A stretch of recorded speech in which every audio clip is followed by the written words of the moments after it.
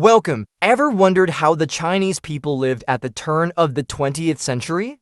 Today's audiobook, Sidelights on Chinese Life, will provide an in-depth look. The author is Reverend J. MacGowan from the London Missionary Society, who recounts his adventures in China during that period. The book was published in 1907 and is divided into 16 chapters. There will be many precious photos from the book. Enjoy! Sidelights on Chinese Life by Reverend J. MacGowan of the London Missionary Society. Published in 1907. Chapter 1. The Chinaman. The Chinaman's mind is a profound and inexplicable puzzle that many have vainly endeavored to solve.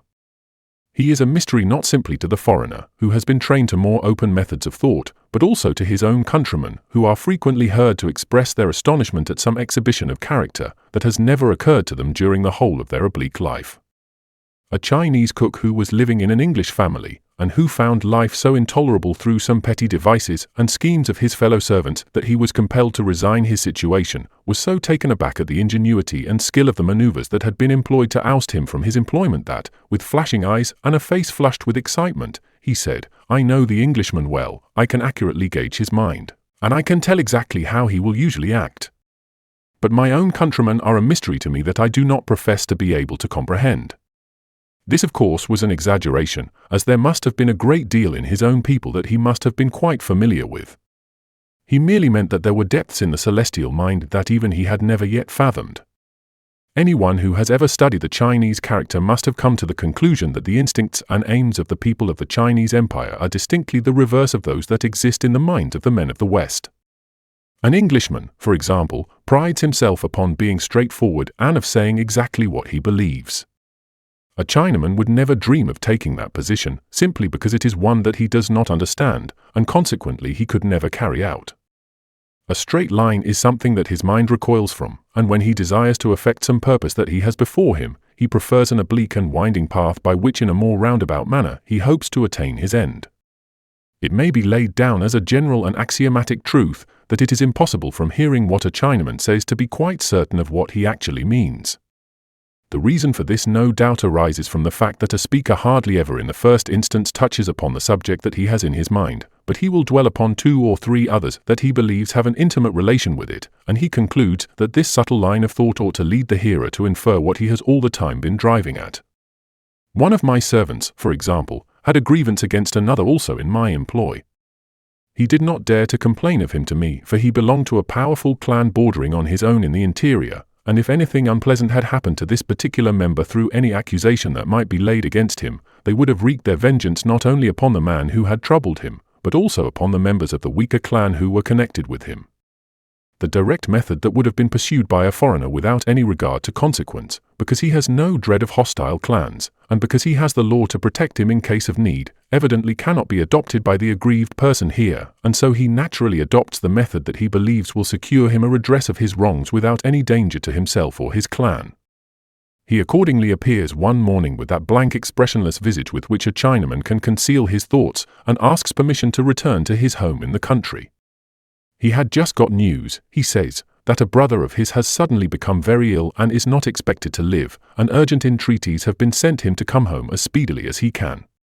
You are rather startled at this sudden demand to be left at a moment's notice without a servant who is necessary to carry on the work of the home, and besides, you have the uncomfortable feeling that this may be one of those obscure but oblique ways by which the yellow mind is working to secure some end that lies concealed within its fathomless recesses.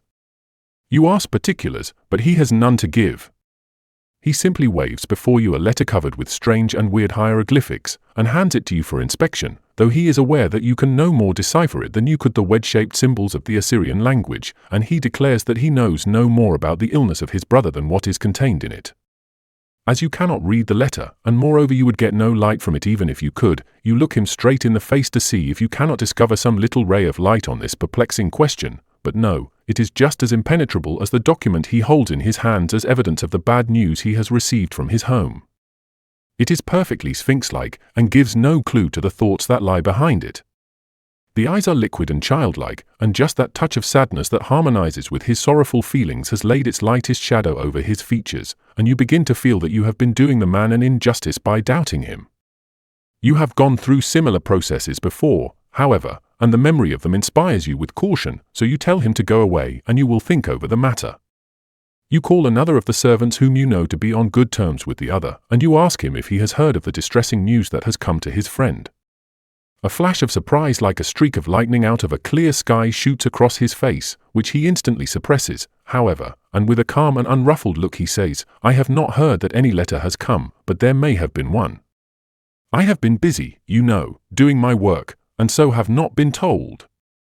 This is decidedly suspicious, for if there is one thing that a Chinaman cannot do, it is to keep a secret. After a little further conversation with this man, he remarks in a very casual offhand way,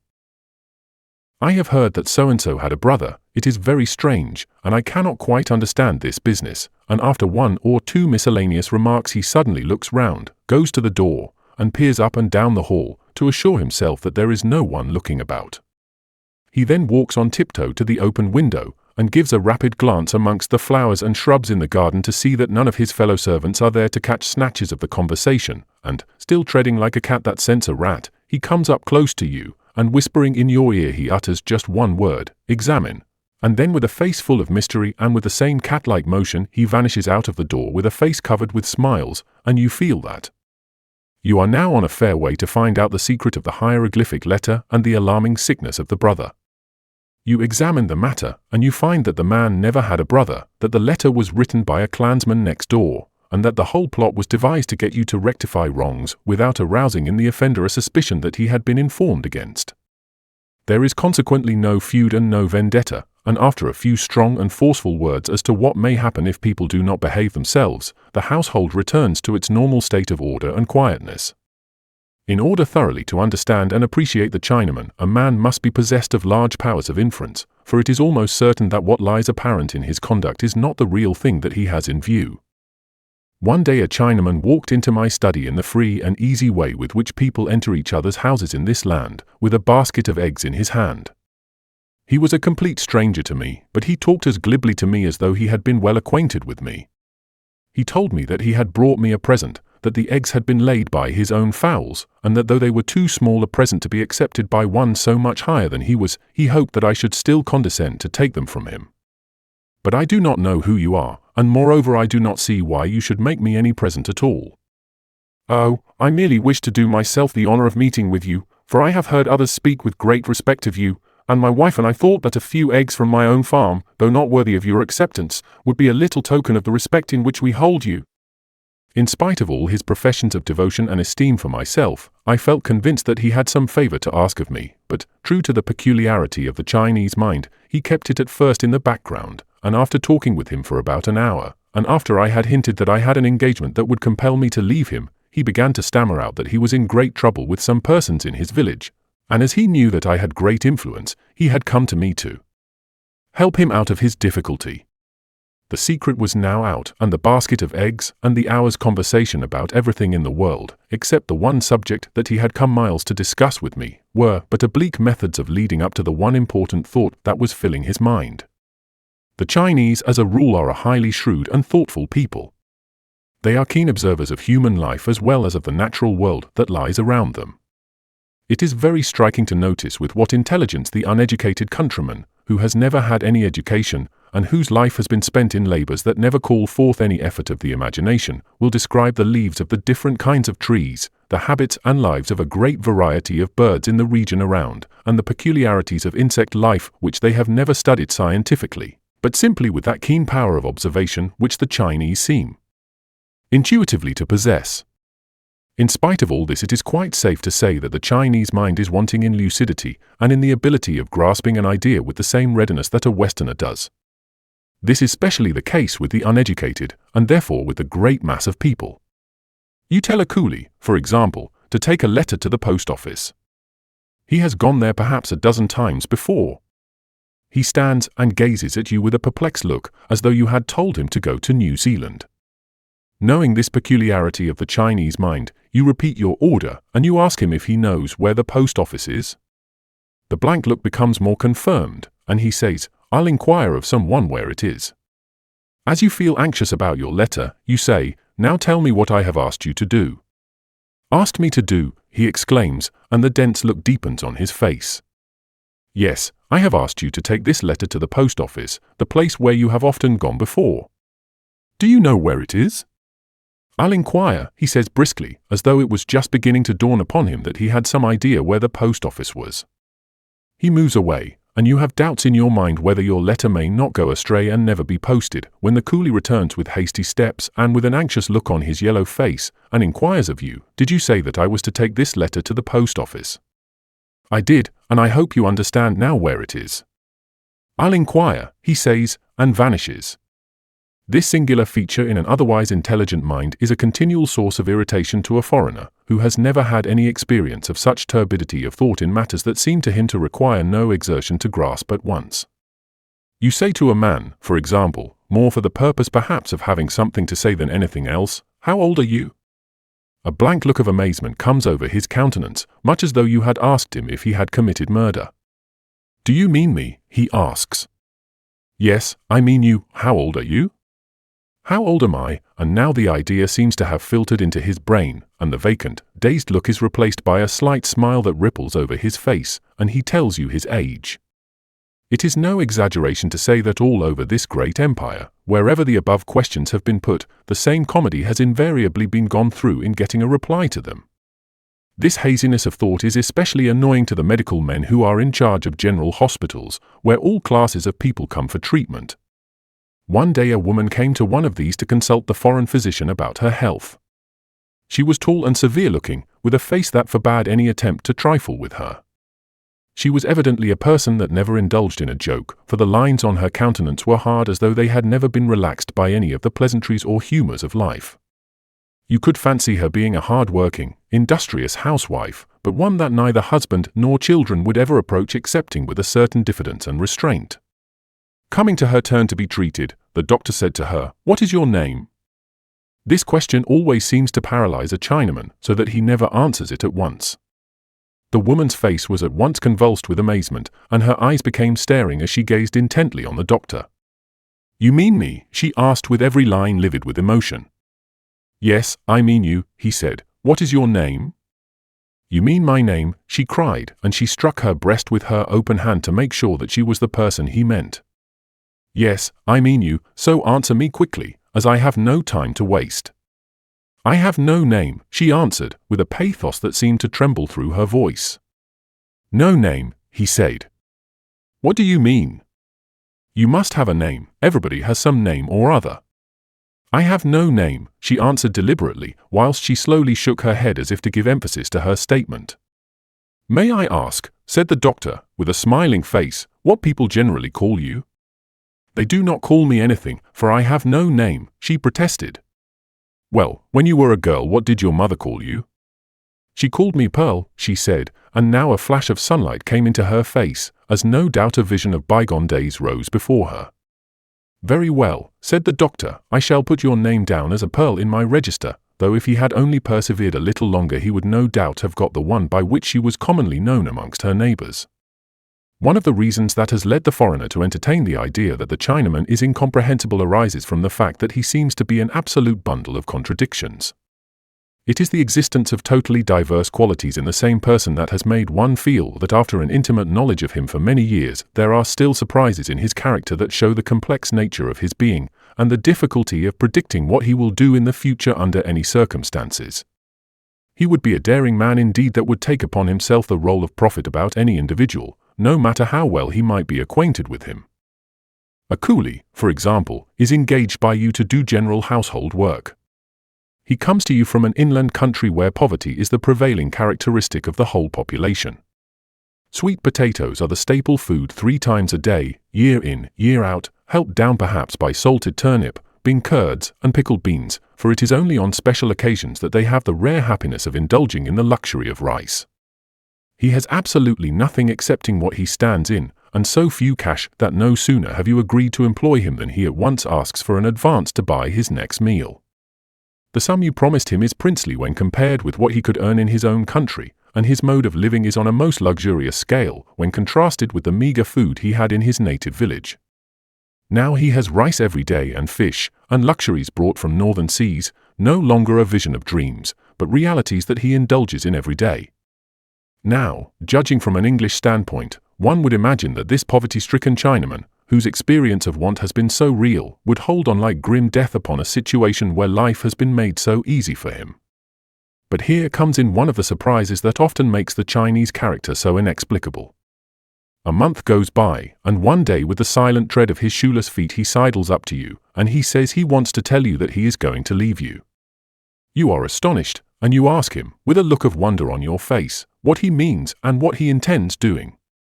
He is not going to do anything, he declares, and he gives you 9 reasons for his conduct, not one of which is the true one, the 10th and real one being hidden away in that mysterious brain of his, and he leaves you. A few days hence you see him loafing about with no apparent means of livelihood, and he is fast reverting to the original potatoes-fed type that he was when he left his country home. Another point that is inexplicable in the Chinese is his amazing credulity. His character is naturally a strong one, his common sense of the broad and robust kind. There is hardly any subject in common life where his opinion is not of a healthy, breezy description. It is one of the mysteries of the inscrutable Chinaman that at times he seems to be as credulous as the most unenlightened African that trembles before the decision of the Obi doctor. In the early years, when the foreigner was an unknown and dreaded character, the wildest and most improbable stories were circulated amongst the common people, and more believed in.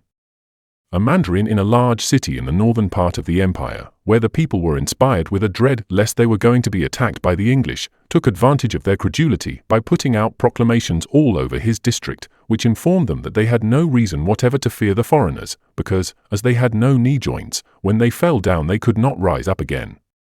This was at once accepted as a truth, and the agitation and alarm from that time passed entirely away. About the same time, in a very wide and extended district, a rumor arose that the missionaries, when any of their converts died, took out their eyes and made them into opium. The thing was so utterly absurd and the number of Christians then so very small, that it seemed as though the monstrous report must speedily die a natural death. But this was not the case. It spread with remarkable rapidity through towns and villages and hamlets, and was implicitly believed in not merely by coolies and rough and cultivated laborers, but also by scholars of high degree and by great mandarins, and for more than 20 years it was a prime article of faith with millions of people. It is the unexpected that so often happens in Chinese life that has given such an air of mystery to this strange and wonderful people. The very opposite virtues and vices seem to flourish and exist in the same individuals. The Chinese, for example, in ordinary and everyday life have no sense of truth. It is not that they are any worse than other nations of the East.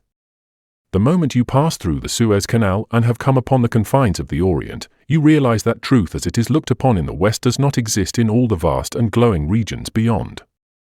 You are in a new land, and the atmosphere of straightforward, honest expression of thought has vanished, and now it seems that, except in the most trivial affairs of life, where concealment is unnecessary, you are in a world where everyone has a mask on, and the great aim is to conceal the face that lies behind. The oblique and angular way by which a Chinese loves to express the intention he has in his mind has no doubt intensified the Oriental disposition to lie, until now he seems to have absolutely no conscience on the subject. A Chinese coolie one day made some statement to me that I knew to be false.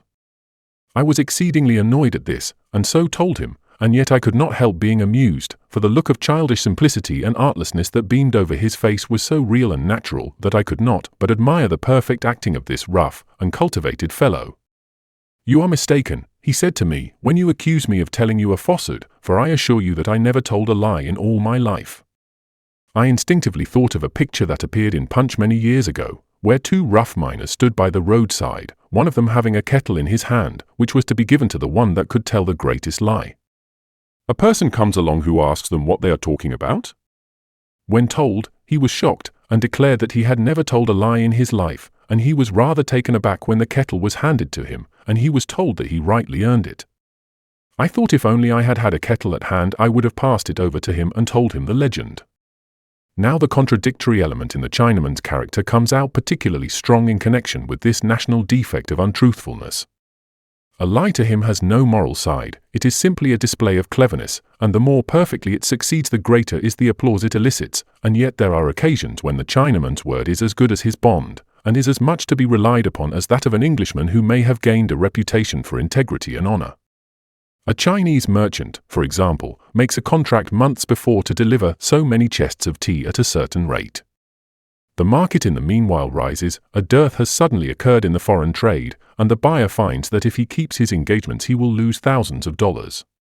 He never for a moment hesitates as to what he shall do, he does not even attempt to get the purchaser to make an advance upon the terms agreed to. The tea comes down the river from the mountainside on which it is grown, over rapids and down through whirling gorges, and away from the pure breezes of the hillside, and it is brought to the city where the merchant lives, and is handed over to him with as scrupulous a care as though he were being paid the advance price that the later teas are getting.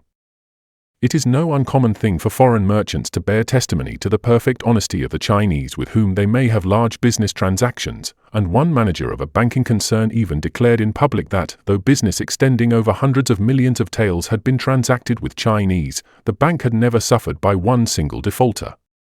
This is all the more extraordinary, and is one of the startling perplexities in the Chinese character, since we know that in ordinary business life one has to keep one's weather eye open or he will find himself cheated most unmercifully. In spite of the complex nature of the Chinese, and the veiled way in which that mysterious brain of his works, there is no doubt but that there is a fascination about him to the men of the West such as none of the other nations of the East possesses. It is not because he is handsome, for, taking the ordinary run of Chinese that one sees in the streets, they are entirely wanting in all the elements of beauty that constitute the standard of the West. The features of the face, with the exception of the eyes, have not a single good one amongst them. The cheekbones of the typical Chinaman are high and protruding, the nose is flat, as though the original progenitor had had his bruised by falling on a fender and had transmitted it flattened and disfigured through successive generations, and the mouth, too, is large and sensuous-looking. In addition to all this there is a yellow strain that lies as a foundation color through all the others that nature or the burning sun lays on, and the effect is not at all a pleasing one. That there are really handsome women in common life and amongst the more refined classes, and that there are good-looking men in all grades of society is undoubtedly true, but they are by no means common. The great mass of the people are exceedingly plain-featured and unattractive, and they are wanting, too, in those delicate and refined graces that of themselves are sufficient to give a charm even to a personality that is otherwise anything but pleasing. The attraction lies in the people themselves, and without any effort on their side the foreigner feels himself drawn by a kind of hypnotism towards them. You cannot explain this, and you cannot tell the reason why. A rude, rough-looking coolie comes in, and you do not feel repelled by him as you would with a person a countryman of your own who had suddenly appeared out of the slums. A man has cheated you, and you know that he has, and though you may at first feel indignant, it is not long ere you are laughing at the whole affair because of the grotesque side that almost invariably accompanies such a transaction. A person comes to see you about whom you are suspicious. You stand on your guard, and you put on your coldest and most reserved air, as you ask him to be seated. The Chinaman acts as though he were quite oblivious of your state of mind. There is a smile upon his face that travels over the rough hollows of his expansive countenance, and spreads to the back of his neck, and seems in some mysterious way to vanish down his long tail. No amount of coldness can long resist the eyes that are flashing with good humor and the features that are lighted up with such a pleasant look. Insensibly you begin to thaw, and before you are aware of it you are talking with him on the most friendly terms. You laugh and chat with him, and when he leaves, you accompany him to the door, and with the usual polite phrase to the parting guest, you entreat him to walk slowly, and come again as soon as he can. 10 minutes after he has gone, your old suspicions revive, and you wonder at yourself in being such an egregious fool as to give yourself away as you have done. The fact is, it was the nameless something about the man that worked the miracle, and now that the bright black eyes have gone, and the moorland of smile has vanished, and the hypnotism no longer works, you come back to the old thoughts that you had before, which you are certain after all are right. Circumstances of this kind are of exceedingly frequent occurrence. You go into a bank that has a large business. The manager is an energetic, shrewd businessman. He is full of schemes and plans to promote the interests of the establishment, and people speak of him as being the cause of the prosperity that is now giving it a golden reputation. The real man who lies at the back of all this success is the Chinese comprador. He is a most unpretentious man, and if you visit him in the little room that he uses as an office, you would be anything but struck by him. His clothes are of a very common description, rather slovenly and untidy, and his shoes are slipshod. He is perhaps smoking a long bamboo pipe of vile-smelling native tobacco, but this quiet, unassuming Chinaman is the force that lies behind the business that brings in such large dividends to the shareholders. He has the whole of the markets in his brain. He knows which of the clients of the bank are prosperous and which are tottering on the brink of bankruptcy. He finds out to whom amongst his countrymen loans may be made with safety, and he will know by a single glance at documents that have been drawn up in the hieroglyphic language of the Chinese of what value they are for the purpose of negotiating large monetary transactions. No bank in China, and no large business firm could exist for a month without its comprador. The hypnotic influence of the Chinaman is seen in almost any direction in which you like to turn. The mistress of a home is as wax in the hands of her cook, whose words, as far as the table is concerned, are a law that even she would be very chary of opposing. A foreigner engages a Chinese teacher, and ere long he comes so thoroughly under his influence that he will accept every word that he says about Chinese subjects, will repeat his very mistakes, and will refuse to listen to any criticism that outsiders may make either regarding his scholarship or his methods of teaching. Perhaps the most conspicuous instance of the dominating influence of the Chinaman is seen in the foreign consulates. In each of these there is a Chinese official employed that is called a writer. He is a gentleman and a member of the literary class. His duties are to write dispatches in Chinese to the mandarins and to be the one connecting link between the native authorities and the particular foreign consul in whose service he happens to be. All petitions or complaints from the Chinese have to go through his hands, so that his position is one of great responsibility and power. If the consul happens to be a man of strong, independent character, he will hold his own, and the business of the consulate will be in a large measure under his own control. If he is, however, easygoing or of average intellectual ability, he comes at once under the hypnotizing influence of the wily self-contained Chinaman, who before long becomes the master spirit in the office. This fact is so far realized by the leading mandarin of the place that he actually subsidizes him to influence the policy of the consul to be favorable to him. A hostile writer could so easily influence his mind against the former and cause such strained diplomatic relations that he would incur the resentment of his superiors and be dismissed from his office.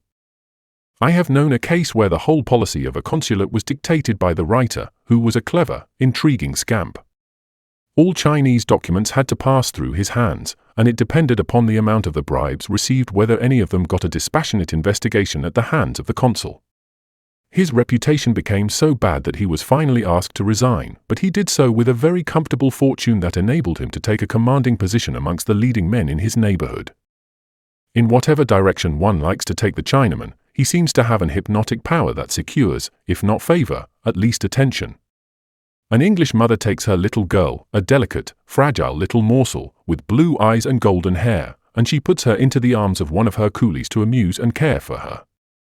He is about as ugly-looking a specimen as you could pick out.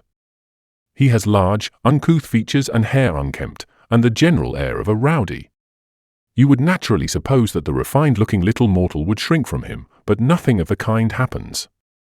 Her eyes glisten, and she jumps into his arms with alacrity, and by you will see her with one arm round his neck and looking with pleasure into his face, full of the most perfect content. There is no doubt but that one secret of the extraordinary power that the Chinese undoubtedly have is the very large amount of genuine human nature with which as a race they are endowed. The Chinaman is a person that is full of fun. It would seem as though a sense of humor lay at the basis of his character and tinged everything with its subtle influence. A joke with the Chinaman is a solvent that disperses anger and drives away passion from the heart, and makes the broad, uncouth faces shine with a light, like sunbeams playing upon the rugged sides of a hill.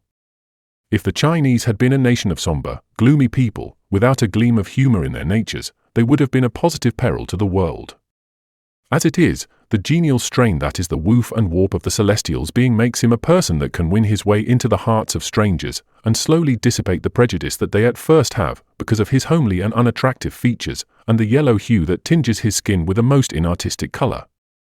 He can be very cruel when the passion is upon him, but under ordinary circumstances he is full of kindness and sympathy, and he will exercise these qualities in such a genial way that one's heart feels drawn out towards him.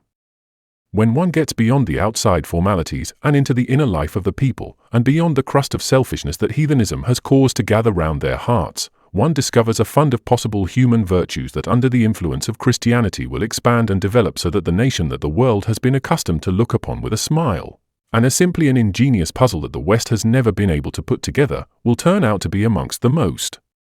fascinating and most attractive of the peoples of the earth.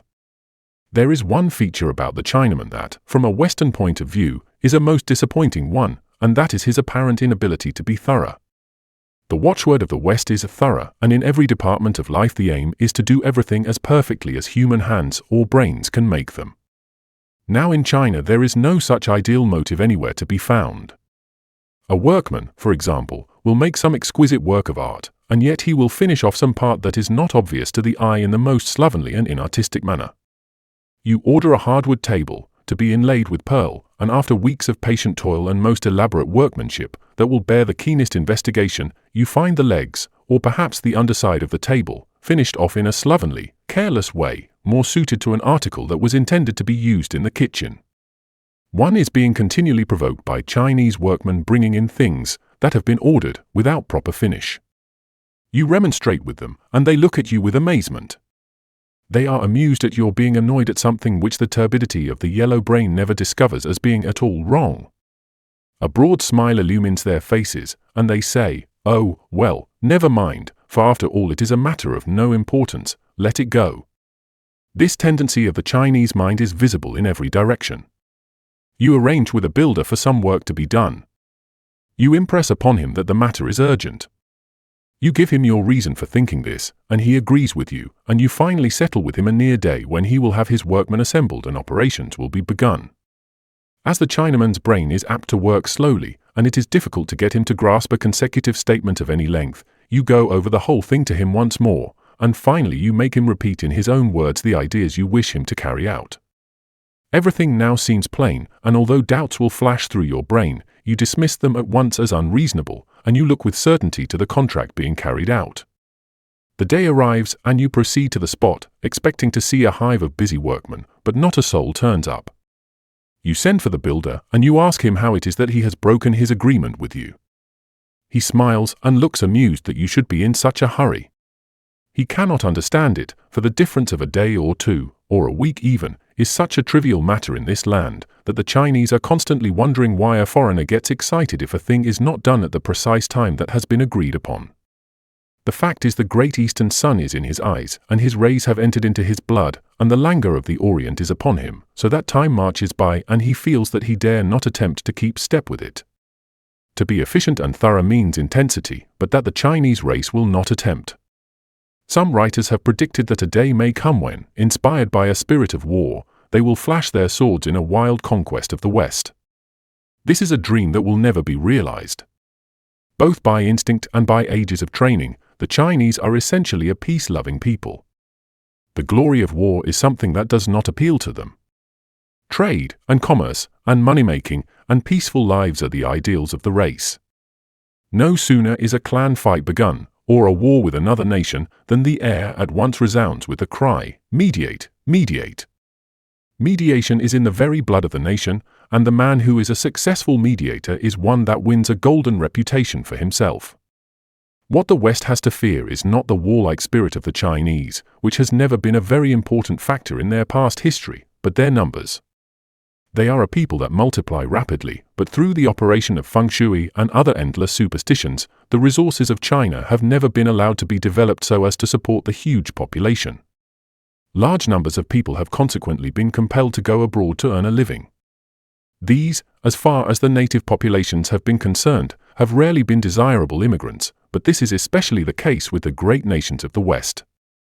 The Chinese are a strong race and can live in comfort and even luxury on incomes that would mean starvation to American or Australian workmen.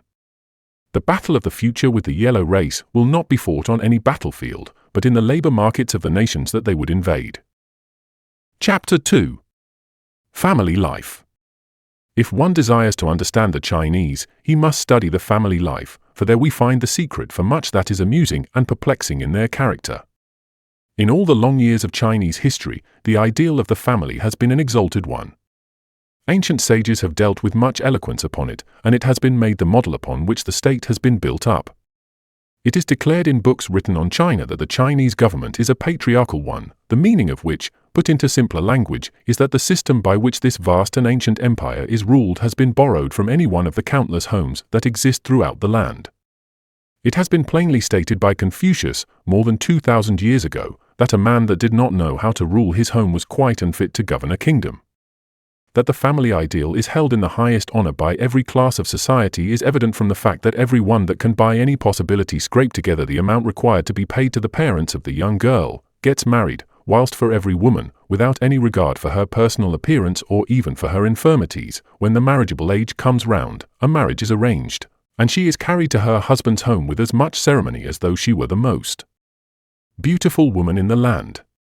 If a woman does not get married, it is her own fault or that of her family, who for selfish or other reasons fail to make the necessary arrangements for her, and never because her features are uncomely or her complexion bad, or because she has some bodily infirmity that in England would condemn her to a spinster's life, though she lived to the age of Methuselah.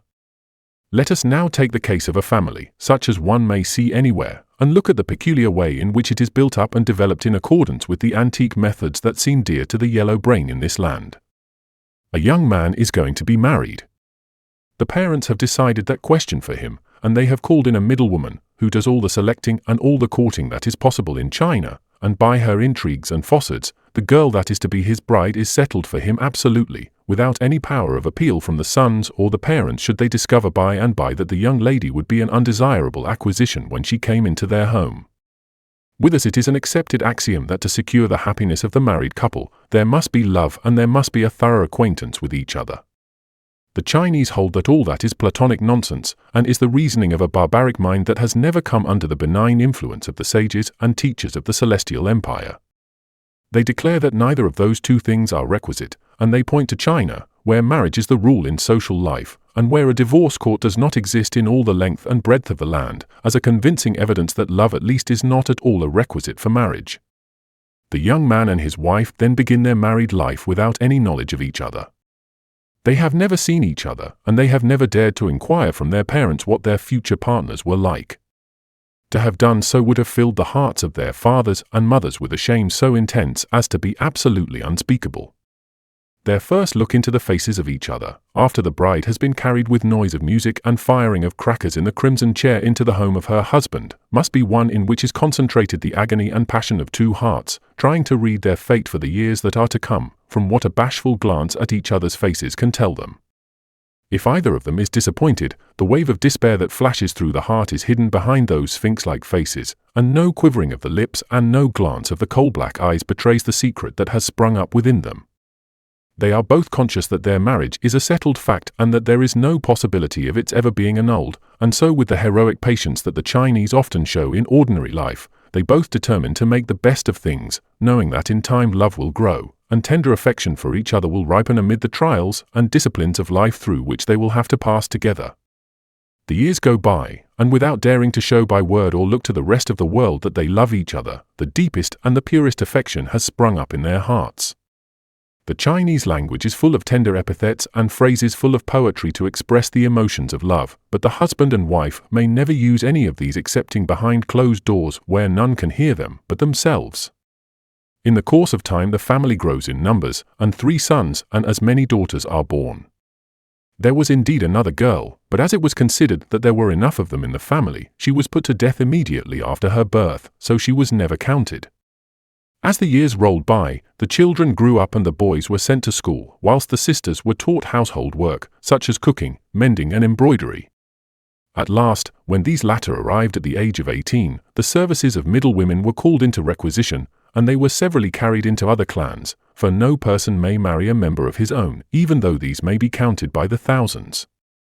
After a few years more, the same process was pursued with regard to the sons, and 3 young brides were brought into the family circle to add to its members and to increase its dignity and importance.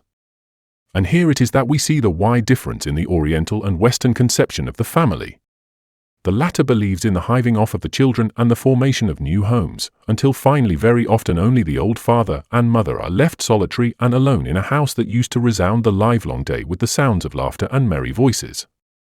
The ideal of the former is to keep the sons in the home. They seldom if ever leave that to start housekeeping for themselves. The daughters go out and are lost to the clan and are no longer looked upon as belonging to it, but, on the other hand, their places are taken by the brides that come from other clans, and so the balance is preserved.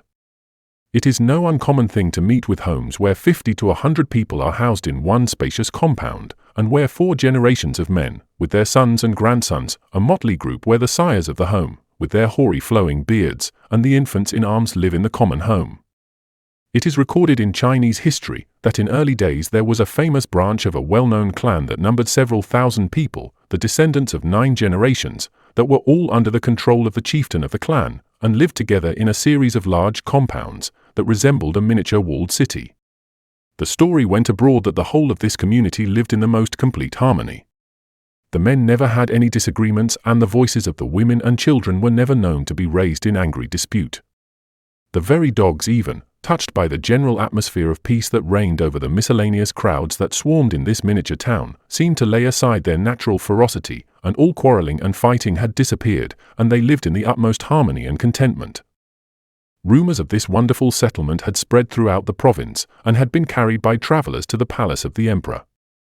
Being somewhat concerned as to the truth of these, he determined to visit the place, and see for himself if the facts were really as they were stated. Accordingly, on his next tour to the great mountain Taishan, to worship God from its summit, which the kings in those days were accustomed to do, he called at this famous establishment. Never had such a gorgeous retinue stopped in front of its doors. There was the emperor in his vermilion chair, carried by bearers dressed in the royal livery of the same color. In front marched a detachment of the household guards, great stalwart men, that had been selected from the bravest that the fighting province of Hume could supply. Behind, in a long and splendid train, were the highest nobles in the land, who were there to attend to the wants of their lord and master, and to see that every strain of anxiety should be removed from the royal mind. Further in the rear was a small army of servants of every description, and cooks in abundance prepared to serve upon the imperial table every delicacy and luxury that China itself could provide, or that could be procured from other countries. The prince of the clan received the emperor on bended knees, and then he was graciously allowed to stand up and conduct him over his little kingdom. His Majesty, who had a keen common-sense mind, examined very minutely into every detail of the life of this unique community. He was perfectly satisfied with everything that he saw, and just before leaving, whilst he was having some refreshment, he asked the chief what system he employed to ensure such perfect order and harmony in such a large and varied establishment, where even the very dogs seemed to have caught the infection, and to have lost the quarrelsome disposition natural to them. He at once sat down, and taking up a pen he proceeded to fill a page with Chinese hieroglyphics. Handing it to the emperor on bended knees, he told him that he would find there the secret of the source from whence the love and unity that prevailed was to be found. With a good deal of curiosity his Majesty glanced over the document. To his astonishment he discovered that the writing was composed of 100 identical words, whose meaning was forbearance. It is by forbearance in 100 different ways that this great company of people have arrived at its present harmony, explained the prince. Forbearance has been a mighty force with us, and has helped us all to subdue our passions so that we have been able to bear with the infirmities of one another. The emperor was so pleased that he took his pen and wrote out a sentence expressive of his admiration for the masterly and statesmanlike manner in which so large and varied a community had been ruled with such splendid results to the country, and ordered it to be affixed over the main entrance, so that every one should know that this great and harmonious establishment possessed the royal approbation and protection. It will be thus seen that a family in China has a much larger meaning than it has with us. It is by no means the narrow thing it is in the West, but spreads beyond the limits that are tolerated there. It in reality includes the members of the collateral branches of either the father or the mother, and these are often spoken of as though they were members of the same home. A young fellow with whom you are acquainted introduces another about the same age. You ask him who he is, and without a moment's hesitation he says that he is his younger brother.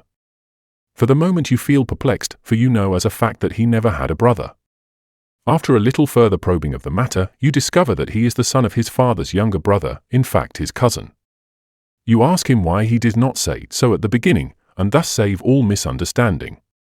But he is my brother, the man repeats, with an amused stare on his face at the density of the foreigner. The intimate union that exists between the family so-called and those nearest of kin makes a perfect tangle in Chinese relationships, and leads to some very amusing and ludicrous developments. This is rendered all the more easy because the Chinese marry young, oftentimes repeatedly, and not uncommonly late in life, and so it happens that one occasionally meets an elderly man who addresses as his grandfather a young fellow who is not half his grandson's age. The family basis that is thus broadened to include the nearest collateral branches is real and effective. The tie that binds the various members together is no merely sentimental bond. A particular member of the family, for example, becomes wealthy. He has perhaps gone abroad and amassed a considerable fortune, and he returns to his old home to enjoy it amidst his kindred. In one sense it is his own to dispose of as he thinks best, and yet every member of the extended family feels that he has a proprietary right to the blessings that it brings with it. They gather round him to give him a hearty welcome, and whilst they do so every heart throbs with the expectation that any pecuniary difficulties from which they may have been suffering will be removed as soon as their cases have been made known to their wealthy relative. But it is not simply in cases of good fortune that the solidarity of the family is proved. It is seen most conspicuously when any misfortune comes on any individual in it. Then all the rest are more or less affected by it. A man, for instance, breaks the law, and in order to avoid being arrested, flies from his home.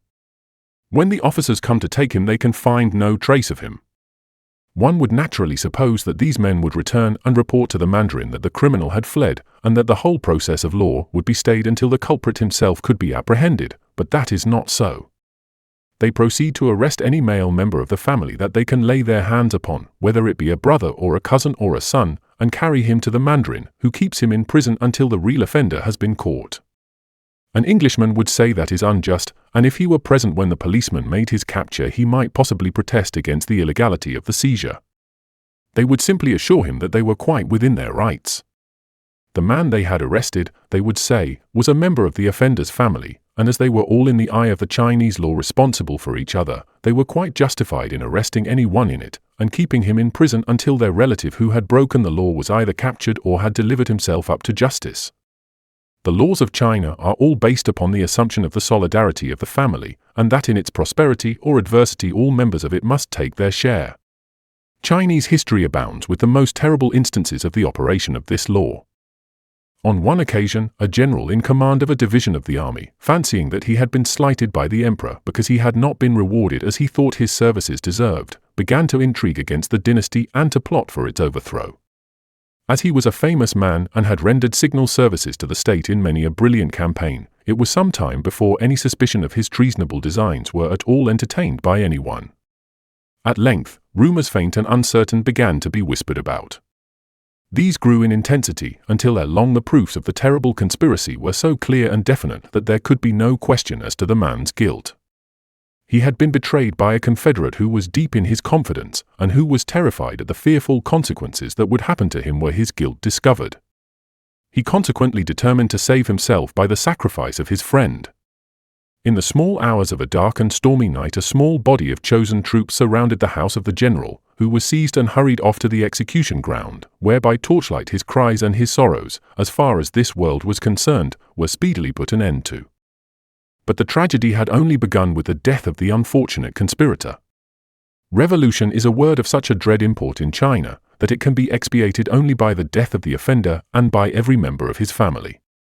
As the general was a noted man, the emperor decided that 4 generations on the father's side and 4 on the mother's, in all 8 generations of absolutely innocent people, should be slaughtered without any trial and without any opportunity of defending themselves. The murderous edict was at once drawn up and signed by the vermilion pen, and soldiers were sent out post-haste to execute the decree, lest any of the unfortunate victims should escape. And so it came to pass that 8 generations of people, without distinction of age or sex, were set upon and ruthlessly murdered.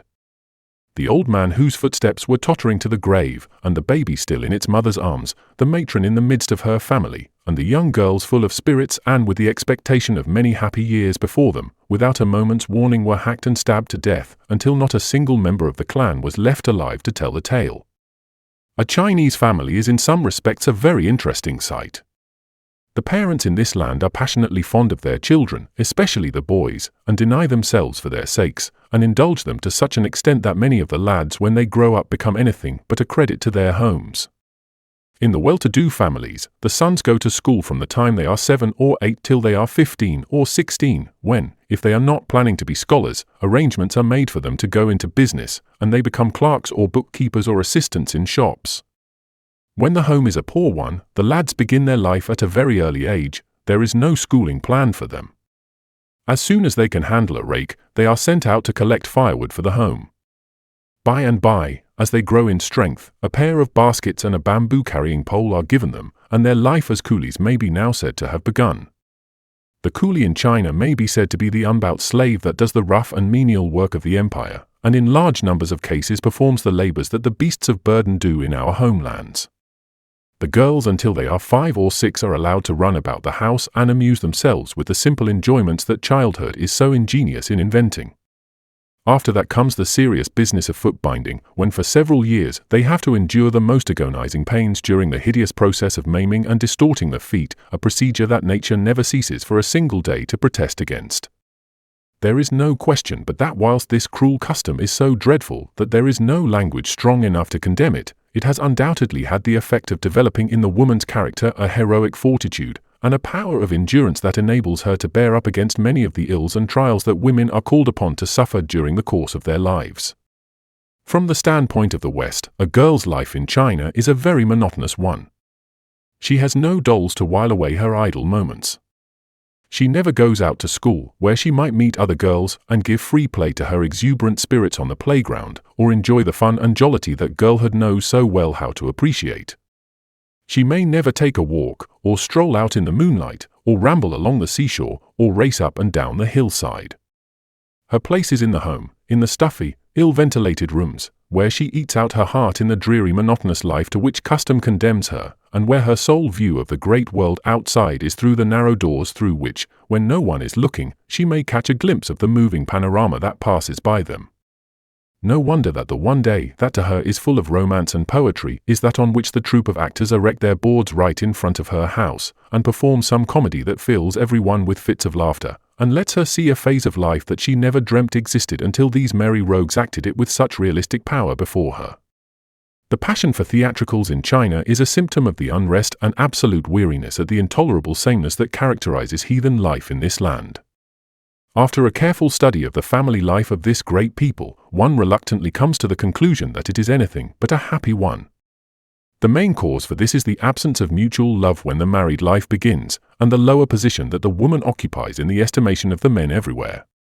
That there are happy homes where hearts are knit to each other by true devotion and affection is undoubtedly the case, but they are the exception and by no means the rule. One very unpleasant evidence of this is the frequency with which wife-beating is carried on by all classes. The Chinese, who adopt 10 when they wish to give any idea of comparative numbers, declare that in 6 or 7 families out of 10 the husbands regularly beat their wives. 60 or 70% of the husbands treating their wives in this rough and brutal manner is a terrible commentary upon the home life of the Chinese, and yet no one, as far as my observation goes, ever expresses any condemnation of the custom. It seems to be considered as an inalienable right that has come down from the ancient past, before the civilization of the sages had begun to touch their forefathers with their humane teachings, and with the intense conservatism of the Chinese, the husbands continue to exercise it, whilst the great public looks on and takes no step to stop the barbarous custom. That the wives have never consented to this unwomanly and savage treatment is evident from the fact of the large numbers of suicides amongst them that occur annually in any given area that one may select at random. A village is startled with the report that a woman has thrown herself into a well. Some one happening to pass by at the moment observed the poor creature with flushed face and flaming eyes throw herself headlong into it. At once every one is mad with excitement. The women run shouting and screaming to each other, expressing their loud commiseration, the men move along with sphinx-like faces to see if help can be rendered, and the dogs tear about yelping and barking and having free fights with each other. The unfortunate woman is hauled out of the well with her long hair dishevelled and streaming with water, and with a look of terror on her face, as though death, when she came face to face with it, had filled her with an unspeakable horror. She is quite dead, and so amid noise and uproar and the wailing of her children, who have heard the terrible news, she is carried to her home. It seems that she had had a few words with her husband, and being high-spirited and independent, she had answered him in a way that had been hurtful to his dignity as a man, and seizing a heavy piece of wood, he had beaten her most unmercifully, without any thought as to where the blows fell. With her body bruised and with her heart breaking, and with her sense of womanhood utterly crushed out of her, she determined that she would hide her disgrace in the well, and in doing so would avenge herself most thoroughly on the man who had so injured her. Her husband in his desolate home, though he might feel no sorrow for the woman he had wronged, would be made to realize what a grievous mistake he had made when he found that he had to attend to the details of the home management that had hitherto been left to her care. It must not be supposed that the Chinese husbands, because they beat their wives, do not love them, for that is not the case. Looking at the Chinese home in a rough and general way, one is struck with the fact that there is really a great deal of mutual affection shown both by the husband and the wife for one another. It is less demonstrative than with the peoples of the West. Oriental thought and tradition are against the open demonstration of the love that they feel for each other. Still, it is unquestionably the fact that the great majority of the homes in this land are bound together by a true and a solid affection. The Chinaman, stolid and unemotional looking, has within him a world of passion waiting till something rouses it, and then it breaks forth like one of his own typhoons, reckless of what it may destroy. But beside this fiery volcanic nature that leads men who are accustomed to beat their wives into the most cruel treatment of them, he is moved by forces that would never influence us, so much so that the 40% that treat their wives with courtesy and respect are occasionally influenced to join the ranks of the wife-beaters, simply to avoid the imputation that they are afraid of them and dare not use the stick to them. In that most charming and humorous book, The Chinese Empire, written by Abbe Huck, he describes a scene that seems incredible, but which is a true portrait of what frequently takes place throughout the country. He tells of a man who was really fond of his wife and who for 2 or 3 years lived on the most affectionate terms with her. He noticed that smiles passed over the yellow visages of some of the young fellows that he was acquainted with whenever they passed each other on the street. Flashes of fun, too, made the black eyes of others gleam, as though the laughter within them was too great to be suppressed. Furtive glances, too, were cast upon him by men who seemed anxious not to catch his eye. He was perplexed at these cryptic signs and tried to get an explanation. At last one day, a kind friend enlightened him and explained to him the mysterious conduct of his neighbors, who, he said, were exceedingly amused because he had never beaten his wife, and the only reason they could think of was because he was afraid of her. There is nothing in the world that a Chinaman dreads so much as being laughed at. He can stand a great deal, but that stirs his soul in a way that transforms the solemn, staid-looking celestial into a raging wild beast. If that is all my neighbors have to be amused at, he said, whilst passion was tearing his soul with a perfect storm of fury, I can soon prove to them that they are utterly mistaken, and I will show them in a most convincing manner that they have been so. Without a moment's delay he hastened home, and seizing the first heavy implement that lay handy, he began to belabor his wife with it, with such terrible effect that soon the air resounded with the shrieks and cries of the unhappy woman. When the passion had died down, he confessed that he had done wrong, but nothing could save his wife, for the injuries he had inflicted on her had been so severe that in 2 or 3 days she died in the greatest agony. Chinese law in many respects is as curious as the Chinese mind. In civil offences, it refuses to take the initiative, and if no complaints are put before the Mandarin, the most outrageous crimes, that in England would at once set in motion the whole machinery of the law until ample justice had been done upon the criminal, are left without any punishment. In this case, there was no one to bring any complaint before the authorities, for what was the crime? A man had beaten his wife, but 60% of the husbands throughout the empire do that habitually. Public opinion had nothing to say against him excepting that he had carried his beating a little too far, for which he was a fool, for he would be simply so much out of pocket when he came to purchase another wife. The poor woman was dead, dead of a broken heart, dead from the awful injuries that she had sustained, simply that her husband's face might be preserved in the estimation of his neighbors, and now not a word of sympathy for her, not a tear was shed, and scarcely a shadow passed over the face of any one, as she travelled through unutterable sorrow into the unknown land. The inferior position that a woman holds in the estimation of the men is shown in their absolute indifference to her when she happens to fall sick. She is allowed to drag on in pain and weariness for weeks and months, and the expense of a doctor and the medicines he might prescribe are not entertained until she gets so seriously ill that without medical aid she would inevitably die.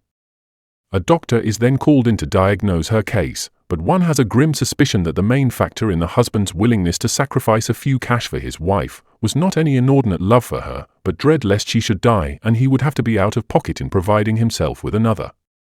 A Chinese doctor whose opinion I was one day asking with regard to this very question assured me that in his medical practice he had found the men invariably opposed to the spending of money on their wives when they were ill. I was on one occasion, he said, attending a countrywoman for some complaint. It was not a serious case, but it was such that if no remedy had been applied, it might have grown into one that would have caused her considerable inconvenience. I sent in my bill to the husband for my attendance and for the medicines I had supplied, but he refused to pay. It only came to 40 cash, about a penny, but he declared that he had not called me in, and therefore he would not accept my account. The woman I knew had no money, and so I told her I would not charge her. The Chinese family is supposed to be bound together by a virtue that is unique in China, and which has never been looked upon with the same reverence by any other country in the world as in it. I refer to filial piety. There is no question but that this as an ideal virtue has been held up before the nation during the whole length of its existence. Confucius immortalized the subject by writing a book on it, and though it is wanting in the nerve and vigor of his other classical works, because it is from his pen it has through successive generations exercised a marvelous influence in keeping up the national belief in this virtue amongst all classes of society, from the emperor on the throne down to the poorest beggar that sits with sore legs and tattered garments by the roadside, though his own parents perhaps years ago drove him on to the streets, and because of his badness refused to recognize him as their son. The utterance of the word xiao has an electrical effect upon any Chinaman in whose hearing it is mentioned. The ordinary citizen will discourse with you by the hour upon its beauties, and he will enlarge upon the excellence and nobility of the children that carry it out in ordinary life, especially when great obstacles exist in the performance of it. The man upon whose face profligate is plainly written with the pen of whiskey and opium hears the word xiao, and a softened look passes over it, and his eyes lose their hardness, and any goodness that lay in his heart is for the moment supreme. In fact, I have never yet met anyone, scoundrel or honest man, who has not been moved more or less by the mention of this universally reverenced virtue. Next in importance to the brochure of Confucius on filial piety is a book quite as widely known, which is entitled The 24 Examples of Filial Piety. A brief account of 24 famous instances of devotion to parents under various trying circumstances are given, and these are printed age after age, and read eagerly by the people. They are certainly most amusing reading, and they give the impression that whatever other qualities the Chinaman may possess, he is endowed with a strain of romance and poetry that explains how popular he can be when he lets himself go. One story tells of a man who was looked upon as a model for filial piety. His family consisted of his mother, himself and wife, and a little infant son. Quite unexpectedly his mother falls dangerously ill and is unable to eat any food. Distressed beyond measure at this, and fearing lest she should die, he kills his child, and the milk that his wife used to give to the little one is now absorbed by the sick mother. This deed is evidently so pleasing to heaven, that whilst he is digging a grave in which to bury his murdered child, he suddenly comes upon a bar of gold, which he at once accepts as a special present to himself for his filial piety. Whilst he is congratulating himself on the good fortune that has befallen him, he hears a cry from the mat in which he had wrapped his son, and to his delight he finds that he has come to life again, without any of the marks upon him to show the brutal treatment he had received from his father. Returning home with the gold and the baby in his arms, a fresh delightful surprise awaits him, for his mother comes to the door to meet him, perfectly restored to health, another special favor from heaven to reward him for his devotion to her. Another of these 24 is a young lad who acts in such a way as to excite the admiration of all who read his story. His mother had died and his father married a second wife, who was exceedingly unkind to him. She had a son of her own by a previous marriage, upon whom she lavished all the love of her heart. After years of ill treatment, his father one day quite unexpectedly discovers the true state of the case, when he is so enraged that he drives his wife and her beloved son from his home, and he declares that he will never have anything more to do with them. It is at this juncture that the filial piety that has immortalized the young fellow's name is conspicuously manifested. He so pleads with his father to forgive his stepmother that he is permitted to go and bring her home again, though he is quite conscious that her return means sorrow to himself. He has successfully performed his mission when, lingering on the road, he is seized by a band of robbers, who decide, for reasons not stated, to murder him. The stepmother hears of this, and filled with remorse and with gratitude too, she takes her own son to the robbers' camp and offers them him in exchange for the other, to be killed in his stead. The thieves are so impressed with the noble self-denial of both stepmother and stepson that they all agree to abandon their evil lives and to become honest citizens of the empire, which they proceed to do at once, and the band is broken up. One of the most famous amongst the 24 heroes, however, is one whose name it would seem to anyone but a Chinaman ought to be covered with infamy, instead of being inscribed on the roll of fame and held up for the admiration of the whole empire. His name is Ting Lan, and it is told of him that for many years he cruelly beat and ill-treated his mother. One day, he happened to be on the hillside caring for his flock of goats, when he saw a young kid kneel down by its mother's side to drink. He was so struck with this beautifully submissive action of the animal, that he was led to think of how different had been his own conduct to his mother. A wave of repentance swept over his heart, and he determined that his whole future life should be an atonement for the wrongs he had done her. Just at this moment the old lady appeared coming over the hill towards him, when Ting Lan, his heart filled with his good resolutions, ran eagerly in her direction, to kneel down before her to confess his sins and to tell her how he had determined to be a dutiful son in the future. The mother, knowing nothing of the change of heart that had come over him, and thinking that he was rushing at her to beat her, turned and fled in hot haste, and threw herself into a deep and rapid river that flowed nearby. Her son, terrified and distressed beyond measure, jumped in after her in his endeavor to save her, but all in vain. The fast-flowing stream had claimed her as its victim, and no trace of the unhappy mother could be found in the turbid waters that hid her from the gaze of her weeping son. By and by there seemed to rise from the very spot where his mother had disappeared a flat oblong piece of wood, which he seized upon eagerly as the only memento that remained of her, and on this he had engraved her name and the date of her death. Popular tradition holds that the first use of the ancestral tablets, which are believed to contain the spirits of the dead and which are worshipped twice a year by the living descendants, began from this time and from this circumstance. If this is so, which is extremely doubtful, then it may be said that Ting Lan was the originator of a form of worship that is more powerful and more deep-seated than any other in the whole of the empire. When the Chinese are asked how it is that such an unworthy character as Ting Lan could be admitted into such a renowned gallery of national worthies, the only reply you get is, "Oh, he repented, you know," as if that were enough to condone years of cruel treatment of his mother, and quite sufficient to entitle him to a more than common place amongst the great moral teachers of his country. One cannot conceive of any other nation in the world but the Chinese being willing to canonize such a very doubtful character as Ting Lan. The mere fact that there has been such a high ideal of filial piety maintained from the very earliest days of Chinese history has been of incalculable service to the empire. It is an ideal that everyone accepts, and it must be admitted that but for it society in general and the home in particular would have degenerated more than they have done in the passage of the centuries.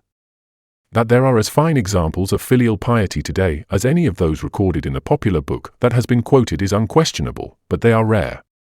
A boy to be filial must be dutiful and submissive, he must neither gamble nor smoke opium, whatever wages he earns he must hand over to his parents, he must support them in old age, and when they die he must perform the regular services to the spirits in the grave and in the ancestral tablet and in the ancestral hall.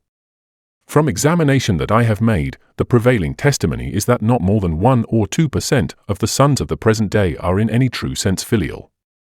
You speak to a young man about filial piety. His face is leaden-hued and has all the marks of the dissipated opium smoker. His face lights up and he becomes eloquent as he expatiates on the virtue. You examine into his home life and you find that he is leaving his old parents upon the very verge of destitution. He has borrowed money on the farm, and he has carried off the best of the goods in the home and pawned them. This man represents a large class who are all enthusiastic, in the abstract, about filial piety, but who look on whilst the old father is slaving himself to death, but who will not lift a finger to keep the wolf away from the door. You meet another young fellow who is not an opium smoker. He has the appearance of robust health. He lives well and generously, for his salary is an ample one. The ruddy hue on his face becomes tinged with a brighter color, as you talk with him about the duty of sons towards their parents, and you feel now that you have a genuine case of filial piety such as might be enrolled amongst the famous 24. You ask him casually how much he sends home regularly to the old folks in their country home. A shadow falls over his face, he stammers and hesitates, and mumbles out something about his expenses being so heavy that he has not been able to spare anything out of his salary, but he says, and his face brightens up as he does so, "I am going to send some as soon as I draw my next money." For the moment he means to do this, but he never does. That filial piety exists in China, in the books of its sages, in its light literature, and in a deep sentiment embedded in the hearts of all classes of society, is a fact that no one who knows anything of this strange and perplexing land can dispute. It is just as true, however, that in actual practice it is no more prevalent here than it is in England or America, if quite so much, and that the reputation that China has obtained for the carrying out of this virtue is one that she does not deserve. Chapter 3. Child Life. There is no nation that is fonder of children than the Chinese. They have a perfect passion for them, and it is very rarely that a family can be found without one or more of them in it. If there are none born into it, arrangements are made to supply that deficiency by buying some, for the Chinese seem to have a perfect dread of a childless home. If a man has the means, he will buy several sons, who are treated as though they were his own, and, when they grow up, they will inherit his property, and have all the privileges that are given to those that were born in the family. It is this passion for children that makes a man marry more than one wife. He desires to surround himself with those who will perpetuate his name, and who when he is dead will come to the tomb and make offerings to his spirit, that shall in some mysterious way reach him in the dark world, and which shall be a source of comfort to him in the gloom and shadow that surround him there. A childless wife in China is a person to be profoundly pitied. She is looked down upon by her mother-in-law, who is anxious to have the dignity and the reputation of the home maintained by the birth of a grandson, who some day in the future, dressed in sackcloth, will act as chief mourner when his father shall be carried to his long home and laid to rest amongst the hills.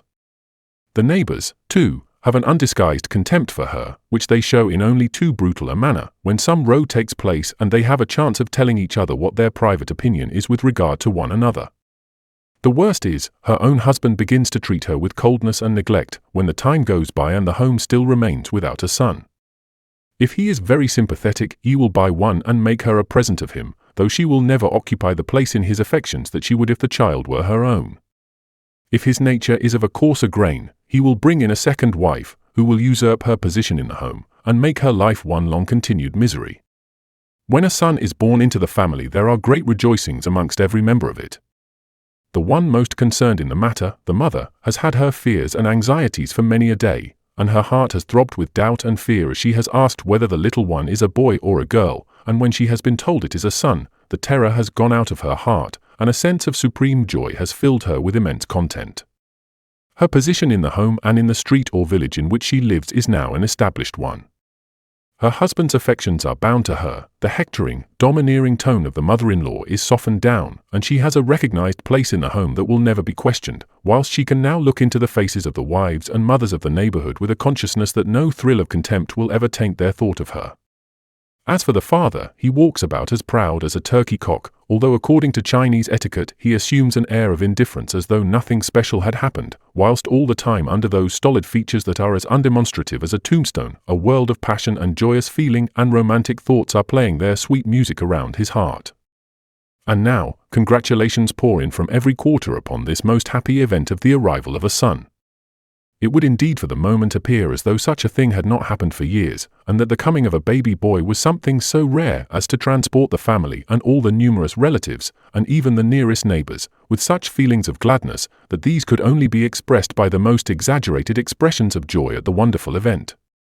The little mite is but a speck in the great ocean of babyhood that fills this land with its swarms of children, and yet, happily for it, it is welcomed as though it were the only one in the empire, and faces are wreathed in smiles, and the choicest phrases are culled out of the language of poetry, and minds are set to work to invent new phrases by which to express the gladness of soul that men feel at the coming of the little one into the world. Let us peep for a moment into the home. It is a middle-class one, and presents the usual untidy, slovenly and unswept appearance that is characteristic of every such one in the country. But today an air of peculiar happiness seems to pervade the house that makes one forget the dust, and the litter, and the atmosphere of discomfort that makes a foreigner feel as though he dare not sit down whenever he enters any ordinary dwelling house. The faces are all lighted up with smiles, and every one is prepared to say something pleasant. By and by an elderly woman comes in with a strapping black-haired girl, her daughter, by her side. They have come to see the baby, and they have brought with them a fowl, a special gift for the young mother, who for the next month will need some nourishing food. Shortly after 2 or 3 more drop in with presents of pig's feet, and vermicelli, and hemp oil in which the dainties are to be fried. All these articles are supposed to be exceedingly nutritious and exactly suited to one in the condition of the mother. It is a pleasant picture to look upon. The great eastern sun outside is doing his best to flood the world with his beams, and he sends his rays flashing into the home, and he lights the faces of the women as with animated conversation they discuss how babies should be treated and how the mother should be nursed to keep off the evil spirits that at this particular crisis are roaming out seeking to find a chance of bringing disaster upon the family, and of carrying off the infant son that has brought happiness to the parents. The scene presented to us on a similar occasion in the homes of the very poor is of a very different character from the one just described. Whilst the father and the mother have a joy as deep and as profound as that experienced by those who are better off, they have no visits from friends that troop in with presents and with loving greetings, and no anxiety is shown as to whether the baby shall ever grow up to be a great man, or whether the mother shall be so cared for that no mishap may befall her. The poor have no time for such luxuries, and so the arrival of a son and heir to the toils and sorrows of his parents usually makes little difference in the daily routine of the home. A tiny stranger has arrived with his pathetic appeal for the loving care and support of his mother, but the poor mother has to carry on her daily duties just the same as before, and no surprise is excited when she appears in the fields on the very same day and performs some of the heavy duties connected with the cultivation of their little farm. The birth of a son is hailed with delight in every home in China, from the highest to the lowest. In the palace of the emperor, when the heir to the throne is born, there are rejoicings that extend from the capital to the furthest extent of the empire, and every mother's heart goes out in sympathy and gladness for the queen who has given a ruler to sit on the dragon throne. The birth of this royal son has brought such happiness to the imperial home that it is felt that it ought to be commemorated by a special act of grace that would bring freedom and deliverance to large numbers of the most unhappy of the emperor's subjects. This is called the Great Forgiveness, because no sooner is it known that the empress has borne a son than an edict is issued, stamped with the vermilion seal, and dispatched to the viceroys and great mandarins in every province and department of the empire, ordering them to at once release certain classes of prisoners who are confined in prison, and who without this royal clemency might lie confined within their dingy cells for years to come without any hope of release. This is a noble act, and all connected with the coming of a little son, who has only just opened his eyes to the light of heaven, and who yet has had the happiness of flinging wide the prison doors and of setting free countless numbers of men and women, who otherwise would have pined and fretted within their dungeons till hope had died out of their hearts, and, filled with despair, they had closed their eyes upon life. Let us now try and picture another scene. The little one, long expected and long speculated about, that has filled the fancy of the mother, and that has helped to weave a story of romance in the mind of the father, turns out after all to be not a boy, but a girl, only a girl. The visions die away, and the poetry loses its romance, and becomes the commonest prose, when it is found that the stranger is a girl. It is quite safe to make the assertion that in all the countless homes that exist in the huge population of China not one of them is prepared to welcome a girl or to feel that she could ever take the place of a boy. We become convinced of this when we look upon the scene that I am endeavoring to picture, for it is a typical one, and the ages have stereotyped it as one of the correct photographs of social life in this land. No sooner is it announced that the child is a girl than a kind of dismay falls upon the household. The father's face becomes darkened with a scowl that shows the passion that is raging in his heart. His very love for his wife is for the moment turned into bitterness, for he considers that she has wronged him and brought disgrace upon the home. The mother, instead of being loyal to her sex and gathering the little one to her bosom, as she would have done had it been a boy, thrusts it indignantly from her and refuses even to look at it. She now begins to weep and sob out her sorrow in tears and bitter expressions at the bad fate that is clouding her life. The baby has been wrapped up hastily and thrown with contempt upon a bench in the room, where, uncared for and despised, as something that has brought bad luck into the home, she sends forth her wailing cry without its once touching the mother nearby. It is at this particular period in the little girl's history that the greatest peril to her life arises, for it is just at this point that so many take their last look at the world and vanish into darkness. With a mad passion of disappointment in the hearts of both parents, it is so easy to snap the thread of the little life and sweep away the sorrow and the shame from their home. On one occasion we had a nurse in our family. She was a woman of a great deal of character, modest in her demeanor, and a willing and untiring worker. Her name was the one thing about her that was peculiar, and that in Chinese meant picked up. It was a most unusual one, and I felt that there was a history connected with it that would reveal some incident in her early life. Anxious to learn what that was, I said to her one day, "What an extraordinary name you have. How did it come about that your mother gave it you?" A smile lighted up her plain features, whilst she exclaimed, "I can easily explain that.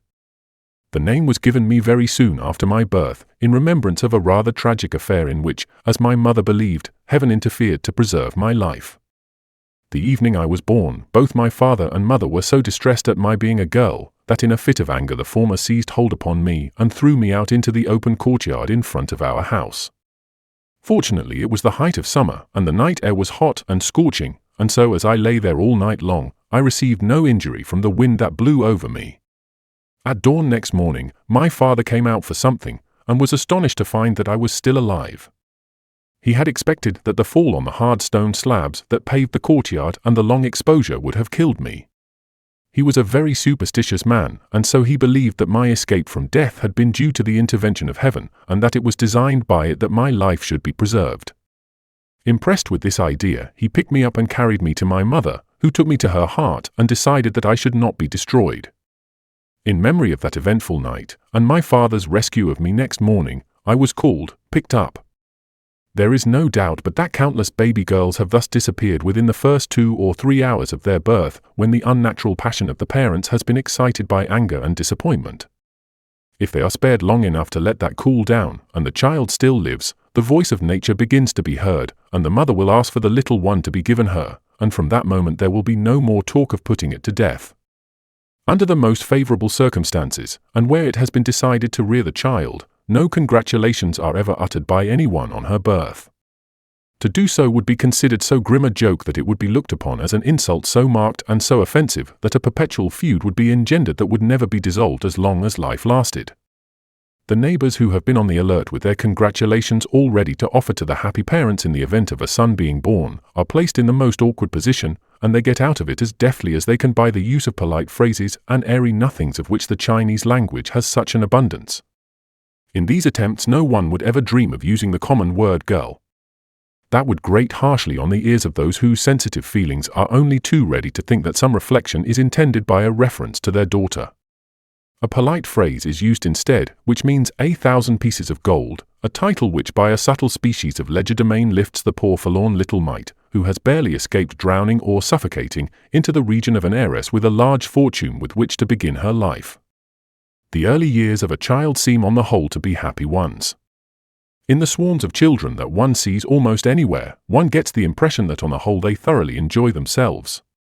They run about and romp and dance and gamble very much as a similar number of English children would do on the village green or in the streets and lanes of a home city. The Chinese are far from being a gloomy race of people. Their hearts are full of fun and vigorous life, and this is seen in the sturdy urchins that race about with each other and that fill the air with their merry sounds of childish laughter. With very young children this is all the more remarkable, since so little is provided for their amusement. Such things as pictures or storybooks or toys in the large and profuse sense with which our nurseries are supplied in England do not exist in this land. Childhood is left very much to its own resources to find out the means of passing the time pleasantly.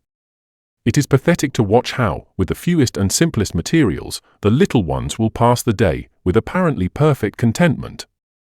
The method most popular, because it involves no expense, is the making of mud pies, and the building of miniature houses with broken pieces of tiles that can be picked up from the streets. The parents never seem to consider it a part of their duty to suggest means of recreation for their children. The mothers are intensely ignorant and slovenly, and are too occupied with their household duties to have any time to devote to the education or amusement of their little ones, and so they are allowed to grow up very much as nature or their surroundings mold them, until the time has arrived, for the boys at least, when they must enter school and come under the discipline of a schoolmaster. It is interesting at this point to consider what are the moral restraints that are at the command of the parents to train up their children to be good and honest citizens of the empire. Apart from the natural conscience which no amount of heathenism can entirely eradicate, and the lofty ideals which their sages and teachers in olden times sent forth as beautiful spirits to permeate and wander through succeeding generations, the family has no influence whatsoever in guiding the little ones into a noble and virtuous life. How could one expect that it should?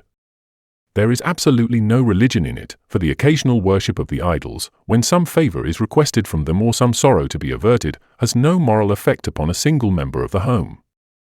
The idols are supposed to be mysterious forces that have great power in the supernatural world, who have to be bribed and coaxed not to send down evil upon men, for whom in their inmost hearts it is believed that they have a natural antipathy. They are never appealed to as loving or caring for men. There is nothing that will bring a smile over the yellow face sooner than to ask a man if the idols love men. It is a question that is so brimming over with fun to a Chinaman that it is irresistible in its effects, and the soberest face will be wreathed with smiles whenever it is put. There is no Bible, of course, and not a single book in the home, and if there were, the mothers could not read them. It will be seen, then, that the machinery in the West for the training of the children does not exist out here. There is no God, no churches, no Sunday or Sunday schools, no pictures, and no special literature to influence the minds of the young to withstand the evil forces that grow rank and wild all around them in whatever grade of society they may happen to be. It may be said without any exaggeration that it is in the home that the children learn the evils that cling to them all their lives, and that it is the mothers that are the principal teachers of them. Lying, for example, as a fine art is one that is indoctrinated by the mother's example. It is upon it that they mainly depend for the governing of their children. As a rule, there is no proper discipline in the home, and no attempt made to make the children obey promptly any order that is given. The result is that the mother, who has most to do with them, depends largely upon loud-voiced threatenings and an occasional beating when her passion gets the control over her, though this latter is rare, since the Chinese parents really love their children, and seldom resort to this severe method of curbing the unruly or high spirits of their offspring. The great weapon in her armory in the earlier days of her children's lives is a technical expression that is known in every family of deceiving the children. One day a visitor called upon a family with which he was acquainted. The lady of the house was in, and so also was her little son of 4 or 5 years of age, a bright, interesting child, with snapping black eyes and as full of life as a healthy child could be. During the conversation the child got restless and was inclined to get into mischief. He was approaching a corner of the room when his mother called out in a loud, excited voice, "Don't go there, there is a huge rat waiting for you, that will pounce out upon you and tear out your eyes." The little fellow, with terror depicted upon his face and with an agonized cry, made a beeline to the opposite side of the room and crouched near his mother in the most abject terror. After a while, having nothing to do, he began to move about in what his mother considered forbidden paths, when once more, with a shriek that had assumed a natural look of alarm, she shouted in her loudest tones, "Come away quickly, don't go there, there is a black snake hiding in the corner. It will bite you, and you will die in a few minutes." Again a wild look of horror on the little fellow's face, and a sudden rush to his mother's side to escape the deadly serpent that was lying in wait for him, and sobs of agony broke from him as he clung to her for protection.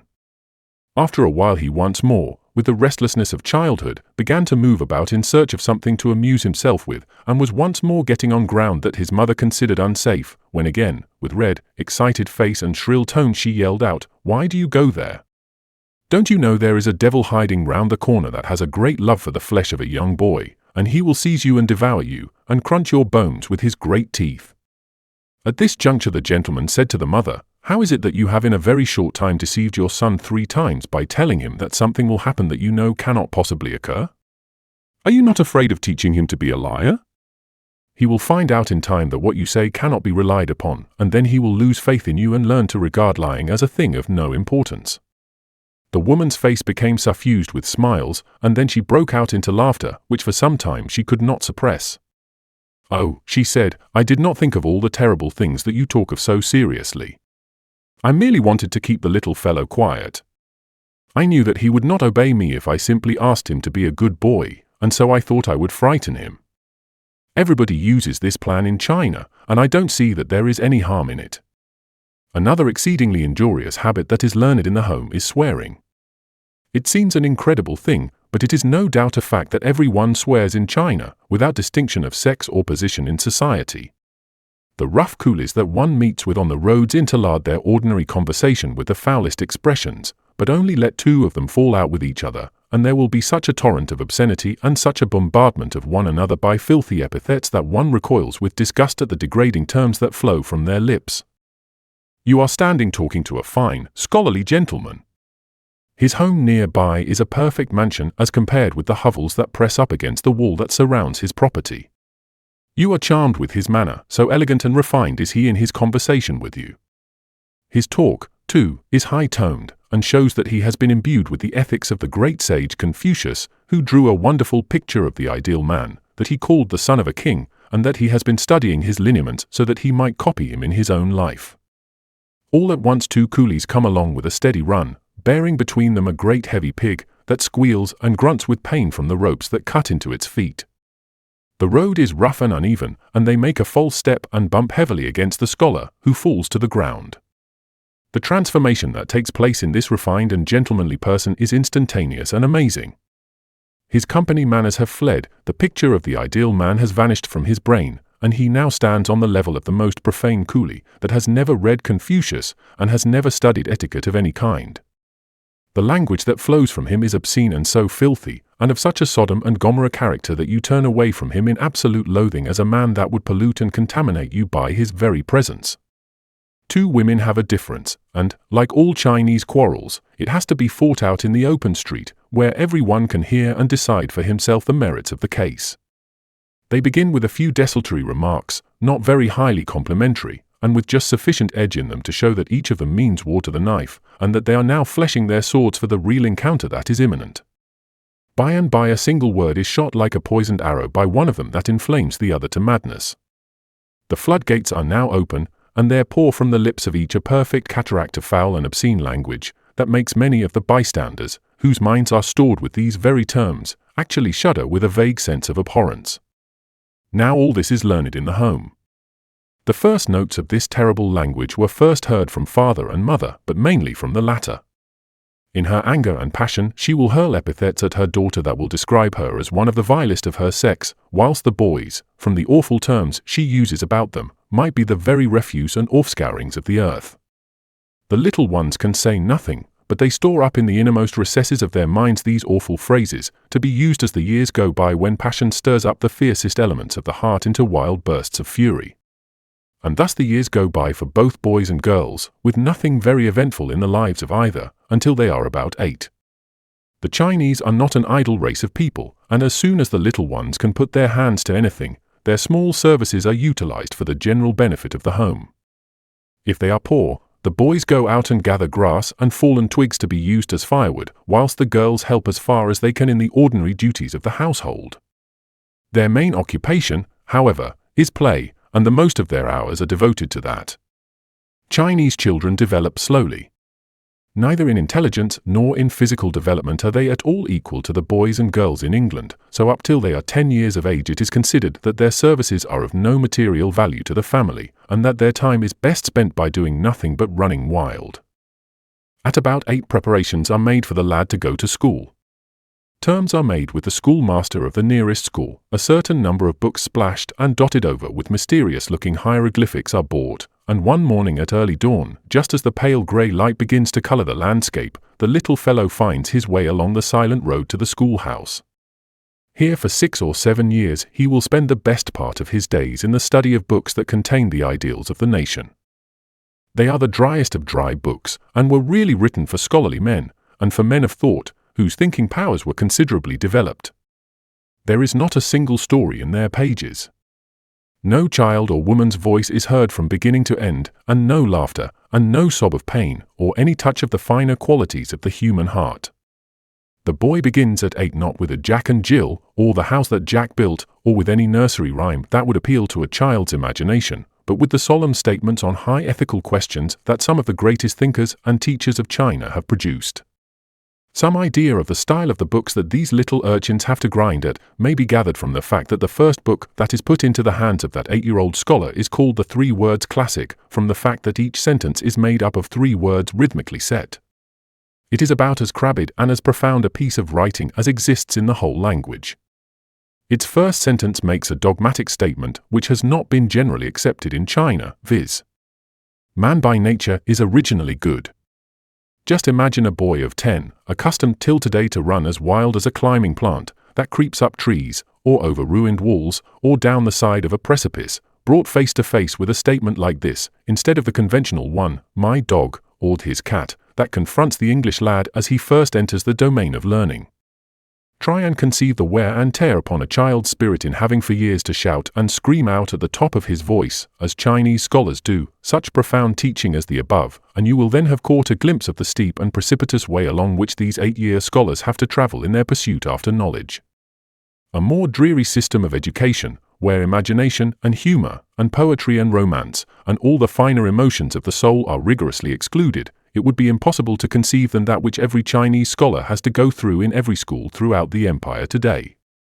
And so the years go by, childhood is being slowly left behind, and young manhood comes with its own responsibilities and its own ambitions. It is a dreary road along which the young scholar travels. He gets no knowledge of life that will make him tender and sympathetic with his fellow men in their sins or their sorrows. He acquires a profound contempt for every other country but his own. His natural hardness and selfishness of heart are intensified by a pride that nothing can soften, whilst his antipathy to any change or progress either in his own village or in his country is deeply rooted, and the adoption of new ideas or liberal thoughts is considered a heresy so abominable as to brand anyone that adopts it with the terrible name of barbarian, a term from which every self-respecting Chinaman shrinks as from a plague. With the leaving of school, childhood has passed away, and now the lads will have to select the occupations they are going to pursue in the future. Some elect to be scholars, especially if they have shown proficiency in their studies, and they finally join the great army of schoolmasters that are required for the countless schools throughout the country. Others become clerks in business houses, but as arithmetic is not a branch of school education, they are obliged to pay a small premium and learn the use of the abacus or counting boards in one of the cash shops in the town. Others, again, engage themselves as bookkeepers or shop assistants, or in some of the many employments that are open to young men who can read and write. Not a few of them drift into evil habits and finally become opium smokers and gamblers. If they are clever scamps, which this class usually are, they turn their attention to medicine, and gathering together a few herbs, they travel through the country as strolling doctors, professing to cure every disease to which the human frame is heir, and living a most precarious and, on the whole, a very wretched life. About the same time that the great change takes place in the experience of the boy, the girl too comes to a point where the easy conditions under which she has hitherto lived suddenly stop and the great trial of her life begins. I refer to foot binding. In every home that professes to any respectability, foot binding is an absolutely essential thing for the girls in it. To neglect this would be to confound them with slave girls, whose feet are never bound, and with the children of the very lowest classes whose poverty would not admit of their adopting this polite custom. It has been found by a very large experience that a girl must be 8 years old before her feet will bear the tremendous strain that is put upon them in the effort to destroy the handiwork of nature. It is true that in some of the more wealthy homes, where a very small foot is a sign of blue blood, they begin as soon as the girl is 6 to put her to the torture, but this is not the general rule. By the time the girl is 8, the bones of the feet have become sufficiently hardened to bear the incessant pressure that is put upon them to contract the feet into such a small compass that they will go into a shoe of 2 or 3 inches in length. The process begins by turning all the toes, except the large one, onto the sole of the foot. This, of course, is a slow but an exceedingly painful one. It is continued week after week and month after month for several years until the toes have been thrown back, at the expense of the instep, which is made to bulge out by the pressure of the bandages, until finally the golden lilies, as these unsightly objects are called, are complete, and the poor girl is a veritable cripple for life. The cruelty that is practiced upon these poor children during the initial operation of binding is very severe. The first few weeks are so very trying that attempts are made by the girls to tear the bandages from their aching, tortured feet. This is resisted by their mothers, who have to resort to brutal methods to keep the little hands from endeavoring to relieve themselves of the pain that has become intolerable. Tears and shrieks and groans that last all day long, and are heard through the sobs of the poor things, asleep, restless and disturbed, comes to try and make them forget the agony they are enduring, are the constant experiences in that unhappy home. The girl begs and entreats the mother to loosen the bandages a little so that the agonizing pain may be diminished, and life may become somewhat more tolerable. The only reply is a tighter wrench upon them, and a strain, that were not nature so elastic, would send the poor thing mad. The morrow comes, and the rebandaging takes place. For an instant, as the feet are relieved of the old bandages, and they are shown inflamed and discolored, a momentary relief is felt by the poor girl who has slept in fitful dozes during the past night, but the moment they are rebound by the new ones, a cry of horror proceeds from her as though a raw sore had been touched, and the house resounds with her screams, whilst the mother, apparently untouched by the agony of her daughter, proceeds with her revolting task, as though she had no heart and no feeling left in her heathen soul. This terrible martyrdom goes on with scarcely any alleviation for 3 or 4 years, the poor victim to fashion suffering acutely all the time. There are moments often repeated when the poor child actually quivers all over from excruciating pain, and it would seem as though flesh and blood could no longer endure the frightful strain put upon her, but must dissolve in tears and groans and unutterable agony. Foot binding is one of the most senseless and cruel customs it is possible to imagine. Its origin is dimly hidden in the maze and mist of the past, and no one can say positively how it originated. Tradition holds that it arose in the palace of an emperor who had a most beautiful concubine, but whose feet were deformed. To hide their defect they were so manipulated that their glaring deformity was concealed, and the ladies of the court, in order to gain her favor, bandaged their own in such a manner as to be an exact imitation of those of the royal favorite. From that time, it is said, the insane and hideous custom began to spread from the court into the capital, and from there it began to be copied by the women of the empire. The popular legend makes this woman to be Ta-Ki, the famous concubine of Shou Sin, the last ruler of the famous Zhou dynasty, BC 1146. She is said to have been the most beautiful woman that ever lived, but to have been inhuman and vicious beyond anything that human language can express. She was the cause of the fall of the dynasty, a dynasty in which was enshrined the great names of Confucius, Mencius, Taozi, the founder of Taoism, and Wu Wang. To account for the fatal influence of this famous beauty, it is declared that she was a fox fairy who had assumed the form of a woman in order to be able to hurry on the ruin of China. In the transformation everything was changed but her feet, and in order to disguise these she had to resort to the most ingenious methods. To curry favor with her, the ladies-in-waiting in the palace bound theirs to imitate the appearance of hers, and so the custom of foot binding was commenced that has lasted all these ages. This legend has become part of the national faith and is firmly believed in by everyone. Of course it is absurd, and one that originated in an after age, but with the innate love of the Chinese for the mysterious and the supernatural, it is transmitted age after age as though it were part of authentic history. Foot binding is a lifelong misery even after the first few years, during which the feet are being tortured into such a hideous mass of deformity that no women will willingly show them to anyone. Nature never becomes reconciled to the cruel caricature they present. She continues to make a vigorous protest by pains and suffering that more or less last as long as life itself. The bandages may never be loosed even for a single day, for nature, as if on the eternal watch, would at once begin to revert to the original size and shape with which she was born, and the feet would gradually return to their original shape, though with marks of the cruel treatment to which they have been exposed, and which can never be entirely effaced, no matter how long the owner may live. The girls are employed in household duties, in learning to embroider, to weave cotton cloth, to make their own shoes, and to learn all kinds of sewing. The years pass on, and when they reach the age of 16 their childhood begins to vanish, and womanhood, with its responsibilities and its stern demand that the girls shall leave their own clan and become members of others, looms up before them. The transition stage may be delayed for a year or two, but when a girl gets to be 18 it is considered ample time for her to open her wings and to fly forever from the parent home. We have thus taken a very rough and bird's-eye view of child life in China. There are countless details that might have been gone into, but they would have required an entire book for themselves. The main outline that has been given will suffice to convey a very general idea of the kind of life that the black-eyed children of the empire have to go through. There is one thing about which there can be no manner of doubt, and that is that the children never forget the home in which they were reared. The home is to the Chinese what the country is to the most devoted patriot of other nationalities. The home is larger and dearer than the nation. It is the one thought that is always enshrined in his inmost heart, and which never dies out. A Chinaman went abroad and lived for a quarter of a century in Australia. He married an Irish woman, had several almond-eyed daughters, who had caught the brogue of their mother and might have been emigrants from Cork or Kerry. He had a thriving money-making business, he possessed a vote, and he was a man of substance in the community. One day the home hunger came upon him. He handed over his business to his wife and daughters, took his balance out of the bank and returned to his home in China. This was situated by the edge of the sea on a sand dune, the most forlorn and moulder-looking place one could possibly imagine.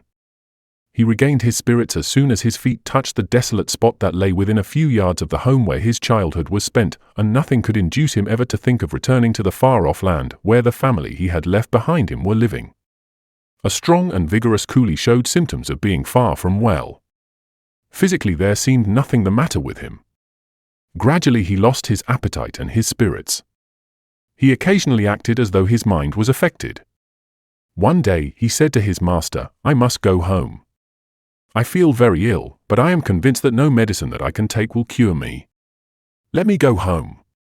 The mal du pays of the Switzer was upon him, and when permission was given him, his eye brightened and his step became elastic, and by the time he reached the old homestead every trace of disease had entirely vanished. A man becomes a mandarin and is sent to another part of the empire. He is gradually advanced in rank until he becomes a viceroy of 2 provinces and rules over 30 millions of people. He marries and has sons and daughters, and he amasses property in the place where his greatest honors have come to him.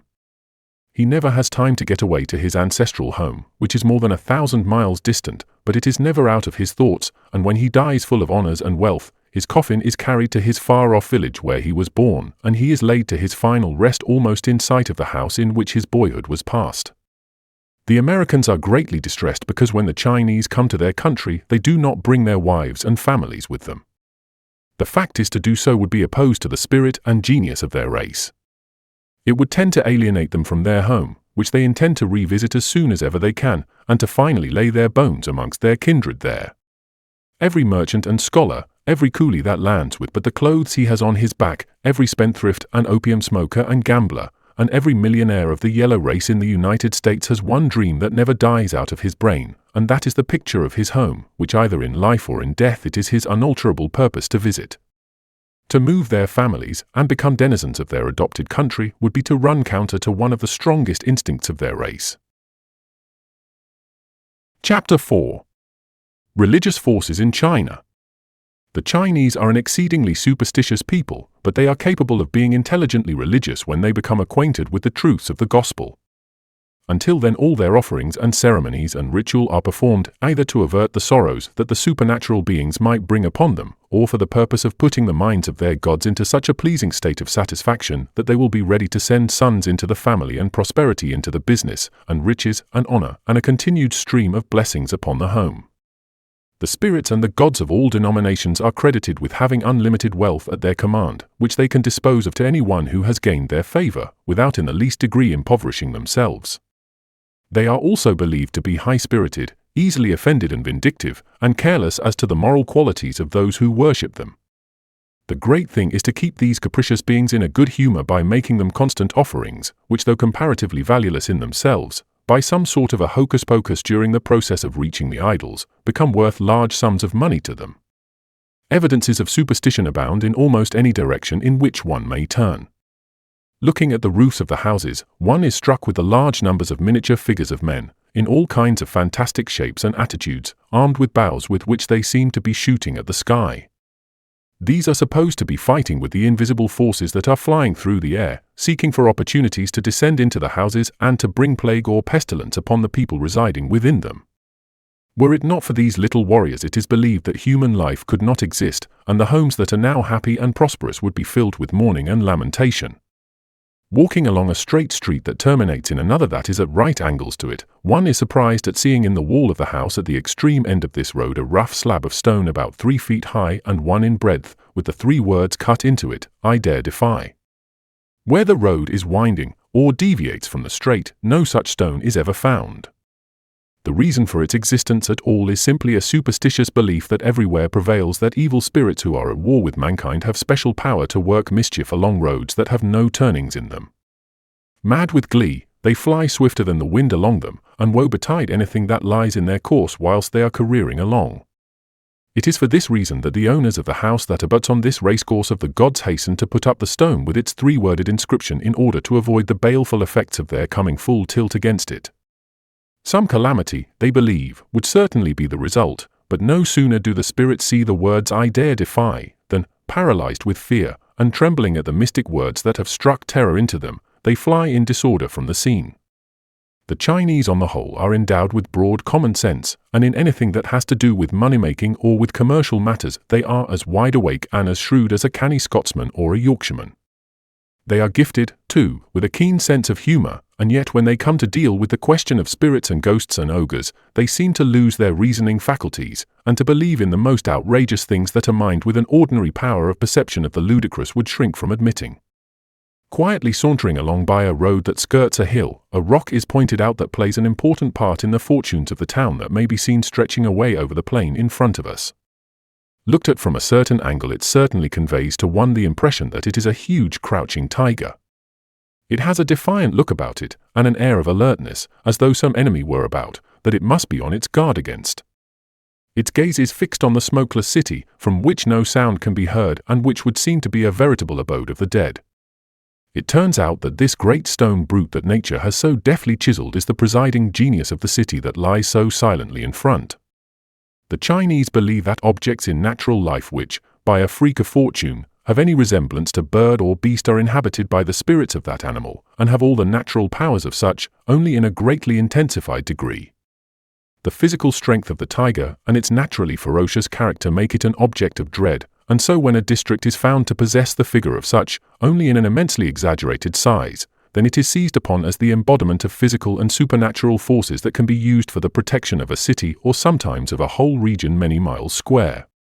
In this particular instance, the stone tiger, with its massive jaws and huge body that seems to be vibrating with nervous energy, is looked upon as the real protector of the town and region which it overlooks. Through its mysterious influence, plague and pestilence are kept away, and trade prospers, and twin sons appear in certain families, and boys are born, and the ratio of girls is kept down, whilst a general air of prosperity pervades the city and the villages and hamlets on the plain beyond. This is not the casual belief of a few cranks. It is the profound conviction of the scholars and literary men, who are the leaders of thought. It is also one of the articles in the creed of the working men, and of the coolies and labourers, and it is tenaciously held by every woman in all the region. If anyone should have the daring to suggest that this impostor of a tiger should be blown up by dynamite to see what it was made of, he would be looked upon as a dangerous heretic who ought to be put into a lunatic asylum, only there does not happen to be such a thing in the whole of China. This form of superstition meets one in every direction, and is popularly called feng shui, which means wind and water, chiefly, I presume, because in the province of the natural world these are the two agencies that seem to have a tremendous power in producing changes on the earth's surface. We have another instance of its dominating influence in this beautiful valley before us. More exquisite scenery one could hardly find in the whole of China than that which has been grouped here by nature's artistic hand. A mountain stream runs right through the center of it, and night and day the sounds of its music break upon the air. The hamlets and villages scattered over it add to the beauty of the scene, for they give the charm of life to the silent forces that lie around. The most beautiful feature about the whole, however, is the hills, which group themselves so artistically around this charming valley. They seem like colossal walls that mighty heroes built in ancient days to turn it into a city of which they should form the battlements. So obviously does this seem to have been the purpose, that the place has been called the Mountain City. Now the stone of which these hills are composed is a beautiful granite that is specially adapted for house building, and one would naturally imagine that the houses in the valley and in the city which lies just over the hills would all be built of the stone that is found in such abundance around. But such was not the case. A tradition has come down from the past that underneath these hills are mighty spirits who would never tolerate that the granite they contain should ever be quarried, and that should anyone dare to lay a chisel upon these rocks, they would send disease and death upon the valley and exterminate every human being in it. The result was that all the stone that was used in this region had to be carried up the river from some place 50 or 60 miles distant, where the geomancers had declared that no spirits were to be found. Such is the force of superstition that all the rocks and boulders and stones of this region are absolutely safe from the chisel of the mason, and the people prefer to go to the expense of importing the material for their homes and bridges, rather than incur the anger of the spirits, who would use all the terrible power they possess to avenge themselves upon them. Superstition has been a most potent force during the whole course of Chinese history in preventing the development of the nation. The mineral resources of the country are exceedingly abundant, and if they had been rightly exploited, would have been the means of enriching great masses of people who are now in extreme poverty. To understand this, let us come in imagination to one district in the county of the peaceful streams. As we stand gazing upon the scene before us, we are struck with the grandeur and magnificence of its scenery. In the far-off distance the mountains are piled up, one range higher than another, till the last with its lofty peak seems to be resting against the sky. In the foreground are countless hills along whose sides the tea plants flourish, and there are undulating plains, and miniature valleys, and gently flowing streams that have come from the distant mountains, and which have lost a good deal of their passion as they have travelled away from them. The soil is poor, and the farmers have to expend the severest toil upon it to be able to extract out of it enough to keep their families from starvation. the struggle for existence is so severe that large numbers every year have to leave their homes and their farms and emigrate to other countries, where they hope to make sufficient money to be able in the course of a few years to return to the old homesteads and start a new life of independence and comfort. Now, but for a wretched superstition, this region ought to be one of the richest in China, and its people should be living in affluence, and instead of having to desert the land and being scattered in Singapore and Penang and the Malay Peninsula, toiling to save their ancestral homes from perishing through poverty, every man would be called back in hot haste to share in the wealth that would be enough to enrich 10 times the number of people that now exist on the land struggling to make ends meet. The land that stretches before us is rich in coal, and one hill at least contains such a large percentage of the finest iron that one engineer who examined it reported that there was enough of the ore in it to supply the whole world for 1,000 years, and still it would remain unexhausted. Expert after expert has visited this region, and with unvarying unanimity they have declared that seams of coal abound throughout it that if worked would turn this poverty-stricken district into one of the great workshops of the south of China, and would give employment not only to its own population, but also to large numbers from the adjoining counties. Now the one controlling reason why this great natural wealth that God has put into the soil of this beautiful county for the service of man is left untouched is because it is believed that there are huge slimy dragons who lie age after age guarding the treasures of coal and iron, and that any attempt to take them from them would end in the destruction of the people of the whole region. The pickaxe and the shovel and the dynamite would disturb their slumbers, and, filled with passion and mad with anger, they would hurl plague and sickness and calamities upon the unfortunate dwellers on the land. These unseen terrors, more potent than hunger and poverty and famine, have kept the mines unopened and the iron from being smelted, and have driven thousands of people into exile, very few comparatively of whom have ever come back to look upon the land of great mountains and peaceful streams, where untold riches lay ready for the gathering. China is a country that is distinguished for its dense population. Wherever you travel you never seem to be able to get away from the human celestial. The great cities and market towns and public thoroughfares present a never-ending succession of Chinese forms and faces that becomes absolutely monotonous. It is natural to expect them in these great centers of population, but you go into the most out-of-the-way places, and even there you are confronted with the same perplexing problem. You wish, for example, to be alone, absolutely alone for a time, where no Mongolian visage with its acres of features and its yellow bilious-looking smile shall gaze upon you. There is a hill nearby that you believe to be entirely deserted, and you think if you could only get up there, the desire of your heart would be gratified. You walk briskly down the street, as though you were projecting a good long constitutional, in order that no one may be mad enough to think of following you. By and by you make a sudden flank movement that takes you into a lane leading off from the main road. Casting hurried glances back on the way you have just traveled to see that no one is watching you, you make rapid strategic doubles in the direction of the hill, till you find yourself calmly and with a contented mind slowly rising higher and higher, until at last you have fairly left all traces of human life behind you, and you are actually alone. Seating yourself on a grassy mound, you look out on the broad expanse before you, and you breathe a sigh of content. No mechanical sounds of voices, as though they were being ground out by some creaking machinery, fall upon your ears. You hear the sighing of the wind and you see the grasses waving their heads as though they would talk in dumb show with you. You look down at the river, that winds like a silver thread along the plain, and you feel that this contact with nature is a most delightful break on the eternal monotony of faces that may suggest humor and pathos and lurking fun behind a yellow exterior, but never beauty. All at once you receive a shock. You catch the gleam of an eye through an opening in 2 or 3 bushes that you never dreamed of concealing anything human behind them. You are startled, for you feel that the Chinaman has outwitted you. You turn round and cast suspicious glances towards a hedge, where wild flowers are growing and that you thought to be the very picture of sylvan solitude, and you see several figures dodging behind it. The delightful sense of being alone vanishes, and you realize that that is an impossibility in China.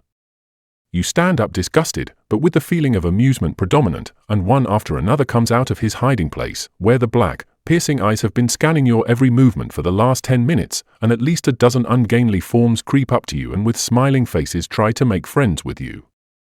Now, mighty and overwhelming though the living force of Chinese life may be, it is an undoubted fact that the dead and sleeping nation, as a religious factor, in many respects controls and dominates the living tides of men that impress us so vividly with their vast numbers. Even the casual traveler in China cannot help but be impressed with the way in which the graves of the dead thrust themselves upon the attention of the living. There is no getting away from them. The mountain sides very often are so thickly covered with them that one has to tread upon them if one would pass from one part to another. Every uncultivated spot on the lower levels has been eagerly seized upon as spaces where to bury the dead. Even the cultivated fields have been invaded by them, and mounds right in the center of some diminutive rice or potato patches show how the little farm has been narrowed down in order to make room for some members of the family that have passed away.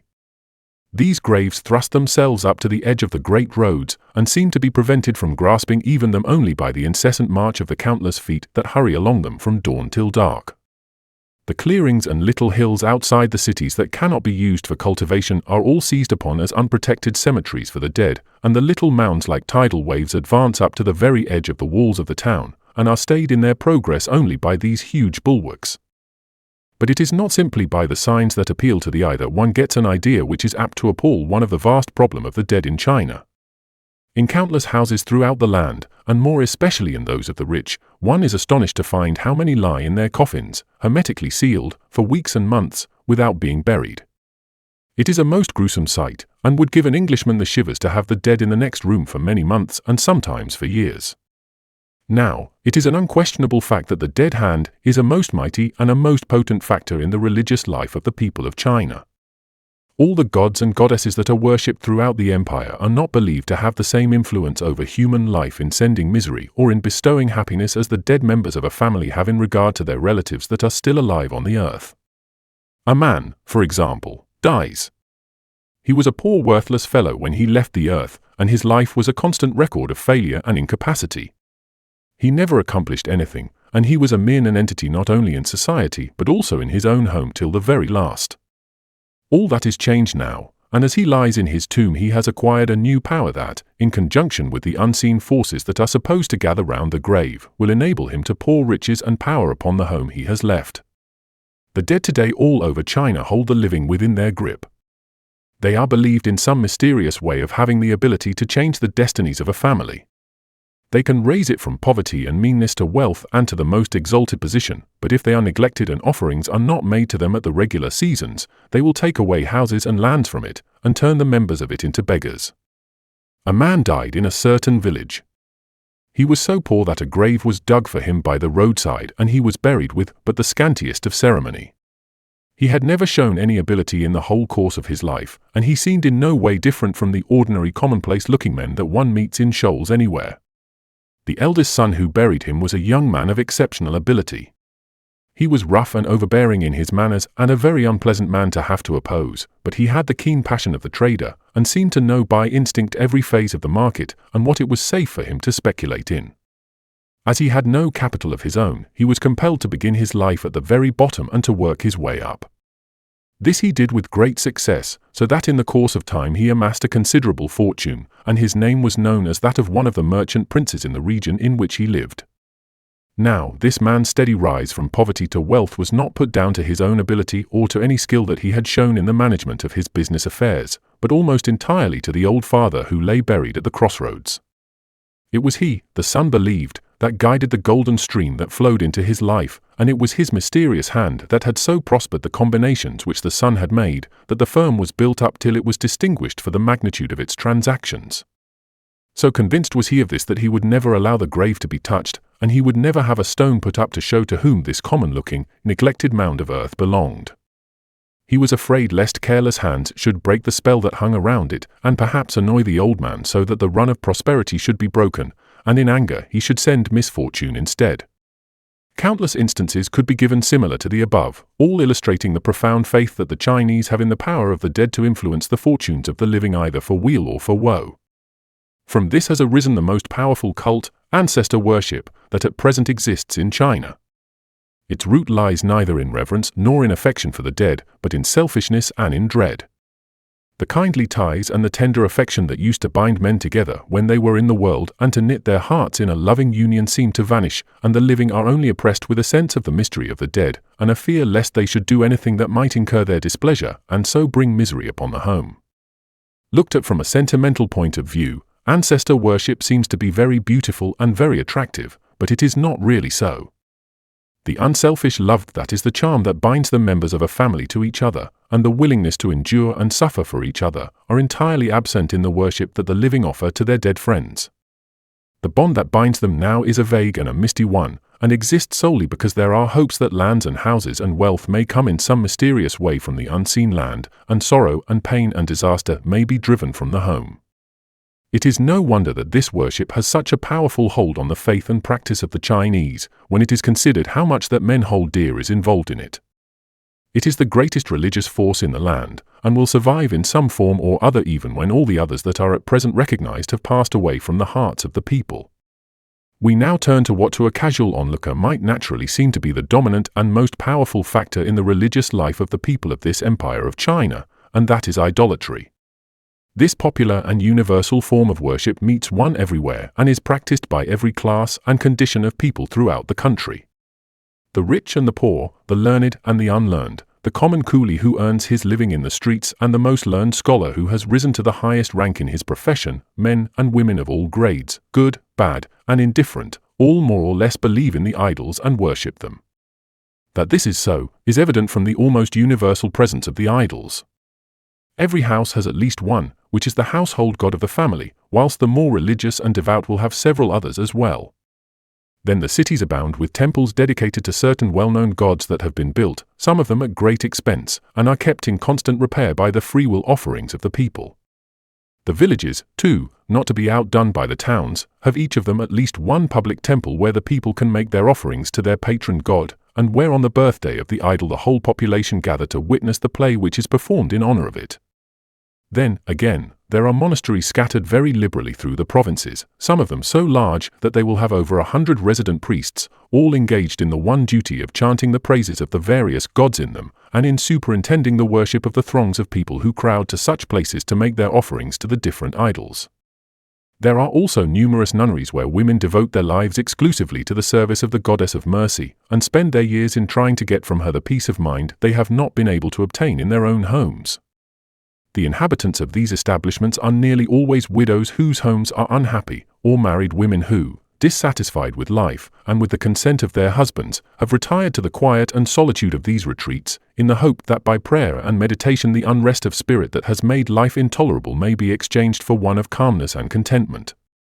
In addition to the above, there are mountain temples that abound in all the hilly regions, and little shrines built by the roadsides, where passing travelers may offer up their devotions to the gods enshrined within them, and a multitude of devices for drawing the attention of men and women to the duty of remembering the services they ought to pay to the gods of the land they live in. The more one studies this question, the more one is impressed with the fact that idolatry is a huge system that completely covers the whole of the empire with its ramifications. If the faith of the Chinese is to be measured by the money that they are willing to put out for its support, then it must be profound indeed. When one considers the innumerable number of temples of all sizes and description that meet one in every direction, and that the expense of building them and keeping them in repair falls entirely upon the people, one cannot but be struck with the sacrifices they are willing to make for the sake of their gods. But when one considers further that the huge armies of Buddhist and tourist priests who are connected with these religious establishments are all supported by voluntary gifts freely bestowed upon them, one stands amazed at the amount of money that must be annually expended throughout the empire upon a system that has no state endowment, but which depends entirely upon the spontaneous offerings of the people at large for its very existence. But it is now time to go into detail with regard to the working of idolatry in order to understand what is its exact effect on the masses who practice it, and in order to make the picture as vivid as possible, I shall first describe how the home is affected by this form of religion. Any house taken at random will do equally well for our purpose, for, like the Chinese themselves, they are all built on the same general model, and a description of one would do for all the rest.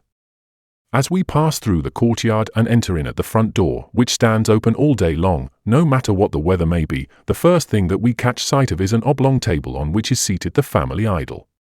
The most popular and the most generally worshipped is Kuan Yin, or the Goddess of Mercy. Her face is placid, and there is a look of tenderness about it that has won the hearts of the millions of China, so that in nearly every home in the land her image is found as the one conspicuous object towards which all hearts are drawn.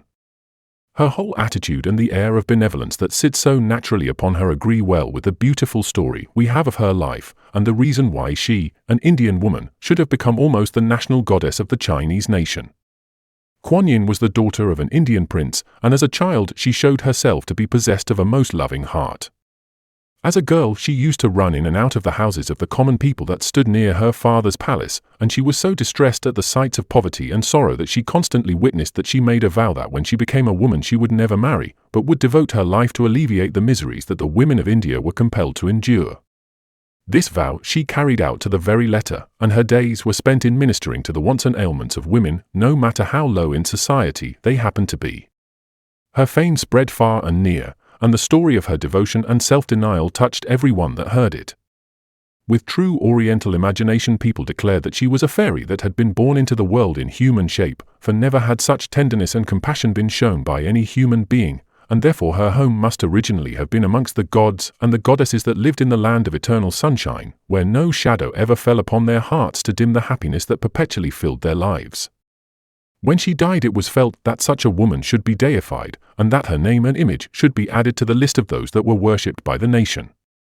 The story of this beautiful life somehow or other traveled over the mountains and plains and deserts that divide India from China, and the black-haired race became so enamored with it that those who heard it declared that she was worthy, even though she were a foreigner, of being placed amongst the gods that they trusted in. With wonderful rapidity her cult was adopted by all classes, but especially by the women. Till today her image is found in nearly every home in the Middle Kingdom.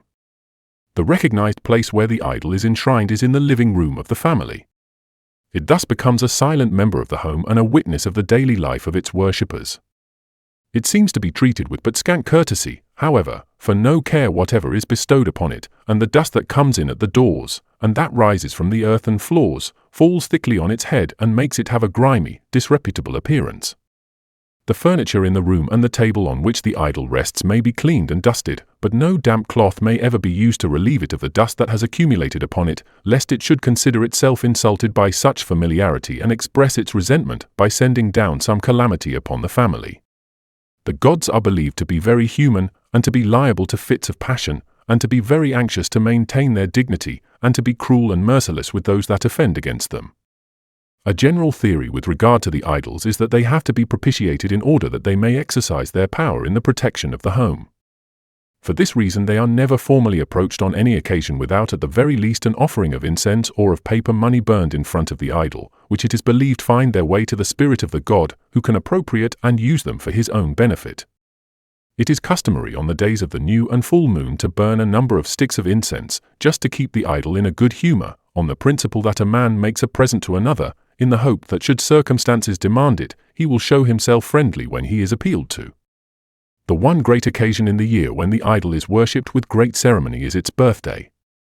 Then special preparations are made to do it honor, and offerings of roast fowl and duck and boiled duck's eggs, and certain vegetables, are placed in front of it, and it is called upon to partake of the good things that its worshippers present to it.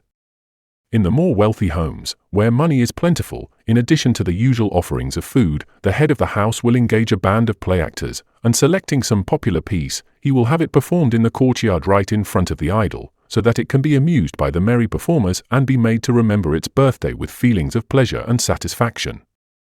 There is one feature about idolatry that is very striking, and that is that it never proposes to have any effect on character. The theory seems to be that its help is only available when men are in trouble or want to get rich, or when they wish to be avenged on an enemy, or the business is failing and they desire that it should prosper, and so be relieved from the dread of poverty in the future. There may be 1,000 things in the same line as these, and it is believed that the idols have resources at their command that enables them to meet all such contingencies in human life and to fill men's hearts with content. The idols, however, are never supposed to have any influence for good on the characters of those that worship them. A man never feels that as he has just been making an offering to the household god, he must therefore be a better man. Such a thought never occurs to a Chinaman. The connection between a lavish service to the idols and a life altered for the better is never dreamed of in this land. A man, for example, is an opium smoker, and every day the habit grows upon him till at last he is perfectly powerless under its grip. He becomes indisposed to work, and gradually the home becomes impoverished. The opium craving that comes over a man when the hour for smoking arrives is so intolerable that at all hazards it must be satisfied, but this man has stripped his home of everything he can pawn, and now only a bare and desolate house is left, and his wife is almost starving. Driven almost to despair by the awful pains that fill every joint and muscle of his body with the most exquisite agonies, he sells his wife, and she, only too glad to escape her wretched life, willingly consents. Now, during the whole time that this gradual descent in the man's character has been going on, the idol has been a daily witness of his conduct, but it has never entered the thoughts of the opium smoker that the God that sits on the oblong table and gazes calmly upon him without a wink cares anything at all whether he smokes or not, or is concerned in the slightest degree whether he lives a moral life, or whether he wrecks it by the grossest iniquities. I once said to a man who looked like an animated skeleton, though not half so cheerful, "Are you not afraid that the idol that is so close to you, and that sees how wretchedly you are living, may punish you for the great wrongs you are committing?" He smiled a grim and sickly smile, as though I was perpetrating a huge joke, and he was vastly amused at it. The idol had no concern with human character, and it was only a barbarian that would ever dream in his unsophisticated nature that such a thing was possible. Again, a mistress of a home, who was a devout and earnest believer in the goddess of mercy, had a young slave girl about 14 years of age. Whilst drawn by the beautiful and benevolent-looking face of Kuan Yin to a keener belief and worship of her, she was daily treating this poor child in the most savage and brutal manner. Her body and her legs were all covered with scars caused by the beatings she had received. One of her eyes was nearly torn out of the socket, and she was brought to the hospital, so maimed and wounded that the doctor feared she could never be cured. It never occurred to this cruel woman that the savage way in which she was murdering her slave girl, in the very presence of an idol who owed her power to the reputation she had universally gained for mercy and compassion, would so set the goddess against her that her prayers and her offerings would be rejected. What had her conduct got to do with the favor of the goddess? Absolutely nothing. The gods have no concern about human motives and mundane morality.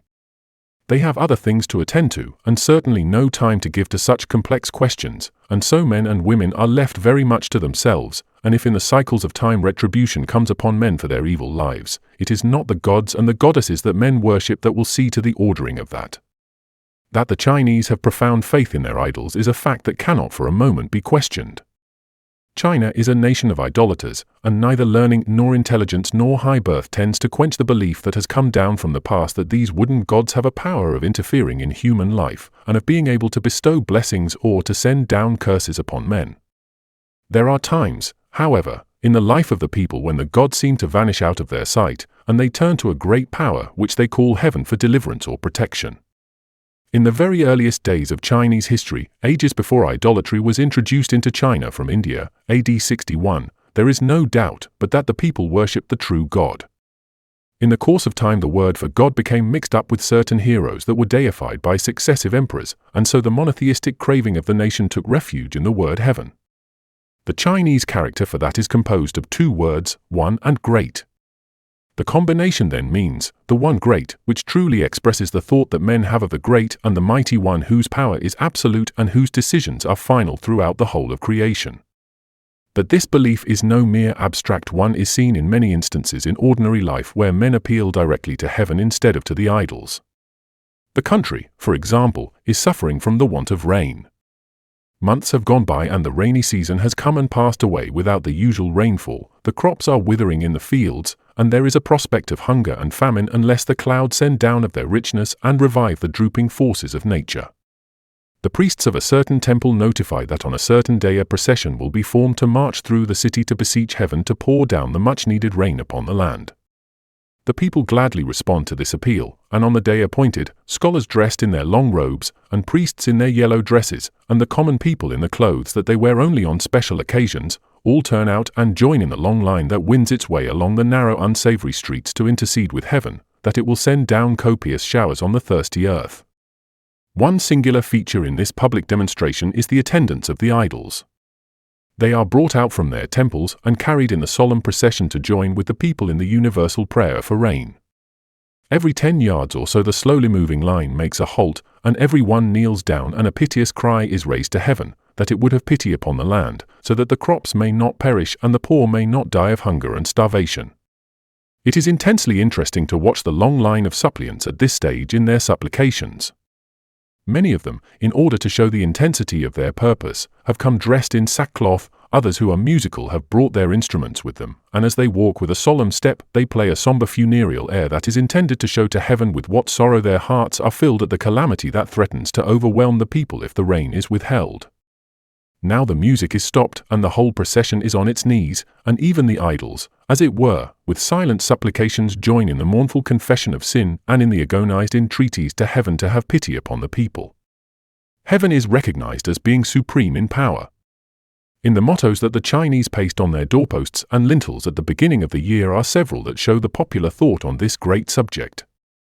May heaven send down upon our home peace and happiness, life and death, adversity and happiness are all decided by heaven, honor and wealth as well as poverty and lowly station are in the hands of heaven. Men may plan, but it is heaven that decides what the result shall be. There is no reference to the idols here. In fact, when heaven is mentioned they are never referred to as having any authority in the great movements and principles by which human life is controlled and influenced. Heaven to the Chinese is a great impersonal power, so far exalted and so mysterious that in despair they have adopted the idols as a means by which they can communicate with the unseen. And yet there are occasions when men seem to lose their dread of heaven, and they appeal to it, as Christians do to God. Heaven, for instance, is believed to have a stern sense of justice and of righteousness. It is also the redresser of wrongs, which it invariably puts right, upholding the innocent and bringing swift judgment on the guilty. Its government is one that is founded on great principles of right, that work automatically in the destruction of all that is evil and in the furtherance of all that is good. There are many times in the life of this people when heaven becomes to them a veritable person, who can hear their cry when they are in distress and who, they believe, is ready to vindicate their character when it has been unjustly assailed. One day, in passing through one of the side streets of a great town, a crowd was observed standing with a kind of shocked look upon their faces gazing upon a woman that seemed to be raving mad. It turned out that she was a poor woman living down the street, who had gone to assist in the household work of the family opposite to where she was now standing. Some trifling thing had been missed in the house, and she had been accused of stealing it. She defended herself passionately and with all the eloquence at her command, but without avail. Being originally of a high temper and of a hasty, fiery disposition, she was enraged beyond measure not only at the false accusation that had been leveled against her, but also because the woman refused to accept her defense of herself, and still reiterated her firm conviction that it was she that had stolen the missing articles. Feeling that there was no other way of clearing her character except by appealing to heaven, she rushed out into the street, and letting down her long hair till it fell in thick tresses over her shoulders, she looked up at the sky where the power she called heaven was, and she poured out the grievance that was filling her heart almost to bursting. She told how she had been falsely accused, and how every attempt to right herself had been listened to with scorn and contempt. Then with tears streaming down her face, she called upon heaven to avenge her and show to the neighborhood that she was guiltless of the charges that had been made against her. With a rush and a torrent of imprecations that positively made one shudder, she then prayed the Great One to hurl down upon the woman that had injured her all the miseries and woes that poor human nature has ever been called upon to endure.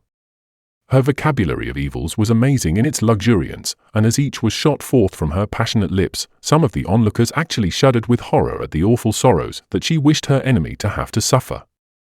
In studying the religious forces that are in operation amongst the Chinese, one is deeply impressed with the illogical position that is maintained in regard to each of them. Feng Shui, for example, especially when it is acting in conjunction with the graves of the dead, is declared to be able to fill a home with boundless wealth, and to secure that sons shall be born into the family and the highest honors of the state be bestowed upon the sons and grandsons. The idols again are credited with the most marvelous powers. They can get men out of scrapes, and they can build up businesses so that colossal fortunes shall be made. They can fill the desolate homes with troops of children. They have the power, when they are enraged at the neglect of the people of any particular district in paying them proper honor, of sending cholera and deadly fevers that shall carry them off by the hundreds. All these are firmly believed in by priests and gentle-faced-looking nuns, and fortune-tellers will all prove to you that the popular faith is founded in philosophy and experience.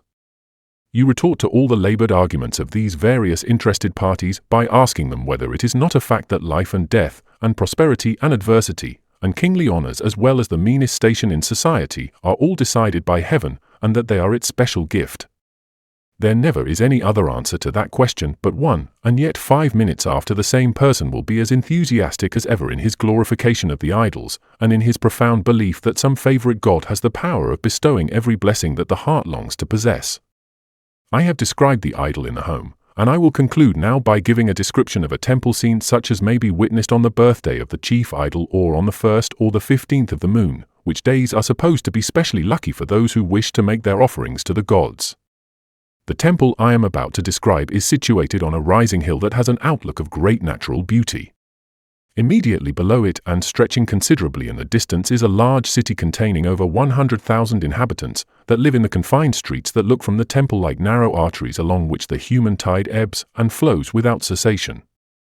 Beyond the town there runs an arm of the sea, dotted with numerous islets and sparkling with the rays of the great eastern sun, which he flashes on islands and capes, and the sails of the junks that are passing up and down from the inland waters to the coast. Further on and completely filling up the background are ranges of mountains with the great shadows resting on them and their lofty peaks bathed in sunlight, whilst here and there the floating clouds rest like beautiful crowns upon the summits of some that tower the highest amongst them towards the blue sky. The scene in the temple and its surroundings was very charming and attractive, for the sun shone upon the temple and played amongst the solemn-looking pine trees, and sent his rays down courtyards that seemed to delight in shadow, till everything appeared to be laughing for very joy. Even the idols looked as though they had caught the spirit of the day, and the god of war appeared to be less stern and bloodthirsty than was his wont, and the god of literature had put on a light and jaunty air, hardly in keeping with the profound subjects that ever claim his attention. But see! Here come the people from the great city below, slowly winding their way up the stone steps that the feet of countless worshippers in the years gone by have worn smooth and thin. Some few are coming with purposes intent upon appealing to the goddess of mercy, for their faces are sombre, and the shadows of troubles from which they hope the idol may deliver them, cover them with a sad and sorrowful aspect. Others, again, have come for an outing and to get out of their monotonous surroundings, to catch a glimpse of the far-off hills, and to see the sun as he puts forth his powers to turn the world into a thing of beauty. Here is a jolly little party that has almost reached the top. It consists of an old lady whose hair is completely grey, but whose face is made beautiful by as sunny a smile as ever lighted up a human face. With her are two lads, evidently her grandsons, full of life and fun, and wild with the excitement that the mountain air has put into their blood. They race and chase each other up and down the steps, and round the huge boulders that lie on the roadside, and they dodge behind the old granny, who seems as if she would like to be a girl again, and join them in their mad romps. Whilst she is standing taking breath, and gazing with rapture upon the distant hills flooded with great waves of light, and upon the waters of the sea that are sparkling with sunbeams, a woman of about 40 with slow and sorrowful motion climbs up the steep ascent. She has a slave girl with her, and she leans one hand upon her shoulder to support her as she walks. She is a widow, and evidently has some sorrowful story that she is going to tell the goddess. One is struck with the pallor of her face, and the utterly hopeless air that rests on every feature in it. She hardly looks at the pleasant-looking old lady, but passes up with downcast eyes till she reaches the open space that is in front of the temple. Immediately behind these people I have been describing, there appears a party of young fellows of the better class. They are well dressed, and have an air of refinement about them. There is no sign of trouble or sorrow among them, for they laugh and chat and joke with each other, whilst the road resounds with the echo of their merry voices. Their visit to the temple today is merely one of pleasure. The streets below are grimy and evil-smelling, and in order to have some object in view, they have determined to spend the afternoon in a picnic to the well-known temple on the mountain side. The temple as a whole consists not simply of one large room where the image of the goddess is enshrined, but is made up of a number of smaller buildings connected with each other in a cunning and artistic fashion by winding ways that nature seems to have devised in order to add to the attractions of the place. In each of these lesser temples there are placed images of some of the more commonly worshipped idols, a veritable kind of pantheon where each visitor can find the particular god that he deems the most suitable for his individual requirements. Leading to these various buildings, there are little grottos, uncovered pathways, and natural adjustments of rocks, in which stone seats and granite tables have been arranged, and where the crowds of worshippers, tired with their climb up the mountain path and anxious to get out of the glare of the great sun, can sit and enjoy the refreshing coolness that these recesses in the hillside naturally give. But let us take our stand a little to the side of the goddess and watch the worshippers as they come in turn and take their position in front of her to offer their petitions to her. The widow with the sorrowful face, whom we saw climbing the hill, without one thought of the glorious scenery that filled the landscape with its beauty, comes in with the shadow deepening on her face, and lifting up her folded hands in the attitude of devotion to the goddess begins to mutter to her the story of the trouble that is weighing on her heart. The sight is truly a most pathetic one. The face is in agony, and the eyes are turned with an intensity of gaze upon the calm face of the wooden image before her.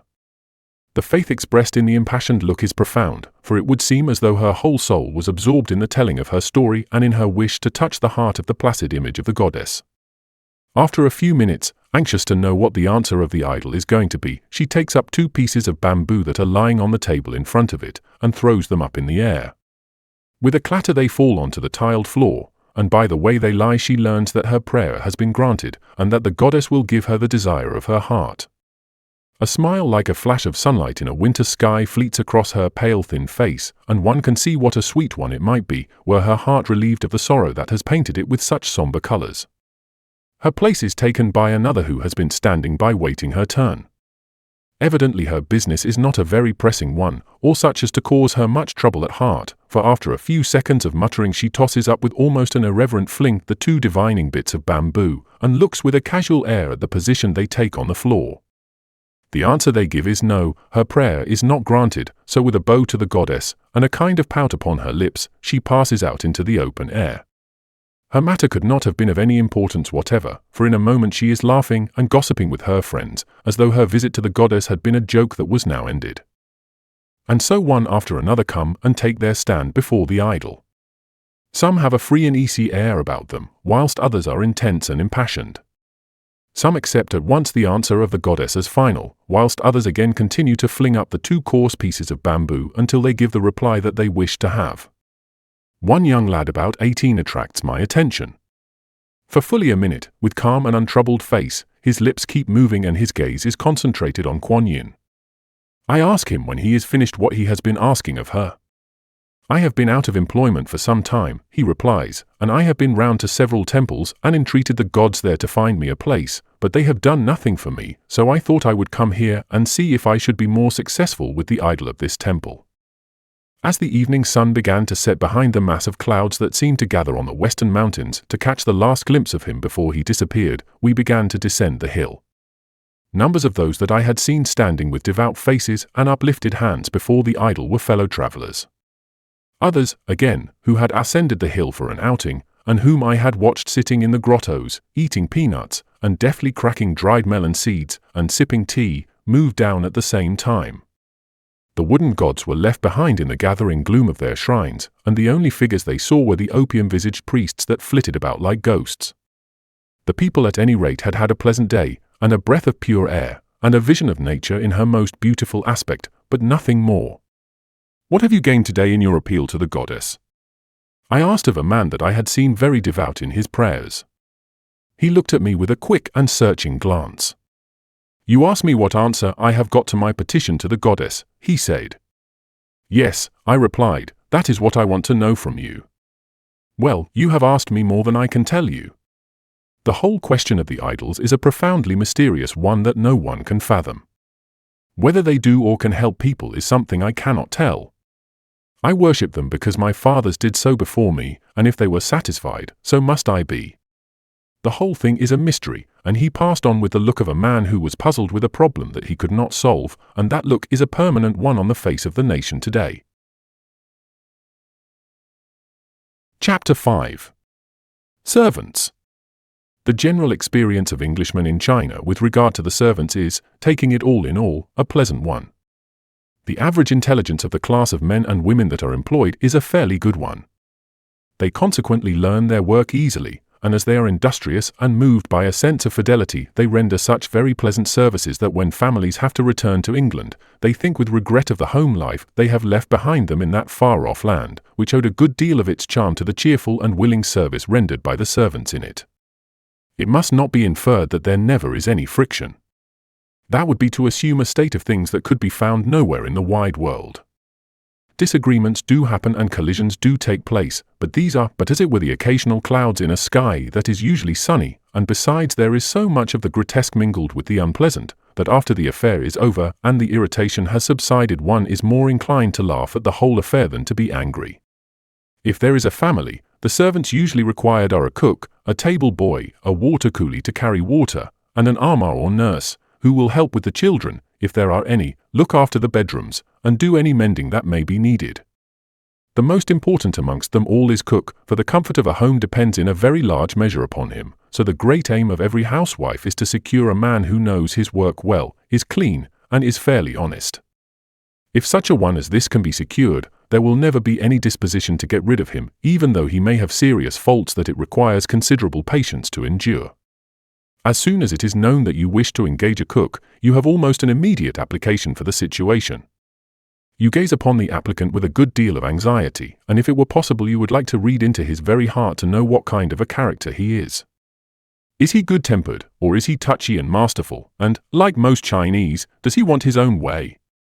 You scan his face to see if you can catch a glimpse of the soul within, but it is as expressionless as a statue.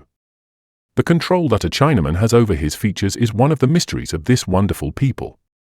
He has so schooled them, that when he likes they will show no trace of what is going on in his mind. You inquire of him if he knows how to cook.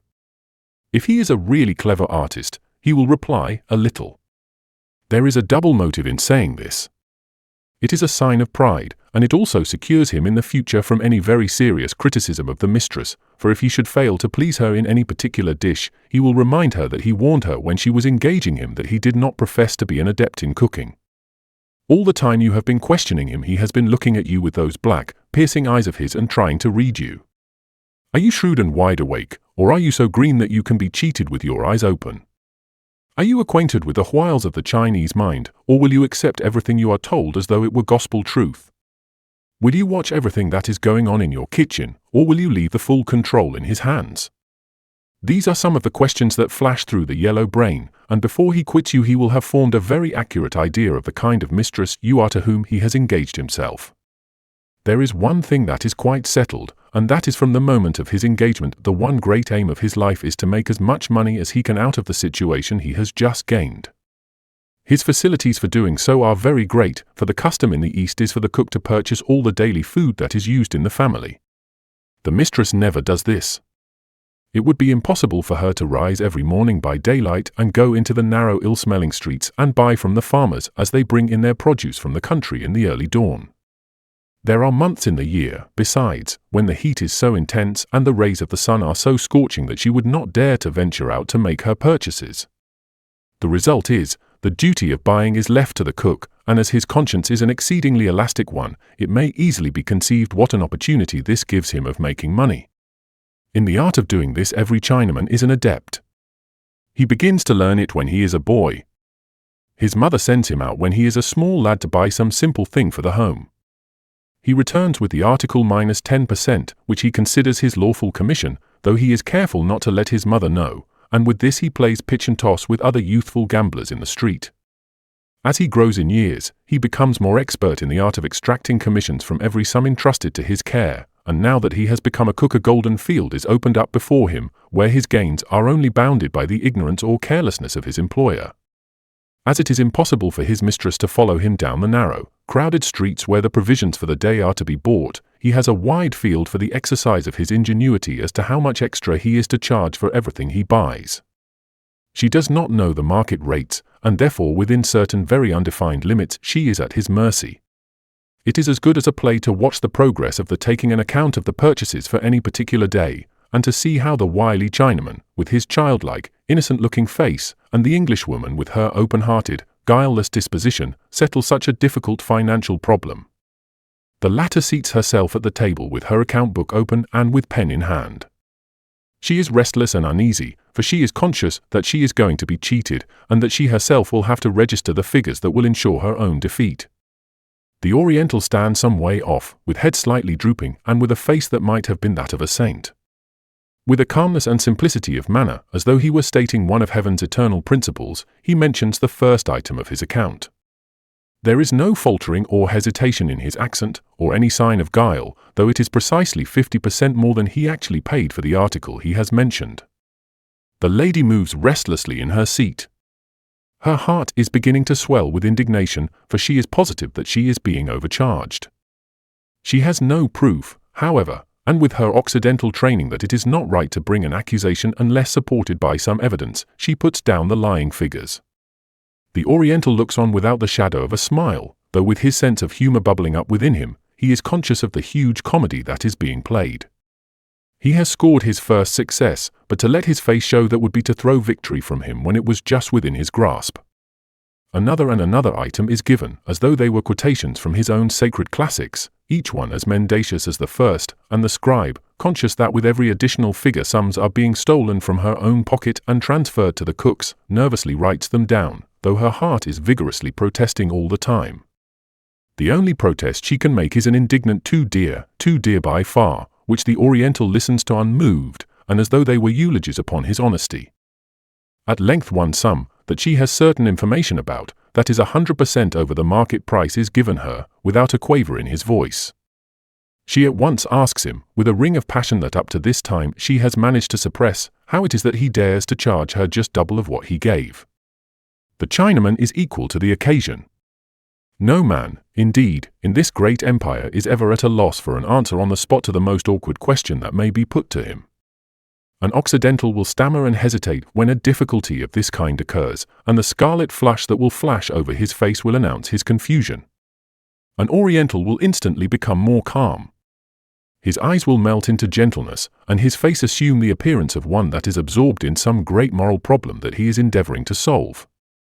The cook looks at the lady in gentle wonder. The charge has steadied him, and made him more tranquil and composed. "What does the mistress mean?" he asks. His face is childlike in its assumption of innocence. "Do you really think I would cheat you? I may be poor," he continues, "but I am honest, and if you only go to the market and inquire the price of goods, you will find that I am charging exactly what I paid." "Well," she triumphantly replies, "I have been there already, and I find you have charged me just double the market rate." This seems to be a crushing answer, but it only serves to bring out the true resources of the Chinese mind. Instead of being flustered with this decided evidence of his guilt, he becomes more self-possessed. "It is quite true," he says, "that such goods can be bought at the price you name, but they are inferior articles, and such as would not be accepted by you were I to buy them for you. You always want the best, and I would never dream of purchasing such things. I can get them for you at the price you mention, but you must not complain if they are not as good as you are used to." The lady is determined not to be beaten, so she puts down the price at half that he has named, the cook meanwhile protesting that he is a loser, and that himself and family will have to suffer. But it is not simply in the matter of overcharges that the cook finds a large field open to him for successful financial operations. Overweights are also a fruitful source of revenue to him. When he goes to market he always carries with him his stilliard, and every purchase that is made is weighed with it. Chinese law has never legislated with regard to weights and measures, and no inspector ever goes round to see that the public is not cheated when they make their purchases.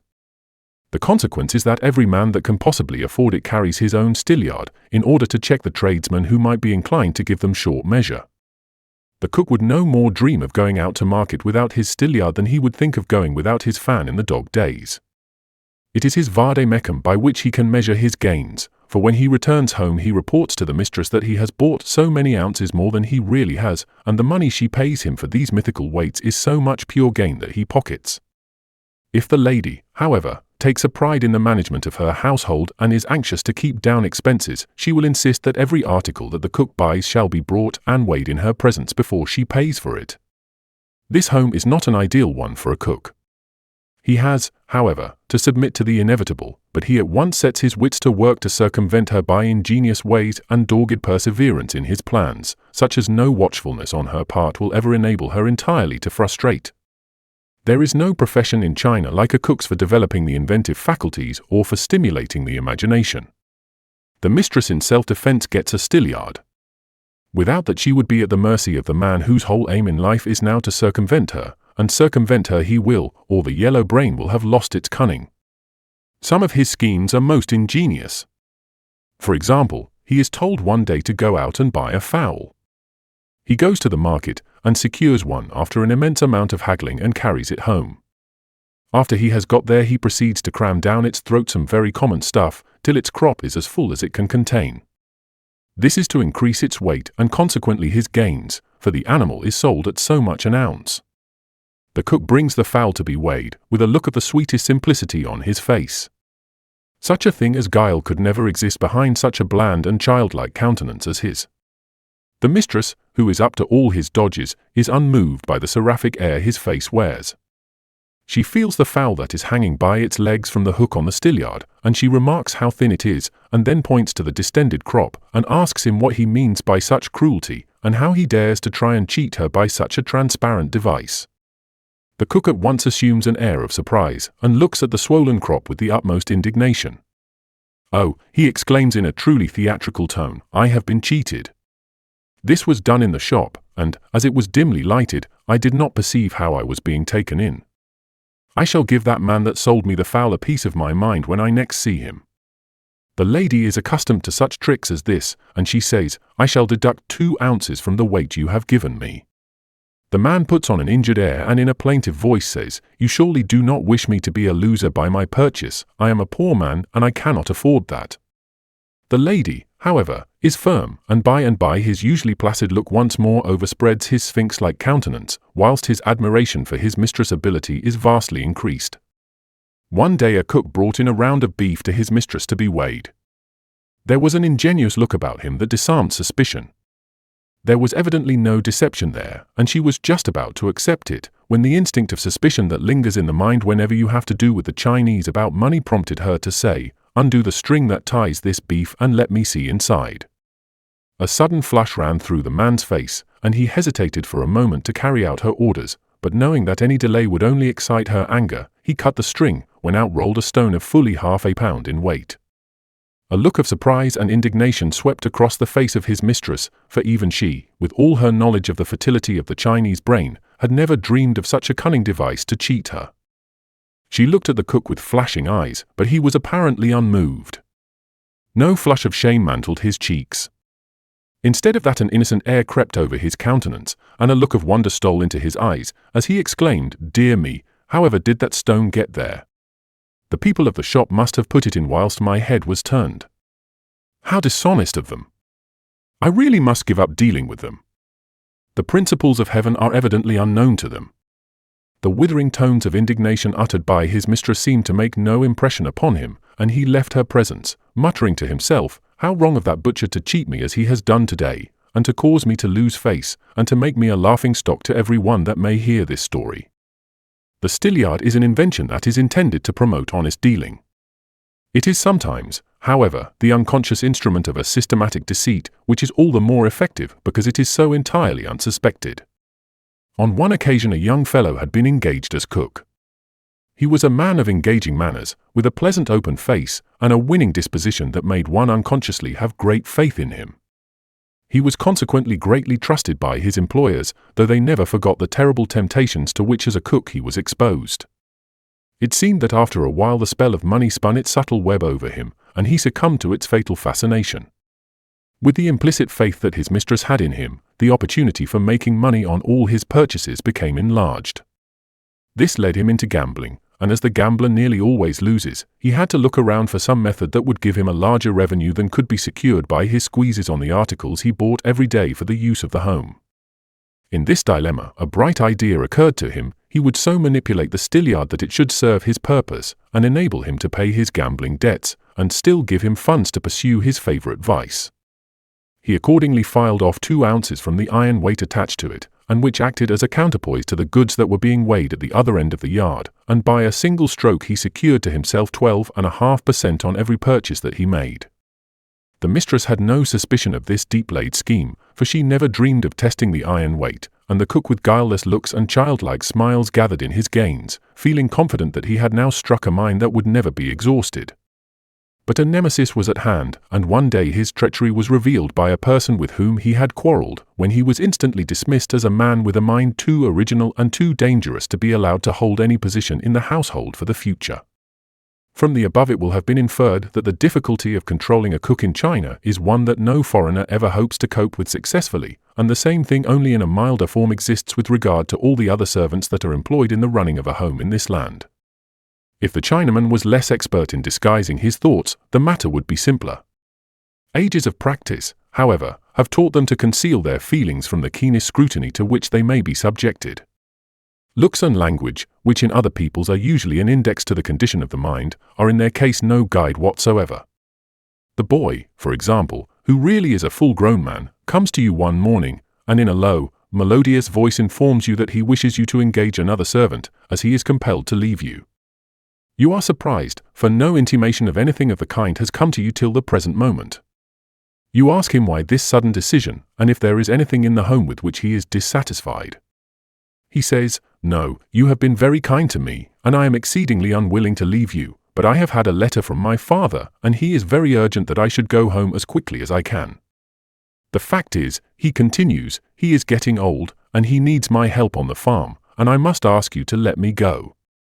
He tells his story in such an easy, natural manner that you are inclined to believe him, though lingering doubts will run through your mind. You remember that his family is desperately poor, and depend very largely upon this son for the wages he earns to keep them from starvation. You are perplexed to know what to do, but finally you pay him the wages due to him, and with many bows and a genial smile lighting up his yellow features, he bids you goodbye.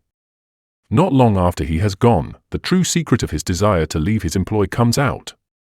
The letter from his father, and the need of his help on the farm, are myths that his fertile imagination conjured up, and never had any existence in fact. The real truth is he had a row with the water coolie, who comes from a village in the country contiguous to his own, and who belongs to a more powerful clan than his. He dreads any further collision with this man, who might send word to his relatives there, who would speedily take measures to avenge their wrongs on their weaker neighbors, and so, to save himself and the family, he resigns. Chinese servants, taking them all in all, may be considered to be honest. It is true that from a Ten Commandments point of view, and the higher morality we have been accustomed to in England, they cannot in a strict sense be said to be so. Of course they have never heard of the Decalogue, and therefore they cannot be blamed for not knowing what it demands.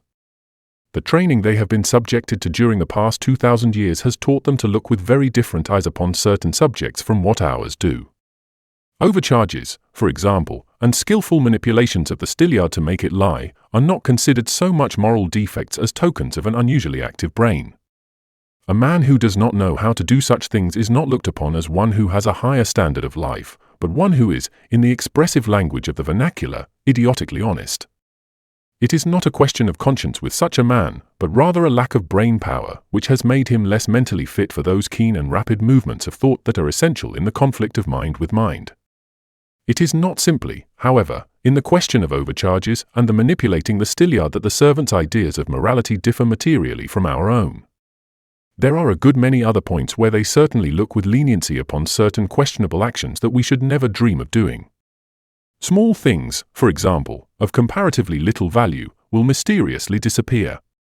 The Chinese would repudiate the idea that they were stolen. They simply vanished, and no trace is left of them. A kerosene tin, for example, has been emptied and placed in the yard for a short time.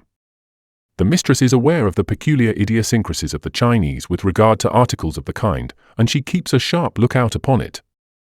She happens to have to go to another part of the house for a few minutes, and when she returns it is gone. She calls each of the servants, and asks them all where is it. They all feign surprise, and remark to each other about the daring of the man that had carried it off. "Very remarkable," says one. "Why, I saw it myself only a moment ago. Where can it have got to?" "The men of the present day are not to be compared with those of ancient times," remarks another sententiously, as though he were one of the sages of China. They gather round the spot where the tin stood and peer into the ground, as though some sprite had bewitched it into the earth. The acting of the servants on this occasion is inimitable. Not only is the one that absorbed it present, but each of the others knows that he is the culprit, yet not a twinkle of the eye, nor a movement in the muscles of the face of any one of them can be discerned to show that they are either moved by the absurdity of the matter, or indignant that the honesty of the whole should be called in question by the act of one of them. Again, a half-dozen empty bottles are left on a table. One by one they slowly disappear, and nobody knows where they have gone, though the itinerant rag merchant who makes his daily rounds could tell you exactly how much he gave for them, and from whom he bought them. If there is one thing, however, more than another that has a fascination for the Chinese, it is a pocket handkerchief. The nation as a whole knows nothing of this useful article. The ancient worthies that founded the empire never dreamt of such luxuries. Their descendants, however, have taken to it with an avidity that is perfectly amazing, and whenever they can get a chance they quietly absorb them. You buy a dozen and have them marked with the blackest of indelible ink. The identity of those handkerchiefs can never be disputed, so you feel satisfied that you will have a fair service out of them. A week passes by, and you suddenly find 2 of them have vanished. You are staggered, for you remember that handkerchiefs have a fatal facility for disappearing. You put off the decision of the question by assuming they have gone to the wash, or they are hidden away in some of your pockets, and they will turn up by and by. Another week goes by, and others vanish, till in the course of no very long period only one is left. You question the servants, but blank and child-looking faces meet you at every inquiry that you make. It is never suggested that the cat has walked off with them, as might be in England, where all kinds of unspeakable immoralities are put down to that animal. Chinese civilization has never yet produced a cat that has got the reputation of the same species in the West. Everybody simply denies that he ever saw the handkerchiefs, or knew indeed that they existed, and yet it is quite probable that if you were to visit their homes, you would find the lady members of their family sporting them on all public occasions, and making their female members green with envy because they could not have the same. Now, it must not be inferred that the Chinese servants are systematic thieves, because they are not. With regard to the more valuable things in a house, they may be said to be strictly honest. Articles of considerable value, such as clocks, opera glasses, and ornaments for the mantelpiece, one need never have any anxiety about. They would fetch much more than some of the other things that are bound, by a law as unvarying as that of the Medes and Persians, to disappear, but they are as safe in the rooms as though a policeman's eye was constantly upon them. What other mental processes a Chinaman goes through to enable him with a good conscience to appropriate something worth a dozen cents or so, whilst he would scorn the idea of walking off with any of the more valuable property of his master, is a mystery to the foreigner. Perhaps he could hardly analyze his own feelings on the subject. His love for the indirect and curvilinear method of approaching a subject may have had some influence in making him unable to decide the question even for himself. There is one subject that must not be omitted in this discussion of the servants, and that is the percentages they claim upon everything that the dealers from outside bring into the house. These are quite distinct from those that the cook makes in his purchases, and he never lays claim for any share in them. Although they are perquisites that are supposed never to come to the ears of their superiors, and are strictly private transactions, they do in a certain sense seriously affect the pockets of their masters.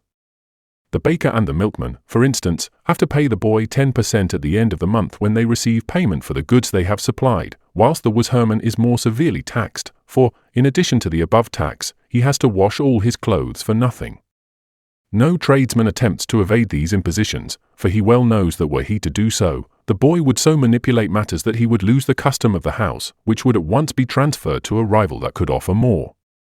On one occasion a milkman was being coerced into increasing the percentage that he had been accustomed to pay. He declared that he could not possibly afford to do so, as his profits were so scanty. The boy became silent, but there was a gleam in his eyes that boded no good to the milkman. Next morning the latter as usual brought round the daily bottle of milk for the house. The boy placed it beside the hot kitchen range and, when the family assembled for breakfast, he brought the milk to his mistress and showed her that it had gone bad. When he was asked the reason for this, he assured her it was the milkman's fault, whose milk was of a decidedly inferior character, and as for his cows, they were well known to give only adulterated milk at the best. The lady is naturally indignant, and at once asks him if he cannot get another man to supply the home with milk. "Oh, yes, I have number 1 man, milk number 1 good, can do." He is directed to see if he could not get sufficient immediately to do for breakfast, which he declares can be easily done. This he can well guarantee, as he has already a man outside just waiting to be called. He produces a bottle of milk, which it would appear he came by accidentally, though the whole thing is planned and engineered by the boy. The milk turns out to be so excellent that the whole family is charmed with it. It has a rich creamy look about it, such as they have not seen since they left England, and which they will not probably see the like of for many a day to come. It has the look and taste of milk, and has no suspicion of the pump about it, and so the tea this morning has not tasted so nice since they know not when. Imperative orders are issued that the old milkman who had dared to bring such inferior milk should be at once dismissed and the new one taken on, and so the deep-laid scheme of the boy has succeeded, and his increased percentage secured. From this moment the services of the pump will come into requisition, and the old sky-blue hue will colour every bottle of milk that comes into the house. Chinese servants as a rule never accept a situation under a foreigner simply for the wages that are offered them. These usually are higher than could be got in a purely Chinese home. It is the fat percentages that are the main attraction, for by these the salary will often be increased as much as 50%. A Chinaman is ever on the lookout for these, and like the eagle in the sky can scent his prey from afar. You have had occasion, for example, to dismiss your boy. The news spreads in the most rapid and unexplained manner. There are no registry offices that are interested in supplying servants. Not an hour has passed by, however, before you are told that 2 men want to see you. Ah! The new boy, you mutter, as you walk out to see them. One of the 2 is your cook, and a glance shows you that the other is the expectant boy. The cook does all the talking, whilst the other looks nervous and uncomfortable. He moves uneasily from one foot to the other, gives now and then a short, dry cough, all signs of that species of nervousness that a man feels when some important question is going to be decided. He hangs his head, and his black, piercing eyes seem absorbed in his contemplation of the ground, but in the meanwhile he is reading your character and figuring up in his own mind how much he is going to make and whether he is likely to get on with you. The cook seems to be in the happiest of moods. His face is wreathed in smiles, and his speech is adorned with oriental similes that excite poetic thoughts in your mind, if it is capable of such. He knows that you are in want of a boy, he says. Boys are difficult to be got, they are at a premium just now. Good capable ones are not to be obtained at any price, but as good luck would have it, here is one that has just turned up, a very paragon in his way, and one that would suit the master down to the ground. You look at the man with a critical eye, but you get but very little out of that sphinx-looking face of his. Does he understand his work? You weakly ask the cook, more for something to say than for any hope of obtaining any exact knowledge about the man before you. Certainly he does, he replies, with a toss of his head in the air and a wave of his right hand as though he had just demonstrated a problem in Euclid, and was ending with the triumphant formula, QED. After some further questioning, you ask the cook if he is prepared to stand security for the man and be responsible for his honesty.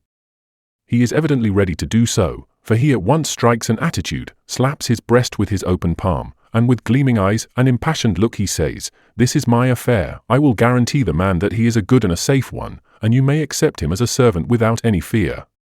You are satisfied, and you at once take him on. The cook is also pleased, for the man will have to pay him the heavy percentage of 1/2 of his month's salary for the service he has just rendered him. The servant question is a most interesting one for watching the play of thought and the subtle and unexpected ways in which the yellow brain works. It is at times a very irritating one, and is apt to give one distorted views of the whole Chinese race, and to cause one to make sweeping statements about the general incapacity of the whole nation. In one saner moments one will freely confess that the home servants are on the whole less obliging and more exacting than the same class out here. There is besides the ludicrous element in the Chinese that always takes off the edge of almost any unpleasantness. Even when one is most annoyed, there is something so funny about the way in which a Chinaman acts that one's anger is most likely to explode in laughter. There is one thing highly in their favor, and that is their great love and tenderness for children. Taking them all in all, anyone who has had large experience of the servants in China can honestly declare that on the whole they are a faithful and satisfactory class of people. Chapter 6. The adaptability and tenacity of purpose of the Chinese. The strength of the Chinaman lies in his power to adapt himself to the circumstances in which he may be situated. Place him in a northern climate where the sun's rays have lost their fire, and where the snow falls thickly and the ice lays its wintry hand upon the forces of nature, and he will thrive as though he had descended from an ancestry that had always lived in a frozen region. Transport him to the torrid zone, where the sun is a great ball of molten flame, where the air is as hot as though it had crossed a volcano, and where the one thought is how to get cool in this intolerable maddening heat, and he will move about with an ease and a comfort just as if a sultry climate was the very thing that his system demanded. He is so cosmopolitan in his nature that it seems to be a matter of indifference where he may be or what his environment. He will travel along lofty peaks, where the snows of successive winters lie unmelted, or he will sleep in a grass hut where the fever-bearing mosquitoes will feast upon him the livelong night to the sound of their own music, and he will emerge from it next morning with a face that shows that the clouds of Anopheles have left him a victor on the field. He will descend into the sultry tin mines of Siam, and at night he will stretch himself on the hard, uneven ground, with a clod for his pillow, and he will rise as refreshed as though he had slept on a bed of down. You meet the Chinaman everywhere under the most varied circumstances, and he seems natural in every one of them. he walks about in an easy, unsurprised way, a first-class passenger in a crack mail steamer, or he curls himself up in a native river boat in a space where no human being but himself could live an hour, and he sleeps a dreamless sleep the livelong night in a fetid atmosphere that would give an Occidental typhoid, from which he would perhaps never recover. Whatever the social condition of the Chinaman may be, whether merchant, or coolie, or artisan, one becomes conscious that behind those harsh and unaesthetic features there is a strength of physique and a latent power of endurance that seems to make him independent of climate, and impervious to microbes, germs, bacteria, and all the other scientific scourges that seem to exist for the destruction of all human life excepting the Chinese. One advantage the Celestial has over the Occidental is what may be called his absence of nerves. The rush and race and competition of the West have never yet touched the East. The Orient is sober and measured, and never in a hurry. An Englishman, were all other signs wanting, could easily be distinguished, as he walks along the road, by his rapid stride, the jerky movements of his arms, and the nervous poise of his head, all so different from the unemotional crowd around him, who seem to think that they have an eternity before them in which to finish their walk, and so they need not hurry. There is no doubt but that this absence of nerves is a very important factor in enabling the Chinaman to adapt himself so readily to the circumstances in which he may be placed.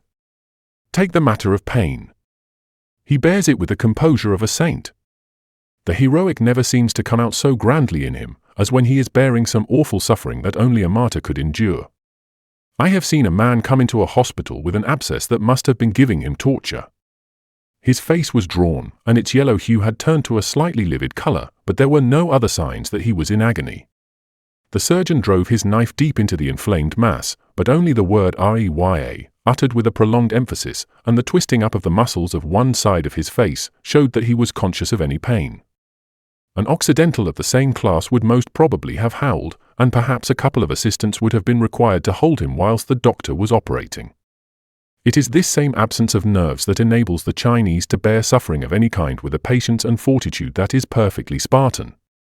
He will live from one year's end to another on food that seems utterly inadequate for human use. He will slave at the severest toil, with no Sunday to break its wearisome monotony, and no change to give the mind rest, and he will go on with the duties of life with a sturdy tread and with a meditative mystic look on his face, that reminds one of those images of Buddha that one sees so frequently in the Chinese monasteries or temples.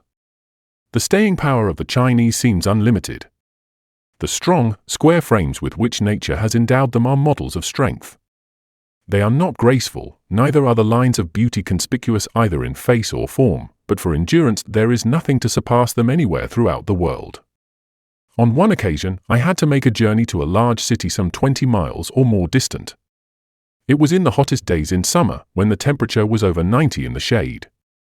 I engaged 2 chair-bearers to carry me, who were taken at random from the nearest chair shop, where such men wait to be hired. There was nothing to distinguish them from the ordinary men who get their living by carrying chairs. They had the look of the farmer class from which they were taken, and were as dull and as uninteresting as shabby clothes and tanned and bronzed faces could make them.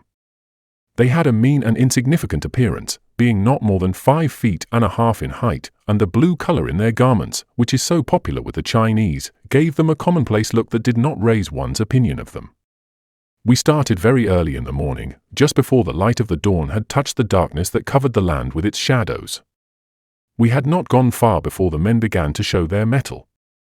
With the heavy chair upon their shoulders, they kept on at a steady swing of over 3 miles an hour, in spite of the fact that the roads were simply footpaths that had been worn into ruts and hollows by the feet of countless travelers and by the wear and tear of storm and rain. The first hour's traveling was comparatively cool, for the sun had not risen above the mountain tops to flash his fiery rays upon the world around us. The scene at this time was full of beauty. The earth lay clothed in a dim, subdued, cloister-like light that gave it an air of mystery. The rice in the fields looked shy and modest as it appeared to be hiding itself amid the shadows that still rested upon the earth. The clumps of trees took fantastic and grotesque shapes, and seemed like spectres that had come out to travel during the uncanny hours of night and had dallied too long by the way. But most beautiful of all were the hills in a blue thin haze that clung to them, and turned the rocks and boulders into seeming fortresses and castles, behind which one could fancy gallant knights and armed soldiers kept watch and ward. After a time, the sun rose with fire in his face and flashed his molten rays across the land, till everything glowed beneath their touch and made life a misery. My men, however, strode on through the scorching air, with as firm a step as though they were on a highland range with the purple heather at their feet. The sun blazed down upon their bare-shaven heads till it seemed as though I should have a sunstroke out of sheer sympathy from looking at the glare that flashed about them, but on they went, their bodies steaming with perspiration, but with overflowing spirits that made them catch the humours they met by the way, which now and again sent them into uproarious fits of laughter. The hours went by, and with a tread like fate they marched on along the burning roads, through villages and across flooded plains, till at last we reached the great city. It was a little after midday when we passed through the great gates that gave us entrance into the narrow streets, where the crowds jostled each other, and where the tide of human life flowed in a perpetual stream. After transacting our business, I spoke to the men about returning. This was a most unusual proceeding, for one such journey was universally considered to be enough for one day. The day, however, was young, and the heat in the city, where the crowded houses kept away the breeze, made it a perfect oven where men could scarcely breathe, and where the mosquitoes revelled in the luxuries that the half-dressed people afforded them. I asked them whether they could engage fresh men to carry me back, for I never dreamed of suggesting that they might be able to do so. "What need is there," they replied, "to search for other bearers, when you have us, who are perfectly willing to make the return journey with you?" As they said this, their eyes perfectly danced with delight at the prospect of earning 2 days' wages in one. I was perfectly delighted at this, for I knew the men by this time to be pleasant, good-tempered fellows, who would play me no tricks by the way, and then they were going home, and would not dally by the journey as strangers might be tempted to do. Preparations were at once made to start back immediately. The chair was brought round to the door, and the men with beaming faces and as fresh-looking as though they had done nothing all day, started back on the long weary journey of fully 20 miles. Once more we were retracing our way through the long, winding streets of the city, and then we emerged through the gates into the open country beyond. A haze of heat lay upon the fields and on the hills. The afternoon sun, still breathing out fire, glared into the chair and shone upon my face and played upon the bare skulls of the bearers. Surely that fierce heat would break their spirit, for I began to feel limp and fagged, though the only exertion I had to make was to try and keep cool by fanning myself. As the afternoon went on, the steps of the bearers became less elastic, and when we rested at the regular stopping places, they were less eager in resuming their journey. Beyond this, they seemed as vigorous as ever, and forged their way through villages, and past market towns, and round the foot of hills glowing with amber colours that were flung there with the lavish hand of the fast descending sun. We reached home long after darkness had settled on the landscape, and had blotted out the hills around which the clouds had gathered to let the sun paint his evening pictures. We could hear the rustling of the rice, as the night wind sighed amongst it, and sometimes we would be startled by the sudden looming up of trees like huge fantastic spectres that had escaped from the land of darkness to terrify men by their presence. Travelling in the dark was not an easy matter, for we had to pick our way over narrow uneven pathways, and across broken dilapidated bridges, and over stepping stones in a mountain brook, till finally, worn out and wearied to death, we stumbled down the dark street that led to our home, and there I threw myself into the first chair I could find, utterly exhausted by a journey that few men would undertake even in the coldest days in winter. The chair-bearers, after a few whiffs at their bamboo pipes, started to light the furnace and cook their supper. All the weariness they had shown during the last hour or two seemed to have vanished, and they laughed and chatted about the incidents on the road and the funny sights they had seen. One chopped the wood, whilst the other washed the rice and poured it into the cauldron, and prepared the vegetables they were to eat with it. No one looking in casually upon the scene and listening to the merry voices and to the animated conversation of these men would ever have dreamed that they had travelled fully 50 miles, carrying 200 pounds weight upon their shoulders, through the blazing heat of an eastern summer day. In one's dealing with the Chinese, one is continually being reminded of the strain of dogged inflexibility that runs throughout the character of nearly every individual that one comes in contact with. It is not simply occasional instances that one runs up against. It is in the race, and there is no doubt but that it is this force that has given it such a strength that it has been able to stand the wear and tear of ages and to be as strong physically as it was 1,000 years ago. Of course there are differences. There are strong men and there are weak men. There are those whose wills are as firm and unbending as the granite hills around. There are others, again, whose temperaments are of an easy, yielding description, and one is apt to imagine that they can be moulded this way or that at the will of another. Up to a certain extent this is true, and yet one soon discovers that even with them, when the true temper of the man is tested, there is a tenacity of will that nothing seems to be able to shake. A man, for example, comes in to see you. He is common-looking, with a face hardened and battered by toil. His clothes, which are shabby and well-worn, consist of the ordinary blue cotton cloth that in its dull and dingy color helps to give a mean and uninteresting look to the wearer. If the nation would but depart from the eternal tradition that has come steadily down the ages in regard to its clothing and would take some hints from nature, whose varied moods make her look so charming, how different would these unaesthetic people appear from what they do now? His face is a weak one, and there are lines about his mouth that in an Englishman would indicate a want of will. Your idea of the man is a very low one, and you ask him with as much politeness as your poor opinion of him will permit you, what he wants with you. In a hesitating, nervous kind of way, he informs you that he has ventured to come and ask a favor of you. It is a very important one, he says, and as he knows no one that is so kind as you are or who has so much influence as you have, he has taken the liberty to address himself to you, and he hopes that you will not refuse his request.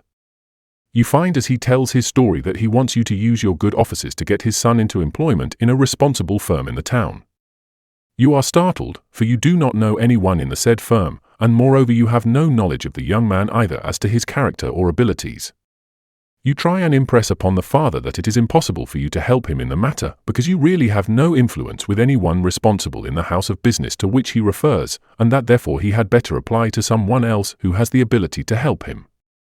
The man in a weak kind of way appears to agree with you, expresses his appreciation of your kindness in so pleasantly listening to him, and bids you goodbye, and anyone not acquainted with the Chinese character would certainly come to the conclusion that the whole incident was at an end and nothing more would be heard of it. Tomorrow morning you are engaged, say, in writing, when the same man is ushered into your room by your boy, and he in a timid, hesitating way expresses a wish to say a few words to you. In his hand he carries a fowl, with its legs tied and its head hanging down, and as this is the usual way in which such animals are carried in China, it seems to recognize the universal custom and to utter no protest against the indignity to which it is exposed. Without referring to it, he lays it down in a corner of the room, and proceeds to make his request for his son in precisely the same language that he had done the previous day.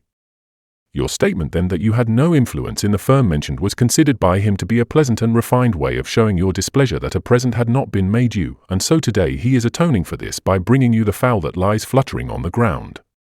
You try and make him understand that you really cannot help him, that you would do so if you could, and you insist upon his taking away his present, as you absolutely refuse to accept it.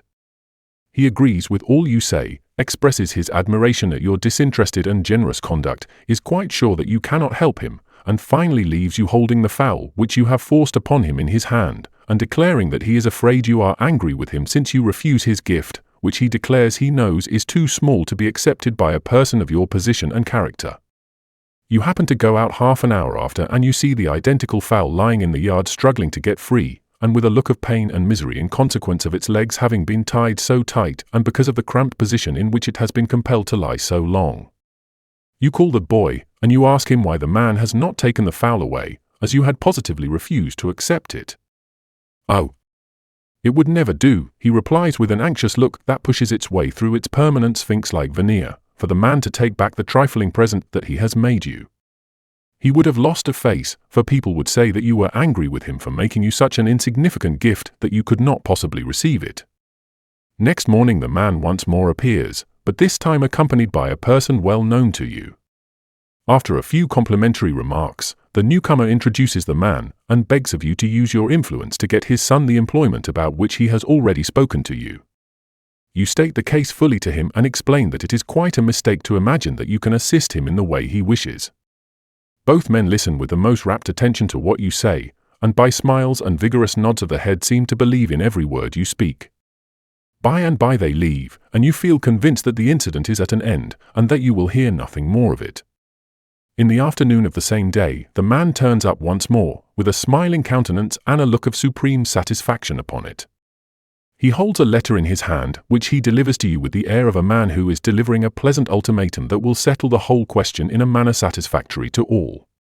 It is from an Englishman who has been approached on the subject, and he asks me to do what I can to get the old fellow's son into a firm where he has been told I have some influence. You are getting annoyed by this time, not simply because all your protestations have not been believed, but because you see that the dogged persistence that lies rooted in the Chinese character will not allow the matter to drop until you have either given him a piece of your mind, more forcible than polite, or taken some plan to carry out his wishes. After a few minutes' consideration, you remember that an acquaintance of your own has business relationships with the firm in question, so you at once write a note to him and request him as a great favor to exert himself to introduce the son of the bearer to the manager of a certain business house with which he is intimately concerned.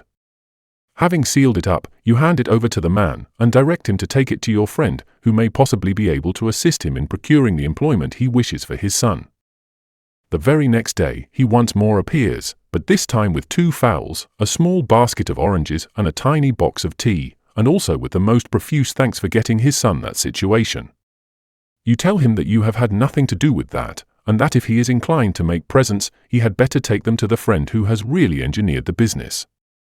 If the Chinese could only see the humor there is in a wink, there is no doubt but that he would express his feelings by one just now, but as he has never been taught the subtle part that the eye can take in conveying a joke, he simply smiles prodigiously, clasps his own hands instead of yours, and leaves you with a profusion of the most elegant and polite phrases, such as the great sage of China penned more than 2,000 years ago for the guidance of people in contingencies such as this. It must be perfectly understood that the man never believed from the very first that you could not have got that situation for his son if you had been so disposed, and the fact that you procured it for him at last proved that your writing the letter and sending it to a friend were but little subtle byplays to save your face. Acting like that is something inexpressibly dear to the Chinese, who are always posing before each other and exhausting their histrionic powers to produce certain effects that shall redound to their credit. The one thing that was really to be admired in this Chinaman was the tenacity of purpose that caused him never to falter until he had gained the object that he had in his mind. This distinguishing virtue in the Chinaman has unquestionably been a very large factor in the building up of their empire, and yet on the other hand it is just as true that it has been one of the most powerful forces in preventing its progress and development. The very persistence of character that made the Yellow race build the Great Wall of China and extend their conquests from their original home on the banks of the Yellow River until the whole of the vast extent of territory embraced within the 18 provinces has been subdued by them, has made them cling to old traditions and customs with a tenacity that has stayed the progress of new ideas, and has prevented them from adopting new methods that would have benefited both the people and the empire. The Chinese within certain limits are practical common-sense people and keenly alive to anything that will improve their worldly condition, but the moment they scent an innovation they recoil from it as though it were an enemy that was going to destroy them. Illustrations of this abound everywhere. Take the farmer, for example. He has been accustomed to plough his fields with an old-fashioned implement that was devised ages before the Christian era. It is of the exact pattern that it was when it issued from the brain of the man who is credited with having thought it out. Through countless ages it has done the work of the empire, but time has left it absolutely untouched, and if the inventor could come to life today, he would see that the old clumsy thing that he had hastily thought out when the fathers of the race, tired of their wanderings, settled down on the banks of the mighty river that met them as they wandered eastwards, had never changed with the advancing fortunes of their children, but was identical in every detail with the one with which they began their first ploughing in the far-off misty ages of the past.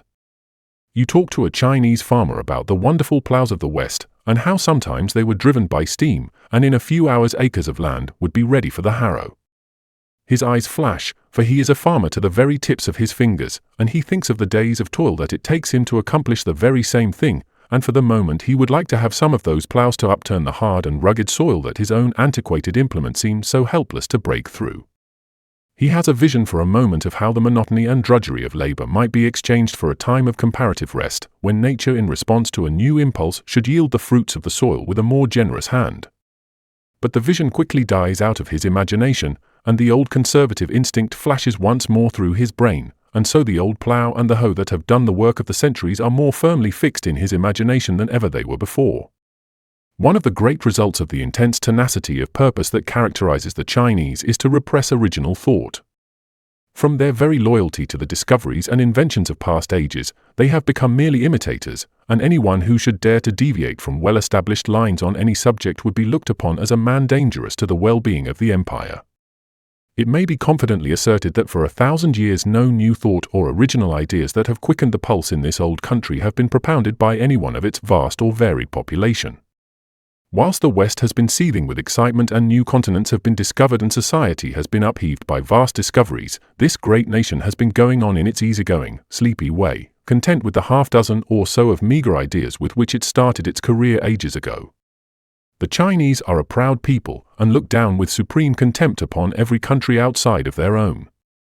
They are very impartial in this and make no exceptions, for they call them all by a term that has been generally translated barbarian, and which really means uncivilized, untaught, idiotic, and wanting in refinement, and yet after one has got over the first excitement caused by the odd and grotesque sights that Chinese life and scenes afford to the Westerner, there comes a sense of oppression at the absolute monotony that prevails in every department of life, and all as the result of the one idea of being true to established ideals. A man, for example, builds a house. There is no use asking him what is the plan he is going to adopt. That was settled for him a good many centuries ago, and though slight variations are allowed to meet the peculiar requirements of the land, the essential idea is scrupulously retained by every builder throughout the 18 provinces. It is for this reason that the profession of architect is unknown in this land, and the sacred plan upon which every house is built is conserved with as much fidelity by the people of this empire as though it were a great moral principle that lay at the root of all noble action and that had been specially revealed from heaven for the guidance of the nation. You travel up a river and you expect to find great diversities in the population that has deserted the land and taken up its permanent habitation on the water, but the same inflexible devotion to ancient ideals is just as marked as it is on shore. Here is a typical boat that belongs to the fisher class. Let us examine it for a moment, for I can promise that we shall get a glimpse into the mysteries of Chinese life and see how men and women can lead what seems to be a merry, happy existence in the closest possible quarters. It is 12 feet long and 5 feet wide in the center, and tapers slightly as you approach the bows. It is divided into 3 distinct divisions, the front part being the open space from which the nets are cast when they are fishing. In one sense it might be called the workshop of the family, for besides the maneuvering with the nets, any odd jobs that are required to be done in connection with their mode of life are performed on this part of the boat.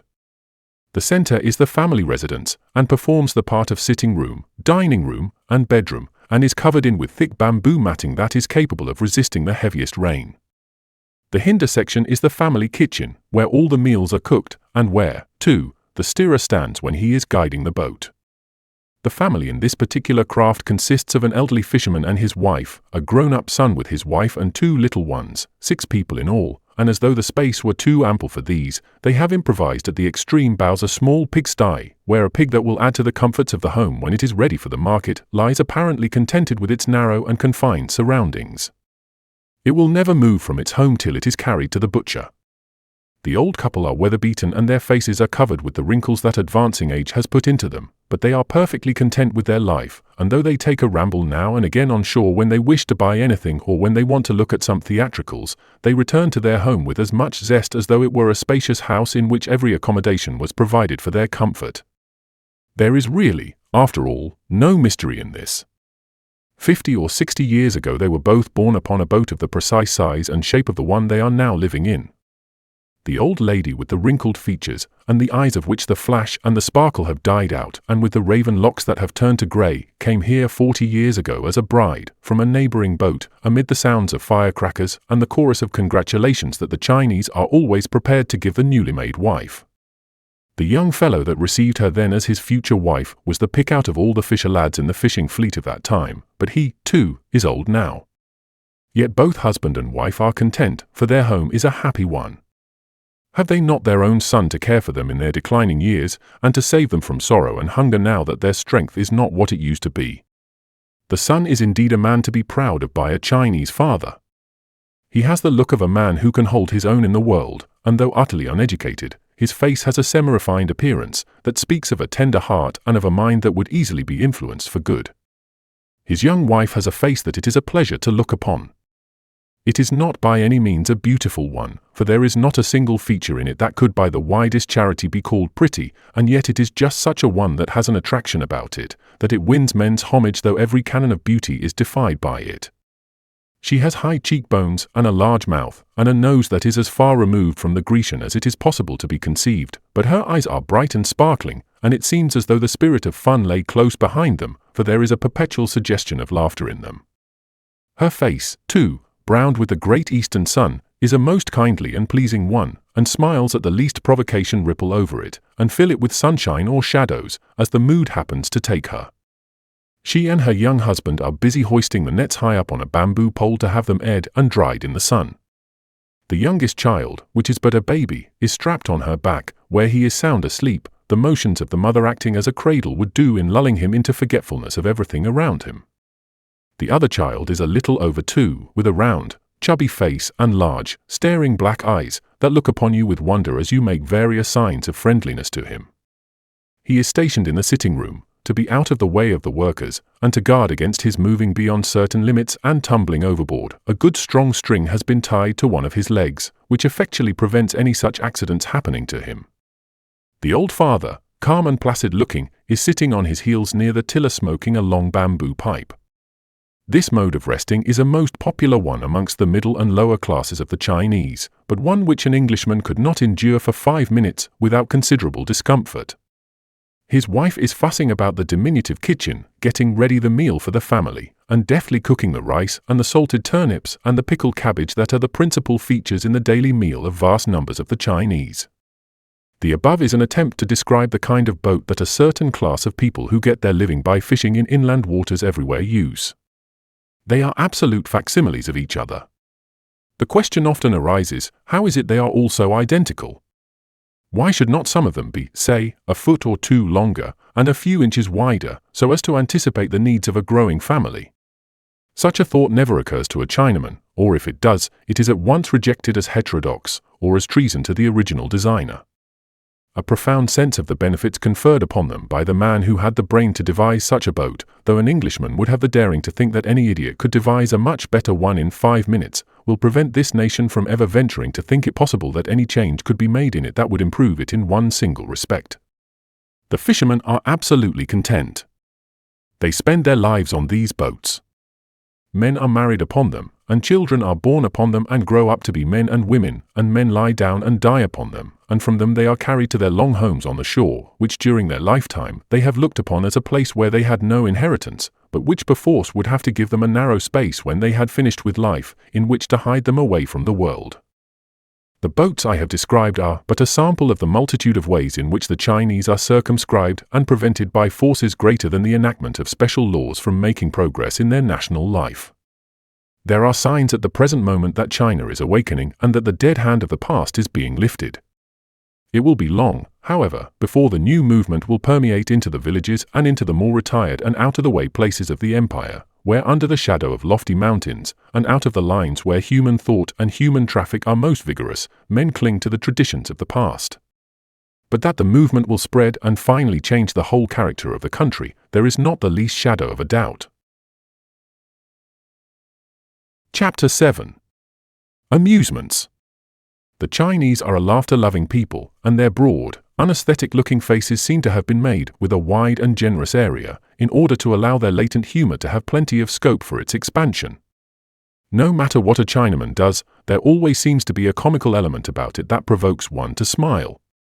With other nationalities, when certain unpleasant things are done, one is inclined to be roused to sudden passion and to strong and vigorous language, and a feeling of indignation that takes a long time to die out. With a Chinaman the experience is quite different. He does something most aggravating, and your mind is filled with the deepest resentment, and you feel as though you could never forgive him. You look with indignation upon the man who has offended you. As you gaze at him, the subtle humor that somehow or other seems to lie about his yellow homely features grips you, and you find a smile rising to your face and your anger explodes in laughter. There are no people in the world that seem to have such a hypnotizing power over the men of the West as the Chinese. It is not their beauty or their eloquence, nor the fascinating way in which they talk, but in the large amount of human nature they all possess, and in the strain of humor that seems to run through them as music does through an exquisite piece of poetry. From this it may be easily believed that they are fond of laughter and merriment and the bright and joyous side of things, and social intercourse, and plenty of company, and loud-sounding music and firing of crackers. The solitary feeling that makes an Englishman like to be alone, and shut himself up day after day in a house by himself and not care to see visitors, is something that is quite incomprehensible to a Chinaman. A man rents a house, for example, and he finds that in the other rooms that are built round an open courtyard there are 1 or 2 other families already residing. He welcomes this as one of the advantages that the house he has taken possesses. He comes in with smiling face and remarks how very cheerful everything is. His wife stands by his side and expresses her pleasure that there are so many people close by them so that they need not feel dull or lonely. They are both received with overflowing expressions of welcome and are assured that their coming is an immense comfort and will make their homes much more cheery and enjoyable than they would be without them.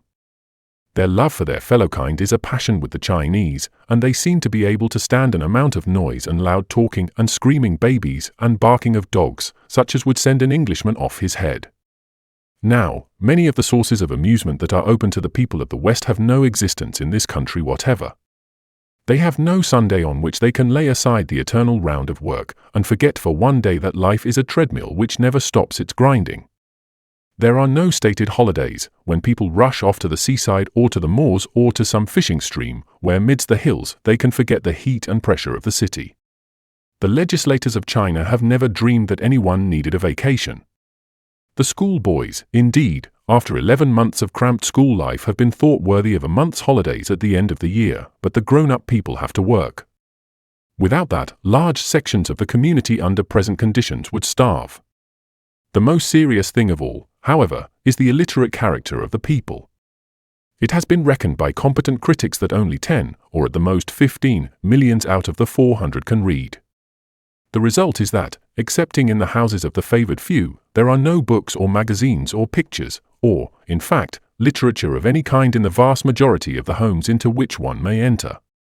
What this means for the young people, full of restlessness and with an immense fund of animal spirits, may be more easily imagined than understood. In their idle hours or during the dark nights of winter, they are thrown upon their own resources, and as these are extremely limited, it is no wonder that the young fellows take to the only things that they can think of to while the hours away, and that is gambling and opium smoking. Of course, for the nation at large, these two forms would not meet the demand there is in human nature for some sources of amusement that shall be harmless. There are troops of children, in this land so prolific in little ones, who have to be amused with laughter and smiling faces, and feasts, and outings on the hills, and visits to relatives. There are equally large numbers of young girls, who must have the monotonous life in which they are compelled to live in their narrow homes changed from the unending routine that confronts them almost every day of their lives. In order to satisfy this demand for recreation, there are certain forms of amusement that have become popular throughout the country, and which, to a limited extent, do meet the needs of the case. They may be roughly divided into two classes. The first of these is the great festivals that are religiously observed by the people of the whole empire. The most important amongst these is the New Year's holiday. The feasting and jollity really extend over 3 days, though, as is natural, it is the first one that stands out the most conspicuous of them all. On this day all business is suspended, and for once during the year China puts on a Sunday look, for the shops are all closed, with the exception of those that deal in shoes and stockings, which by a license that has come down from the distant past, are permitted to sell their wares, even though it is a New Year's Day. Everyone is dressed in his very best, and the women put on their gayest and most attractive garments. The children, too, decked out in clothes that have been carefully folded and put away in boxes for this special occasion, appear early in the morning, with faces full of joy and eyes sparkling with delight, ready for all the fun and enjoyment that the day is going to bring them. The male members of the household go and pay visits to their friends, whilst the ladies stay at home and entertain the neighbors or relatives that may be calling upon them. It seems to be the object of every one to be as nice and agreeable to each other as they can be. No unlucky words must be uttered, for they might bring sorrow and disaster during the coming year, and so one sees everywhere pleasant, smiling faces, whilst the air resounds with kindly greetings and with wishes for prosperity and happiness. Even the very houses put on a festal appearance, and bright red papers on the lintel silently join with the well-wishers in their loving congratulations to all and sundry, by themselves offering up a prayer to heaven to send down blessings upon the home within. It is the custom on this festal day of the year to paste bright red papers on the lintel and on both side posts of the door, on which have been inscribed in large Chinese characters a wish for some form of happiness to be bestowed upon all that live within. May the 5 happinesses descend upon the home. May heaven bestow peace and happiness, and may clouds of trade gather round the business carried on here. May righteousness have its fullest accomplishment in this home. May the days of Shun and the times of Yao, two ancient rulers of China, when it is believed that the country attained its greatest prosperity, be the experience of this home.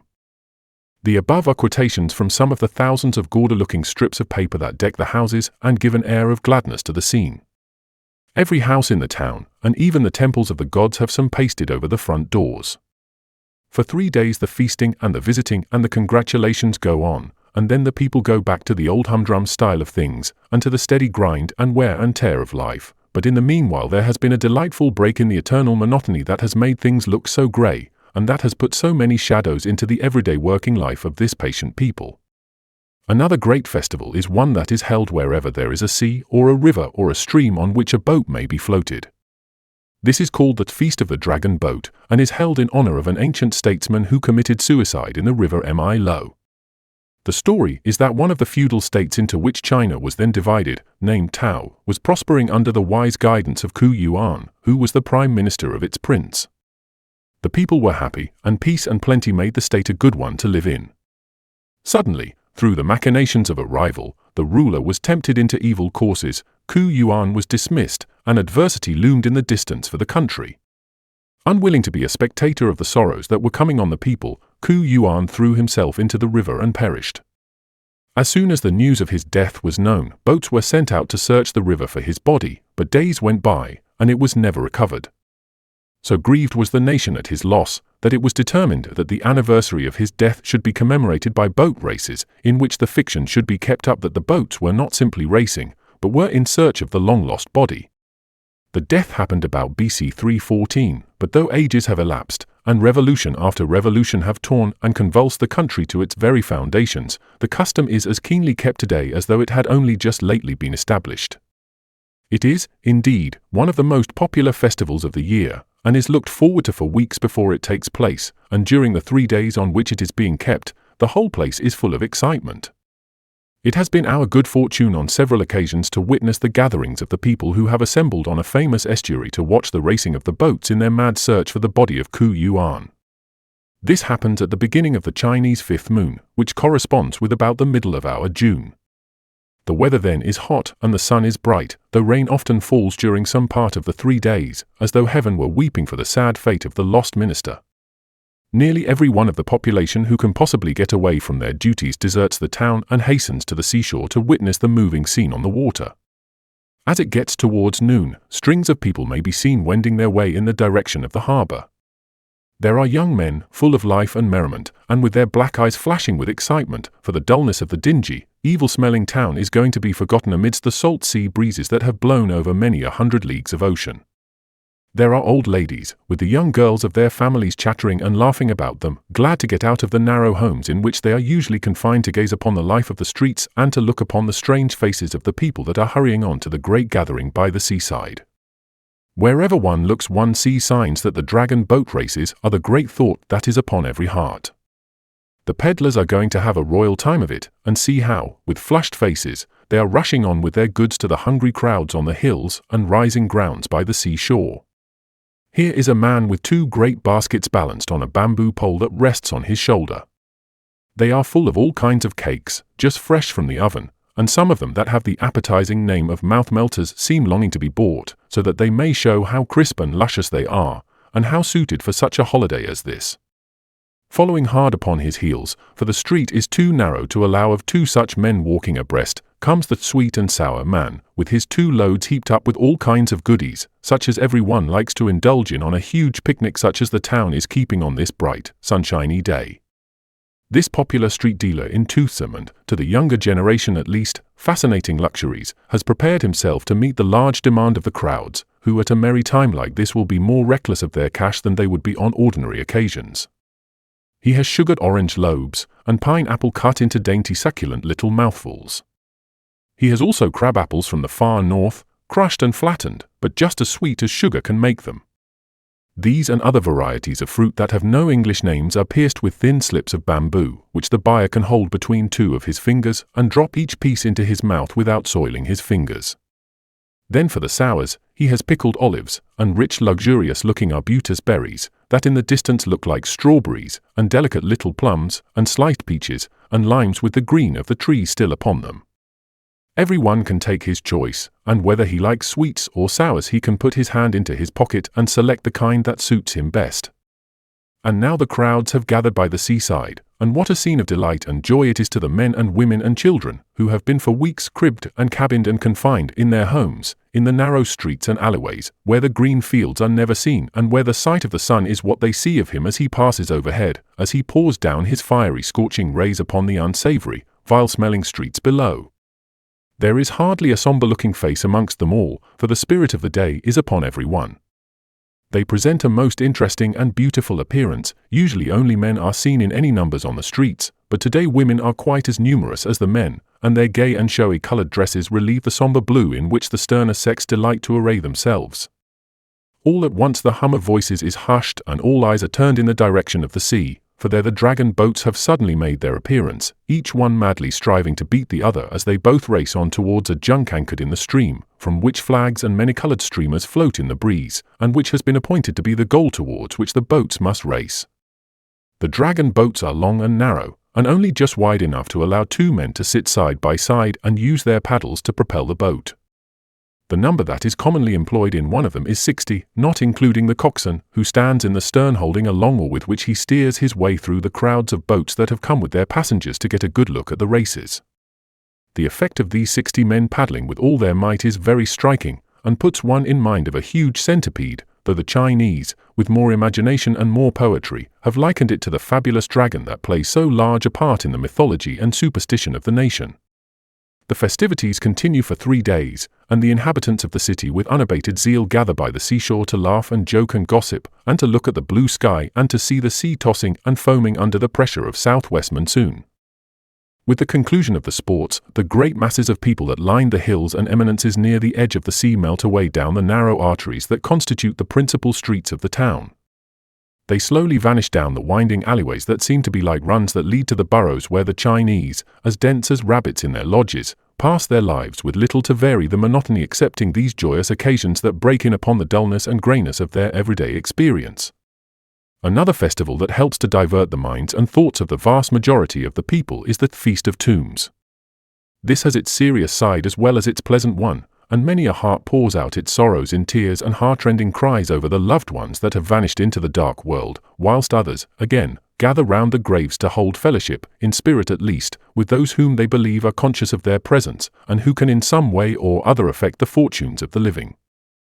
Once a year the whole population turns out to visit the family graves. The wear and tear of wind and rain during the 12 months have flattened them down and given them a neglected and disordered look. They need repairing and returfing, and so with loving hearts the relatives wend their way amongst the countless tombs that cover the hillside to the ones that belong to them, and with their hoes they dig about and fix them up to bear the brunt of storms of rain and fierce typhoons for another year. Another purpose of this yearly visit to the graves is to secure their rights to the ones that belong to them. For this purpose each family scatters paper money over them and bind them down with stones lest the wind should blow them away. They thus advertise to everyone that the owners are still living and will resent any attempt of others to appropriate them. China is a country so densely populated that it is sometimes difficult to find resting places for the dead. If a grave is left for a year or two without these symbols of ownership, some poor family who has not the means to purchase a piece of ground for their dead will pounce upon it and use it for themselves. They are pretty safe in doing this, for if no papers mark the grave at the Feast of Tombs it is almost certain that the old family has died out, and not a single one is left to care for it at the annual festival. It is a very pretty and interesting sight to see the hillsides dotted with the countless figures that are moving about on them, making their offerings to the spirits, and doing up the graves that have become dilapidated during the year. But see, here is a family group that has just arrived, and as they fairly represent the hundreds that have come on the same errand, a description of them will give a fairly correct idea of what the Feast of Tombs means to the people throughout the Chinese Empire. It consists of a father and mother and one sturdy little fellow and a sister somewhat younger than himself. The father has a hoe over his shoulder, whilst the mother carries a basket which contains a variety of cakes and several bundles of white and yellow paper money. The hoe is at once set to work to repair the damage that the weather has done to the grave, whilst the children romp about and gather wild flowers to take with them to their home that lies hidden in the town that seems to be creeping along the base of the hill on which they are standing. It is the old grandfather's grave, and for over 3 years he has lain on this quiet hillside, with only the sound of the wild wind blowing across it and the cry of the hawks as they hover high up in the air looking with their keen eyes for their prey, to disturb the perpetual stillness that reigns here the whole year through. When they have done their work, and the new sods have been beaten well down on the top and sides of the grave to enable it to stand another year's wear and tear, the cakes are taken out of the basket and laid out in front where the spirit can see them. Then a little bottle with whiskey in it is brought forth, and 3 diminutive cups holding about a tablespoonful each are filled with it and placed beside the cakes. Finally, a small piece of boiled pork that has lain snugly at the bottom of the basket is taken out and laid carefully amongst the other good things. Everything is ready now for the offering to be presented to the old grandfather, and the family stand up and with hands clasped bow before the grave as though the old gentleman were in the flesh standing in front of them and could hear every word that is said to him. The scene now becomes most realistic and pathetic. The father, with a face full of intensity and eyes lighted with passion, tells the dead man how lately troubles have come upon the home, and how trade has been so bad that it has been a continual struggle to make ends meet. Things have been so different, he continues, since you left us, we have missed your wise counsels, and when cases of perplexity have arisen we have longed to have you with us, so that we could go to you and you would tell us what to do. We now appeal to you to come to our rescue. We are your children, and unless you use the mysterious power you possess to deliver us, the family will be dispersed, and then when the Feast of Tombs comes round, there will be no one to appear before your grave to make the offerings to your spirit. Come, Father, come, see, we your children, with bowed heads and with hope in our hearts, appeal to you to change the fortunes of our home, and send prosperity to it. After the worship has been concluded, the cakes and the pork are laid out in picnic fashion on the grass, and the family gathers around them, and they laugh and chat, and the youngsters break out into boisterous mirth. Everything around them conduces to clear away the shadows from their hearts. The stifling air of the city has vanished, and the smells and the monotonous surroundings, and here the purest forces of nature combine to lift their thoughts out of the narrow ruts in which they have been running. And is it any marvel that this should happen? The sun shining in an unclouded sky has filled the wide landscape with his beauty, as though today he would cheer the hearts of the hundreds that dot the mountainside. The hilltops are ablaze with his glory, and his rays dart across the sea, and play fairy antics amongst the trees, and flash upon the graves where countless generations lie buried, as though they would break the gloom that rests upon them and point to a brighter day when the bands of death would be forever unloosed and the dead should rise again. The birds, too, as if in the luxuriance of their joy sing their songs, fly from branch to branch and hover about, whilst the kingfishers with their brilliant plumage skim about in the hollows, where streamlets trickle down the mountain side. It is a joyous day indeed, and to the children is as full of happiness as it can contain. The grasses and the wild flowers, and the wide expanse of sunshine instead of the narrow court where their home lies, and the freedom to skip and dance to their very heart's content fill every moment with the most supreme delight. The minutes pass only too quickly, and their only regret is that they cannot live out there forever. In the midst of these delights the time seems to fly as though the sun were racing down the great vault of heaven. Gradually the shadows begin to lengthen, and to lie deep and thick in the valleys, and underneath the projecting cliffs, whilst the glory that still rests on the summit of the mountain, and on the solitary peaks, begins to be dimmed with the coming twilight creeping through it. The time at last comes when the countless groups scattered so picturesquely amongst the newly fashioned graves, where their loved ones rest, should begin to move homeward. The sun goes down quickly in this land, and the fast-fading light gives warning that if they would reach the city before darkness falls upon it, they must not linger too long on this delightful mountain side. The little family we have described slowly and unwillingly begin to make preparations to tear themselves away from the spot where they had spent such a pleasant day. There is but little preparation indeed needed, for the basket that had contained the good things is empty. Just one more scamper by the little ones, and one last look at the grave where the old grandfather lies, who has been feasted with the delicacies that are believed will satisfy his hunger till the coming round of the next feast, and then they descend, winding their way amongst the trim-looking mounds decked with paper money, till they reach the large road that leads to the town below. About the same time, the whole face of the hills begin to be alive with moving groups. The glory has faded from the summits, and now a grey light with a touch of sadness in it is spreading over the landscape. The golden ripples on the sea have toned down and have put on the sombre air of twilight. The birds have all fled, and the great hawks that hovered far up in the sky have flown away, whilst the flash of the kingfisher has ceased with the setting of the sun. The holiday is over, but for many a day will the toilers in the narrow streets, and the women and the children in their poor untidy homes, have visions of glorious sunlight, and lights and shadows chasing each other, like schoolboys, up and down the hillsides and right up to their very summits, and the fresh breezes, and the pleasant picnics beside the graves of the dead. There are several other festivals, such as the Feast of Lanterns, and the Seventh Moon Festival, when all over the empire tables are set with abundance of food for the spirits of the dead world, who have no living friends in this. The most expensive plays, too, are performed for the enjoyment of the hungry, wandering ghosts, who have been let loose by the prince of the gloomy land for 1 month to try and get some recreation and comfort in this upper world. Whilst the ravenous spirits are supposed to enjoy the food that has been so abundantly provided for them, and to look with delight upon the actors that are putting forth their best artistic talent in order to amuse them, it is the people who provide these entertainments that really enjoy this month of feasting. The food that has been provided for the troops of hungry spirits that hover invisibly in the air is diminished neither in quality nor in quantity, and a merry time the town has in disposing of the good things which nominally they have provided for the guests from the lower regions, but which they have arranged should be eaten by friends and relatives who have been specially invited beforehand. It is the same with the theatricals. The highest talent has been engaged, and the most amusing and comical plays have been selected from the actors' repertory, but whilst they profess to be moved by a desire to entertain the ghosts, it is their own amusement and pleasure they are thinking about all the time. What would happen, I asked a broad-faced, jolly-looking Chinaman, if the spirits were really to come and eat up the numerous dishes that you have laid out for their special benefit? They would never have a chance of doing so again, he promptly replied, for we should take very good care never to make any offerings to them again in the future.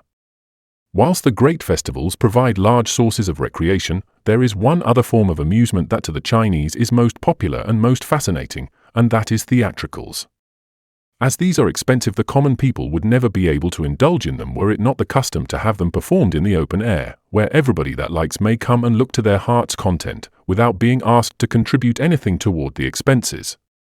The birthday of an idol, for example, comes round, and to please it and its worshippers, a troupe of actors are engaged, the stage is erected in the large open space in front of the temple, and the performance is held where the god can keep its eye upon it, and the whole neighborhood can be accommodated to witness the play. As the idol's birthday is everywhere known, there is no need to advertise, and so the people come trooping from all directions with the certainty of having a most enjoyable time, and of being made to forget the worries and cares of life in the living drama that is depicted with such wonderful power by these native actors. A rich man wishes to celebrate his birthday, and of course to do that he must have a play. A feast there will be as well, but there would be no éclat and no jollity and no letting the whole neighborhood know of the happy event so well as can be done by having a good rousing performance by some well-known actors, whose fame has traveled far and near. A stage is at once erected right in front of the great man's door, and the beating of a drum and the shrill notes of the fife advertise the neighbors that the troupe has arrived and is at the point of beginning to act. The news spreads like wildfire, and by the time the men have fairly begun, people may be seen streaming in from all directions to witness for nothing something that is inexpressibly dear to the Chinese heart. And this is not something that is to last merely for an hour or two. Chinese plays are not such trivial things that they can be finished off in so short a time as that. The men begin the production of some popular comedy at noon. They play on till the evening is drawing near, when there is an intermission of an hour or so for the actors and the people to cook their rice. By the time this is finished, night has set in and the work of the day is over. Great flaring lamps are lighted that defy the wind, the drums are beaten, the shrill musical instruments fill the air with their weird sounds, and men and women and children, carrying their own stools with them, hurry with beaming faces towards what might be figuratively called the Palace of Delights, and take up their position in front of the stage to enjoy the scene that is going to be acted. The hours pass by and the great lamps flare in the night wind, and the actors, as they get more and more into the spirit of the comedy they are performing, become filled with enthusiasm, and with impassioned gestures, and with the very voices and tones of the characters they are personating, keep their audience spellbound in their attention. The hours still move on, but the interest never flags. The rapid strokes on the drum in some of the exciting scenes, and the shrill falsetto tones of the actors, and the bursts of laughter as the crowd is convulsed by the dry humor that runs through the piece, wake the silence of the night, and people living nearby, who could not leave their homes, are startled out of their first sleep by the unwonted sounds that wake up the echoes of the night. Midnight strikes, but there is no sign that the play is near its end or that the audience dreams of moving from the uncomfortable seats that each one has extemporized for himself. The small hours begin to lengthen, and it would seem time for the women at least to be in their homes. The stern and strict etiquette of the country forbids women to mingle with men, but when a play is being acted, etiquette is flung to the winds, and the wives and the young maidens sit on into unseemly hours, forgetful of the nation's ideals. The wind becomes chiller and the darkness of the east deeper and denser, but still the merriment grows more fast and furious, when suddenly, as if with the wave of an enchanter's wand, a thin streak of light touches the border of the thick curtain that has fallen on the world, and ere long the dawn dyes the eastern sky with its colors and night begins to fly before the coming day. This is the signal for the play to stop. The actors, weary with their long night's work, descend quickly from the stage, whilst the audience, with pale faces and worn looks, hurry away to their homes to cook their rice and prepare for a long sleep to make up for the loss of it during the night. It has been a merry time for them all, and the blue feeling that had been gathering round their hearts and made them have long faces and caused them to be unpleasant in their homes has vanished in the laughter that caused them almost to split their sides. A celebrated humorist has declared that if he could have but one laugh a month, the whole character of his life would be changed. During the pleasant hours in which the actors beguiled the time, they must have laughed scores of times, and the memory of those jokes will linger in their brains for many a week to come, and make them look on their sorry surroundings with a lighter and a more cheerful heart. I have in the above mentioned the chief source of amusement, but I have by no means exhausted all that the Chinese have devised wherewith to while away the hours that would hang heavy on their hands. There are tops and kites, some of which represent birds fighting in the air, which old men with hoary heads may now and again be seen flying as well as the younger generation. There is also the popular game of shuttlecock, played not, however, with battledores, but with the sides of the soles of the shoes, and done so expertly that the shuttlecock will be kept flying in the air for several minutes at a time. There is also Punch and Judy, and puppet shows that have a fascination about them because of the ingenious and marvelous way with which the operator causes the figures to imitate the motions of actual life, simply by a deft movement of the strings attached to their limbs. Another and less informal way of getting amusement is in gossip and chatting with friends and neighbors. There is nothing stiff or formal about the Chinese. It requires very little introduction to make people acquainted with each other, and their powers of conversation are so great that with apparently nothing to say they are able to talk and laugh and spin yarns that make the time pass both rapidly and pleasantly. The Chinese are a humorous and jolly race of people and absolutely misrepresented, excepting in their mere physical appearance, in the popular pictures that appear of them on the tea chests and in facetious literature. If they had not been, they would not have borne the strain of thousands of years of dullness and poverty and fierce struggles for existence that have tried to crush all life out of them so well as they have done. The position that they hold today in the Far East is a signal proof of the vitality and the determined pluck that have carried the yellow race through the revolutions that during the past centuries have rent and shattered the Chinese Empire.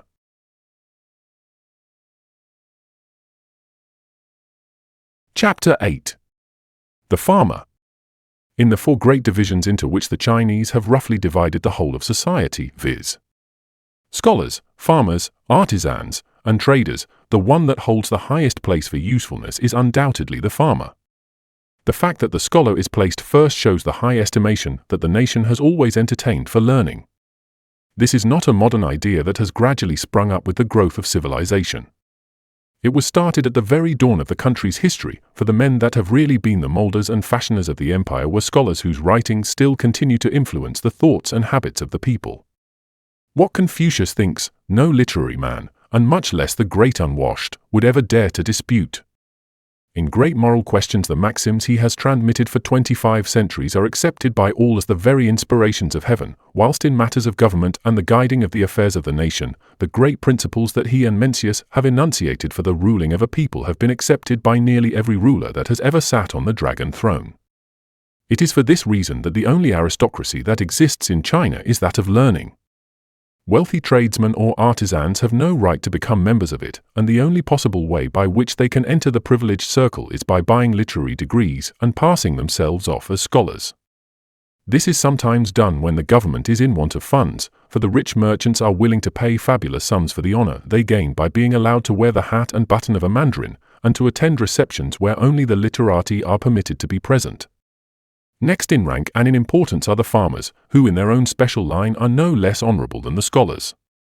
One of the great kings in the remote times of Chinese history was a man who was taken direct from the plough to be a colleague with the famous Yao, a fact that has shed a luster upon the calling of the husbandman ever since.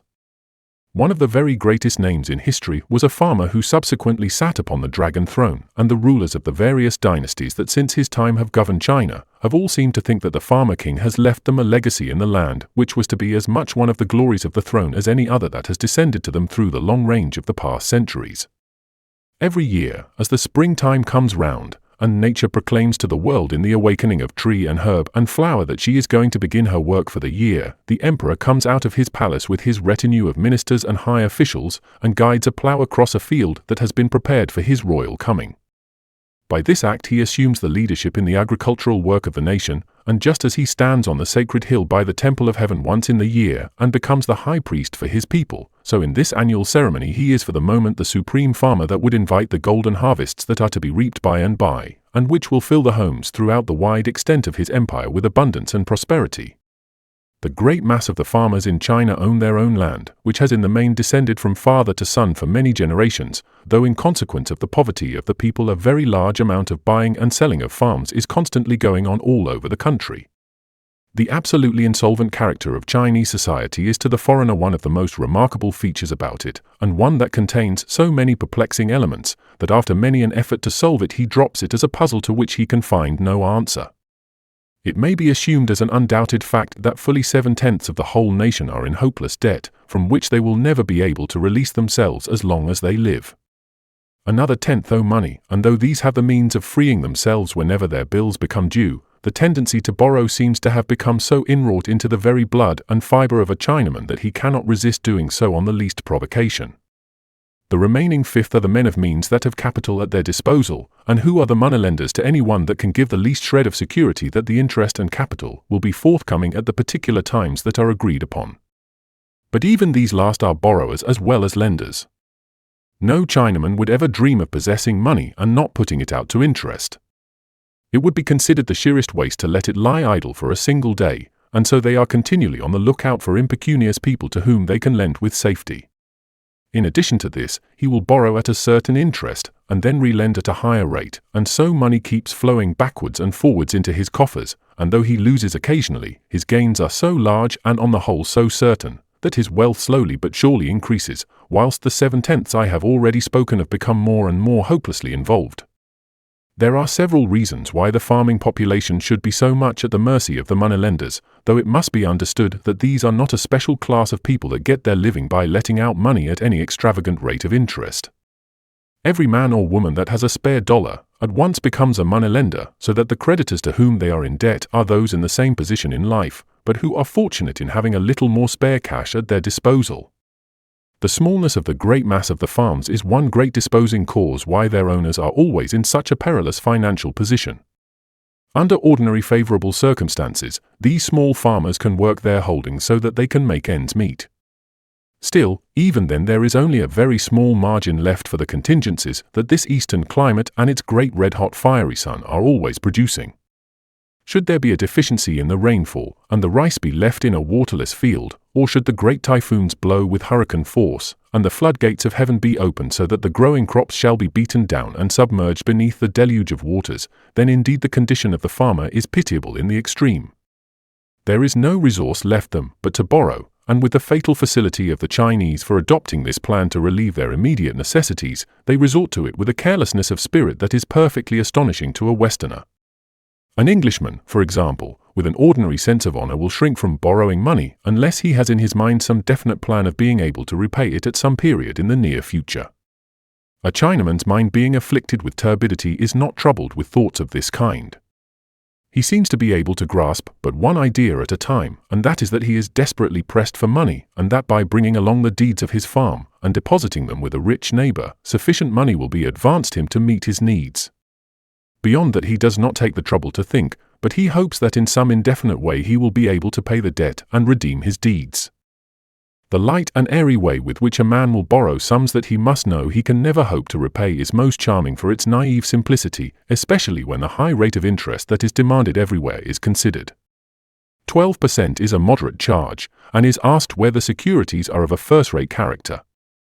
Where these are slightly doubtful, double amount is demanded and obtained, and even as much as 33% is paid by persons who are in great straits and who wish to be accommodated for a short period of time. An ordinary farmer that borrows at this ruinous rate of interest, unless he has a series of exceptionally good years during which his crops have been most abundant and luxuriant, can hardly hope to pay anything beyond that, and happy will he be indeed if he has not occasionally to add some of the unpaid interest to the original sum he borrowed, and thus add to the liabilities that he is unable to discharge now. This widespread existence of debt, which I may say is just as prevalent in the cities as in the rural districts, is the cause of a great deal of suffering, especially amongst the farmers, and comes very heavily upon the girls. A farmer, for example, borrows $50, £5, from a well-to-do man, with the stipulation that 15% be paid for the use of the money. When the time comes for the payment of the interest, there is not a spare dollar in the house. The year has been a bad one, and sickness has been in the home and medicines have had to be bought. The result is, all the money that had been gradually put aside to give to the moneylender has vanished. The creditor insists, however, upon being paid. He will not be put off, and when he is assured that they have no possible way of raising money before the taking in of the next crop, he quietly points to their little daughter, that with the guilelessness of childhood is amusing herself in her own childish, simple way, whilst the discussion is going on with her father and mother about the money that has fallen due. This child is a sweet-faced little girl of about 8 years old. She has large black eyes, and a round fat little face, and a merry smile that flashes across it and that gives it such a sunny look that she seems like a sunbeam as she darts in and out of the house in the course of her childish gambols. Both the father and the mother understand exactly what the moneylender means by that significant motion, and without any further discussion they promise that if he will come again in 3 days more, they will pay not only the interest due to him, but the $50 they had borrowed from him. Next morning the little girl, who is their only child, is asked if she would not like to go into the great city a few miles away, and see the sights and buy some rare toys that she knows can be got there. She dances for very joy at the idea, and after breakfast she sets out in high glee with her father to see the wonderful things in that great town and to bring back a present for her mother, who bids goodbye to her with tear-dimmed eyes, and a weight upon her heart as she takes a last lingering look at her little one that she knows she will never set eyes upon again. Upon their arrival in the city, the father, instead of visiting the toy shops, makes his way to a large imposing-looking mansion where a wealthy family resides, and after some bargaining the little girl is sold to them to become their slave, and to be their absolute property to treat and dispose of as they may deem right. When this transaction is finished and $70 have been transferred to the father, he tells his little girl, who has been looking with wondering gaze at the glories of the house to which she had been brought, to rest a while, and he will call for her by and by when he has seen to some little business that he has to do in a neighboring street. She little dreams as he goes out of the great door that she will never see him again, and never more will her mother's eyes look down upon her with the light of affection beaming in them, nor ever again will she see the flash of love illumining her face as she runs to her with some childish grievance or some question that she wishes her to answer. She is a slave now, and has lost her freedom, and her new master can dispose of her as he thinks best, and all this she suffers that the debts of the home may be paid and the homestead may be saved from passing into other hands. The Chinese farms as a rule are small. This is almost entirely due to the custom that prevails in China of the land being divided amongst the sons when the father dies. The constant subdivision that has been going on during the centuries of the past has resulted in the great diminishing in the size of the holdings, and the leaving of many of the rural population without any land at all. There are of course many rich landowners who have invested their capital in land, and who have a superabundance of it. Where the native banks are uncertain and the modes of investment few and precarious, it has been found that to buy up farms brings in after all the highest interest, and is more to be relied upon than any other method of disposing of surplus funds. A large number of farms are just large enough to support a family, say, of 4 or 5 people, but should the seasons be unfavorable, and the crops be parched by the fiery-faced sun and gradually be scorched to death in the fields, then sorrow comes upon the home, and the moneylender has to be sought to give relief. A still more considerable number of farms are too small even under the very best conditions to support the family. The fields are too few, though cultivated with the deft and cunning hand of the Chinese farmer, to produce food enough for the home, and so plans have to be thought of by which the deficiency may be met, and food and clothes provided for the wife and the little ones. It is this widespread condition of affairs that has made the farmer in this land one of the handiest men in all the 4 great divisions into which society has been divided. the pressing needs of his home, and the absolute necessity for some mode of increasing his income if he would keep it together, have taxed his wits to the very utmost, and consequently have developed his thought and his ingenuity. Some of them open little shops, where they sell miscellaneous articles that do not require a large capital to the neighbors, and others who do not care for traveling as far as the neighboring city to make such small purchases. Others, again, who have no money whatever to invest in even such small enterprises as these, start for some great center of trade and there act as coolies. They become the beasts of burden of the whole city. Their muscles have been toughened by toil on their farms, and their minds have been developed in their struggle with nature, so that they become valuable auxiliaries in doing the heavy work connected with the business of the town.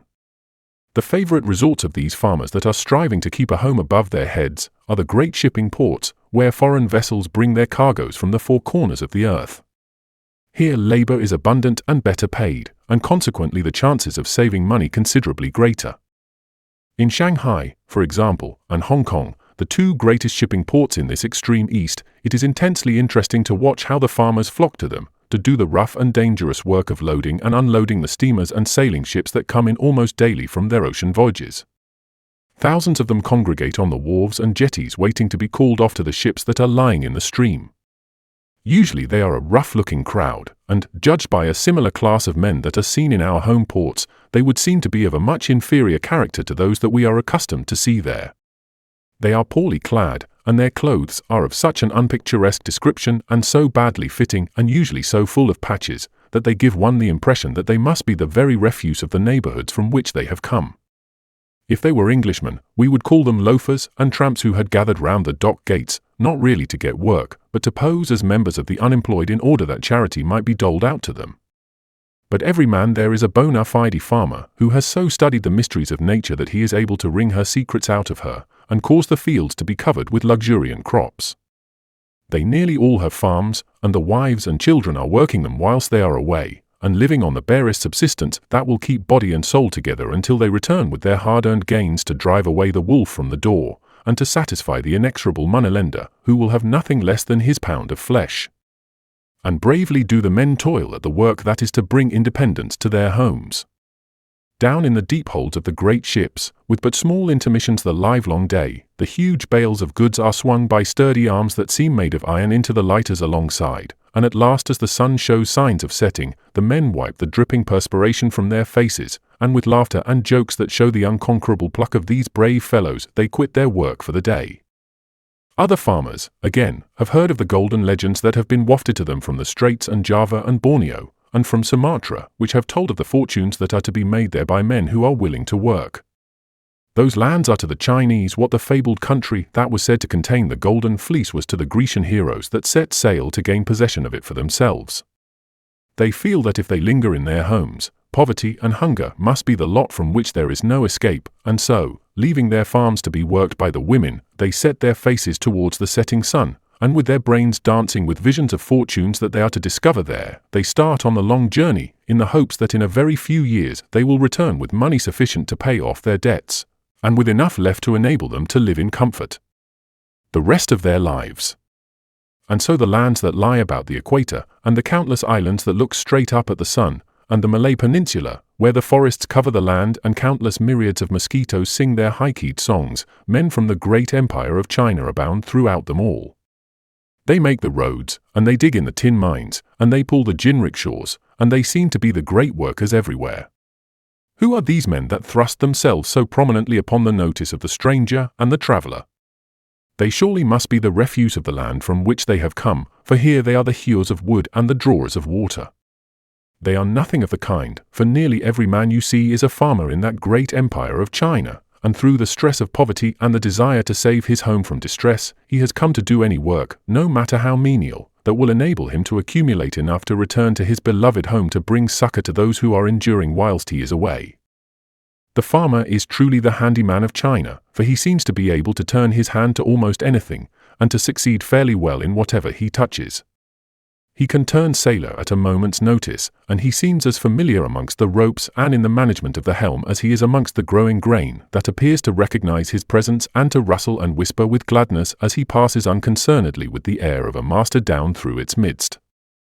All the great fleets of boats that cast their shadows upon the mighty rivers of China are manned and worked by farmers, who, when their voyages are over, return home, it may be for a shorter or longer period, and aid the wives in the management of the few fields that they manage with the same tact and cunning touch of hand as their husbands would do were they not compelled to go afield to earn something to eke out the scanty produce that they are able to get out of their farms. The stranger from abroad traveling by the native boats that sail, say, up the Yangtze for 1,000 miles or more, is struck with the intelligence and activity and pleasant, sociable character of the men that work the boat. He is with them for weeks together, and he admires the quiet, efficient way in which they manage the sails, or get out on the bank and tow her against the stream when there is a head wind or perhaps a dead calm. He never once suspects that they never spent any time as apprentices in learning their business, but that every one of them, even including the captain, is a born farmer, and that his real vocation is to till the lands that his fathers have transmitted to him. A picnic party is organized to ascend a mountain that rears its lofty head above the plain that lies at its feet. The gentlemen can walk, but the ladies must have sedan chairs to carry them up the narrow pathways trodden by the feet of the buffaloes, and by those of the woodcutters who climb up high on the hillsides to cut down fuel for the homes in the villages below. The ordinary chair-bearers accustomed to carry on the level roads would be no use on these rough and rocky ribbons of pathways that only men who are sure-footed and have the wind to mount up steep inclines could travel with safety. In this emergency a number of farmer lads are engaged, and though they do not carry the chair as scientifically as the regular carriers, they will fly up the steepest hill, and jump over chasms, and surmount boulders in a way that these latter would never attempt. The process is a little rough and one is apt to get somewhat shaken, but there is never any danger of the men falling or of their precipitating their fare over the edge of a precipice into the yawning ravine beneath. Where the villages are near the great thoroughfares, the carrying of sedan chairs is a very favorite method with the farmers of earning a few extra cash to help to meet the expenses of the home.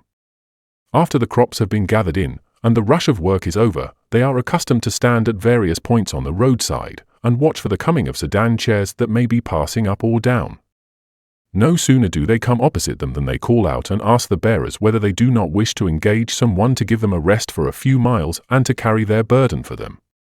If the men they address have been carrying for some hours and have grown weary, negotiations ensue which end in their dropping the chair on the road, and its being hoisted onto the shoulders of the new men, who, full of vigor and anxious to get their job finished, rush on like racehorses over the rough, uneven road.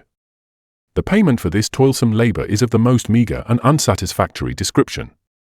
One day I was traveling over one of these great thoroughfares, and the men that were carrying me were becoming somewhat exhausted. The road, which had been very much left to nature to repair, was in a shockingly bad condition. It ran, moreover, through a very hilly country, and sometimes it wound up the sides of hills, and again it descended by rough, circuitous windings into the valley far beneath. The men had the greatest difficulty in keeping from falling. The chair on their shoulders was heavy, and the road was strewed with stones, and tiny waterways that the rains and the streams from the hills had cut into it had to be jumped. Very often I had to hold my breath in terror lest in passing over the face of a sloping rock the men's feet should slip, and I should find myself rolling down the hillside into a miniature rapid that fretted and foamed as it whirled and tossed in its wild career towards the plain below. My two bearers, who would have trotted along on an even road with only an occasional grunt or a muttered expression as to the hardness of their lot in life, broke into expressions of disgust as the various difficulties of the way came one by one upon them. Still they struggled manfully on, till finally we reached a small oasis in the hills, where a few houses embowered amid splendid banyan trees offered refreshments to the travelling public as well as to our panting, perspiring chair bearers, who dragged their weary limbs under the shadow of the great boughs of the trees, and dropping the chair in the middle of the road, threw themselves utterly exhausted and worn out on the benches that had been provided for those who intended to purchase refreshments before they proceeded further on their journey. After sitting for a moment listless and drooping, with apparently no strength to utter a word, one of my men held up his hand deftly fashioned into the shape of a bowl, when the shopkeeper, who had kept a keen eye upon the newcomers as possible customers, at once dipped out a bowlful of steaming rice from a huge cauldron that was kept on the boil, and placed it within the bowl-shaped fingers with a pair of chopsticks laid across it, ready for the immediate use of the weary coolie. At the same time he placed before him a tiny little platter in which were some nicely browned strips of fried bean curds to act as appetizer to the rice, and to arouse his flagging appetite. After a few minutes of solemn stillness, when the only sounds that were heard from the weary men were the music of the chopsticks and the satisfied sighs as the rice was driven down their throats by the two nimble boys, a pleasant title given by the Chinese to the chopsticks, the faces of the men began to lighten up. The weary look vanished, smiles covered the yellow visages, and soon jokes were cracked and bantering language was tossed from table to table, until the air rang with the echoes of their laughter. At this juncture 2 farmers stepped out from a number who were hanging about in a listless fashion, and asked my men if they did not wish to hire for the next stage, which was about 3 miles long. At first they pretended that they did not, but that was simply bluff and intended to knock the price down. After some noisy discussion, the men said they would carry for 45 cash. It must be remembered here that 1 cash is the 1,000th part of 2 shillings. My men objected that the sum asked was extravagant and offered 10 less. Another wordy contest ensued when the farmers came down to 40, whilst my men came up to 38. Both sides refused to budge an inch, so my chair was once more hoisted upon the shoulders of the chair coolies, and we issued from beneath the branches of the banyan into the glare of the great sun, and the weary march along the toilsome roads was once more begun. We had proceeded on our journey fully 1/3 of a mile, and the whole incident had passed from my mind, when loud sounds of voices calling out were heard behind. In an instant my men let the chair slip from their shoulders onto the road, and stood quietly within the bamboo poles, as though they were expecting someone. "What is the matter?" I asked, "and why do you stop?" "Oh," one of them replied, with a twinkle in his eyes, "the farmers have consented to carry you this stage for 38 cash, and so we are going to have a rest."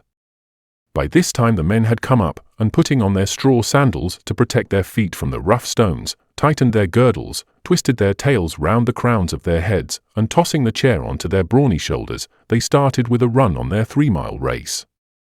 They might have been chair coolies all their lives, considering the easy manner in which they manipulated the chair, and the perfect way in which they kept step, and yet they were simple farmers, whose lives are spent in the cultivation of the soil, but whose poverty has compelled them to devise some rough methods to enable them to drive the wolf from their doors. Some idea of the strain that has been put upon them may be gathered from the fact that these men were willing to carry me for 3 miles and walk back the same distance for the trifling sum of 38 cash, which was to be equally divided between the two, and which would thus give each one a little under a halfpenny. The Chinese farmer stands second to none in all the world. It would seem, indeed, as though nature recognized in him a master hand, and that she responded to his touch, and poured out her riches in willing obedience to a mind that understood her and had learned her secrets.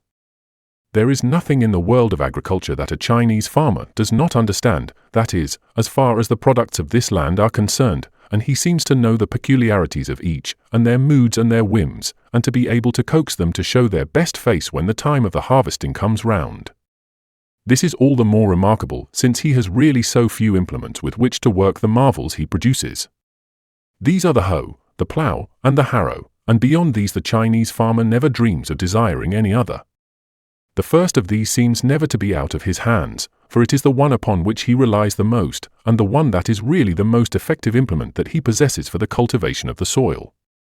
It really takes the place of the spade in England, though the latter is never put to such extensive and general uses as the hoe. The Chinaman can do anything with it but make it speak. A farmer well on in years can easily be recognized amidst a number of working men by the curve his hands have taken from holding the hoe in the many years of toil in his fields with it. With it, if he is a poor man and has no oxen to plough the ground, he turns up the soil where he is going to plant his crops, and with it he deftly, and with a turn of his wrist, levels out the surface so that it is made ready for the seed. With a broad-bladed hoe he dips to the bottom of a stream or of a pond, and he draws up the soft mud that had gathered there, and with a dexterous swing he flings the dripping hoeful onto his field nearby to increase its richness by this new deposit. The stump of a tree will send out its roots wandering for moisture underneath a choice little plot where his potatoes are growing, and the farmer feels that these are an infringement upon the rights of the plants that look to him for protection. He seizes his hoe, and with a few sturdy strokes of its keen, sharp edge driven into its very heart, in a short time the stump has vanished, and the roots have ceased tapping the moisture that the potato tubers require for their own growth.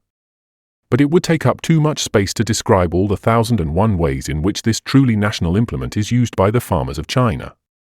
It is quite enough to say that without it they would be left quite helpless, and if the agriculture of the country was to be carried on, some other implement equally serviceable would have to be devised to take its place. The plough and the harrow are of secondary importance to the hoe, but still they occupy a prominent position in the agricultural economy of the nation. They are of course antiquated, for they have come down from the remote past untouched by any inventive genius during the long centuries that have elapsed since they were devised in the early dawn of Chinese history. To alter them, or even to make a suggestion that they could be improved in any way, would be such a monstrous heresy that the nation's hair would turn grey, and would cause the spirits of their ancestors such misery and shame that there is no knowing what calamities they might send upon the empire to avenge their wrongs. The ability of the farmer in this country is measured by the crops he is able to produce. China is an old country, and for countless generations the teeming populations have had to get their living out of the land. There is no rest given it, for one rarely sees any of the fields being allowed to lie fallow in order to give them time for recuperation. The pressure of the hungry mouths is upon it, and to satisfy the needs of the people they must go on indefinitely producing sustenance for them. It is here where the genius of the Chinese farmer comes in. If hungry stomachs can only be satisfied by a supply of food, so the impoverished, famished land can be made to bear the strain upon its resources by putting into it a liberal supply of manures. This, after all, is the true secret of abundant crops. The land, in the south of China at least, is mostly of a poor and indifferent character. Along the courses of rivers and in the alluvial valleys it is rich enough, and produces splendid crops year after year. But when you get beyond these, and come into the hilly regions, you touch upon territories that are exceedingly reluctant, excepting when they are liberally supplied with manures, to produce crops that are worth the gathering. The Chinese farmer has no scientific knowledge as to how he should best develop his farm, but he knows by experience that unless the land is coaxed and petted with an ample supply of manures, no acquaintance with the art of farming will avail to cover it with the harvests that will keep his family from hunger, and that will still leave a margin to be sold in the market to bring enough to meet the incidental expenses of the home. The list of fertilizers in China is a very brief one, and bones and beancake are two important ones in it, but the one that stands the first and foremost in the estimation of the farmers throughout the country is night soil. This is the one that is universally used because it is the cheapest, and also because it is the only really available one. The system by which that important manure is collected and distributed is a thoroughly perfect one, and ages of practice has made the managers of this intricate business so well up in it that there is never any hitch in it. The towns and cities, and any place indeed where a considerable population has collected, are so relieved of their accumulations that the government is never called upon to interfere, nor are sanitary inspectors ever appointed to see to their cleanliness or to prevent the people from suffering from insanitary conditions. A regular trade is carried on between the towns and the farms that lie in all directions around them in this particular manure, and the farmers' wives, who are the principal carriers of it, will come into town in the early morning and carry it miles away to their houses in all directions throughout the country places. On one occasion I had started out from a large city of at least 100,000 people and had got a few miles from it, when I overtook 20 or 30 young farmers' wives carrying their purchases in buckets slung on bamboo poles resting on their shoulders, and a merrier set of women it would have been difficult to have met with. They seemed quite unconcerned at the heavy loads they had to carry or the miles that still lay between them and their homes, nor did they appear to consider that there was any disgrace in having to perform the duties they were doing. They seemed, indeed, to forget all about the toil they had to endure, for they laughed and chatted and joked with each other till the road echoed with the sound of their merry voices. The exercise, which was severe, did not seem to fatigue them, for their eyes twinkled with humor and their brown faces were covered with smiles, and they looked so good-humored and full of pleasant thoughts that it was really a treat to look upon them. Every day these women would come into the city until they had carried enough to their little holdings to suffice for the crop they were going to put in, and then they would have a respite until that had been gathered and it was time to make preparations for the next one. In the south of China there are two great crops in the year that absorb the greater part of the energies of the farmers whilst they are in the fields. These consist of the rice, which is the staple food for all classes of society, and which occupies the place in the social economy of the Chinese that wheat does in that of the English. The first is gathered in July and the second in November, and from the time that the first crop is put in during the month of April, until the second one is garnered, it may be positively asserted that there is a continued tension on the mind of the farmer. The planting of the rice is not the simple thing that the cultivation of wheat is. This latter is sown in land that has been carefully prepared for it, and after that it is left very much to nature to do the rest. The rain falls, and the sun shines, and the dews lay their diamond drops on the growing grain, and the farmer looks at the miracles of changes that are wrought upon it, until golden-hued he puts the sickle in and gathers it into his barns. With the rice there is no such luxurious rest or waiting. He first of all sows his seed in a plot of land that is full of water, and they fall into the soft oozy mud at the bottom and take root. As the little spires pierce above the surface, they have the most exquisite light green that the eye has ever been pleased to look upon. They grow up rapidly with an airy look about them, as though they were conscious that the farmer is depending upon them for the whole of his rice crop during this season. They do indeed constitute the stock from which he draws the materials to fill his empty fields waiting to be planted with rice plants. After they have grown to the height of 5 or 6 inches, they are all pulled up by the roots, and in little bundles of 4 or 5 they are replanted in the larger fields that have been prepared for them, each bundle standing apart from the rest about 3 or 4 inches. And now the race of life begins with the several little bunches that have their roots submerged in water, and their emerald-pointed leaves looking up at the blue sky. They started life together and grew up side by side, and now marshaled in groups, they are not rivals, but friendly competitors in the race to show which shall give the best of beauty and power to the farmer who is caring for them. From this day until the hour when they are cut down golden-hued, there must be no faltering in the care that is bestowed upon them. The water in the field must always be kept up to a certain level, for should that fail the serried ranks of rice would soon show how keenly they felt its loss, by their drooping heads and distressed-looking manner, as the great sun beat down upon them, and seemed to paralyze them with his scorching rays. Water must be led in some way into the field, or if there is a stream running close by, the endless water wheel must be set in motion until little rivulets have flowed in, and the gaping cracks in the mud are closed up, and the thirsty roots have drunk their fill, and the drooping stalks once more stand up erect and look the sun in the face without flinching. Every now and again, too, the farmer must walk between the marshalled ranks and with his hands tenderly feel at the roots of each separate bunch of the growing rice to remove any impediment there may be to the free access of water to them. These roots seem like spoiled children that need petting and coaxing and humoring in order to be willing to send up the vital forces through the stalks above so as to help them to produce the healthy heads of grain that are to give delight to the farmer when he comes to gather in the harvest. In addition to this precious crop that needs so much attention, the cultivator has others that claim his thoughts and time.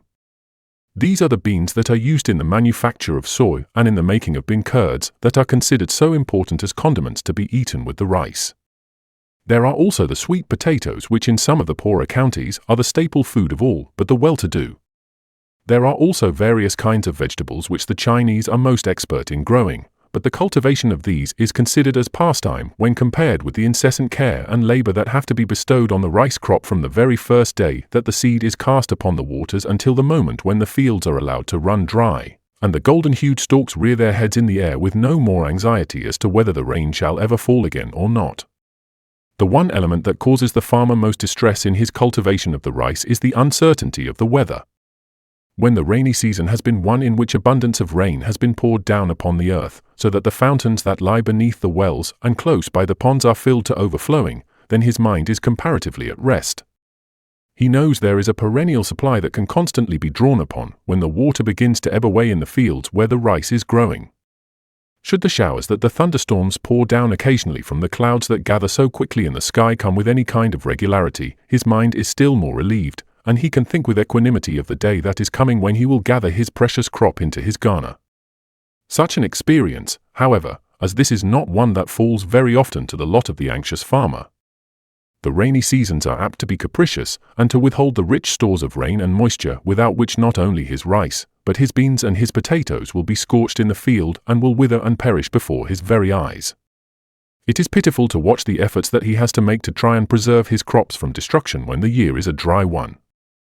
The days go by, and every morning his first looks are towards the hills around which the clouds have gathered during the night. There seems a great promise in the dense masses that have gathered around some lofty peak, and it is hoped that today at last, after weary days of expecting, the rain that is to save the crops will come down in abundant showers. The sun by and by rises in a great red orb of scorching heat, and his rays flash as though they had come straight from a furnace, and they touch the clouds that have taken refuge on the hills, and slowly they vanish into thin air and are gone. Another day of heat, and the sun in a cloudless sky draws up the water that is standing at the feet of the rice, and he looks upon the ponds, and they dissolve in vapor, and he touches the vines of the sweet potatoes with his breath, and they turn pale with anguish, and the tubers within the ridges wither up and die for want of moisture. Days and sometimes weeks of this go by, till one wonders at the vitality of nature that can endure such a fiery ordeal and have anything left to tell the tale. It is on such occasions as these that the profoundest grief and sorrow are felt by the farmers. The dried-up ponds are dug still deeper to reach any reserve of the precious fluid that may have sunk below the surface, and in order to secure that none of that shall be absorbed by the sun, they carry on their operations about the hours of midnight, when the air has become slightly cooler, and when every drop of water can be saved for the dying crops nearby. It very often occurs that the farmers of a whole district will be out in the dark nights, and with their hoes are busily engaged in turning up every available spot of ground to discover whether there is any water below. Where the ponds border on each other's fields, the fiercest struggles will frequently take place for the possession of the discovered treasure, and the night air will resound with the noise of battle, and wounded men will be carried to their homes to add to the bitterness and the grief that have already thrown their shadows there. In the earlier part of this chapter it was stated that in consequence of the custom of dividing the farms amongst the sons and not handing them over to the eldest, as is done in England, a great many of them are too small to support even a small family, whilst many of what might be called the younger sons are left without any land whatever. It has become the custom with many such people to rent lands from others who have a surplus of such on their hands. It is the custom for rich men to invest their money in the purchase of farms, which they let out to others to cultivate, and taking 1 year with another they find this is a very profitable way of disposing of the ready money they have at their command. The system of letting out their lands is thoroughly oriental and quite different from that which is in vogue in the West. The landlords do not charge any rent, but they share the produce with the tenant. This seems a most equitable arrangement, for when the years are good both tenant and owner mutually reap the benefit, whilst in the seasons when a scarcity of rain prevents the ground from producing as much as it legitimately ought to do, both parties share in the sorrow of diminished crops. The rule that prevails very generally is for the landlord to take half the crop after it has been gathered. The tenant provides seed, manure, and labour, and for his use of the land he hands over a half of all that it produces. It is very interesting to watch the proceedings that take place when the time comes for harvesting the various kinds of crops during the year. The tenant, with his wife and sons, if he has any, repairs to the field where the grain is ready for the sickle. It is a time of great rejoicing, as it is in all countries, and the months of labour and anxiety are for the time being forgotten in the joy of the golden grain that is now waiting to be gathered.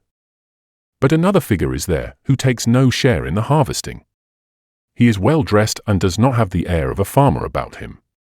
He has taken his seat on a bank or some place where he can keep his eye upon the whole of the joyous proceedings that are being carried on. Upon inquiry, we find that he is an agent of the landlord, and has come to receive his half of the contents of the field. He has bags with him to put his share in, and when the rice is cut and at once threshed on the field, the half is duly measured and handed over to him. By this arrangement all arrears of rent are avoided, and the distress of feeling in debt to one's landlord is never experienced by the farmers of China. That their life is an anxious and a troubled one, I have shown very fully, and that sometimes their crops are too small to meet the needs of the family. These are inevitable in the very nature of things, but there is one thing that they are never troubled with, and that is excessive rents. Rack renting is a thing from which they are mercifully preserved, and it is one sign of the common sense of the Chinese, and of their instinct for fair play both for landlord and tenant, that the present system was initiated ages ago, and is still carried out all over the country.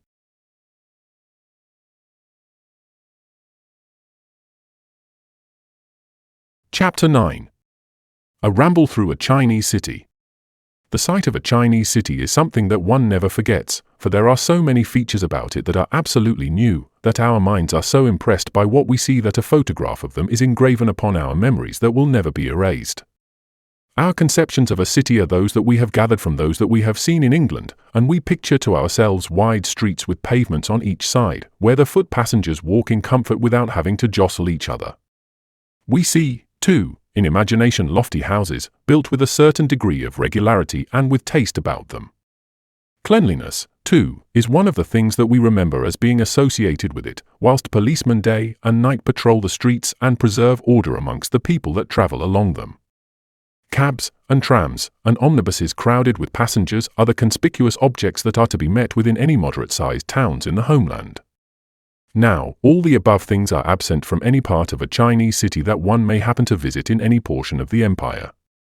This statement is made with a good deal of confidence, for, unlike the cities of the West, which all vary more or less one from another, the Chinese towns are very much facsimiles of each other, and when you have seen one, you may confidently assert you have a very true conception of what all the rest are like.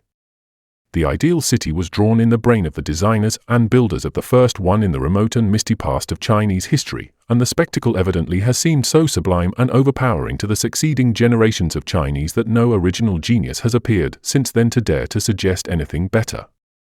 And so every city is built upon the same model throughout the length and breadth of the land, and whilst some are larger and more imposing than others, the plan of the walls and the configuration of the streets and the architecture of the houses are pretty much the same everywhere.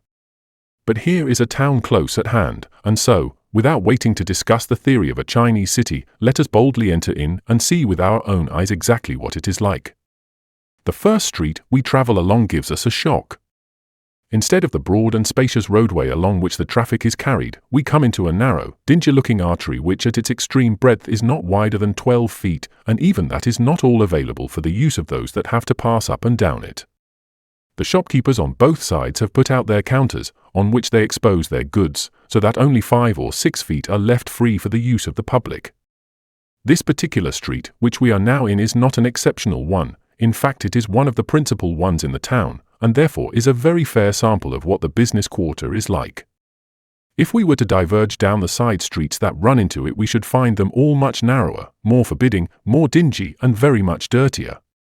We have not advanced far in our walk before we begin to be conscious of peculiar odors that seem to be the heritage of the East. The air is never fresh, but at corners of the street and indentations in the houses, and on the spots not actually in use, there are always accumulations of refuse and garbage that fester in the sun and send out the most abominable smells. But these are healthy and playful when compared with others that now and again seem to strike one as if with a sledgehammer and paralyze one for the moment. These are caused by the foulness of the drain that lies underneath the center of the street.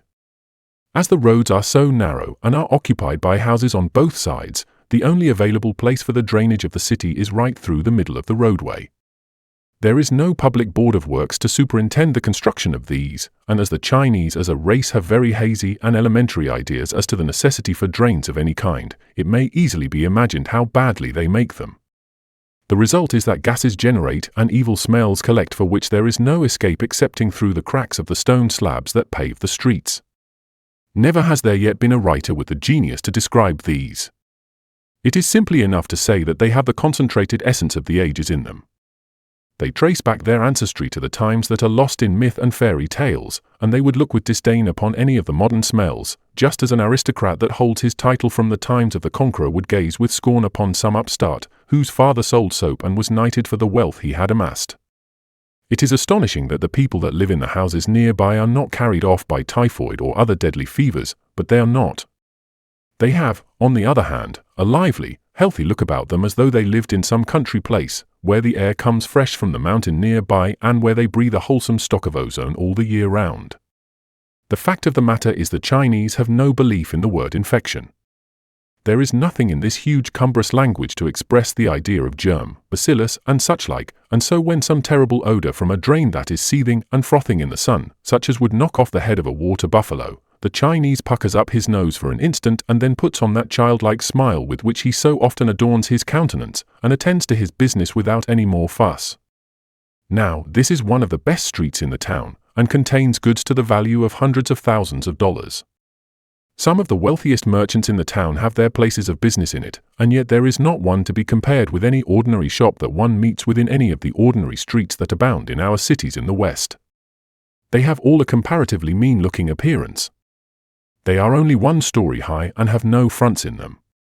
When the shutters are taken down in the morning, the whole of the interior is at once laid bare to the public gaze, and as only the poorer shops attempt to display the goods they have for sale, one can see nothing but rolls on the shelves, and drawers tightly closed, and a number of Chinamen lounging about in a free and easy way, who are really clerks, but who act with a freedom that would ensure them being packed off at a moment's notice by any vigilant shopwalker in a good business house in England. But here is a silk shop that it will be interesting to visit. It is one of the best in the whole town, and it is said to contain specimens from all the famous silk-producing districts in the empire. It does not seem to have anything in it, beyond what one sees lying on the shelves, carefully wrapped up in paper as though the great purpose was to conceal everything from the gaze of the public. We find our progress impeded by a large counter within which the clerks lounge about, and as purchasers are never supposed to sit down, we have to stand on the outside of this, as no chairs of any kind have been provided, not even for the women, when they come to buy. Ladies, of course, never by any chance come out shopping, so the great majority of the customers are men, and occasionally elderly women of the middle class, who are not supposed to need to sit down. The appearance of a foreigner causes a commotion, and a responsible-looking man steps forward with a hesitating manner, evidently questioning with himself how he is to address you, since he knows nothing but his own mother tongue. You inform him, however, in Chinese, that you have come to look at his silks, and at once his countenance clears, and a look of pleasure flashes into his eyes and across the wide and expansive area of his Mongolian features. The clerks, too, without any apparent restraint from their master's presence, crowd around and make remarks about your personal appearance, and criticize your dress, and give their opinion about the way in which you pronounce Chinese. In the meanwhile 2 or 3 have been dispatched to an inner room, where the precious silks are kept, and they soon appear with a dozen rolls or so carefully wrapped in paper, and tied with string to keep the dust and the sunlight from getting to them. As each one is unrolled, you gaze with absolute delight upon the exquisite colors that flash upon your sight. Here you have one piece of a delicate creamy white that seems too pure to be touched without being defiled. Next to it is another of a beautiful rose pink, a color that the designers must have caught from some rose that had just opened its petals to the sun, and so as the men deftly unwind the various rolls you have displayed before you the whole array of colors that the Chinese weavers have woven into their fabrics, and for the moment the unaesthetic-looking Chinaman becomes sublimed in your imagination, because of the marvelous power with which he has reproduced the various hues of nature in the rolls of silk that are deftly unfolded before you. The silk you have been examining is of an inferior quality and will not cost more than 6pence a foot, the standard measure with the Chinese, as they know nothing of yards in any of their measurements. You ask to see some of their more expensive articles, and soon the clerks return with specimens from the looms of Canton, Hangzhou, and Suzhou, each with its own distinctive characteristics, and so exquisitely beautiful that you stand gazing upon them all with admiring looks, and with words that are quite inadequate to express your high sense of the workmanship displayed upon them. The amazing thing is to understand how the weavers, in their poor tumble-down cottages, and with looms so cumbersome and antiquated that they might have come out of the ark, could have produced such exquisite specimens of art as these rolls of silk undoubtedly are. We pass along this narrow, unsavory street, when we turn into one of the smaller ones that run into it. The shops here are of a decidedly meaner character, being inhabited by a much poorer class of people. In plan, however, they are very similar to the ones in the street we have already described. There are no fronts to them, and everything that goes on in them can be distinctly seen and heard by the passers-by. There is this decided difference in them, that the back part of the shop is the home of the family that are carrying on the business, which is never the case with the better ones. Fortunately, the Chinese do not believe in the privacy of the home as we do. They do not mind having the whole details of their daily experiences seen by everyone that cares to look. How they live, what they eat, and even the family jars that we try and hush up from the public are things that seem to be common property, and not to belong exclusively to this particular family who are most concerned. The impression one gets from a look into these miserable homes is that the Chinese idea of comfort differs essentially from our own, and that they can put up with a vast amount of discomfort such as would drive an Englishman mad. Their houses are filthily dirty and untidy. The wife after a few weeks of married life loses the trim, neat appearance she had as a young girl. She drops naturally into the slattern ways of the women who are her neighbors, and ere long dust and dirt and cobwebs, and frowsy and untidy garments, are the leading features of the home. It would be unwise to infer from this state of things that the Chinese are unhappy, or that they are conscious that their surroundings have something in them to induce melancholy or discontent. The ideal of the West is cleanliness, a thing that the East never seems to aim at, or to even dream of. This great city through which we are walking is an example of this latter statement. Its streets are unswept from one year's end to the other. Heaps of rubbish festering and fermenting in the sun and exhaling the most unpleasant odors meet you at every turn. The drains are badly made and left absolutely to themselves until, choked up, they are opened up for repairs, when the hidden compressed effluvia send their noxious vapors into the homes around. The people are highly uncleanly in their persons. They never bathe, and even in the homes of the rich the bathtub is an unknown luxury. The face and hands are about the only parts of the body that on ordinary occasions ever make the acquaintance of water. Their clothes, too, from a Western standpoint, are anything but satisfactory. They are frowsy and wanting in the crisp cleanliness that a liberal supply of soap and water impart to them. There are always certain garments that are worn day after day and week after week, that men never dream of cleansing in any way whatever. The lower you go down in the scale of life, the more conspicuous is this disregard of cleanliness, and yet it does not seem to affect either the general health or spirits of the people. They are a laughter-loving race, and jokes and funny stories and everything that would raise a smile to the face find a ready echo in their hearts. The fact that they are surrounded by dust and dirt and untidiness such as would put the shivers into any ordinary Englishman, and dim for the time being the very light of life, have no seeming effect upon this long-lived race. The people of this town appear to be endowed either with very good appetites, or to have very defective arrangements at home for supplying the wants of the inner man, for there seems to be an altogether extravagant number of itinerant kitchens with food already cooked stationed at various corners where the traffic is the greatest, to cater at once to the public appetite.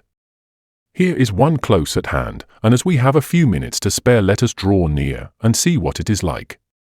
It consists of 2 wooden stands, which can be slung on to the ends of a stout bamboo pole and carried at a moment's notice in any direction that suits the owner.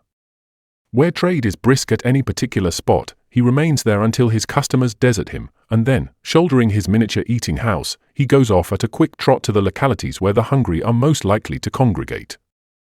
On one of the stands there is a large rice pan which is filled with rice that is kept just on the boil by a fire that burns underneath. The heat must be so modulated that it will never blaze into a flame, for to allow it to do that would be fatal to the success of the enterprise.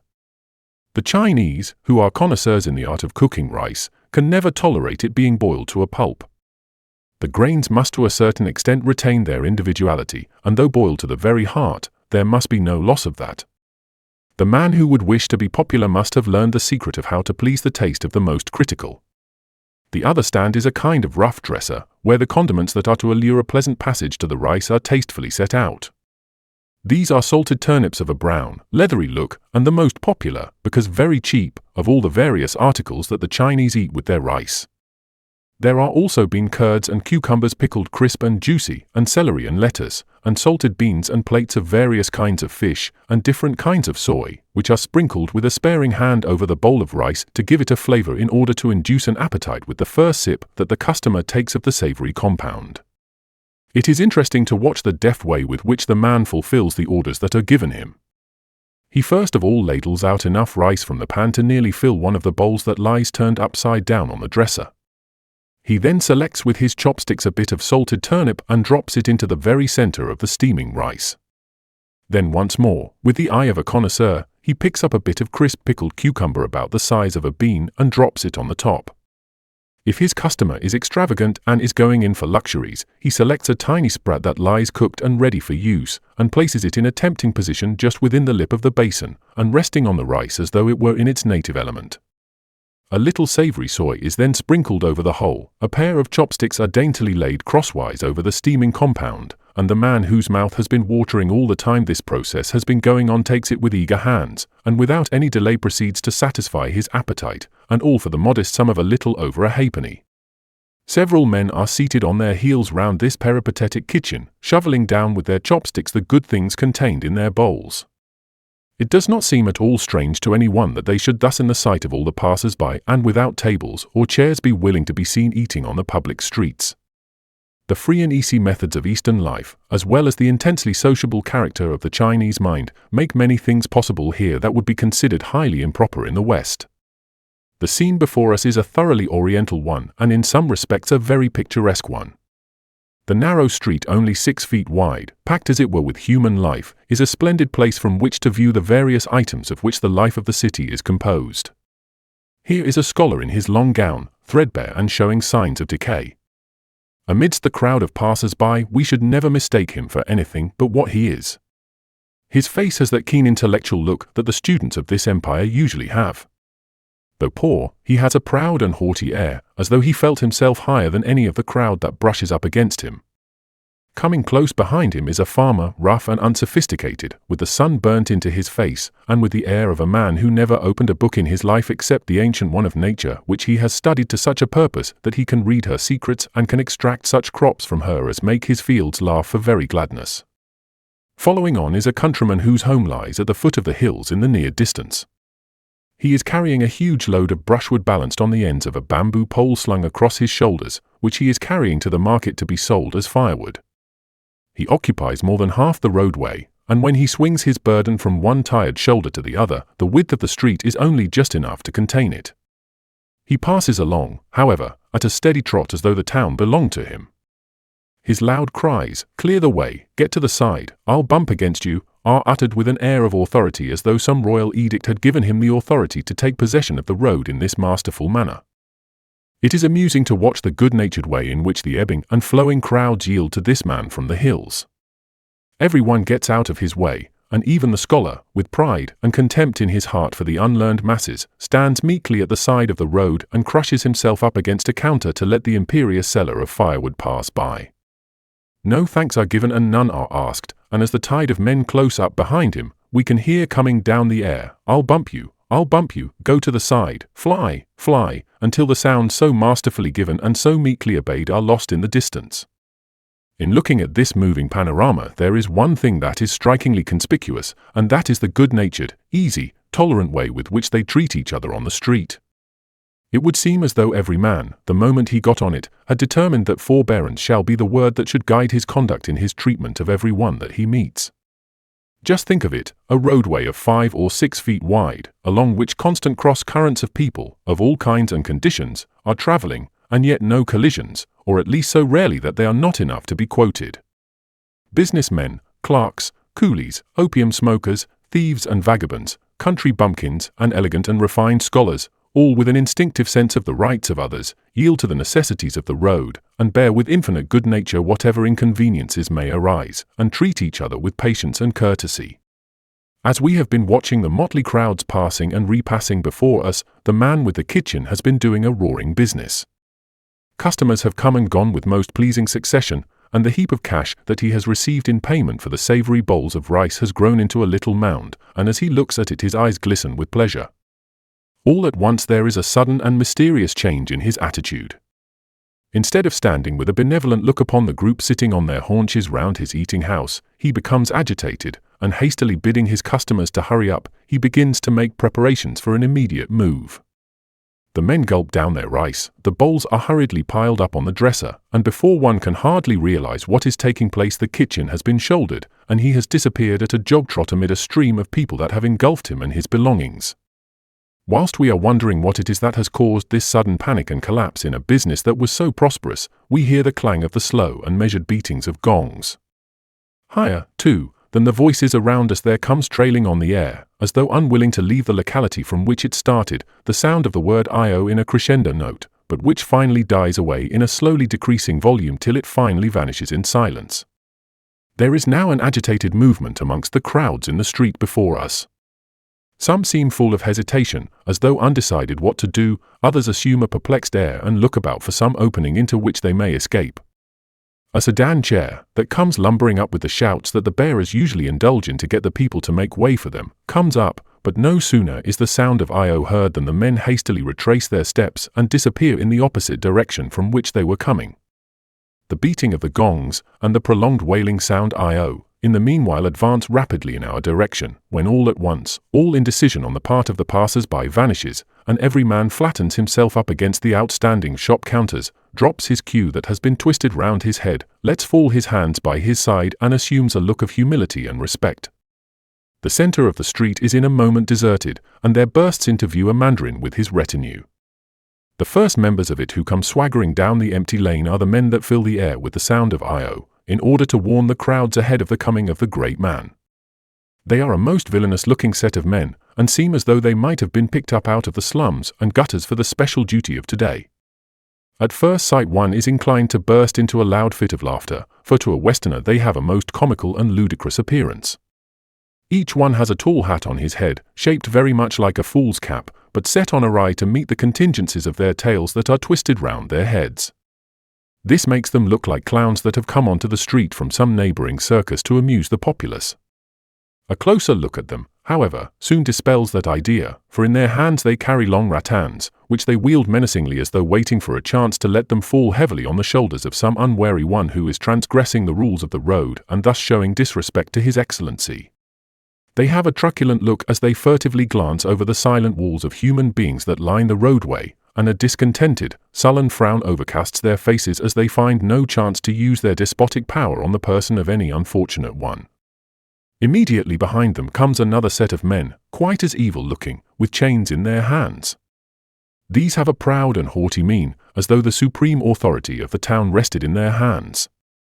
Should anyone be unwise enough to dispute that for a moment, he would find himself instantly bound and shackled, and bundled off to prison, where ample time would be given him to review his temerity. Coming closely behind these scamps, the luxurious chair of the Mandarin, carried by 8 bearers, fills the vacant space in the street. He is the mayor of the town, and for all practical purposes the supreme power in it. He is an ideal-looking official, for he is large and massive in appearance, whilst he has that stern and uncompromising look that is supposed to be necessary in any magistrate who would hope to keep his subjects in order.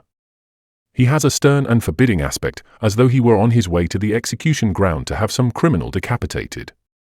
This is the kind of air that the Mandarins put on when they appear in public. In the course of many years' experience, I have never once seen any one of them, from the highest to the lowest, with a smile on his face or a look of sympathy for the people whilst he was being carried officially through the streets. In a few seconds the procession has passed by, and the human stream again flows along its ancient channel, and the life of the street is once more resumed. We saunter along again closer to humanity than the most crowded city in the West, except on some great festival, could let one have. The sensation is not in every respect a pleasant one. The ancient odors of China assert themselves and will be felt, whilst the aroma of unwashed garments and persons that never used a bath gives a delicate taint to the air that is purely oriental. But whilst moving slowly on and carefully guarding lest our feet should trip against the uneven slabs of stone with which the road is so badly paved, a strange procession of men catches our eye and at once arrests our footsteps. We count them one by one, and there are just 10 of them, as gruesome and unsavory a collection of human beings as could be made were the whole city to be ransacked to find their equal. They are beggarmen, and are taking advantage of the privilege allowed them by a custom that goes back into the remote past, of soliciting alms from the shopkeepers on the days of the new and full moon. They are perambulating the streets and visiting every shop that lies in their way, and almost demanding from each their accustomed toll of 1 cash each. A cash, I may remind the reader, is the 1,000th part of 2 shillings. They walk in a string, each man behind the other. The leading one in this particular set is an old man, with wrinkled face and hair turned to grey. His clothes are in rags and tatters, and so dirty that one would not care to touch them even with a long pole. He is a thorough gypsy in look, and there is a vigour about his sharp-set features and a flash in his coal-black eyes that show him to be a person of considerable independence of thought. Close behind him is another with his hand resting on his shoulder, and depending upon him to guide him through the streets. He is quite blind, and it is most pathetic to see how he raises his head up towards the sky, as though the sun in some mysterious way could impart light to the deep sockets where his eyeballs ought to be. Following close on his heels is a jolly musical beggar, whose soul, amidst all his dirt and squalor, is touched with the spirit of music. He has an old banjo, with 2 strings, that he uses in his profession, and as he moves along his fingers strike the chords, and the first notes of a Chinese ballad sound out with a lilt that for a moment seems to relieve the tragic look that this weird procession has. Behind this Orpheus of the band come several ragamuffin degraded specimens of the begging fraternity, the last of whom holds a bamboo stick, which a blind man, who brings up the rear, holds in his left hand to act for him in the place of eyes. As each one comes to the shop door the owner stands ready with a cash for each one, which he hastily puts into his hand and motions him on. There is no attempt to evade this poor rate, which custom has decided shall be paid. Were any man so mad as to defy the unsavoury crowd, he would soon be brought to his senses in a way that he would not forget for many a long day. They would stand around his counter till the cash was paid, and they would in turns appeal to his pity, and then call down the imprecations of heaven upon his head because of the hardness of his heart. No one in the meantime would dare to come near his shop. His customers would be so terrified by the dirt and smells of the diseased and unwashed crowd that they would take their custom for the time being elsewhere, and when, finally worn out by the noise and disorder at his door, he gave the cash, he would find perhaps that some of his wares had been so damaged by the mere presence of these filthy beggars, that he had lost far more than he would have gained if he had come out victorious in his contest with them. It is only on 2 days in the month that the beggars are allowed the privilege of collecting their tax from the shopkeepers, for these latter have originally compounded with their king for a regular payment, which prevents them from being annoyed with their visits at any other time. As soon as the amount has been settled, a printed form, with the picture of a good on it, is pasted over the door, and no beggar will dare to approach it for the purpose of asking alms. There are many specimens of humanity in China that, through destitution and in the bare struggle for existence, have to go through want and hunger and intense suffering both of mind and body, but for real degradation and acute acquaintance with the pains and penalties of poverty there is no one to be compared with the beggarman in this land. The beggar in the West is a royal personage when compared with him, clothed in purple and fine linen, and living sumptuously. He is often able to lay by money, and cases have been not infrequent that when he has died sovereigns and banknotes have been found stitched in various parts of his garments. Such an experience in China is absolutely unknown. A beggar here is really poor, and always close up to the borderline across which is starvation. Besides, he is nearly always diseased. A beggar, except he is a wandering minstrel, would fail to charm the solitary cash that is usually thrown at him, unless he had some glaring disease that would excite pity. The stock in trade of the begging fraternity is some hideous sore, or twisted legs or sightless eyes, or some abnormal deformity that disqualifies the person from gaining a living by manual labor. And then, too, the hovel into which he crawls when night drives him from the streets is something unspeakable for its wretchedness and discomfort. The beggar's camp is filthy, and so unsavory that it may never be pitched within the precincts of the city, but is always erected in some open space outside its walls, where its smells and abominations may not contaminate the rest of society. As we wander aimlessly along, only anxious to witness the sights that an oriental town gives in such striking contrast to the cities of the West, we come upon a street where there is an unusual bustle, and a sound of many voices and loud tones, as though men were quarreling. One accustomed to Chinese life would never make the mistake of imagining from these signs that there was any trouble going on. They are simply evidences of increased activity. The Chinese are fond of noise and high-toned speaking, and clash of voice, and bawling to each other. They have absolutely never properly learned the art of whispering. 2 men are carrying a heavy burden on a common bamboo pole through the streets, and they shout in a rhythmical strain that can be heard 100 yards in the distance.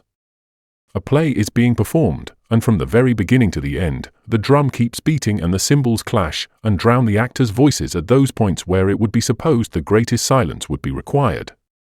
And so in many other things, it would seem as though noise were an essential for the performance of any effective work in China. The sounds we hear are evidences that we have come upon one of the busiest streets in the town. It is the fish market for the whole city, and as we move slowly along it we begin to understand how it is that such loud tones caught our ear a minute or 2 ago. Here are great brawny fellows with sleeves tucked up, and the sea breezes, as it would seem, blowing on their faces. In loud voices, as though they were trying to outbellow the roar of the storm where the fishes were caught, they cry up the superior quality of the catch they are displaying for sale. Others are chaffering with their customers, for no true Chinaman ever gives the price that is first asked of him, and with jest and banter he gradually comes down to the sum which he finally means to take. The very best fish in the whole town are to be found in this street, for the moment that the fishing boats come in from sea, the very choicest of their catch is hurried off by men who are interested in the trade and brought to the dealers here. It is interesting to stroll along and watch the ingenious way in which the fish is presented in the most attractive way to the various kinds of purchasers. Here is a heap of the less expensive kind such as the poorer classes can afford to buy. They look like magnified sprats, and a man stands by and continues to sprinkle them with salt water, and he does this in such a deft way that they present a sparkling appearance as though they had just been brought out of the sea and were fresh and full of life. Close by are some splendid mackerel that were caught this morning, and they lie with a stiff and dignified air, as though they resented being laid out here to the public gaze.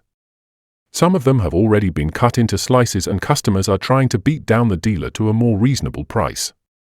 It is noticeable that the most of those who are bargaining for the fish have brought their own stillards to weigh their purchases, as they evidently have no faith in the honesty of the one belonging to the shop. Further on we notice a young shark, that seems very much out of place and altogether plays a mean and inglorious part for an animal that takes so conspicuous a place amongst the dwellers in the sea.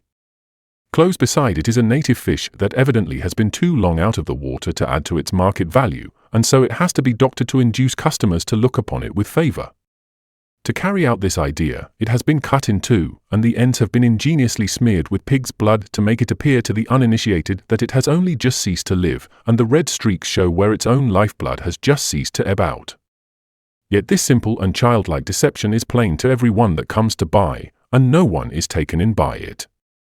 It is one of the devices of the trade that some clever scamp invented in the past when the forefathers of the race were more ingenious and more easily taken in than men are today, and so the trick is kept up in order that the inventor of it, wherever he may be today, may not lose face in the eyes of his descendants. After we emerge from this busy and unsavory market, where the odor of decaying fish mingles with the national and purely Chinese exhalations of the drains, which here are peculiarly foul, we turn into a narrow street, where the passengers are few, and the shops have a dull, semi-respectable look about them.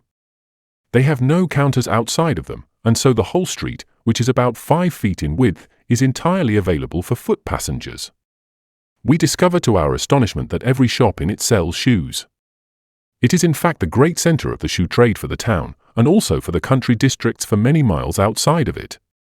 At first sight it would seem that this placing of a considerable number of shoe shops side by side would interfere with the trade of each, but the Chinese think differently, and the result has proved that they are right. Instead of diminishing the business of each, it has had actually the very opposite effect. When people want shoes, they have not to wander all over the city in search of a shoemaker. They make their way to this particular street, the first shop that takes their fancy they step into, and they are soon served with what they require. This plan is especially serviceable to the countryman, who looks upon the town very much as a country bumpkin does at home when he leaves his fields and green lanes for the busy streets of a great city. He wants a pair of shoes, say, for his wedding day, and the village shoemaker has not sufficient style to suit him for such a great occasion.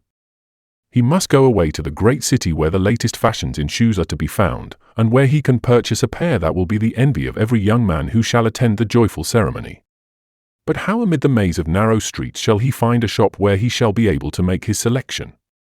He would be lost in the windings and intricacies of the labyrinths along which the streams of human life pour incessantly the livelong day, and in inquiring for such he might be recognized as a greenhorn by some sharper, who would soon relieve him of his spare cash.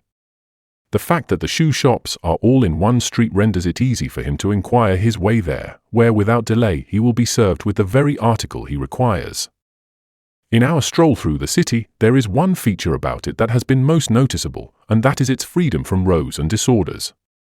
It contains fully 250,000 inhabitants, and yet there is not a single policeman patrolling any of its streets during either the day or the night. No doubt this is due in a large measure to the law-abiding character of the Chinese. They are essentially peacemakers, for not only do they avoid breaking the peace themselves, but they also exert themselves most vigorously to put an end to any row that may be started amongst others. The result is the disgraceful scenes that often disfigure the streets of the West are of very rare occurrence in any of the cities of this great empire. There is no doubt but that one potent reason for this is the absence of the public house. Fortunately, that is an unknown institution in this land, and consequently the mad excesses and wild disorders and terrible rows both in private and on the public streets that are the result of the use of alcohol are never seen anywhere throughout the country. Whilst we have been sauntering around, we have noticed one particular kind of building that differs from all the others about it. It is not a private dwelling house, and yet it has none of the signs that it is a shop, where goods of some special description may be purchased. Its front is not open like those next door to it so that the public can see what is going on inside. Its aim, indeed, seems to be to conceal from the passers-by the movements of the people within, whilst at the same time intimating that any one that likes to enter may do so freely. Every window is closed up so that one can get no glimpse of what is going on behind them. The door, indeed, stands wide open, but hanging about 2 feet in front of it is a bamboo screen that effectually guards the secrets of the house.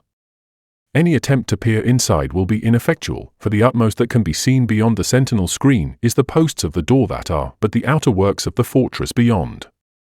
As we stand speculating why this house and others that we have seen of a similar character during our stroll should be so different from the rest, a man approaches in a furtive manner, with head cast down as though he were ashamed, and glides in a ghost-like manner into the opening behind the screen and vanishes into the dark interior. We caught but a glimpse of him, but what we did see did not favorably impress us. His clothes were greasy and dilapidated looking, and his face wore a leaden hue as though his blood had been transmuted by some chemical process into a color that nature would never recognize as a product of her own. He was a man, we should judge, that we should not care to have much to do with, for there seemed to be a shadow on his life, and he was not anxious to get into the sunshine where men could have a good look at him. Hardly has he disappeared when a man still in the prime of life, with slightly stooping shoulders and the same dull color in his cheeks and on his lips, advances quickly to the screen, dives behind it, and except for a momentary shadow that falls upon the doorway, disappears at once from sight. We begin to speculate as to what kind of a place this is that pretends to have a huge secret from the public, and what is the nature of the goods that it supplies to men that have one characteristic at least that seems common to them all. It cannot be a pawn shop, for the two men had no parcels with them, and besides, the uncle in China does this business openly and hangs no screen in front of his door to conceal his operations from the public. Whilst these thoughts run through our own mind, a young fellow of about 20 hurries up with an impetuous rush as though he were racing to catch a train, and after a quick glance up and down the street plunges behind the screen and is gone. Our curiosity is excited. This man differs from the two that preceded him in that he has no leaden hue, but the evident desire to avoid being seen going into the place is just as strong as it was in the case of the others that came before him. We feel we must investigate, and so we cautiously get within the screen and peer into a dimly lighted room that lies right in front of us. No sooner have we got to the doorway than a sickening, oppressive odor at once reveals to us the secret of the place. It is an opium den. We advance into the room and the fumes are so dense that we feel inclined to retreat, but we are inquisitive, and we should like to have a glimpse at what at the present moment may be called the curse of China. We find the owner seated in front of a little desk where he keeps the opium all ready for the use of his customers. In the dimly lighted room and in this dull and drowsy atmosphere he seems just the man to preside over a place where men lose their manhood, and where the ties of nature and of kindred dissolve before the touch of an enchanter that no writer of fairy stories has ever had the genius to imagine. His face is thin and emaciated, and his Mongolian high cheekbones jut out like rugged cliffs that have been beaten bare by the storms. A leaden hue overspreads his parchment-like skin, and his eyes have lost their flash and are so dull and listless-looking that they might have been made with balls of opium fashioned by some cunning hand to imitate the creation of nature. His fingers are long and attenuated and stained with the dye that the opium has put into them, and they are deftly measuring out into tiny little cups, in anticipation of coming customers, the various amounts that he knows by experience each may need. With a ghastly smile that would have suited a corpse he invited us to be seated, for he knew at a glance that we were no opium smokers, but had wandered in simply out of curiosity, and with no intention of smoking. As we complied with his request, we noticed that the three men who had preceded us were already curled up, each one on his own particular bench, busily manipulating the opium and with infinite pains thrusting it with a knitting-like needle into the narrow opening in the bowl of his pipe. He then held it close to the flame of a small lamp, and as it gradually melted, he drew a long breath, and the essence of the opium travelled in a cloud to his brain, while at the same moment he expelled the smoke from his mouth. "You do not seem to be particularly busy just now," we remarked, as we noticed a considerable number of empty benches in the room, all set out and ready for immediate use. "No," he replied, "this is our slack time, as it is still early in the afternoon. We shall have to wait till night falls before our regular customers will begin to drop in, and then we shall be busy until the small hours of the morning. You know," he continued, "that the ideal time for the opium smoker is the night time, when the duties of the day are over, and when, free from care or anxiety of any kind, he may dream and while away the hours under the soothing influence of the pipe. How is it, then, that these three have come so much earlier in the day than is the custom with opium smokers?" we ask him. "Oh, these are exceptionally hard smokers," he replies, "and so they cannot wait for the usual evening hours when the others assemble to allay the craving that comes upon them. Look at that young fellow over there, with what feverish eagerness he is filling his pipe and taking in long draughts of the opium. When he came in just now he appeared to be wild with pain, and every bone throbbed with agony, and every joint seemed as if it would dissolve amidst intolerable suffering. The man on the next bench to him is one of the heaviest smokers in the town, and can take as much as would poison 2 or 3 beginners. He has smoked over 30 years, and now he seems to have lost all will of his own, and all ambition for anything, excepting the one passionate desire to get the opium when the craving creeps into his bones. And one time he was fairly well-to-do, but now he is a poor man. Everything he possessed was gradually disposed of to get him his daily amount of opium. His business, of course, was neglected and failed to support the family. By and by he had to sell his little son to get money to satisfy his craving, and when that was spent he disposed of his wife, and now the child is in one part of the town and his mother in another, and a happy release it was for them both, he added with a grim smile, for the man is hopeless and could never have supported them. Opium, he continued as he fixed his lackluster eyes upon me, is an imperious master and treats its subjects like slaves. It first of all comes with gentle touch as though it were full of the tenderest love for man. Then in a few weeks, when it has got its grip upon the man, it shows itself to be the cruelest taskmaster that ever drove men to a lingering death. It knows that no one in the world can allay the intolerable craving that comes over a man's life but itself, and as though it were playing with a man's soul, it demands that before relief is given the dose must be increased. It has no pity or remorse. It will see the home wretched, and the girl sold into slavery, and the boys calling another man father, and the wife in the home of a stranger, rather than remit a single pain or give 1 hour's release from the agony with which the opium tortures both body and soul. By the way, he added suddenly, as though the subject were too painful for him and he had been rehearsing his own life's experience, is it not true that opium was brought to China by you English? How cruel of your people, he said with a passionate flash in his eyes, to bring such wretchedness upon a nation that never did them any wrong. The subject had taken an unlooked-for turn, and in that dimly lighted room and with 3 men lying with ghastly upturned faces on the benches and the man gazing with ghoul-like features upon us, we felt that the opium question had entered upon a tragic phase that we were not prepared to discuss. Bidding the man a hasty goodbye, we passed out of the reeky, vile-smelling room past the screen, and into the open air. And though the ancient aroma of China was in it, it seemed as though we had got into the green fields and the fresh breezes were blowing over us, and we had escaped from a prison where we should have been stifled with a poison that would have killed us.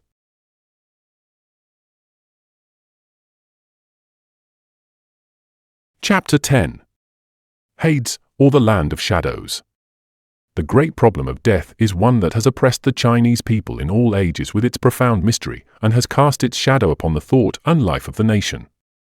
The great sage of China, Confucius, discoursed eloquently upon heaven and its great principles, and has left on record statements about it that cause those who can read below the surface to see in the picture he has drawn a dim and shadowy vision of the true God. He discoursed also about the duties of life and the human relationships with such broad and statesmanlike views that 25 centuries have passed by since they were first penned, and yet the empire accepts them today as the very inspiration of genius. The subject of death was one that he would never discuss. He had evidently pondered over it, but had found it too full of mystery for him to grapple with, and he was too honest to pretend to be able to lay down any rules by which the anxious seeker could find comfort when he came to stand face to face with this grim enemy of our race. One of his disciples said to him one day, "Master, I venture to ask you to tell us something about death." Confucius replied, "Whilst we do not know sufficiently of life, how can we know anything about death?" A most pathetic commentary on the national feeling of helplessness with regard to the question of death is seen in the graves that form so conspicuous an object in any landscape that may be seen in any part of China. The overwhelming population that must have peopled the plains and valleys and mountain sides of this great country may in no uncertain manner be estimated from the prodigious number of tombs that project themselves upon one's attention everywhere. The one marked feature about every one of these is the utter absence of any indication that the living have any conception of where the dead have gone to. The gravestones are absolutely silent on this point. In Christian cemeteries, they speak with affection of those that are gone, and they predict a joyful union in the future, whilst some of them at least declare with confidence the happy lot in the unseen world of beloved ones that have been snatched away by death from those who have been left mourning their loss here. A Chinese tombstone is usually stereotyped in the cold and dreary statement it has to make about those who lie beneath it. On the top is the name of the dynasty or of the place where the person was born, then in a perpendicular line in the center of it is the sex and family name of the deceased. To the left, in smaller letters, is the name of their sons, and positively nothing else. There is no loving record of their virtues, and no hope expressed as to any meeting them in the future. They seem to have dropped completely out of life, as far as any mention is made of them. It is true that in the worship at the graves on the Feast of Tombs, and in the ancestral temples on the anniversary of their death, they are spoken to as though they were still living, but they are approached on those occasions not in the loving and affectionate way that was done when they were alive, but rather as spirits that must be propitiated in order to send blessings on their former homes, or coaxed into good humor so as to cause them to refrain from hurling calamities upon the friends whom they have left behind them. But whilst death is a secret that none may fathom, it has not led men to give up in despair the hopes of solving it. The Chinese, whilst feeling themselves unable to find out what lies behind it, have built up a mythical and yet at the same time a very human conception of what the shadowy world is supposed to be like. Having nothing to guide them in their thoughts but the world of matter around them, they have imagined that Hades is an exact counterpart of China, and that it has its emperor and great and small mandarins, and provinces and counties with exactly the same names that these have in the actual and visible lands of the Celestial Empire. That this is the conception of the thinkers and writers of this country is evident from one of the fairy stories contained in a popular work which gives a large number of exciting and wonderful incidents where the fairies are the principal actors in the stirring events that are recorded. In this it is told how that a certain scholar became seriously ill, and it became evident that unless some great change took place, he would soon die. As he lay in great pain and weariness on his bed, a man of stately and dignified appearance, and one that he had no recollection of ever having seen before, suddenly stood in the doorway of his bedroom, and, saluting him with a pleasant smile, invited him to rise and go with him. "I have a horse outside ready to carry you," he said, "and I want you to accompany me on a journey that I wish you to take with me." "But I am too ill to get up," the scholar said. "I feel so weak that I can hardly lift my hand, and to attempt to travel would certainly end in failure." "Oh, no," gently said the stranger, who was really a fairy. "With my assistance I think you will be able to manage it," and taking him by the hand, he tenderly raised him from the bed and led him with slow and faltering footsteps into the open space in front of the house, where a white horse, beautifully caparisoned, awaited his coming. No sooner had he mounted on its back than his disease seemed in an instant to vanish from him, and he felt himself light-hearted, and with a keen appreciation of the beautiful scenery through which they were passing. It seemed, however, very singular to him that he could not recognize ever having seen it before. It was all new and strange, and it had a beauty and a fascination about it that he had never experienced in any of his previous travels. After some hours, they came to a magnificent city whose walls towered high like those that might belong to the capital of an empire. Passing through one of its lofty gates, he noticed how wide its streets were, and how crowds thronged them, though they seemed shadowy and unreal, and there was a silence and a gloom about them that he had never seen in any city that he had ever visited before. After winding in and out through these spacious thoroughfares, they came at last to what seemed to the scholar like a royal palace, so grand and imposing was its appearance. Entering through its massive doors, and ascending numerous flights of stone stairways, he was led by his guide into a magnificent reception room, where a number of what looked like mandarins of high official rank were sitting as though they awaited his coming. The chief one amongst them had a kingly air about him, and it seemed to him that he strongly resembled the pictures he had often seen of the king of the shadowy world. Pointing him to a seat close by a table on which were paper and pens and ink, and at which another scholar was seated, a subject for examination was given them both, upon which they were to write an essay. As soon as they were finished, they were handed up to the royal-looking personage, who, after carefully examining them both, decided that the one written by our scholar was decidedly the best, and was worthy of the highest commendation and praise.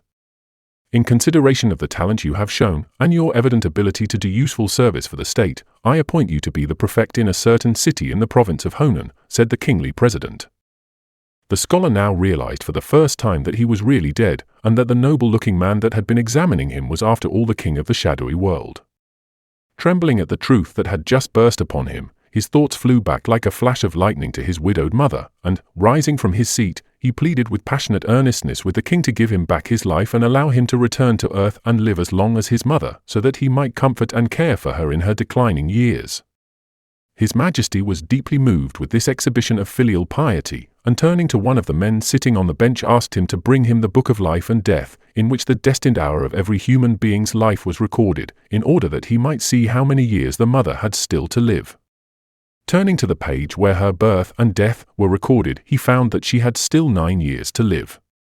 Turning to the filial son he said, "Your prayer is granted, and for 9 more years a fresh lease of life will be given you, and the man who has been examined with you today shall act in your place as prefect, till you can return and take up your post in Honan.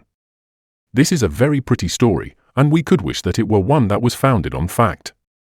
The reason for quoting it here is to show how the other world is considered to be the exact counterpart of this. Only life there is filled with gloom, for the shadows of a sunless land rest upon every department of society, and take away the joyousness and the hope that the bright sun shining in a cloudless sky is apt to impart to men living in this upper world. The conception that China should be the ideal that ought to be followed when the world of shadows was devised as an abode for the dead has been carried out not simply in the arrangement that has been made with regard to its territorial and political divisions. Even society has been mapped out on the same lines as those we see in what may be called the mother country. The same businesses and callings are carried on by the dead as those they pursued when they were alive on earth, for it is an extraordinary fact that the inhabitants of the dark land have managed to be clothed with the same bodies that they had when in life, and whilst these are mouldering in the graves on the hillsides, they seem in some mysterious way to have regained possession of them when they reach the other shore, and with the instinctive industry that is deep in the Chinese race. They no sooner get there than without any loss of continuity they begin to carry on the trades or professions that occupied them when they were in life. The carpenter, for example, continues as soon as he can get his breath in the other world his old trade by which he has been lately earning his living. No one ever supposes that either enterprise or ambition will induce him to desire to enter upon any other line of life. The blacksmith with his brawny arms, and his muscles as hard almost as the metal that he has been working on, will naturally find his way to the smithy, and in that darkened land where only an evening light ever penetrates, the sparks will again be made to fly, and the red-hot metal, which glows with a brighter light in the subdued and gloomy atmosphere, will as of yore yield to his sturdy strokes and take the shape that he has in his mind. The man in high position here will naturally gravitate, by a conservative law that secures the continuity of life, into the same social position there, whilst the men and women in the humbler ranks will just as certainly move into similar spheres when they pass the narrow bourne that divides the two lands from each other. There is, of course, a great deal of vague statement and often a contrariety of opinion with regard to the other world and how things are carried on there. In such a profound subject, and where speculation only can be relied upon for any thought upon the question, it is evident that the popular beliefs must often be at fault to explain difficulties that arise in the logical carrying out of any theories that may be held on a matter of such vast moment to the countless millions of this empire. There are certain leading ideas that men generally have about the world of shadows and the condition of the men and women there, and when they are confronted with difficulties of details, they are either silent as to how these are to be explained, or they boldly acknowledge that they can suggest no solution to them, and they go on holding them precisely as they did before the objections were raised. The turbidity of mind that is constitutional in a Chinaman enables him to accept theories which are often in themselves self-contradictory, and in a Westerner would so shake his faith in them that he would infallibly reject them before long. The idols, for example, have so many vulnerable points about them, that these have simply to be stated to be at once accepted, but this does not seem to undermine the faith of their worshippers in them. They will laugh with the objector, and will even suggest points that he had not thought of, and yet they will be as earnest and devoted in their belief in them as though no suspicion had ever been raised concerning them. In addition to the belief already stated that Hades is but a continuation of the Chinese Empire in its social and political aspects and conditions, there is another one, most mysterious and most fateful, that is held by the masses, and that is that where retribution had not been visited upon the transgressor in this life for the evils he has committed, it will be meted out to him in full measure by the king of the land of shadows when he comes within his jurisdiction. This is a Buddhist idea that came to this country with the idols from India. It is true that the thought was dimly foreshadowed in the teachings of the early sages, who declared that virtue had its rewards, and vice its retribution, and that if neither the rewards nor the retribution had yet been meted out, it was because the time had not yet arrived for such action. It was seen, however, that good men often died in sorrow, and their noble life had not been rewarded as the sages declared it would be, whilst men who had passed their lives in the commission of great wrongs, accumulated great wealth, had sons and daughters born to them, and finally died without the prediction of the great teachers of the nation being verified. The Buddhist doctrine about retribution in the next life filled up the space that had been left undefined by the sages, and men everywhere have accepted it as a solution of the difficulty. The teachers of this faith are most emphatic in the way in which they preach it, and in many of the Buddhist temples there are gruesome and realistic pictures of the various kinds of tortures to which these men are condemned in the prisons or hells that are kept in Hades for the special benefit of the men and women that have violated the principles of heaven during their stay on earth. These are forcible reminders to the wicked and ungodly who will not repent and abandon their evil lives, that even though they escape the consequences of their misdeeds here, a day will surely come when in the prisons of the land of shadows they will pay the full penalty for the wrongs they have committed in their previous existence. Now, it is evident that at an early stage in human thought, the idea of men and women suffering such terrible torments in the prison houses of the underworld touched men with infinite compassion, and a new doctrine was conceived that was intended to mitigate the horrors connected with the retribution for wrongdoing. This was the famous theory of metempsychosis, which has permeated the whole of the East and has made a permanent impression upon every one of the native religions. Metempsychosis, as it is understood in China, declares that every adult 16 years after entering the land of shadows is allowed to depart to be born again into some position on earth. There is a general release to everyone, good, bad, and indifferent, and once more they may return to the upper world and be relieved from the pain and gloom of that sunless realm. But even in this great act of mercy, the ideas with regard to retribution for evil and reward for virtue are sedulously maintained.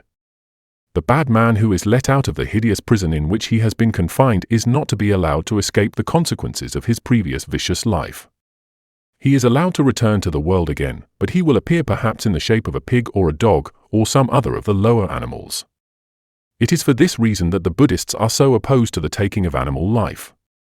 The animal upon whose flesh they are feeding may have been when he lived before on the earth a notorious criminal, who for his iniquities has been degraded by being transformed into, say, a buffalo. Wrongdoing is a serious matter, and though released from the pains of hell and allowed back again to earth, the criminal must pay the penalty in the debased condition in which he is allowed to live once more amongst men. A cock that is waking the morn with his shrill and defiant cries may have been a man that a few years ago lived in another part of the empire, and who for his wickedness has been condemned to take the shape of the animal whose voice fills the barnyard with its echoes. It may take a good many births before these two individuals shall have expiated the crimes they committed, and shall be allowed again the dignity of appearing amongst mankind on earth. Even in regard to the criminals who are undergoing the extreme tortures that the King of the Land of Shadows knows how to inflict, the thought of mercy comes in to break upon the monotony of their suffering. Every year for the whole of August their prison doors are opened and their chains and fetters are unloosed, the great entrance to the upper world is thrown wide open, and they are allowed their freedom to wander once more at their own will wherever they like throughout the whole of the Chinese Empire. So firmly is this belief held by the people of this country, that during the whole of their 7th month in every town and city and almost every village in China, tables are spread out in the open with every ordinary luxury that usually appeals to the Chinese tastes. There are roast chickens and duck's eggs, and a variety of savory vegetables, delicately cooked and browned, so that the very look of them makes the mouth water. These are left for hours where only the blue sky looks down upon them, and the hungry spirits that have been famished in their prison houses tearing up and down, with invisible forms, through the air, feast again upon the good things that the benevolent have spread out for their use. The Buddhist Church has devised a system by which it can give deliverance to the imprisoned souls without waiting for the 7th moon. They have invented a service which is called the breaking open the prison doors, and consists of chanting certain rituals and going through a lot of mummery, as the result of which the person for whom the service is performed suddenly finds the torturer stay his hand, the saw that had been ruthlessly grinding through his limbs gently and tenderly removed from his body, and with a polite bow he is ushered through the prison gates into the shadowy land outside to wander at his own free will until the 16 years are up, and he is reborn again into the world in that particular shape that the king may think that he deserves. This process is a very expensive one and brings in a considerable revenue to the church, especially when the person who is incarcerated has wealthy relatives on earth. This service reminds one of the practice of which Roman Catholic priests were accused at the time of the Reformation, of professing, for a consideration, to lighten the pains and sorrows of those in purgatory, which was one of the principal abuses denounced by the Reformers in Germany in the 16th century, and has actually been said to have been borrowed from the Buddhists. With regard to the men who have lived the average life, or who have distinguished themselves for their nobility of character in their previous state of existence, the king sees that they shall be properly rewarded when they pass away from under his jurisdiction. Some of the more noted are born to be kings or mandarins, or men with lofty titles that shall bring them great honors and emoluments. Others, again, become sages or statesmen and famous literary characters, whose writings will influence a nation for many generations. The ordinary rank and file compose the usual members of society that one finds throughout the towns and villages of the empire, and who are the steady law-abiding citizens upon whom the government mainly depends for the preservation of law and order. The usual time of 16 years that the popular theory gives before a person is again reincarnated into the world may, in special circumstances, be very considerably shortened. A man or woman, for example, enters the land of shadows with a first-class reputation. In some mysterious way the king knows his whole history and is prepared to treat him liberally. After watching his conduct for some time and marking that he still continues to exhibit the same admirable features that made him a power before he died, he hastens on his rebirth, considering what a loss society in the upper world would suffer from his absence.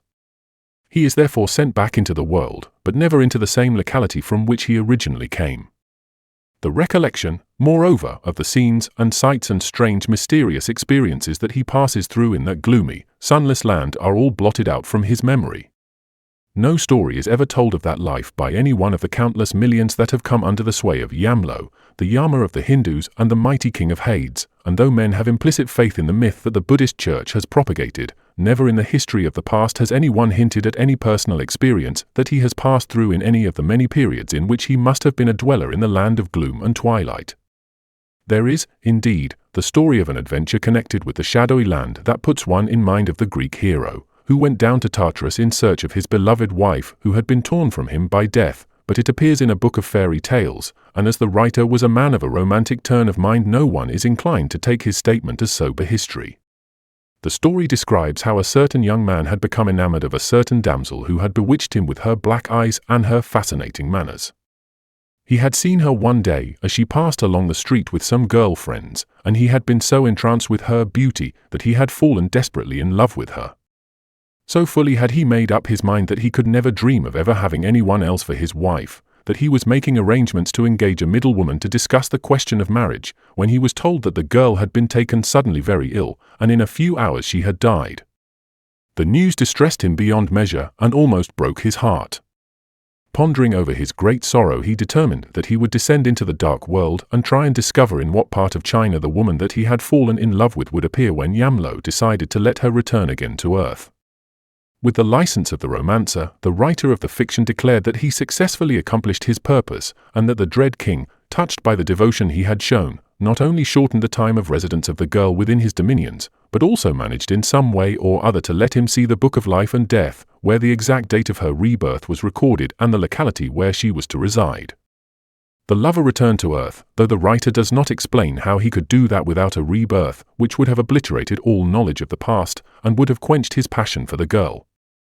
At any rate, he leaves the land of shadows, and, guided by the information he had obtained there, he proceeds directly to the new home into which she has been born, and after various adventures that belong to the region of fancy and romance, she becomes his wife. No sober writer has ever dared to suggest that the men and women who have traveled into the unknown and mysterious land where perpetual shadows rest, and where the gloomy torture chambers for the unrepentant criminals and transgressors of this world are to be found, ever whisper the secret of what they have seen when they are once more born again into the world. The mystery has been well preserved by the ages, and the Buddhist Church has discreetly kept its own counsel about a matter that every one longs to penetrate, but which countless multitudes for 1,000 generations have with absolute unanimity refused to say one word about. This is all the more remarkable because there is a most passionate desire amongst the living to find out what the inhabitants of the gloomy land are doing, and there is a class of women who get their living by professing to be able to penetrate the mystery and describe what is going on there. These persons resemble very much the witch of Endor, who is recorded to have called forth the prophet Samuel from the invisible world to predict the calamity that was going to fall upon King Saul in the battle to take place on the morrow. These women are utterly illiterate and belong to what may be called the lower middle class of society. They are shrewd and clever, and have a rough, persuasive manner with them that commands the belief of the less intelligent women that resort to them to learn about the relatives and friends that have been removed by death. There is the most profound faith in their utterances, for though they do make mistakes and say things about the deceased that are contrary to fact, they so often hit upon real facts that the inquirer, astonished that they should know something that was supposed to be a family secret, at once jumps to the conclusion that they must certainly be inspired by the spirits. Some of the more famous of these witches are constantly being resorted to by sorrowing relatives, so that they make a very comfortable living, whilst a few lay by money and in time become quite wealthy. But I will here describe one or two cases that have come under my own knowledge as having actually occurred. A lady in respectable society had lost her daughter, who was 18 years of age. Both the girl and her mother were devotedly attached to each other. The latter, anxious to know how the loved one was faring in the dark country where no sun or moon or stars ever shone, called in a witch that she might describe to her the condition of her daughter. The witch having seated herself, the ancestral tablet that was believed to contain the spirit of the dead maiden was placed upon a high table and several sticks of incense were burned in front of it. The mother then in a loud, clear voice called out the name of her daughter, her age, and the date on which she had died, and she entreated her to come and reply to the questions that the witch was now going to put to her. The woman, who had been sitting with a stern and stolid-looking face as though wrapped in spiritual meditation, now addressed the girl who it was believed had obeyed the summons of the mother. "Is your name Pearl?" "Yes." "Did you die on such a date, and were you 18 years of age then?" These questions are asked in order to identify her, and to prevent her from being confused with any other vagrant spirit that might have wandered here in order to play a trick upon her. "Now tell me," the witch continues, "how are you in the world of darkness, and whether you are happy in your life there?" "Oh, I am pretty well," is the answer that comes at once in reply to these questions, "but I cannot say that I am very happy. I am continually thinking of how distressed my mother is at my death. I know that she is thinking of me morning, noon, and night, and that her heart is full of sorrow because she feels that she will never see me again. With regard to my condition in this gloomy land, it is not all that I could wish, but it is on the whole bearable. I am living in the house that mother had made for me, and that was burned at my grave, so that in that respect I have nothing to complain of. The question of what friends she has made is answered by the statement that she lives very much alone and that she knows hardly anyone, but that her father, who came into the land of shadows some time before her, occasionally visits her, though, singular to say, she makes no suggestion about planning to live with him. It would seem from the popular, though somewhat vague ideas on this subject, that relatives keep strictly apart from each other in that mysterious country, and though they do now and again come and see each other, the intimate relationships that they sustained with one another whilst they were on earth are almost entirely broken off in that other country. Another very important question was now put to her, viz. "Do you find that your grave is dry or wet?" And she at once replied that she has been quite satisfied as far as that is concerned, for that her mother has evidently taken great pains that the rain or running streams from the higher ground above it shall not flow in upon it. It would seem that the Chinese hold that in some mysterious way the condition of the dead is very largely affected by the wetness or dryness of the grave in which they have been buried. This explains the extreme care with which they select the spots in which to lay their friends that have departed this life. There is a class of men called geomancers, who get their living by giving their professional opinion as to the suitability or otherwise of plots of land that people have in view to use as graves. There are certain conditions that these must fulfill, or else they will be rejected. One of these is that they must be dry. This is especially the case in the south of China, where a wet piece of land would attract the white ants, and in a very short space of time the coffin would be eaten up by them, and worms and noxious insects would then have free access to the body.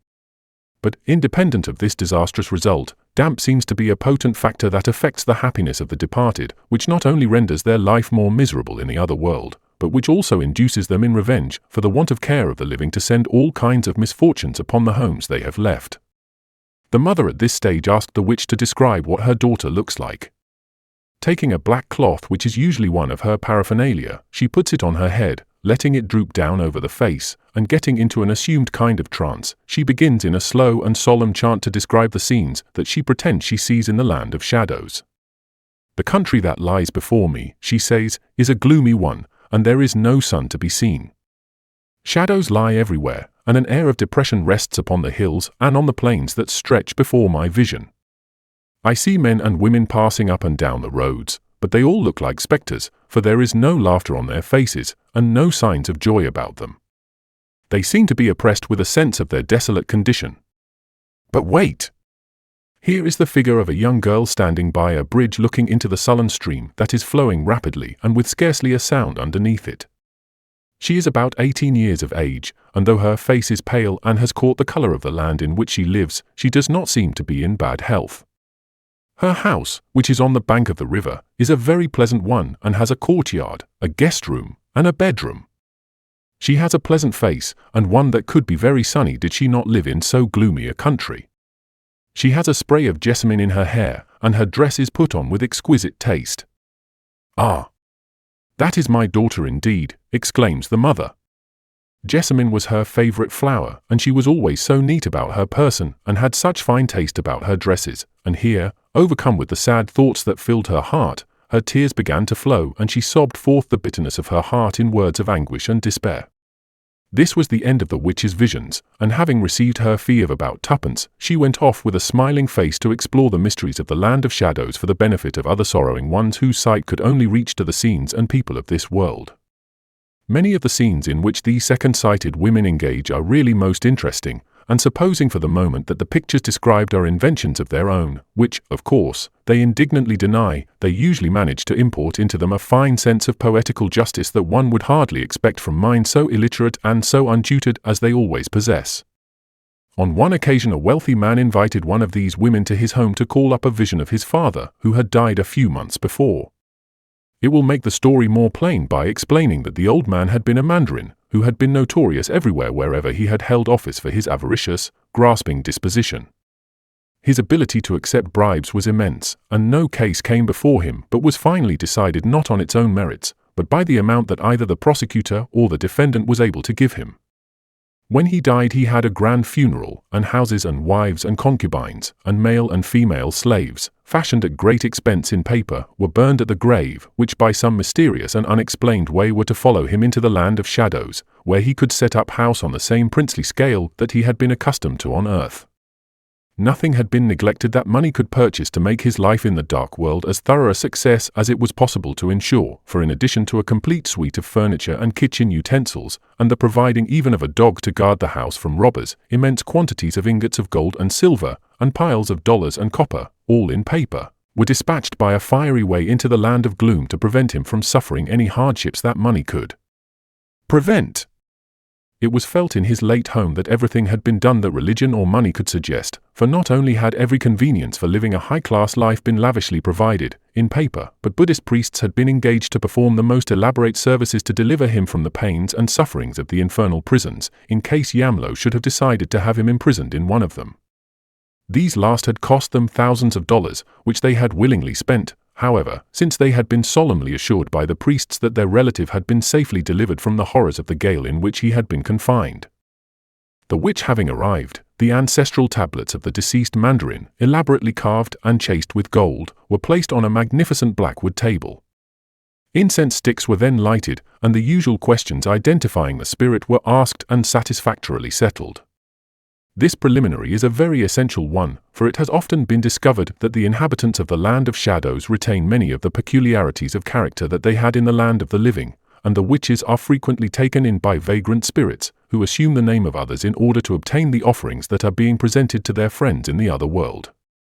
The witch, being satisfied that the spirit of the dead mandarin was really in the tablet before her, asked him if he was happy in the dark land, when it burst out into sorrowful complaints about the utter wretchedness of the life he was leading. Yamlo, because of his exactions and disregard of the claims of justice when he was a ruler, had condemned him for his sins to be a chair-bearer, and his days were now spent in the severest toil, and at night he was tortured with cold, for he had not enough clothes to put on to keep out the damp air that struck a chill into his very bones. "But did you not receive the mansion I burned for you?" broke out the son in an excited tone, "and the servants, and the thousands of gold and silver, that would have enriched you until you were released from that terrible land, by being born again into the world of men?" "I have received nothing of all the offerings you made me," the father replied, for Yamlo intercepted them, because my life had been such a bad one, and he declared that I deserved to suffer misery and degradation, and so I am working as a chair coolie, bearing hardships and sorrow every day of my life. "And is there nothing we can do for you?" asked the son. "Yes, there is one thing that will be of great service to me, in my present miserable condition. Buy 200 pairs of straw sandals, such as chair-bearers wear, and send them to me at once, also a few rain hats to keep me from the wet. My feet are cut and lacerated with the rough roads, and I am continually wet through with the rain that seems to be always falling in this gloomy land, so that my life is one continued misery." With the promise that these things would be burned and sent to him, the séance ended, and the family were left to mourn the sufferings of the man who had brought upon himself such a terrible fate through his passion for money, and because he had wished to enrich his family so that they should not know what want was after he had been taken away from them. As might have been expected, there is a great diversity of opinion with regard to the dwellers in the land of shadows. Some hold that relatives do not know each other there, whilst even those who dispute this theory still believe that whilst they may visit each other occasionally, they never dream of reuniting the scattered members of a family and living together as they used to do before death divided them. The general theory that after the lapse of 16 years men and women are released and allowed to return to Earth is subject to a good many modifications. A person of high moral character, for example, and one who has gained the approbation of the stern and inflexible Yamlo by uprightness of life, is sent back many years sooner than the allotted time. Young boys and girls, unless they have developed decidedly vicious tendencies, are dismissed after a very short probation to begin again the experiment of life that had been so rudely interrupted by the cruel enemy of our race. It is a remarkable fact that there are no babies in that gloomy underworld, for never having done any wrong against society, no sooner do they die than Yamlo sends them back to life to begin once more their struggle with evil, by which their characters are to be developed, and, after a number of births, they may become the teachers and the sages of future generations. This doctrine of metempsychosis has its fascination for a good many people, for where the future would otherwise be a dark, mysterious thing, with no ray of light to break the solemn darkness that broods over it, this breaks its awful monotony and gives men hope of escape from its mystery and power. A colonel was one day haranguing his soldiers just as they were about to engage the enemy.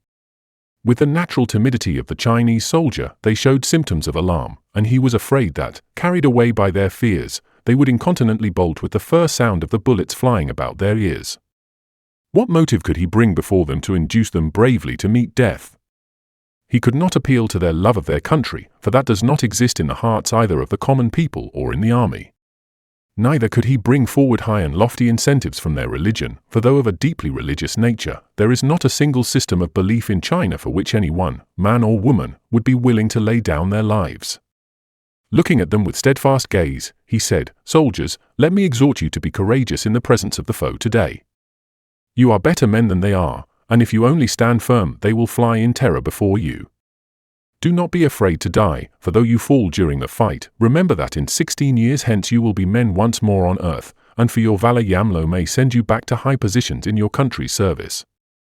A poor incentive this to induce men to risk their lives on the battlefield, but it was the highest that this officer could think of, for the shout of king and country would have failed to inspire them, and idolatry produces no enthusiasm to raise a war cry at the sound of which death would cease to have any terrors.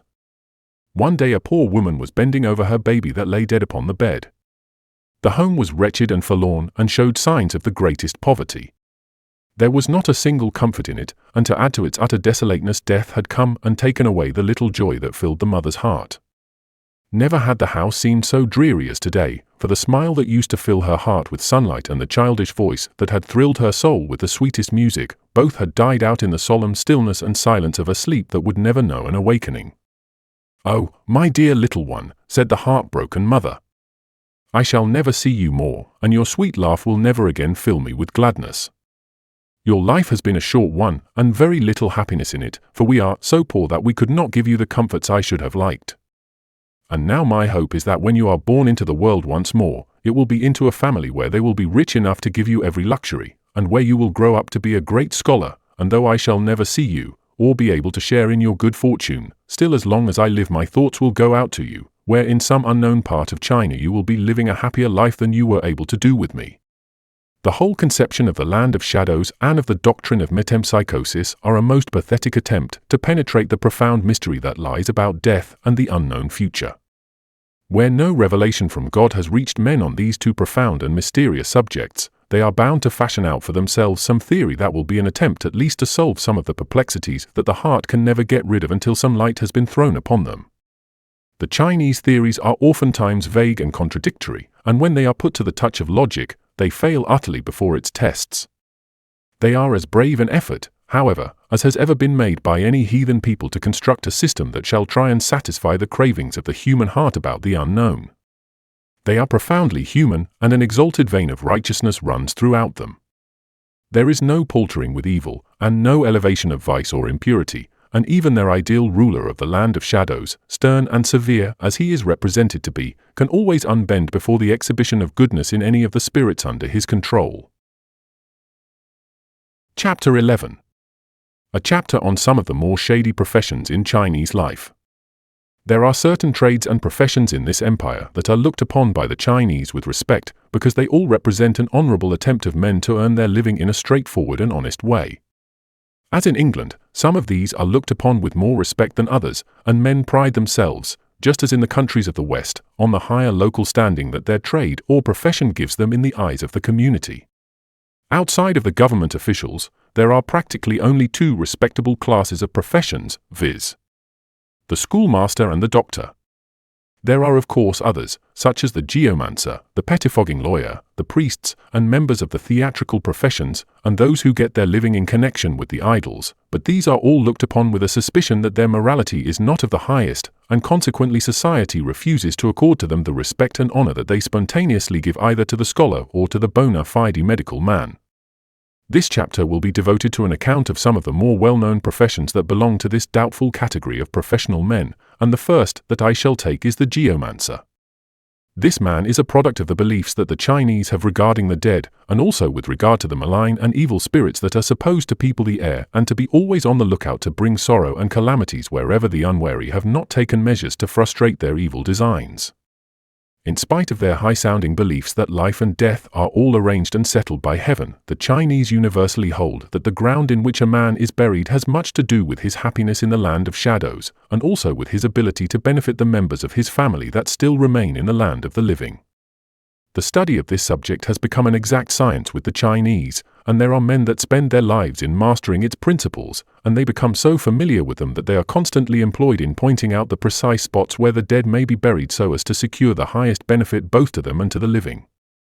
The poorest and the commonest amongst the people have not the means of engaging these professors of the geomantic art, neither have they the funds to buy expensive plots of ground where the feng shui, as it is popularly called, works with a strong and imperial will to summon to itself the forces in nature that will secure wealth and fortune and worldly honors to all that are connected with it. Their homes are narrow and will barely suffice to accommodate the living, and so the dead have to be hurried away and laid in any piece of ground on the side of a hill that some benevolent individual may make them a present of. Persons with any means, and with a spare room where the dead may be laid for a few days, would never dream of burying any of their relatives without engaging a geomancer to examine all the available vacant plots of ground that may be in the market for sale, and in giving his professional opinion as to which of them would be likely to satisfy the feelings of the dead and bring the greatest prosperity to the home they had left behind them. It would seem that according to the laws of geomancy, a low position where the soil is damp, and where the rains would be allowed to settle, is one of the very worst that could possibly be selected for the burial of the dead. It would mean that in the south, at least, before very long, white ants, captivated and allured by the scent of wood, would come in their myriads and attack the coffin. As they can do no work without moisture, the damp and sodden soil would supply them with an abundance of that, and the working members of the great army would continue their labors with a perseverance and an industry that would soon riddle the abode of the dead so that only the merest and flimsiest shell of the coffin would survive after the attacks made on it. This it is believed the dead resent with a fierce and bitter feeling that seems to set them in the wildest hostility to the friends who are responsible for this state of things, and in the land of shadows they plan how they shall be revenged upon those who have shown so little feeling for them as to bury them in such a position. The professors of feng shui are careful to prohibit all permanently damp localities, or where the drainage is so imperfect that during the rainy season, when for weeks the annual rains pour down in more or less continuous torrents from the heavens, the grave must be thoroughly sodden with the wet. They know that then, unless the grave is dug in a situation where the water will easily drain off, the most disastrous results will happen to the coffin, such as would bring lasting mischief both to the living and the dead. There are several things that according to geomantic laws are essential to the making up of a good grave or feng shui. The first of these is, it must be dry.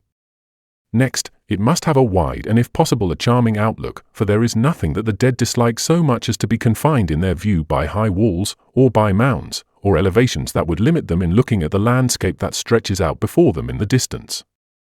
Any proximity of large trees is considered to be specially obnoxious to the occupants of graves. It seems that the waving of the branches during a storm, and the sighing of the winds through them, produce such doleful sensations that the spirits are apt to get irritated, and by to vent their wrath by hurling calamities on the living. The gentlemen that get their living by catering for the dead have all these things to keep in mind when they are in search of a place where the dead are finally to be laid.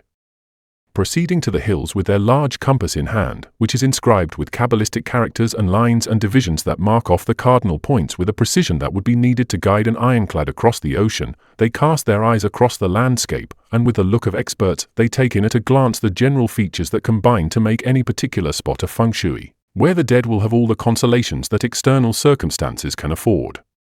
them. It would seem, indeed, as though these demanded very much what the living would like to have if they had the choice.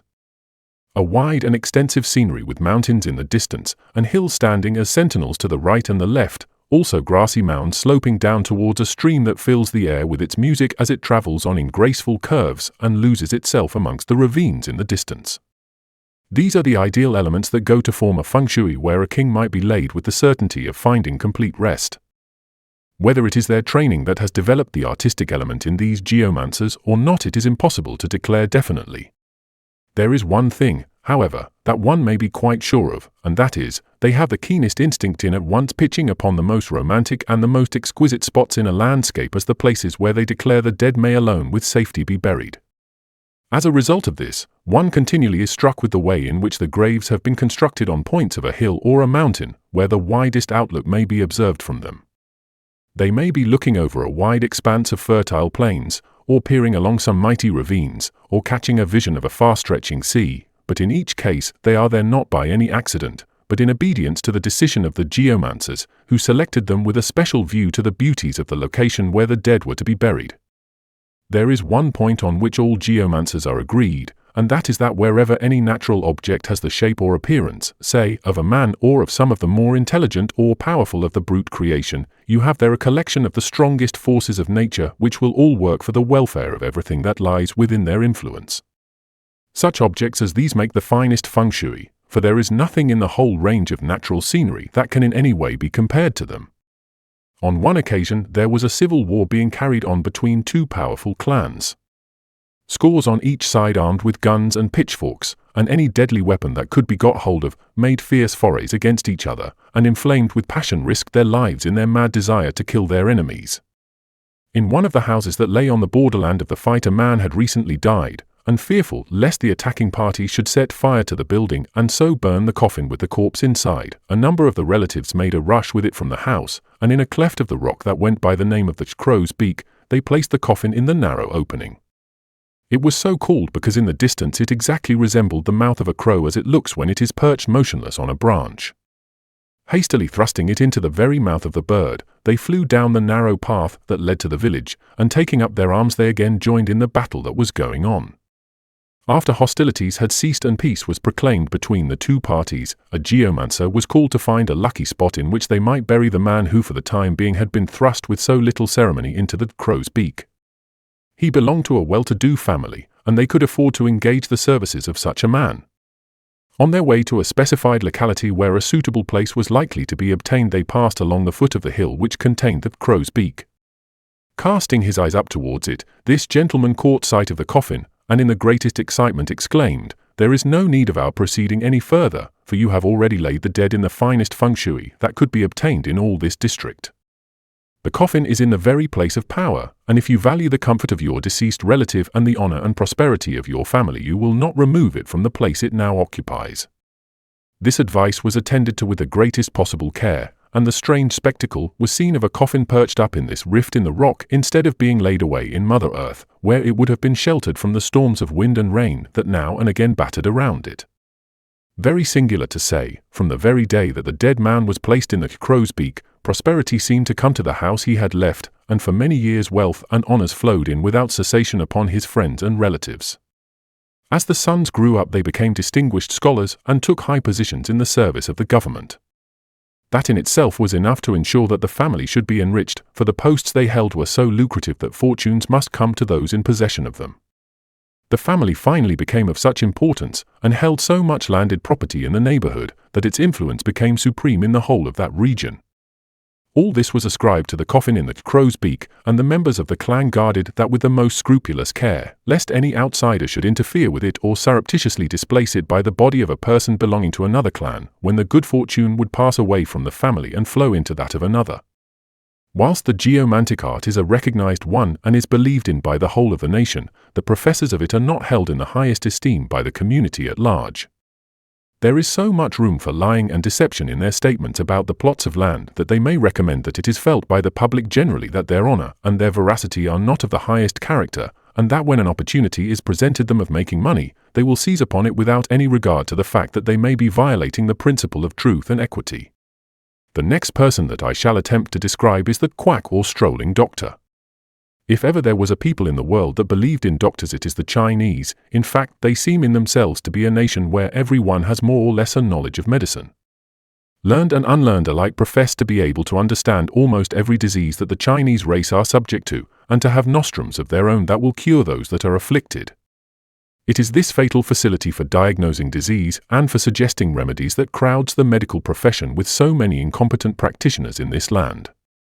The state takes no cognizance of the men who profess to keep society in good health, and then it is so easy to put on a long gown, look profound, and ape the airs of a literary man, and be transformed in the twinkling of an eye into a regular doctor, who is prepared to treat any disease under the sun, with the confidence of a president of the College of Surgeons in England. No study is required to be a doctor. There are certain traditions floating amongst society as to how a number of diseases should be treated. These are stored up in the mind. Then there are well-recognized books that have been written in former days by famous physicians with prescriptions for an unlimited number of diseases, and there are also secrets how to treat special ailments that have been transmitted through several generations in some particular family, and are never allowed to leak out to the general public. All these are sources to which the man who aspires to be a doctor can apply, and by a careful study of which he may get such a knowledge of the Chinese herbarium that he will be able to deal with simple and elementary cases with some degree of success. He must also have unbounded cheek, a fluent tongue, and a natural eloquence that will win its way to men's hearts and fill them with a confidence in his skill that they will never think of questioning his ability to deal with their particular ailments, no matter how difficult or complicated they may be.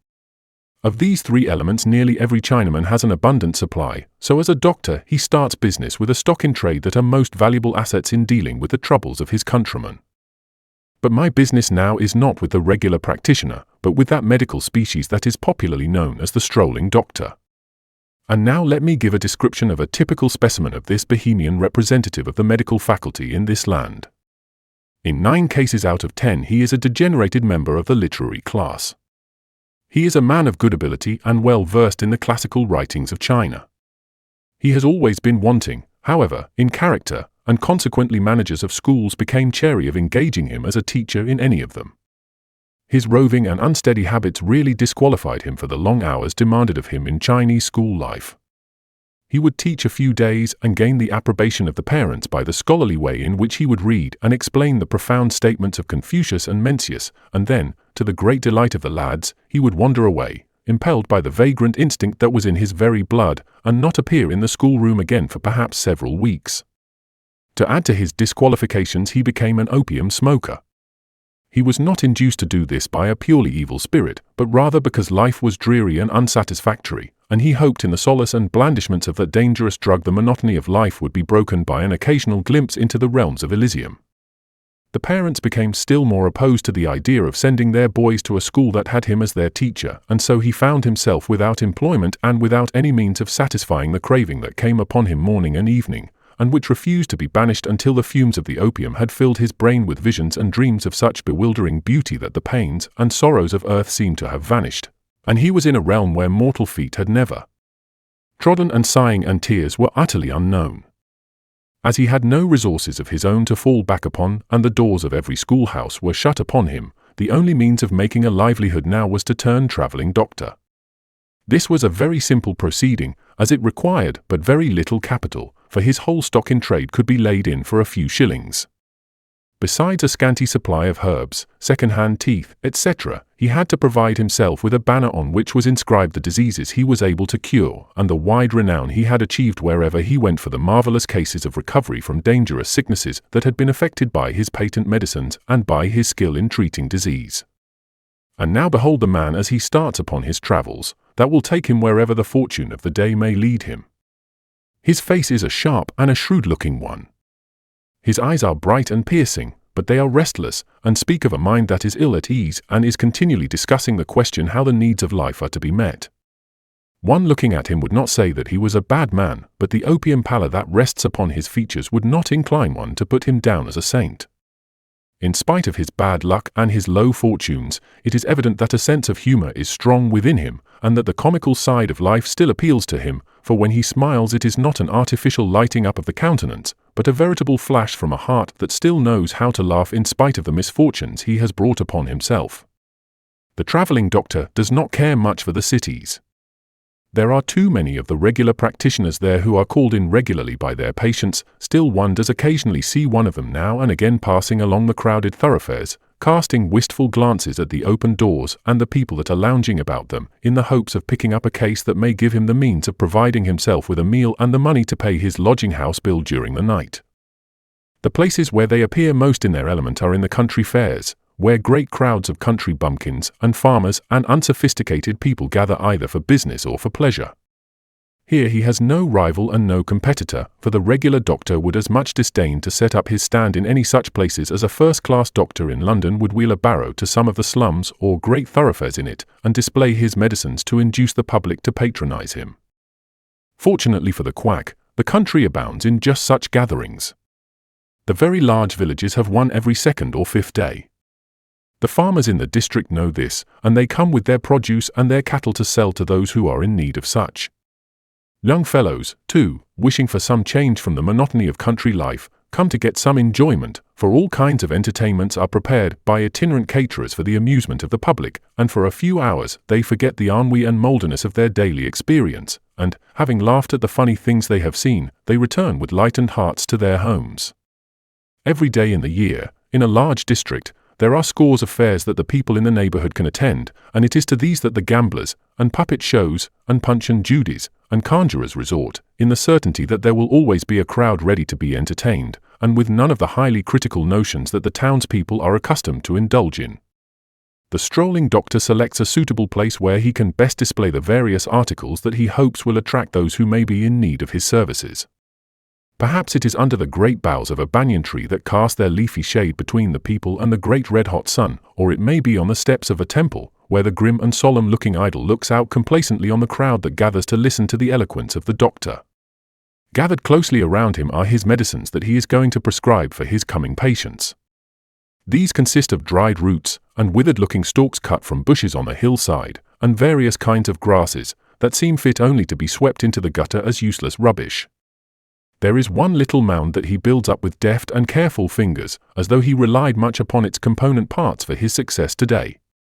It is a gruesome sight, for on looking at it carefully, one finds it to consist of a considerable number of teeth in a pretty good state of preservation that have been extracted from patients in days gone by, and that have still sufficient vitality in them to enable them to do service in other people's mouths for some years to come.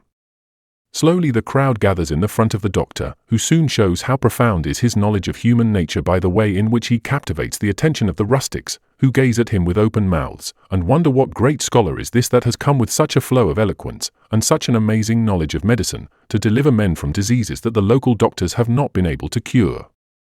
Whilst he is talking, a man rushes up with face flushed and eyes congested, with both hands holding one side of his face.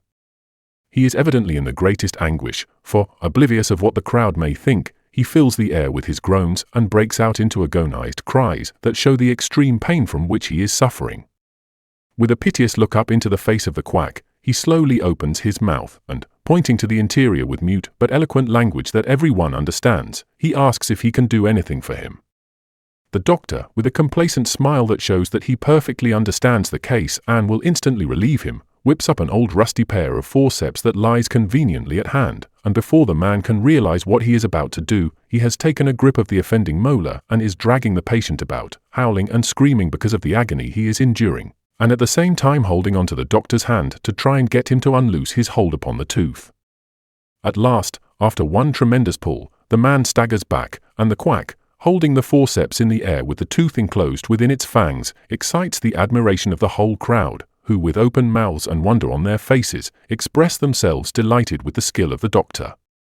This open-air dentistry has an immediate effect in instilling confidence in those who have witnessed it, for several people at once apply for the herbs that he has for sale, and a few others consult him upon the various complaints from which they are suffering.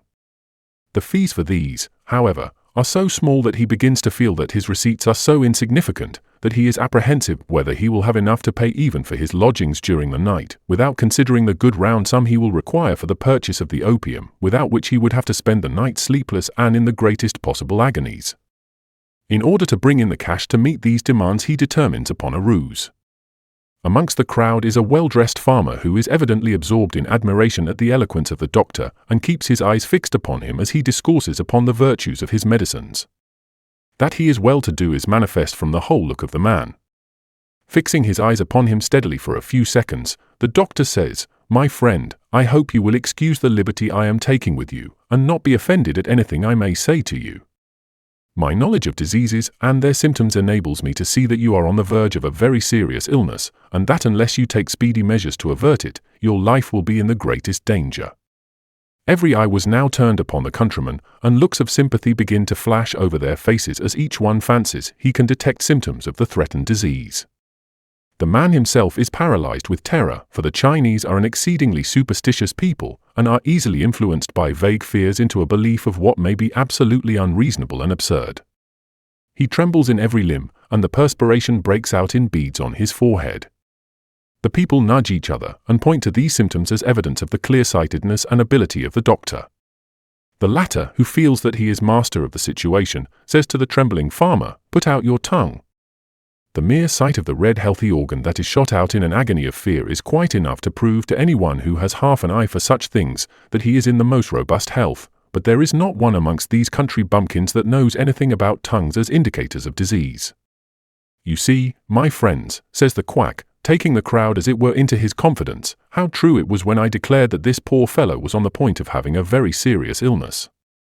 Look at his tongue, and here every one gazes at it intently, as though he sees blue death in that exceedingly healthy organ, and just mark how the symptoms of the coming disaster are plainly outlined upon it. He should see a doctor at once about his case, who, if he knows his profession only tolerably well, will be able to take such measures that the disease may be stopped.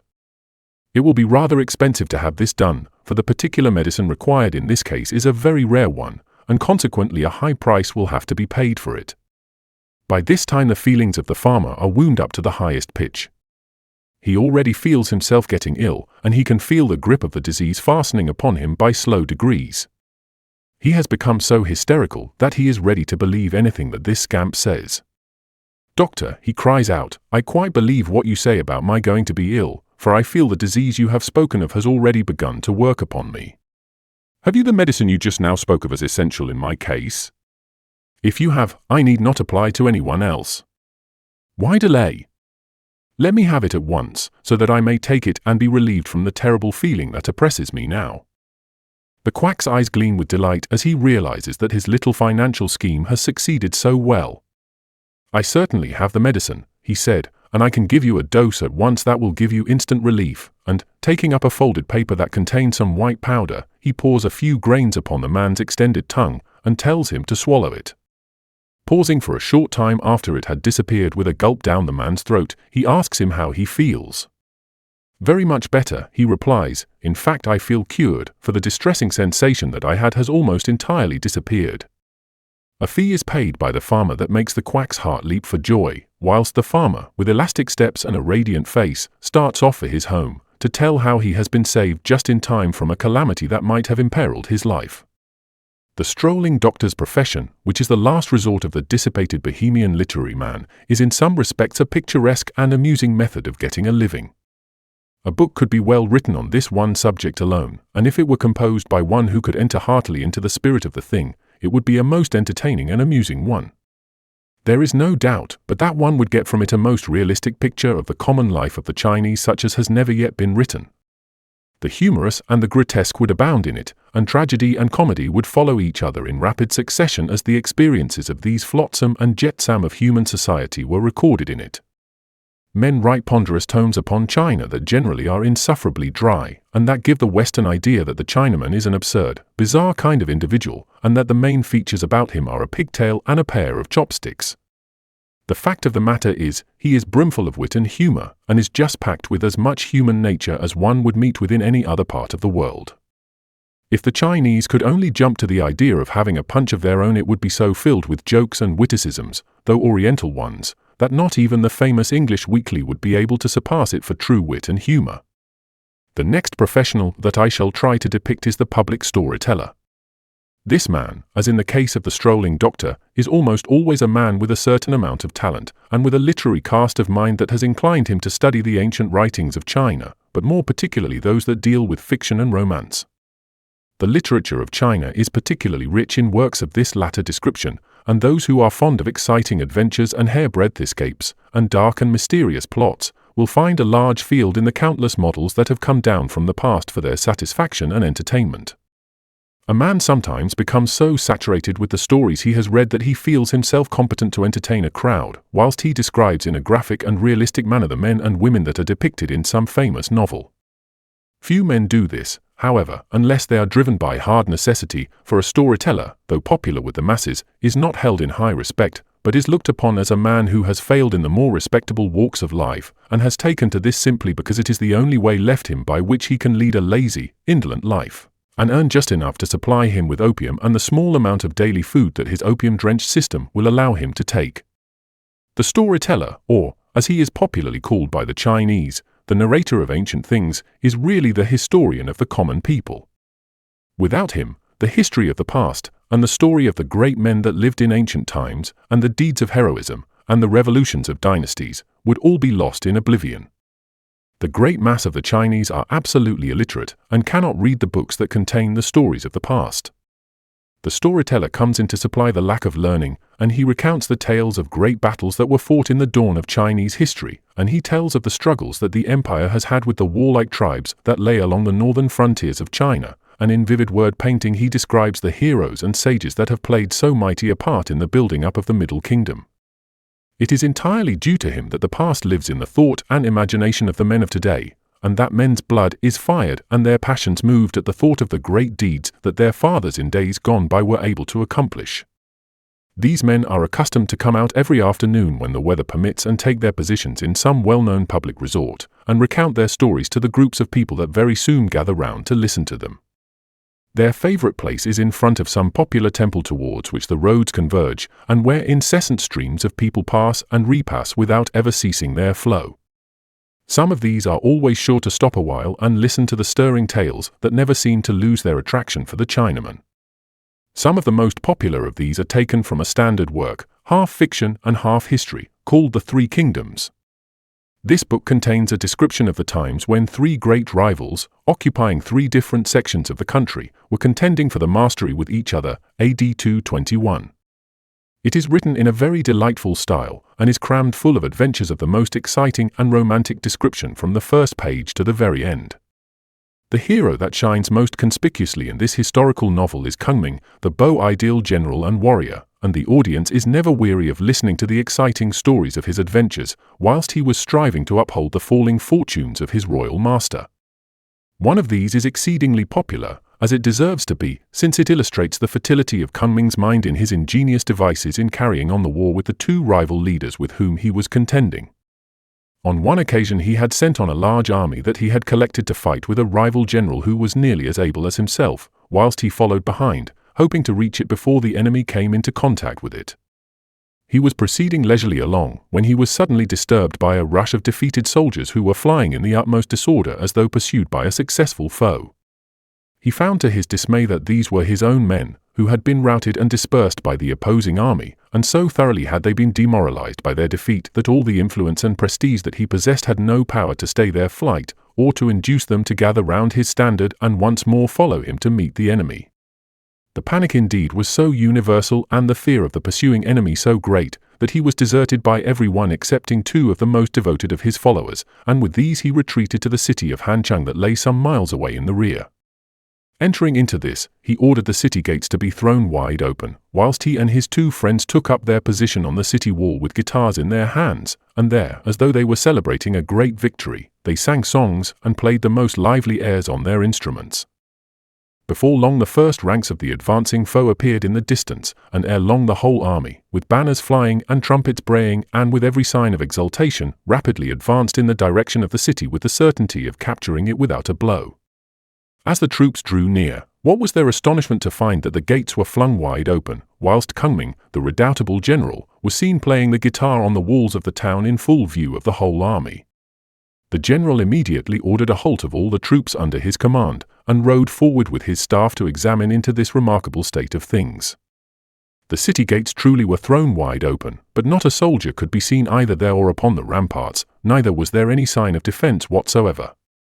All that could be seen was Kunming sitting with a gay and festive air on one of the towers, twanging his guitar and singing one of the national songs of the time.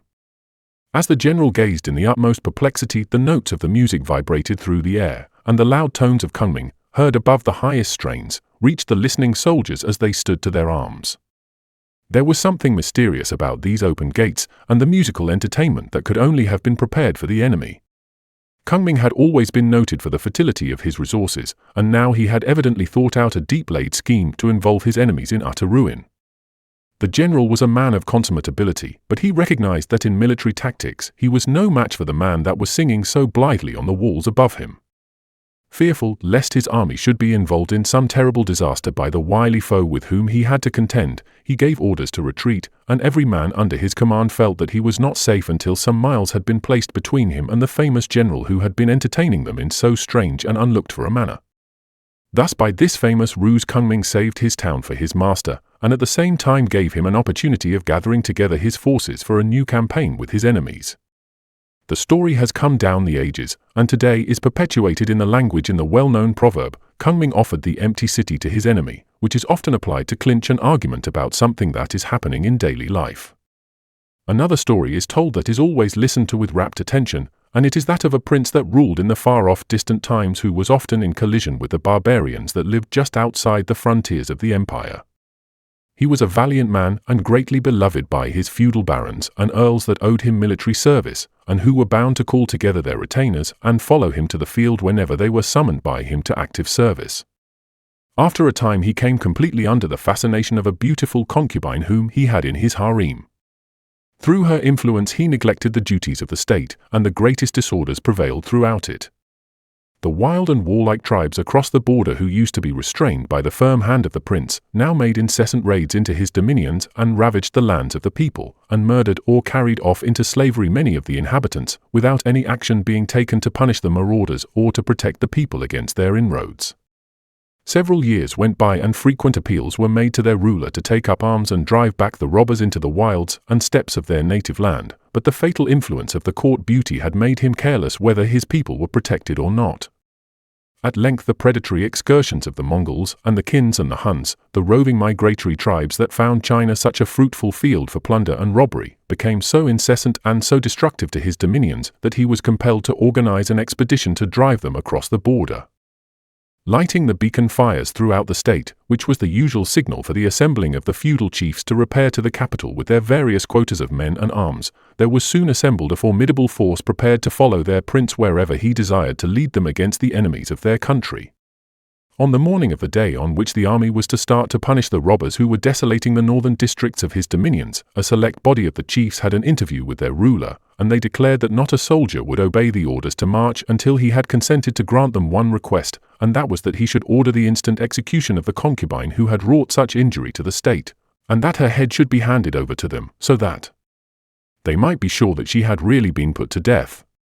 The prince, who was desperately in love with the unfortunate woman, at first resolutely refused to do what they asked. As the very existence of the state, as they believed, depended upon its being granted, they were firm in their determination not to march against the enemy until the bloody deed had been carried out.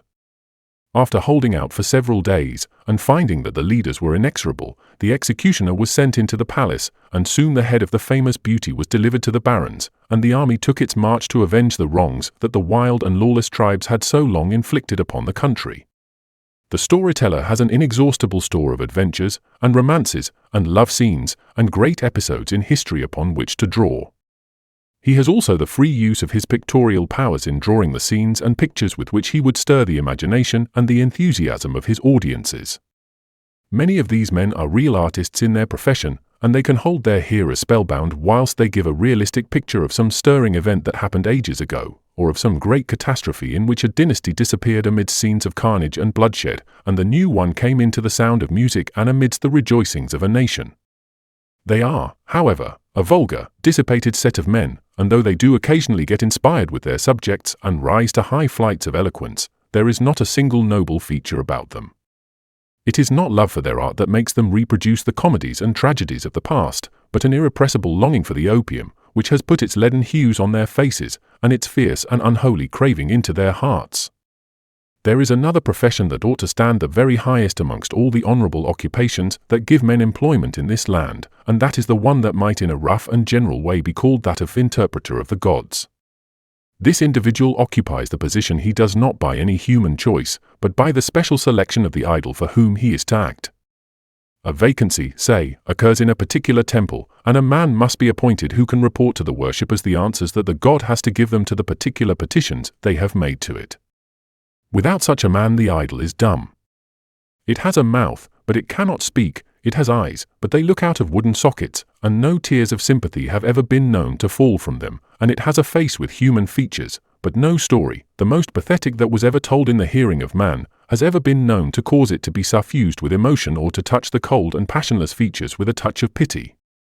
The man that aspires to occupy this high position must go through a certain ordeal before he can be accepted by the temple authorities as the one whom the idol is willing to employ to be the medium by which it shall communicate its purposes to the people. A certain weird ceremony is performed in front of the god during some dark night, when only a candle or two show the idol surrounded by the mystery of darkness. Incantations are slowly chanted, and invocations made to the wooden image to inspire the man that stands motionless in front of it. The tap of a drum now and again sounds as a kind of bass note to the higher notes of the reciter of the vague and mystic language that is supposed to move the idol to a manifestation of its will. After an hour or so of this monotonous dirge and occasional tapping of the drum, which is evidently meant to quicken the decision of the god, the man who has been as silent and as motionless as a statue begins to slightly sway from side to side. The taps on the drum now become more rapid and more vigorous, and ere long the wretched man becomes convulsed and falls on the ground as though he were in a fit. The scene is ended, and the god, it is believed, has entered and taken possession of the man, and now whenever he speaks officially he does so as its inspired oracle, and his utterances are accepted as though they had been spoken by the idol itself. One would naturally imagine that candidates for this exalted position would come from among men of culture and refinement, and that the highest in the land would eagerly desire a position where they would be so thoroughly in communication with the supernatural and be recognized by their countrymen as worthy of the highest places in the religion of the masses. But this is not the case. No scholar would ever dream of demeaning himself and of rendering himself contemptible in the eyes of the literary classes by consenting to become an interpreter of the gods. No respectable citizen would agree either for himself or for any member of his family to degrade himself by accepting such a position. The men that actually are employed are opium smokers who have lost their property in their indulgence of the popular vice, and as a last resort have come to the point of bearing the stigma and the disgrace connected with the office in order to get the gains that come to them when they are doing duty in the temple.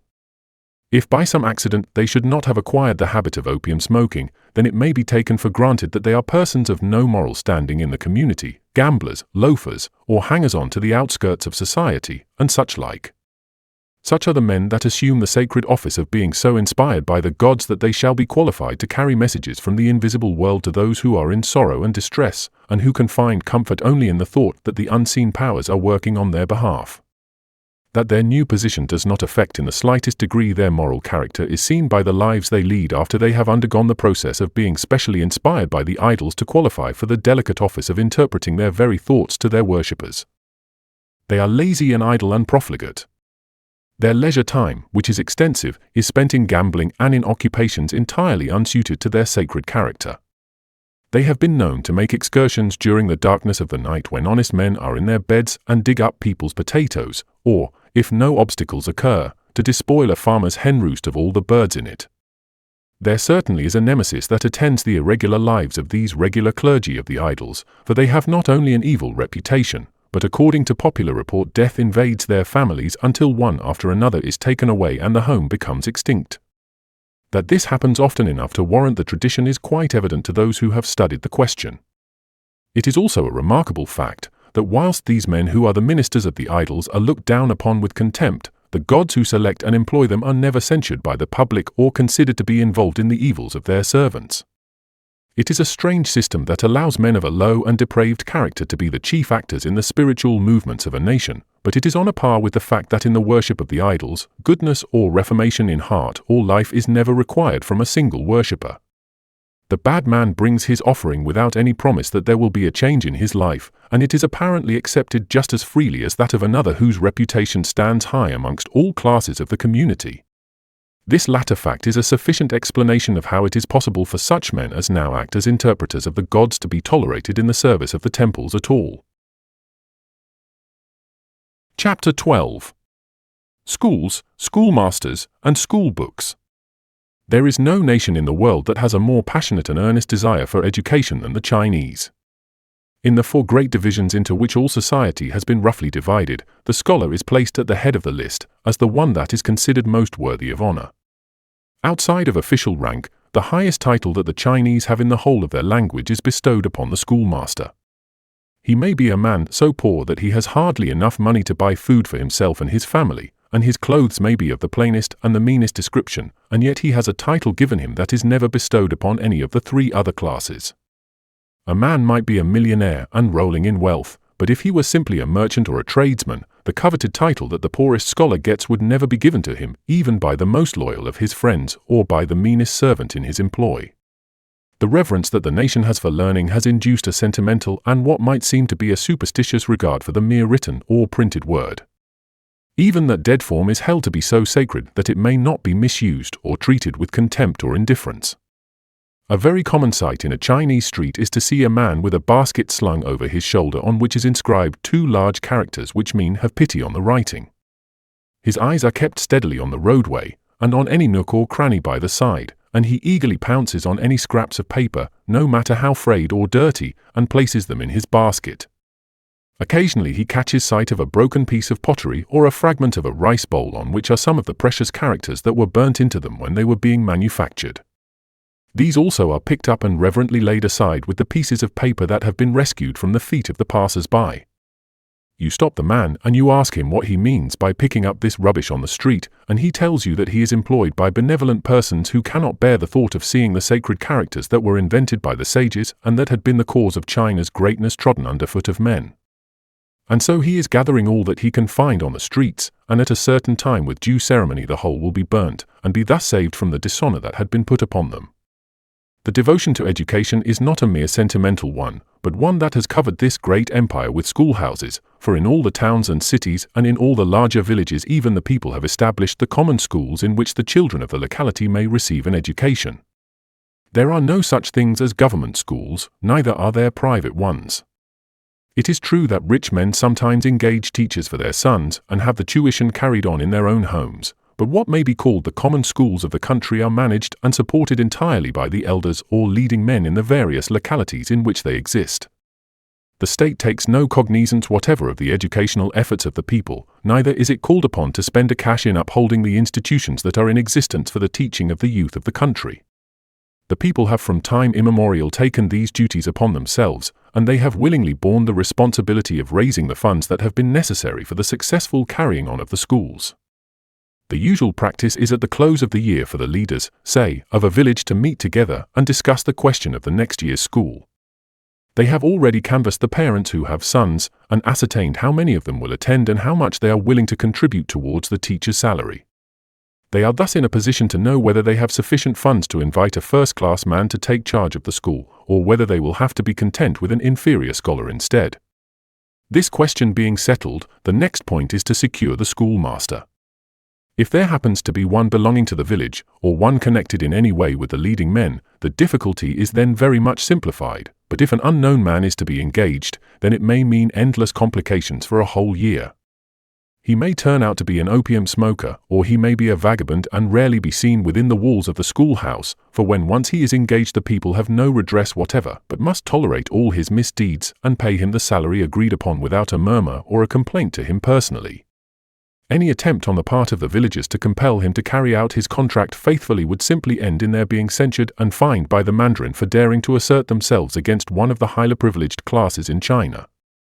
We will suppose, however, that a fairly respectable man has been obtained, and that all the arrangements for opening the school have been satisfactorily made. The usual time for the commencement of the school year is 3 or 4 days after the Feast of Lanterns, which takes place about the middle of February. The schoolhouse is usually situated in a central part of the village and consists of a schoolroom capable of accommodating 20 or 30 scholars, a small bedroom for the teacher, and a diminutive kitchen also for his special use. The managers provide him with a 4-poster, a high oblong table and a few chairs, and also a mosquito net to be used during the warm weather when those plagues of the East carry on their campaign with such unceasing vigor against all animal life. They also place a table and chair in the schoolroom, which are to be for his own exclusive use, but beyond these they leave the furnishing of the place to the individual scholars, who bring their own stools and tables with them on the day that the studies begin. On the table are an inkstone, a diminutive water bottle, 2 or 3 camel's hair pens or brushes, a stick of Indian ink, and last, though not least, a good solid piece of bamboo with which the refractory and the indolent will frequently make acquaintance during the coming months of the session. There are also a miniature teapot and Lilliputian teacups, all deftly placed on a lacquer tray, ready for use whenever the master feels that he would like to refresh himself with a few sips of the popular beverage that cheers, but not inebriates.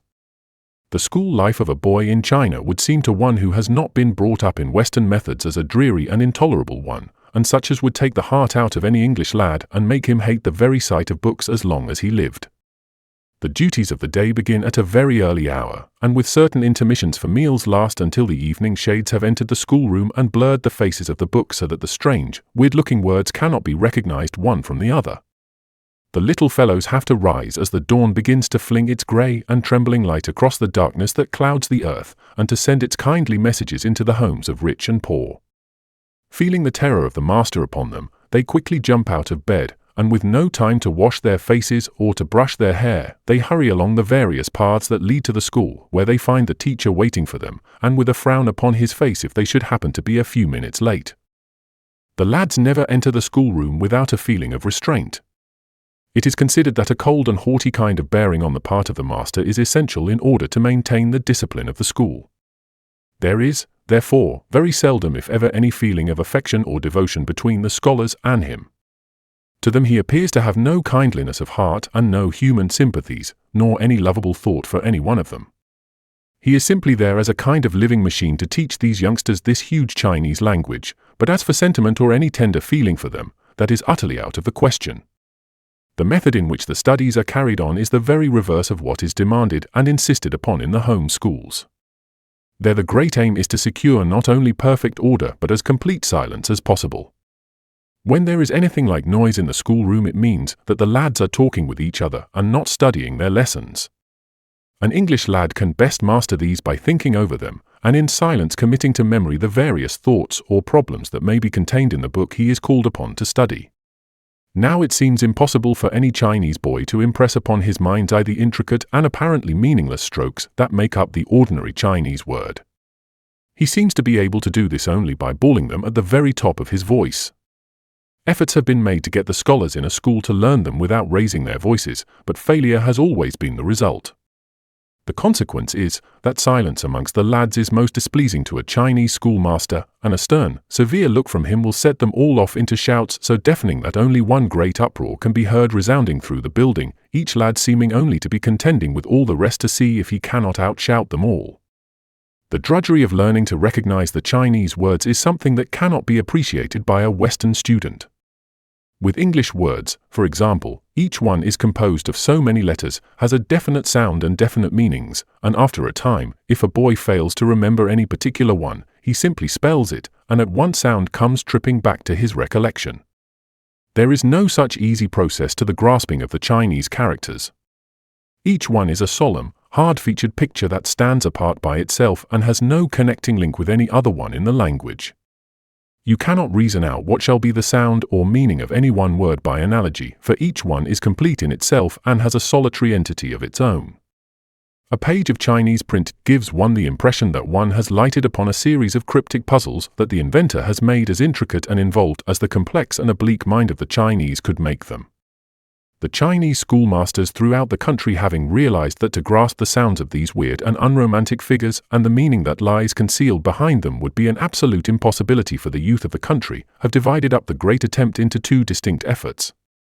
The first thing, therefore, that a lad has to do when he goes to school is to shout out in all the various tones of the gamut the names of these ancient, hoary-headed symbols, and at the same time to impress upon his memory the picture of each one, with its dots and curves and minute up and down strokes, that it shall be a living picture that his mind can call up at any moment that he hears its name pronounced.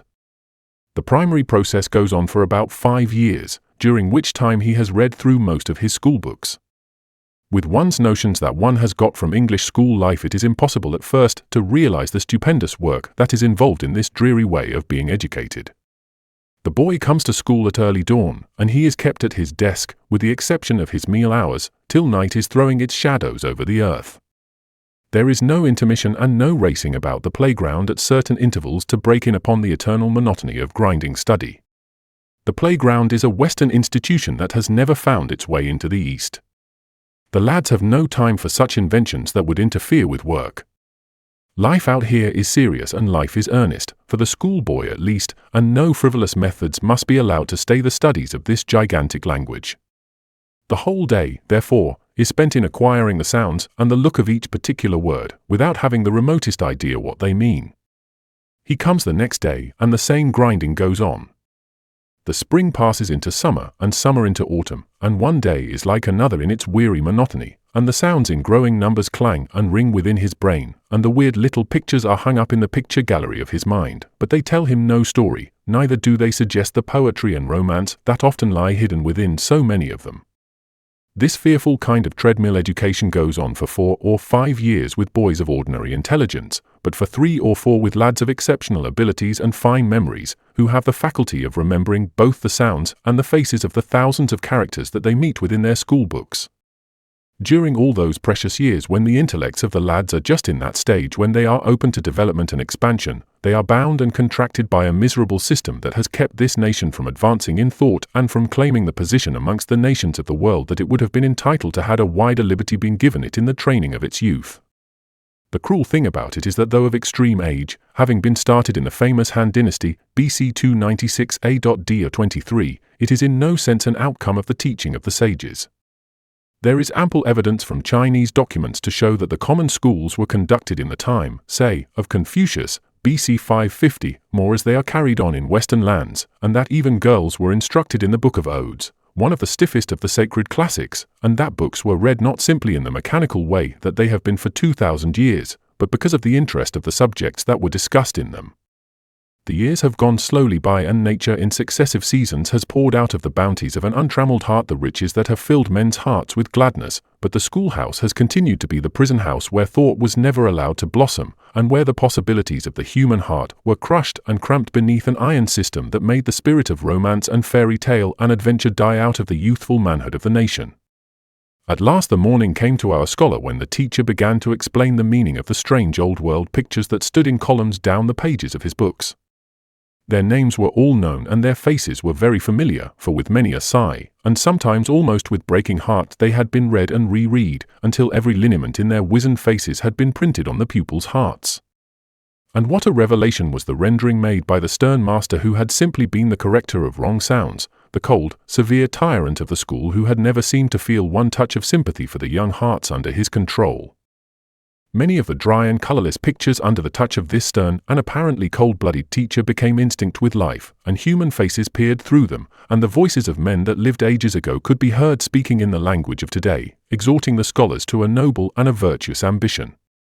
Others, again, exhaled the fragrance of the fields and the perfume of flowers, whilst one could hear the rustling of the corn as the breeze swept over it, and could see in imagination the mountains with their sun-crowned summits and the shadows chasing each other like schoolboys along their rugged sides.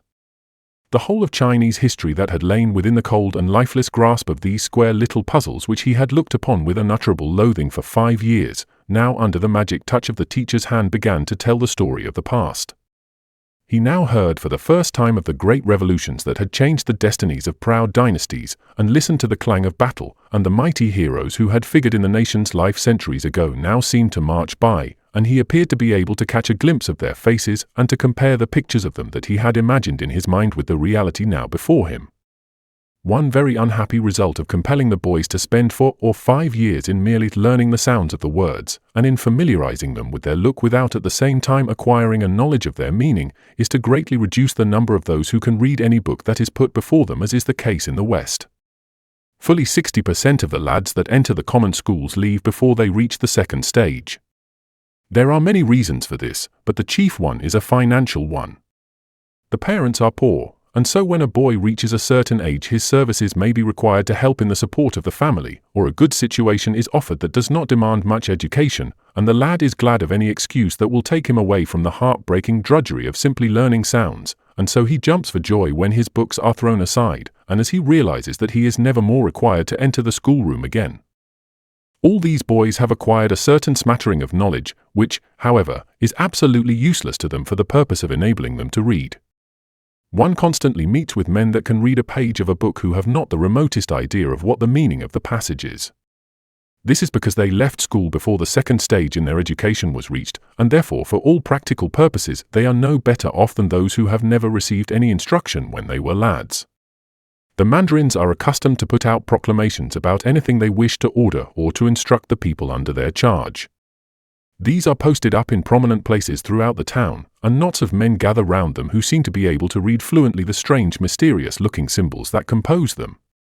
You ask a man who is reading one of these to explain to you what the Mandarin wishes to be done. He says he really cannot tell you, for when he was at school he never got further than the initial stage of learning to recognize the characters with the names that belong to them, and therefore he is unable to explain to you what the Mandarin is forbidding or what regulations he is issuing for the conduct of the people. The consequence of this utterly insane plan of education is that for a civilized country such as China claims to be, the people are grossly ignorant and uneducated. Taking the population at 400 millions, and say half of these are women who may safely be said to have never been to any school when they were girls, that leaves 200 millions of men to be considered. Sinologues who have been well qualified to deal with the subject, after serious calculations have come to the conclusion that not more than 15 millions of readers exist throughout the length and breadth of the land. These include men who have a mere smattering of education, but who know enough to be bookkeepers and accountants, and doctors who can write their own prescriptions, and shopkeepers who can make out their bills, but in such misshapen and uncouth hieroglyphics that they would make Confucius shudder with disgust were he allowed to visit the earth, and see what caricatures these men have made of the marvelous inventions of the darkest ages of China. 15 millions is to my mind a most liberal estimate of the readers of this country. Why writers on China should have persistently represented the people of this land as being highly educated is a mystery to those who profess to be only moderately acquainted with the subject. The country is illiterate, grossly illiterate, and as a result is festering with pride and with contempt for every other nation outside of the Middle Kingdom. There is just now going on throughout the country, however, a tremendous awakening, and the rush after education on Western lines is one in which all classes of society are united. The old obsolete system is doomed, and the youth of the future will be no more subject to the pain and the weariness and the heartbreaking that countless generations of the young manhood of the country have had to endure in the past. We now come to the school books of the nation, for though there never has been an educational board in China, and none of the dynasties that have successively sat on the dragon throne of this empire have ever legislated with regard to the teaching of the youth of the land, there has always existed but one set of books that are the textbooks in every school throughout the country, and which have been used in every scholastic institution that has ever existed in the long ages of the past. The Chinaman is thoroughgoing in his conservatism. He has never weakened on that subject. Even in his smells he is the rankest Tory that ever lived. The odors that reek through the streets and send their aroma down the alleyways and gently mingle in the atmosphere of the homes have nothing modern in them, but are the lineal descendants of a long line of ancestors that vanish from sight in the mist and obscurity of a remote past. As a result of this national instinct, no teacher has ever had the hardihood to propose that there should be any alteration in the books that should be used in the instruction either of the young or of the more advanced pupils who may be planning for literary honors. This is all the more remarkable considering the wide extent of territory of the Chinese Empire, and of the varieties of languages that are used by the people. The Chinese are generally spoken of as one race, and so they are in the great outstanding features that constitute them one distinct nation, and yet they are divided off from one another in many large regions by dialects so different from each other, that the people occupying them cannot understand the languages that are spoken in those outside of their own. It would have seemed that such radical differences as those produced by what is practically a foreign language would have led to different methods and different ideals as to the management of their schools, but they have not. You pass along the Great Plains where the fertility of the soil has given prosperity to the people, and you examine the schools and you find one set of textbooks in every one. You travel over mountain ranges where the people are having a severe struggle for existence and where a language is spoken that needs an interpreter before you can enter into conversation with them. You enter into their village schools and you find the same familiar books, but the names given to the strange, weird-looking little pictures are so different from those they call them on the other side of the mountains that you cannot recognize them. You pass up the great Yangtze, the son of the ocean, and you step out of your boats a few hundred miles apart from the last place you rested at, and you discover that every locality has its own dialect.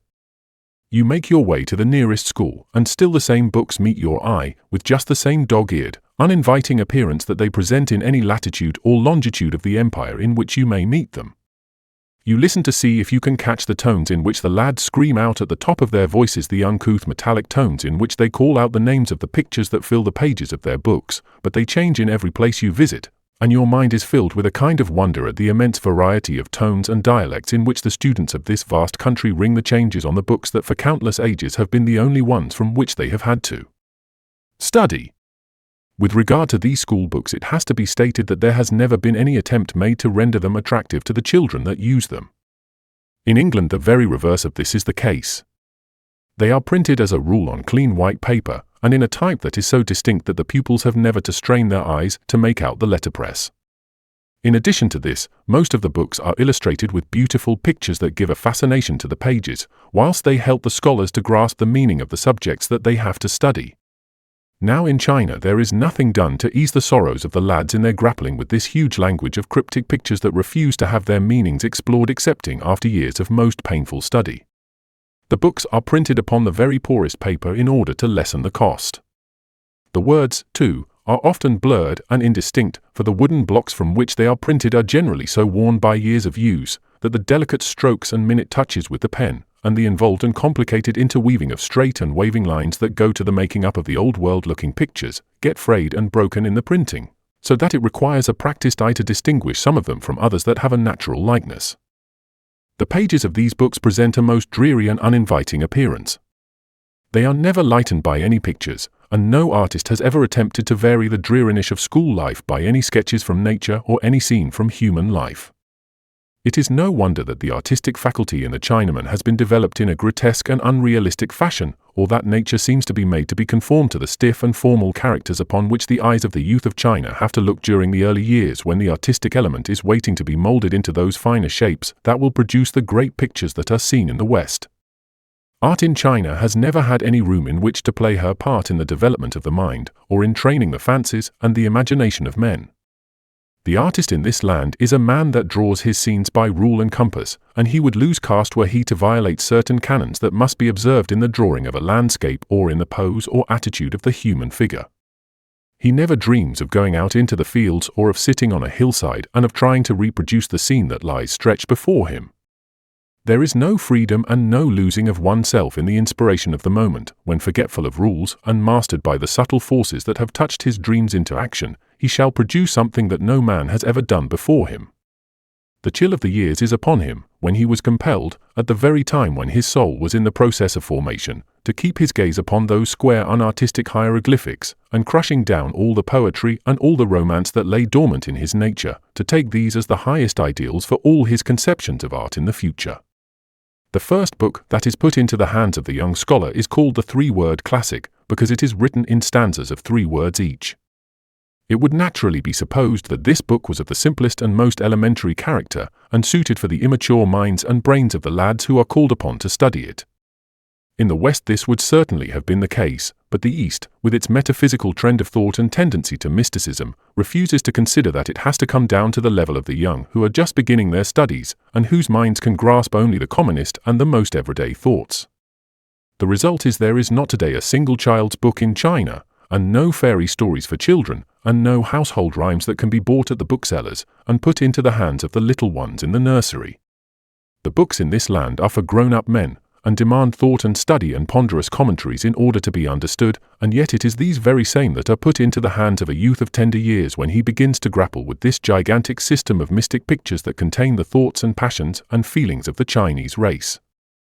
The three-word classic is a very admirable instance of the beau-ideal kind of book that the educationist of this land puts into the hands of a boy, say, of 8 or 9 years of age.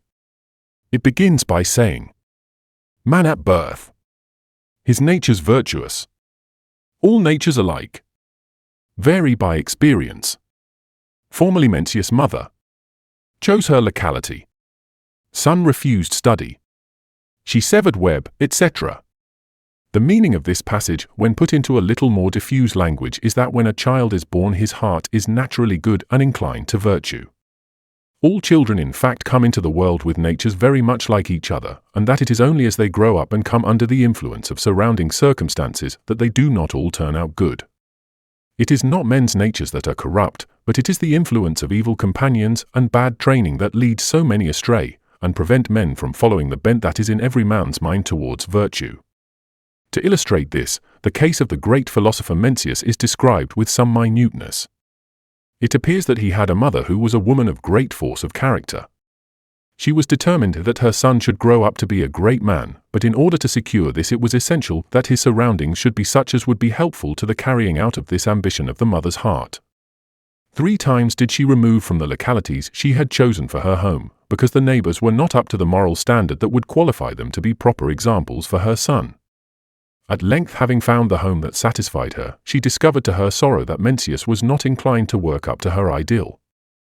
He was a high-spirited lad and full of animal spirits, and preferred to be flying kites or spinning tops, or tossing the shuttlecock from one to another with the side of his shoe, to serious study with his books. She was a brave woman, was this mother of the future philosopher. She was quite alone in the world, for her husband was dead and her relatives lived far away, and her only source of livelihood was the loom on which she wove the webs that she disposed of in the nearest market town. At length the crisis came.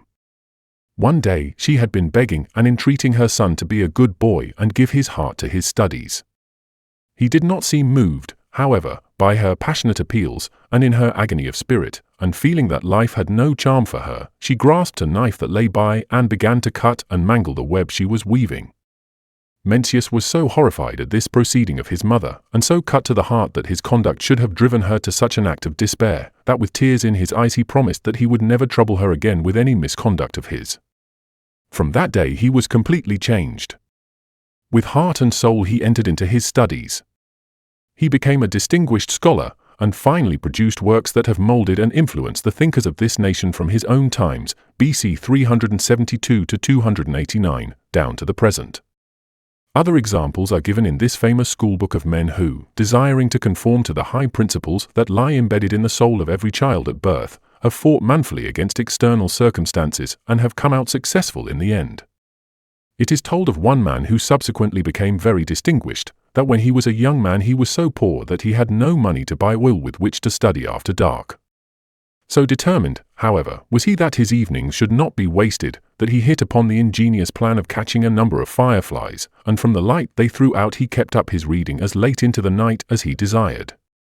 Another man equally poor used to take his book out on a winter's night, and by the lights of the snow that fell on it pursue his studies after all the rest of the family were buried in slumber.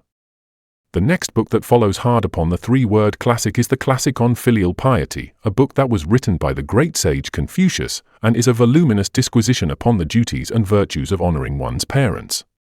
There is no doubt but that the profound respect that the Chinese have for the doctrine of filial piety has been fostered in the nation by this work having been for so many centuries the schoolbook of the children in all the schools throughout the length and breadth of the land.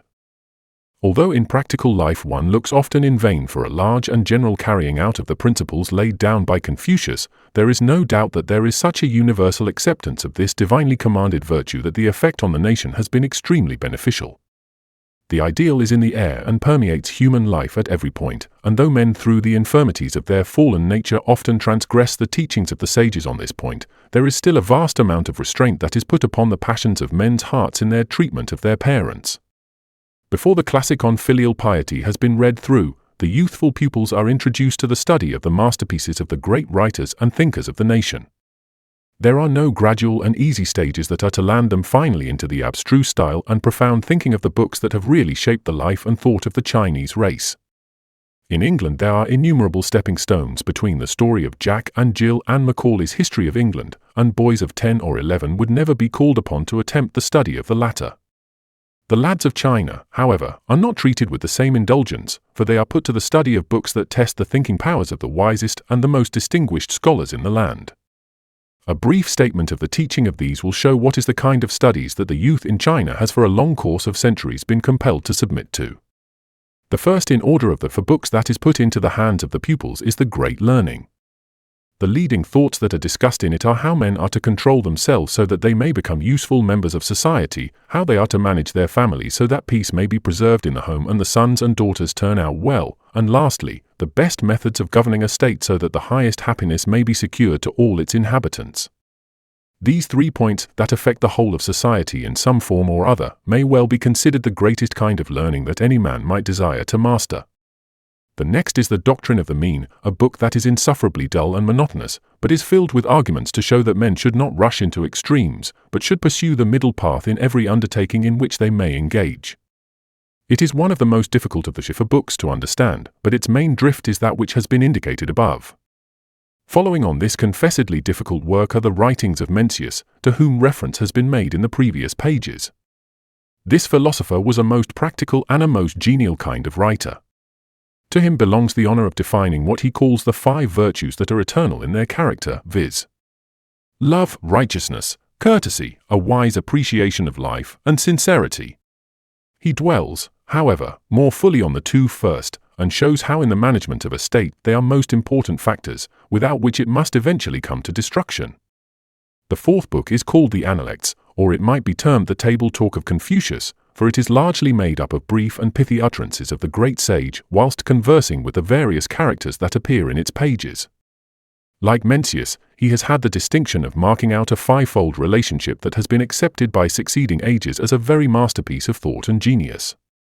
These are the relation between sovereign and people, between parents and children, between husband and wife, between elder and younger brothers, and between friend and friend. These are discussed very fully, and it is shown that the divisions that Confucius made, if properly recognized and carried out, would secure happiness and prosperity to all the people of any country or state. There are 2 figures, however, in this interesting work that are of surpassing interest, and that have had a profound effect on the character and thought of the nation ever since. These are what Confucius calls the son of a king, and the small man. The former of these is the conception in the mind of the great sage of what he deemed to be the ideal man. It is not, however, one born in a palace and heir to a throne. He might first have seen the light of day in a cottage, and have spent all his life there. The conception was of a man of princely mind, who acted as though he were really the son of a king and was destined one day to rule an empire. His thoughts were all noble, and no shadow of anything mean or despicable ever fell upon his soul. The small man was the very reverse of this. He was common and mean in all that he did. No lofty thought ever crossed his mind, and no ambition to excel in the finer qualities that make up the beautiful life ever lifted him up for a moment from the low level in which he constantly lived. If Confucius had never written another word, but had been simply content to have flashed this inspiration of genius in the pictures he has drawn of these 2 characters upon the coming centuries, he would have done incalculable service to his race. Following on the 4 books there come in quick succession the 5 classics, which are given to the boys to read. The first of these is the Book of Poetry, which contains the national songs that were sung by the fathers of the race, as well as those used on royal and solemn occasions, such as when some great function was being performed in the presence of the sovereign, or when in the ancestral halls the members of the clans were assembled to offer sacrifices to the spirits of their ancestors. From a Western standpoint, they are insufferably dull as a whole, for they are wanting in passion and intensity, and never seem to be able to stir men into enthusiasm or to set the blood on fire. The next in order of study is the Book of History, which contains the brief record of some of the leading events that took place in the first 5 dynasties that ruled over the Chinese race from BC 2357 down to the year BC 627. Then comes the record of ceremonies, which contains minute directions how to act with ceremonious politeness to the members of one's own family, to strangers, to those in authority, and to anyone that one may meet in society under every and any conditions whatsoever. It is most amusing to read of the minute directions that are given in this manual of etiquette with regard to the way in which parents should be treated by their children. Boys and girls who are still under age ought to rise from their beds at dawn and wash their hands and rinse their mouths, and carefully comb their hair. They should then hasten to the bedroom of their parents and inquire if they are in need of any refreshment. If they are, they must at once proceed to the kitchen and provide something savory for them to partake of, and they must stand by with heads slightly lowered in token of profound respect whilst they are eating the food they have prepared for them. Rules even are laid down as to how the children should act when a father, for example, has been doing something that needs reproof. When he has been in error, the son must point this out in an exceedingly humble manner, in a gentle tone and a countenance on which there must not be the shadow of a frown. If the father refuses to listen, the son must become still more dutiful than he has ever been, until finding that any unpleasant feeling has passed away, he must again with great respect point out what he considers ought to be rectified in his conduct, and try and show him the injury he is doing to the department, district, village or neighborhood in which he lives. Should the father be so enraged at this as to beat his son till the blood flows down, he must not dare to harbor the least resentment against him, but must serve him with increased respect and reverence. The fourth of the 5 classics is called the Record of the Spring and Autumn, and was composed by Confucius. His object in writing it was to give a narrative of events in continuation of the history contained in the book of history mentioned above. He desired also to give the nation a lasting monument of himself, for he seemed to be haunted with an idea that if he did not leave some record of himself, his name and his memory would perish from the face of the earth. His narrative of events extends from BC 722 to 480, but the whole thing has been done in the most inartistic fashion. The sentences are brief and matter-of-fact, and whether it be an atrocious murder or a deed of heroism that is recorded, the author is careful to conceal what his own views are with regard to them. No details are given and no opinion expressed, the facts are simply recorded, and that is all, and yet Confucius declared that it would be by the records of the spring and autumn that succeeding ages would either honor or condemn him, a prediction that was bound never to be fulfilled. The last of the 5 classics is the Book of Changes, the most mysterious and the most unfathomable of all the books in the Chinese language. It consists of 64 short essays, and is founded upon the same number of lineal figures, each made up of 6 lines, some of which are whole and some are divided. From these figures are evolved all kinds of theories on moral, social, and spiritualistic questions. It is the happy hunting ground of fortune-tellers, who can predict from the peculiar way in which the lines happen to be placed in relation to each other whether prosperity is to come into a man's life, or whether misery and sorrow are to close it in disaster. In the above I have given a very rough and general summary of the school books that the youth of China have had to study from the earliest days down to the present. The common subjects that are taught in the schools at home, such as arithmetic, geography, grammar, and such like, have no place in the schools of this country. The result is that the whole nation is grossly ignorant of every other country outside of their own, and this has engendered conceit and contempt and an arrogant spirit for countries that stand in the van of civilization in the West. But a mighty change is even now working in this old empire, and men are beginning to realize that the system of education that has so far been in existence is a radically defective one, and must be displaced by those that are more in line with the ones that have raised the West to such a high pitch of learning in so many departments of study. There is just now a tremendous thirst for Western education, and the nation seems prepared to abandon the old conservative systems that have been such a hindrance to the advance of thought in the past. Chapter 13. The Mandarin. Any man who is in office under the government is called a mandarin. It must be understood, however, that he is actually in its service to get this honorable title, for whilst many, through courtesy, are addressed as mandarins, it is only those who are in the bona fide employment of the country that really can be considered as such. The mandarins as a class are the privileged men of the empire. They have large and extensive powers. In the exercise of their functions a wide discretion is allowed them, and in their decisions as magistrates, whilst they have to keep themselves within certain general laws recognized as the statutes of the dynasty, they are left very much to their own wit and common sense as to how they shall reach the conclusions they may finally come to. In addition to the above, the mandarins have almost unlimited opportunities of making money and of enriching themselves and their families. This latter has a fascination for the Chinaman, which explains the intense longing that every youth, who has any ambitions for the future, has to some day become a mandarin. I presume there is hardly a son born in this wide empire, about whom the father does not at once begin to have his dreams. He pictures to himself the time when the little fellow whose cries are awakening new echoes in the home shall have taken his degree and have qualified himself for some government appointment. His visions widen and he sees him advance from one post to another and growing in power and in wealth until he finally returns to his ancestral home to build a magnificent mansion and to enrich every member of it.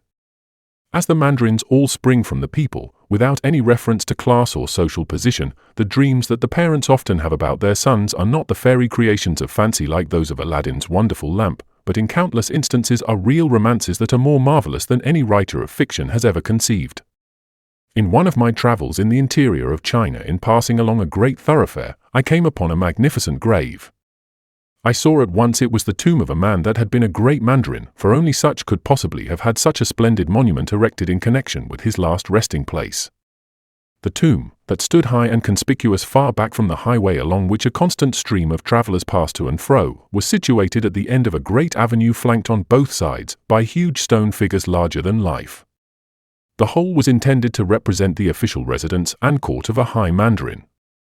There were stone lions guarding the approaches to where the great official was supposed to be visiting, and granite horses with their riders waiting patiently for the coming of their lord, and stone footmen who had been standing for more than a century for one whose footsteps would never again be heard by human ears.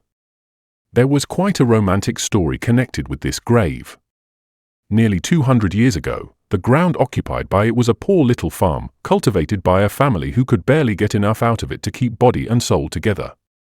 A son was born, and as the lad grew up, the parents, seeing that he was a child of uncommon natural abilities, determined that he should be a scholar, and that he should retrieve the glories of his house which tradition declared had in former years been most conspicuous, and should bring back the good fortune which had been vanishing slowly from their home. He was accordingly kept at school when he should have been helping on the farm or going out as a laborer to earn a few cash to ease the poverty that held the family within its grip. To do this meant a struggle for them all, and ceaseless self-denial both for the parents and for the young scholar himself, but after years of a stern struggle to keep the wolf from the door, the faith and patience of them all were rewarded by the success of the son. He passed his examinations with such brilliant success that he was soon made a mandarin, and he was appointed to the control of a rich county where he had ample opportunities of showing the government how well fitted he was to rule. From this time the shadow that had rested on his home lifted, for he was now in a position to send sufficient money to his parents to enable them to live in luxury. The old house, battered by the weather and falling into decay, was rebuilt and enlarged. Fresh fields were bought and added to the farm, and servants and field hands were employed to gather in the harvests that filled their home with abundance. In the meanwhile the son had been advanced from one post to another, until finally he was summoned to the capital by the emperor and made prime minister. During these years his wealth had been accumulating, until now he had a large fortune at his command, which, true to Chinese nature and to Chinese traditions, he had sent to his old home, and which he had spent largely in the purchase of lands, which he added to his own, and of farms, which he let out to farmers, who had lost their own, to cultivate for him.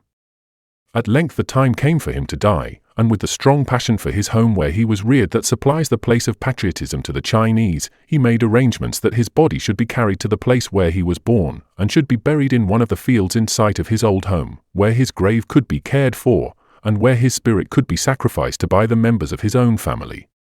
This meant a journey of over 1,000 miles, over great plains and up and down hills and mountains, and across wide rivers, and months of steady journeying for a large retinue that would have to follow the dead statesman in a kind of triumphal march across the empire.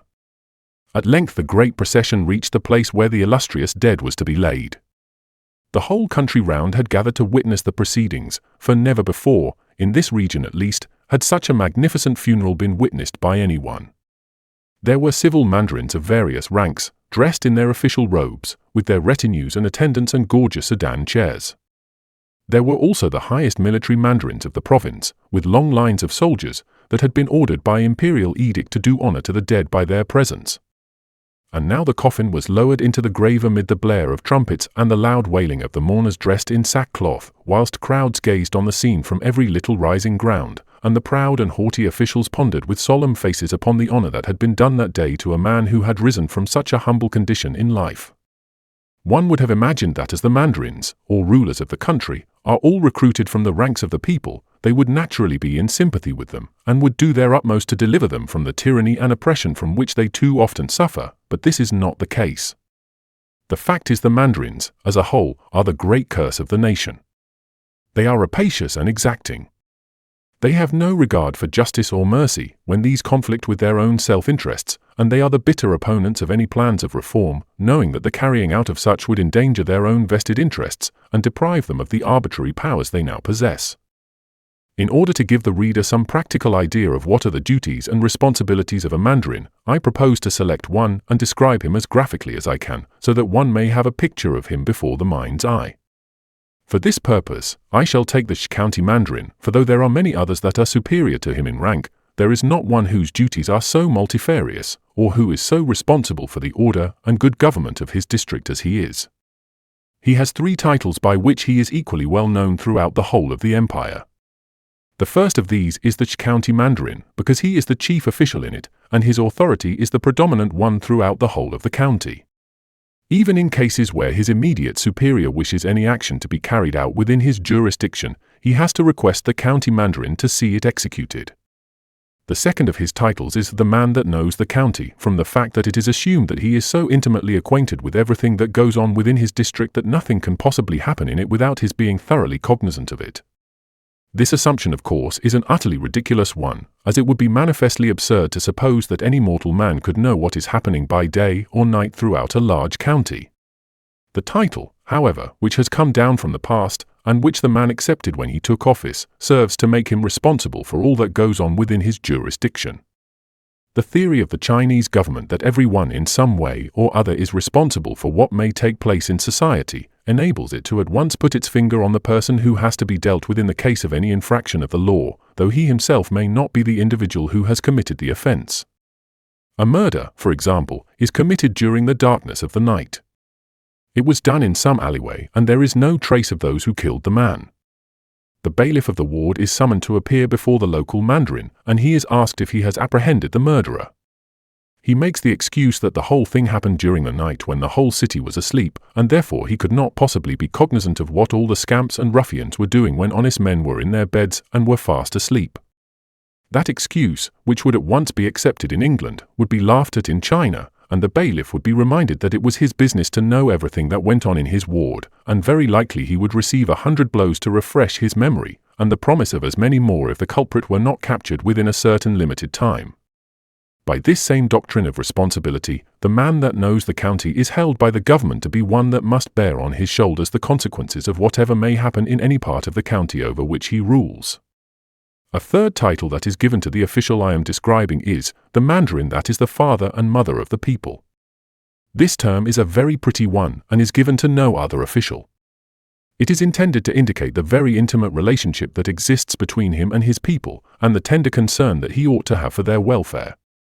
As the child runs to its mother in time of trouble and gets comfort from her sympathy, so the people of a county turn to this Mandarin when they are threatened with injustice or oppression, and so he, in the spirit of a father when he sees his own son in distress, bends all his energies to protect and comfort them.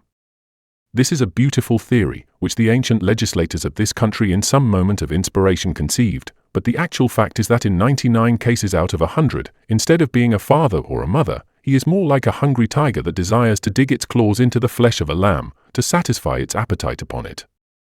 The Mandarin whom I am describing has just received an appointment to the county, say, of Eternal Spring, for which he has paid the modest sum of £1,000 to the high official who had the disposal of the office. He is an ambitious man, and his great aim is not only speedily to recoup himself this initial outlay, but also to lay by a considerable sum to carry with him to his ancestral home and enable him to live in easy circumstances for some years to come. As his term of office lasts only 3 years and his salary is not more than 300 a year, it would seem that he would require to be a conjurer to accomplish these 2 objects in the limited time at his command.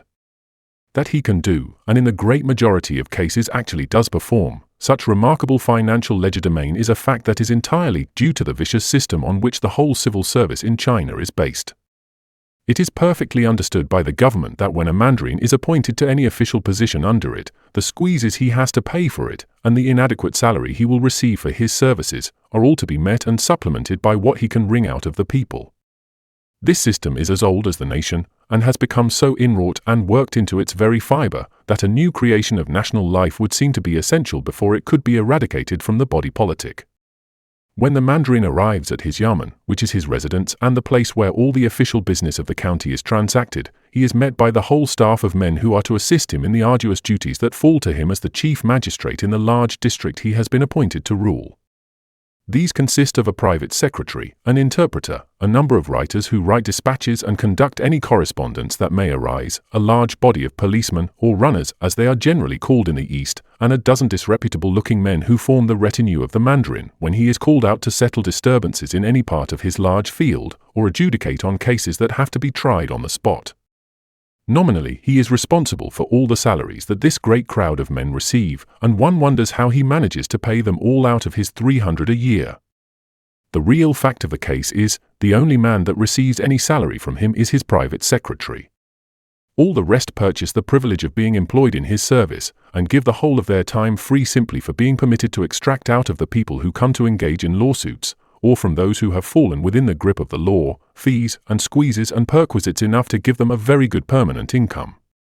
It is very interesting to watch the way in which these gentry carry on their official work, and how as ministers of justice in executing the decisions of the mandarin their one aim seems to be to extract as much out of the pockets of the people they are operating on as it is possible for them to do. A farmer, for example, comes one day into the yamen to lay a complaint against a rich neighbor who has taken forcible possession of some of his fields. He produces the deeds of his lands, and shows how they have been in his family for several generations and that they have never been alienated either by sale or by mortgage. The rich man has simply taken forcible possession of them because he belongs to a formidable clan, he declares, and not because he has any right to the fields. The runners are delighted with this case, for the fact that there is a rich man in it makes it certain that some of his dollars will be transferred to their pockets. The complaint is formally accepted by the mandarin, and the court fees having been paid, a warrant is issued for the arrest of the man who has been accused. The runners or policemen start out on their journey with light and joyous hearts. The road that leads away from the main thoroughfare takes them through rice fields and skirts the foothills and runs through villages until at last it brings them by a narrow pathway to the house of the rich man they have come to arrest. The whole village is excited by the arrival of these messengers of the law, for they are always a sign of ill omen, and the only man that can face them without being terrified is the man who knows that he has the means to satisfy their cupidity and to thus avoid being roughly handled by them. A crowd as if by magic silently gathers round the open door through which the runners have entered, and the women from the neighboring houses collect in excited knots, and with flushed faces discuss the wonderful news of their village life. The rich man, with as calm and as indifferent a manner as he can assume, though his heart is beating fast, comes out into the courtyard where the runners are standing and politely asks them what is their business with him. They tell him they have a warrant for his arrest for seizing some fields that belong to one of his neighbors, and the mandarin has ordered them to bring him to his court to be tried for the offense. Whilst the warrant is being read, the accused has had time to collect his wits. He of course denies the accusation, and politely asks the men to be seated. At the same time he calls the cook, and declaring that they must be tired and hungry after their long walk, he orders him to at once get dinner ready for them, and in a whisper he gives him a hint that he does not wish him to spare any expense in providing such a meal as will put them in the best humor possible. The runners freely protest that they have no time to delay, that their orders are imperative, and that the father and mother of his people is impatiently awaiting their return. This of course is all put on, for dinner is just the one thing they have been looking forward to, so pretending to yield to the entreaties of their host, they at once make themselves at home. They smoke their pipes and then laugh and chat with the members of the household, just as though they had been invited guests and not policemen who had come to carry off the head of it to prison. After a time, when they have got into a comfortable humor with each other, the rich man takes the head runner aside, and after a few minutes of earnest conversation and the slipping of a few dollars into his hand, an air of increased geniality seems to have suddenly sprung up between him and his uninvited guests. They are now most polite and deferential to him, and the swaggering, bullying manner natural to them is replaced by a childlike gentleness that is really most touching. Dinner over, instead of incontinently grabbing him by the tail and hauling him along the road as their instinct would prompt them in the case of any of the common people, they part from him with smiles and bows and high-flown compliments, whilst the culprit actually stands at his door, and ostentatiously, for the benefit of the man who has accused him of stealing his fields, entreats them not to leave him too soon, and assures them that his heart will be desolated if they do not come quickly and pay him another visit. When they reach the yamen, the man that knows the county demands of them where their prisoner is. They have their story all ready, and they explain that when they reached his home they could find no trace of him, and that without any explanation to his friends he had disappeared and they could not find him. They declare, however, that they are keeping an eye upon the family, who they are convinced are hiding his movements, and that before long they will be able to arrest him and bring him before the magistrate. There is no doubt but that both the man that knows the county and these scamps whose faces are dyed with the opium hue all had their tongues in their cheeks whilst this fable was being rehearsed. Both sides know that the whole thing is a farce, but seeing that the original idea was devised by the thinkers and humorists that lived when the history of the nation was in twilight, it would not do for their far-off descendants to give the show away, and so with solemn faces they play out the thing, as though a tragedy and not a comedy were being enacted. The runners have scarcely left the house, when the rich man hastens, as fast as he can hurry, to the city, and enters his reply to the accusation that has been laid against him. He denies that in toto, and produces deeds that have been so deftly manufactured that they have the impress of 100 years upon them, and which he declares prove decisively that the fields in question belong to him, and have come to him in proper legal succession from his forefathers. He is careful, however, after he has put in his plea, to find out some relatives of the father and mother of the people who have followed him from his distant home for occasions like this, with whom he confers. An earnest, but not an unduly prolonged conversation takes place, when a certain sum of money changes hands, which is destined to find its way into the pocket of the mandarin, and whose purpose is to give him such a clear and profound grasp of the case that he will have no difficulty in deciding that the accusation against the rich man has been a trumped-up one. 10 days go by and no further proceedings have been taken. The complainant, well aware of the cause of this, scrapes together as large a sum as he can possibly afford, and by the same underground method sends it to the man that knows the county, with the hope that he will be able to see the justice of his case and give him back his fields. At the same time he enters what in legal phraseology is called a hurrying petition, the object of which is to hasten the action of the mandarin so as to finish up the case without delay. Upon the receipt of this, an order is issued to the runners to go and arrest the accused with all possible dispatch and bring him to the yamen so that he may be tried. The previous farce, such as I have already described, is once more gone through. The runners are received with lavish hospitality and a certain number of dollars are transferred to their pockets, that put a smile on their features that lights them all up and that spreads away to the back of their necks, till it finally vanishes down their tails into thin air. On their return to the yamen, they report that the man is still away from home, and though they have made diligent inquiries, they have not yet been able to trace his whereabouts. And so the case goes on, bribes being paid by both sides that go to swell the gains of the father and mother of his people, whilst fees also are squeezed out of them by the runners, who, as in some difficult cases in Chancery in England, grow fat upon the spoils that they extract out of both the complainant and defendant. Finally, after many months of vexatious delays, when the whole hungry tribe in the yamen see that no more money can be got out of either side, the case is tried, when some compromise is suggested and the parties leave the court fully convinced that there is no such thing as justice in China. The mandarins in this land take a very oriental idea of what their duty is in regard to crime. They act upon the principle that unless it is legally brought before them, and a complaint is entered in their court, they will take no cognizance of it. Two large and wealthy villages have a quarrel, a very common thing in China. The feud grows and the passions become excited till finally they determine to take up arms and settle the case by a fight. To get the aid of the supernatural on their behalf, each side appeals to the village god, that is the patron of the clan, to know whether it approves of the taking up of arms. Almost invariably the idol does so, and in addition promises to give their side victory in the coming struggle.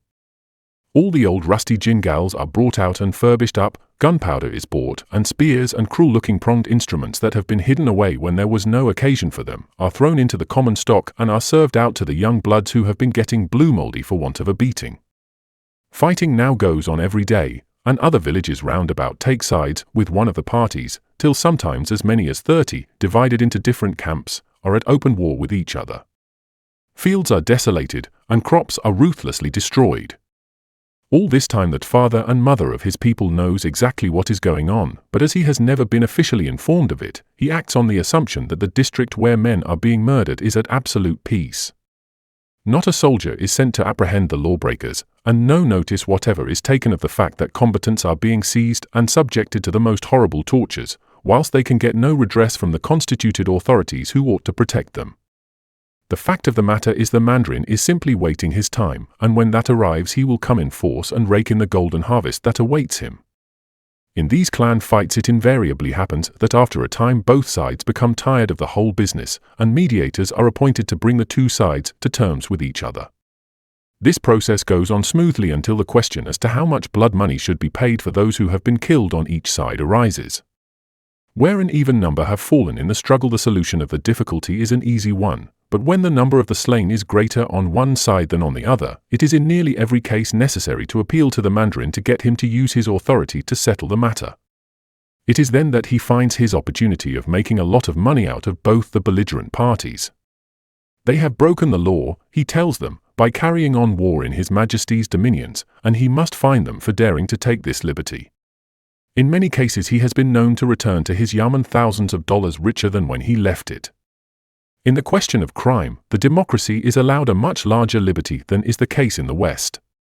With the exception of rebellion or any overt act against the government, a Chinaman may commit the most atrocious misdemeanors without being held responsible to the authorities, unless, indeed, some formal complaint has been made against him. Murder, for example, is a crime that in 9 cases out of 10 is always settled by the families concerned, by a payment of blood money. They will fight and wrangle, and discuss for days together as to the compensation that is demanded, but when once the amount has been settled and paid, the whole thing is finished, and society never dreams that the murderer owes anything to it, or that he ought to atone to it for the injury he has done it in killing one of the members of it. It is interesting to observe how the Mandarin, with his impecunious staff, who all represent the majesty of law in this empire, systematically assist certain classes of people to evade the law of the land, in consideration of a regular payment being made to allow them to do so. Take gambling, for instance. The gambling instinct is one of the strongest passions by which the whole of the Chinese race may be said to be moved. There is no class exempt from it. The rich and the poor, the men of learning in common with the coolie who earns his living on the streets, refined ladies, and the wives and daughters of the laboring classes, all have this passion in their blood. This is so well recognized by their rulers that gambling is strictly forbidden throughout the empire. There are standing laws against it which forbid the indulgence of it in any form whatsoever. There is only one exception to this, and that is during the first 3 days in the new year.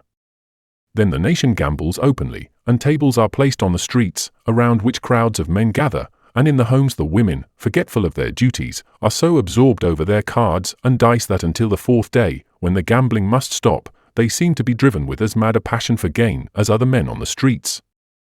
Now the Mandarin and his low-class, opium-dyed gang of followers take advantage of this terrible weakness of the people to make money out of it, and so a stranger to the ways of China would be immensely astonished to find that in the market towns, and especially in those where regular fairs are held, gambling shops where games of chance are played openly before the public everywhere exist, and crowds of country bumpkins, drawn by the universal passion, gather round the tables and, forgetful of time, lose all sense of everything else, and become absorbed in the changing figures of the board that bring them either fortune or despair. You naturally ask how it is that in a country where gambling is so strictly forbidden, that here is a shop entirely given up to that vice, and that openly and in sight of the crowds that usually flock to a fair, the place is packed with men who make no attempt at disguising what they are engaged in. You will soon discover that the owner of the place pays a certain settled sum into the yamen that is divided amongst the man that knows the county and his disreputable set of underlings, and should any policeman happen to have official business in the fair, and were passing along the street and saw the eager, noisy gamblers gathered round the tables, he would profess the utmost ignorance as to what was going on in that disreputable place.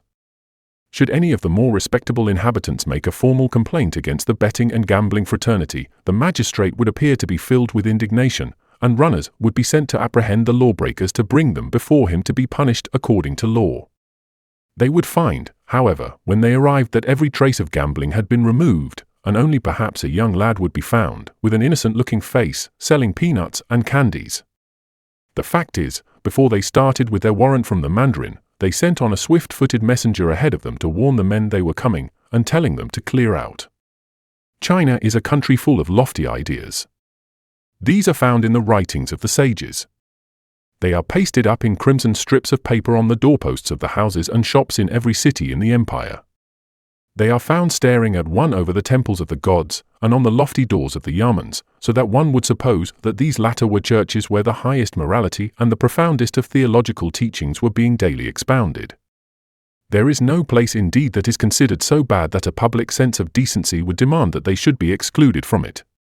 Lo, miserable opium dens, and houses of ill fame, and gambling hells, and homes that are the abode of thieves are adorned with the most exquisite sentences full of the highest morality, and seemingly culled with the greatest care from the vast repertory that the language contains, as if to condemn the very vices that are rampant within.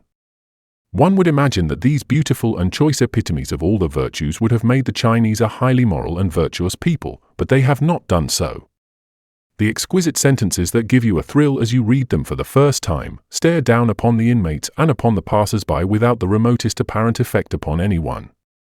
The opium-hued runner and the mandarin whose sole aim is to enrich himself pass in and out of the yamen with sentences that extol righteousness and benevolences as the highest virtues, but the yamen remains unchanged and continues to be the abode of the greatest villainies. It is an undoubted fact that it has the worst reputation for roguery and cheating and chicanery, and the violation of all justice of any other place throughout the kingdom. This is no new development of modern times, but has been in existence from ages immemorial. It is not, moreover, the result of any class legislation, for all the mandarins spring from the masses, and therefore all their vices and defects are inherited from them. There needs a renovation of the whole social fabric to make men honest in life, and to cause them to refrain from the practice of things that would never be tolerated in the common life of the Englishman of today. The methods of judicial procedure in China are entirely different from those in the West. There is no jury, no summoning and questioning of witnesses, and no lawyers to defend their clients or to expound the law, so as to deliver them from any penalties they might have incurred. Everything is left in the hands of the judge, who takes whatever view may seem to him to be the best in the case, and to decide without any reference to law books or statutes or to legal precedents. A case, for example, is going to be tried. A man is accused of robbing a grave, one of the most heinous crimes of which a Chinaman can be guilty. As it is one of the axioms of Chinese law that an accused person is assumed to be guilty, he is brought in forcibly and with brutal roughness by some of the runners, wildly declaring that he is absolutely guiltless of the offense with which he is charged. This protestation is, of course, taken as a kind of joke that every prisoner is accustomed to make, so he is forcibly bumped down onto his knees, whilst his head is made to strike the ground with a sound that is heard throughout the court. The judge looks on him with a stern and solemn visage, and enlarges on the enormity of his crime. He must be guilty, for how otherwise would he be here charged with this offense? The mandarin calls upon him to confess, but as he refuses to do this, but, on the contrary, adheres to his statement that he is innocent, a signal is given to the runners, who proceed to beat him most unmercifully, till his cries ring throughout the building, and he calls in the most piteous tones to all present to bear witness that he never committed the crime with which he is charged. After a time, seeing that he remains obstinate, the castigation is stopped, and the man, bleeding and wounded, is dragged out by his tail by the runners and thrown into a dismal dungeon, with some dirty straw in a corner, and where he can consider whether he will confess as the mandarin commands him, or whether he will consent to endure the barbarous treatment he will receive till he does. A few days pass by, and he is again dragged into the court, and the same process is repeated, until at last, exhausted by his sufferings and unable to endure the horrible tortures to which he is subjected, he finally confesses that he did rob the grave. This is exactly what the mandarin has been maneuvering for according to Chinese common law procedure, no prisoner can be condemned, and there can be no execution of his sentence, until he has signed with his own hand his confession that he is guilty. It would seem to the unsophisticated mind of the barbarian that has never been enlightened by the civilizing influences of the sages, that criminal law would find itself at a complete standstill, seeing that no man would be willing to sign his own condemnation. This, however, is an utter mistake. The mandarin has ways and means of persuading a refractory prisoner to make just the very confession that will justify him in punishing him to the full extent that he believes he deserves. There is the prison where a man may be slowly starved, and chains and manacles, and stout bamboo rods wielded by sturdy brawny arms that no touch of pity ever weakens. These can be used with such steady, unfaltering perseverance that life becomes intolerable, and the poor fellow would be ready to sign 100 criminating documents rather than continue to endure the tortures that are inflicted upon him. In the above account of the methods of judicial procedure in China, I have selected cases that are of constant occurrence throughout the empire. How a nation with such a system of judicature has managed not only to exist, but also to retain a vitality such as China has today, is a marvel that testifies to the law-abiding character of the Chinese race. The Mandarin of today is about as mean and as ignoble a specimen of a ruler as can be conceived, but he has always been the same. He is a product of the ages. All the teachings of the sages in which he is an adept have never been able to produce a better. The people universally hate and loathe him. He is the synonym for oppression, injustice, and cupidity, and yet when a man rises from the ranks and is numbered amongst this aristocracy of power, he never remembers the loathing of the people for this class, whose name is distasteful to all honest men. It is quite true that one does occasionally meet with a high-minded and honorable Mandarin, but he is simply an exception that proves the rule. The love and devotion that the people manifest to such an exceptional character as this only shows what a longing men have for those to rule over them who shall exhibit in their lives some of the higher virtues by which human life is adorned. The Mandarin being untrammeled by juries or by precedents or by statute books, and often having to depend upon his own motherwit to find out the truth in some intricate case that comes before him, is accustomed to use independent and original methods that would shock the legal mind of our judges in England. Not so in this land, where they are applauded by those who hear of them as being exceedingly ingenious and as showing the subtle character of the minds of those who devised them. A description of some of these may be interesting to the reader. On one occasion a farmer was going to market with 2 huge bundles of firewood that balanced on a bamboo pole he was to carry on his shoulder from his farm to the neighboring market town. Just before leaving, his wife thrust some yards of cotton cloth that she had woven into one of the bundles, and asked him to take them to the draper's and dispose of them for her at the best price he could get for them. Arriving at the town, he applied at the house of a rich scholar to whom he had been accustomed to sell, and asked if he wanted to buy any firewood. Finding that he did, he saw that the bundles were duly weighed and paid for, when, walking down the narrow, ill-paved street and congratulating himself that he had disposed of his wood so easily, he suddenly remembered that he had forgotten all about the cloth that had been hidden in one of them. Hastily retracing his steps, he explained to the purchaser that there was some cotton cloth belonging to his wife concealed amongst the wood, and he would be infinitely obliged to him if he would kindly take it out and give it to him. The man protested that it was quite a mistake to say that there was any cloth in either of the bundles. They had both been taken to pieces, but nothing of the kind was found in them. He must have dropped it by the way, or his wife may at the last have forgotten to put it in. The farmer, perfectly certain that the cloth was in the possession of the rich man, and seeing no way of obtaining redress, wended his way to the yamen of the Mandarin to ask his advice on the matter. This man happened to be one whose reputation for ferreting out crime was the admiration of all the country round. He listened to the farmer's story very attentively, and after a few pertinent questions he sent one of his runners and ordered the suspected man to come and see him at once. When he came he vigorously denied that the cloth was amongst the wood he had bought, and he declared that the farmer had trumped up this false charge against him and ought to be severely punished. The man that knows the county seemed to sympathize with all that he said, and rather inclined to side with him against the poor farmer. "Is it at all likely, Your Excellency," he said, "that I, a wealthy man, would do such a mean and dishonorable act as to rob a man of an article only worth 2 or 3 shillings in value?"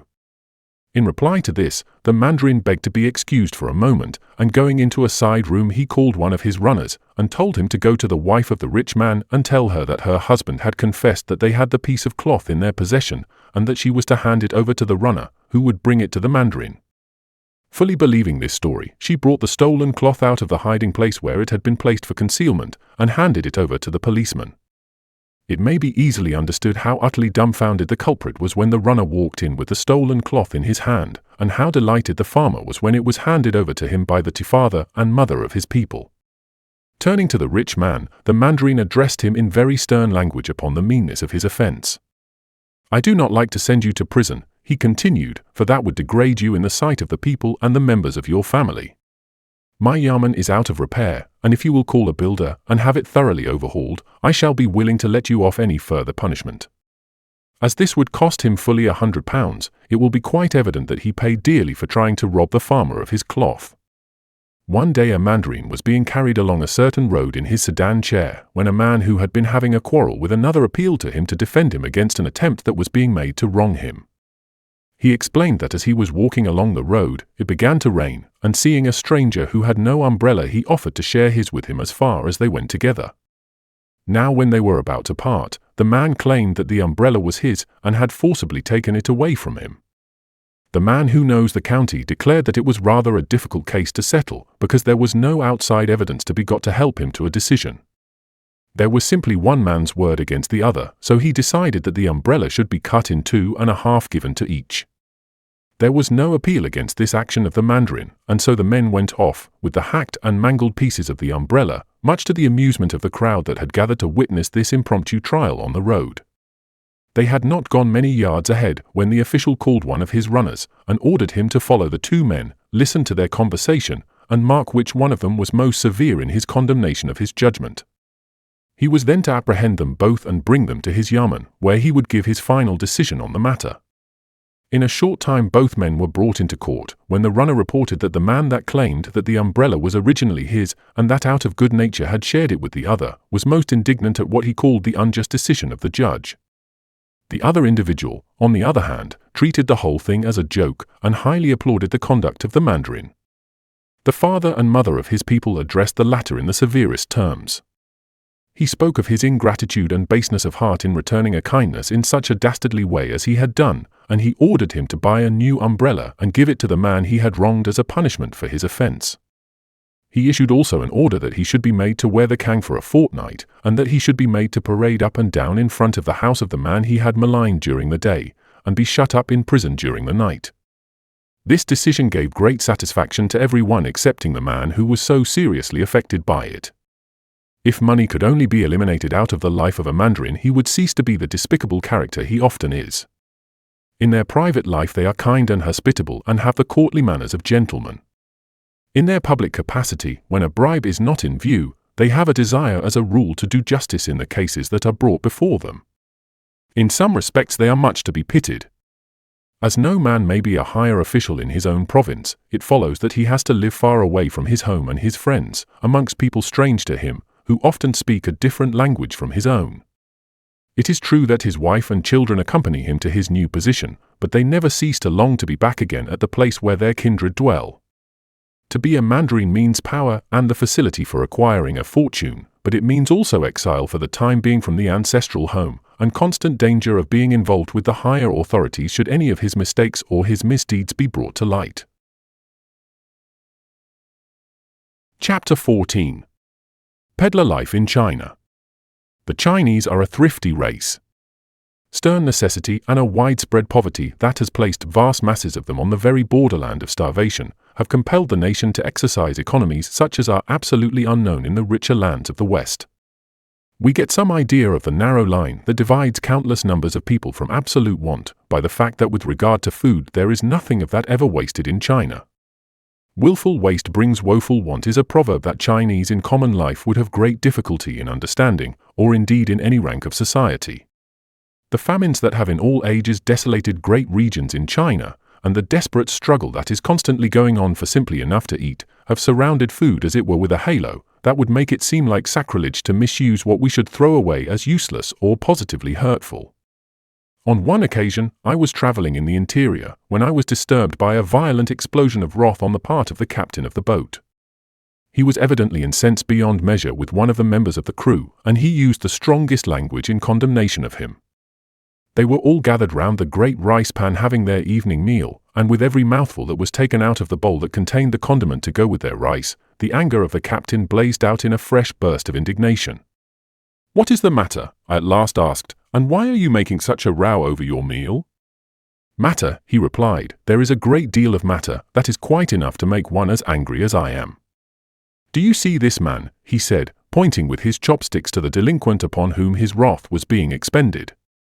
"I sent him this afternoon to the market to buy some oysters to eat with our rice this evening, and he had not the sense or the nose to buy good ones. He allowed the dealer to cheat him most egregiously, for the oysters are not simply tainted, which would not have seriously mattered, they are positively stinking, and the taste is so offensive that we can hardly get them down without being sick." "But are you really going to eat them?" I asked, with a look of consternation on my face. "Eat them? Of course we are. You would not have us waste the food, would you? We have paid for it, and we certainly could not afford to lose our money," and the whole crew went on popping the unsavory, unhealthy morsels into their mouths, grumbling all the time at the man who was the cause of their discomfort, but who in order to cover his mistake pretended to be perfectly satisfied with the almost putrid oysters that one could smell from a distance. the preciousness of food and the jealous care that is taken not only of what is wholesome and appetizing, but also of what would be rejected by our poor in England as positively uneatable, show unmistakably how near the greater part of the nation is to the ragged edge of destitution and want. The result is that the desire to maintain life in the fierce struggle that the masses have for mere existence has made the Chinese amongst the most industrious people in the world. Mere poverty alone would not have developed this feature in the national character had there not been a deep instinct of industry in the race which has tended to develop industrial habits that permeate every class of society. The whole population of China has been roughly divided by one of its great thinkers into 4 classes: the scholars, the farmers, the workmen, and the tradesmen. As the last named produce nothing, but simply deal in articles that other hands have manufactured, they stand the lowest in the estimation of the public and are deemed of less service to the community than any of the other 3. The scholar is the thinker without whom no state can ever rise in intelligence or in civilization. The farmer is the man that tills the soil and produces the food of the nation. Without him the people would perish or revert to their primitive state when they were compelled to hunt the wild beasts in the forests and live a wretched, precarious life. The workman supplies society with everything that is needed for the necessities or the luxuries of everyday life, and transforms by his skill the raw material into the 1,001 forms that are needed for the comfort of the persons or the homes of the entire nation. The tradesman is neither an originator nor an inventor, and his contribution, therefore, to the assets of the country is not to be compared to those that the 3 other classes are continually making for the benefit of the community. In spite, however, of the inferior position that is assigned to him, the tradesman occupies a very prominent position in the public eye, for the Chinaman, in addition to all his other qualifications, is a man who is imbued with a passion for trade. The towns and cities of the empire are full of shops, and men with as keen wits as can be found in any country in the world are constantly on the alert as to how they shall make their business boom.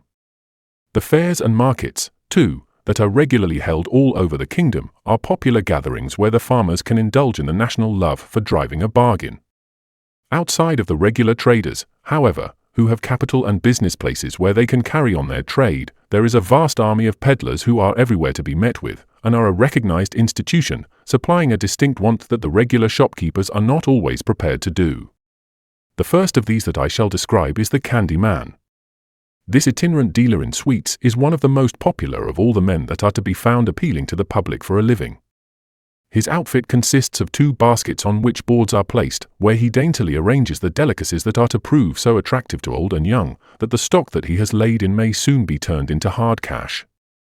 He will then be able to return home with his heart full of gladness because of the speed with which he has been able to dispose of his fascinating goods.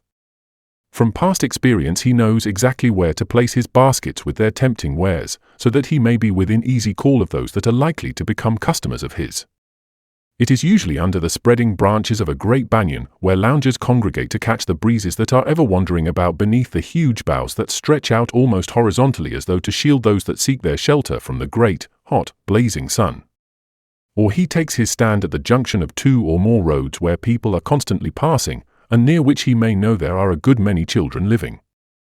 No sooner has he settled upon the spot where he hopes to commence business than he ostentatiously makes a clanking sound with a huge pair of shears, that are very much like those that the tailors use for cutting in England, but which he employs to cut off lengths of toffee for those who would buy from him.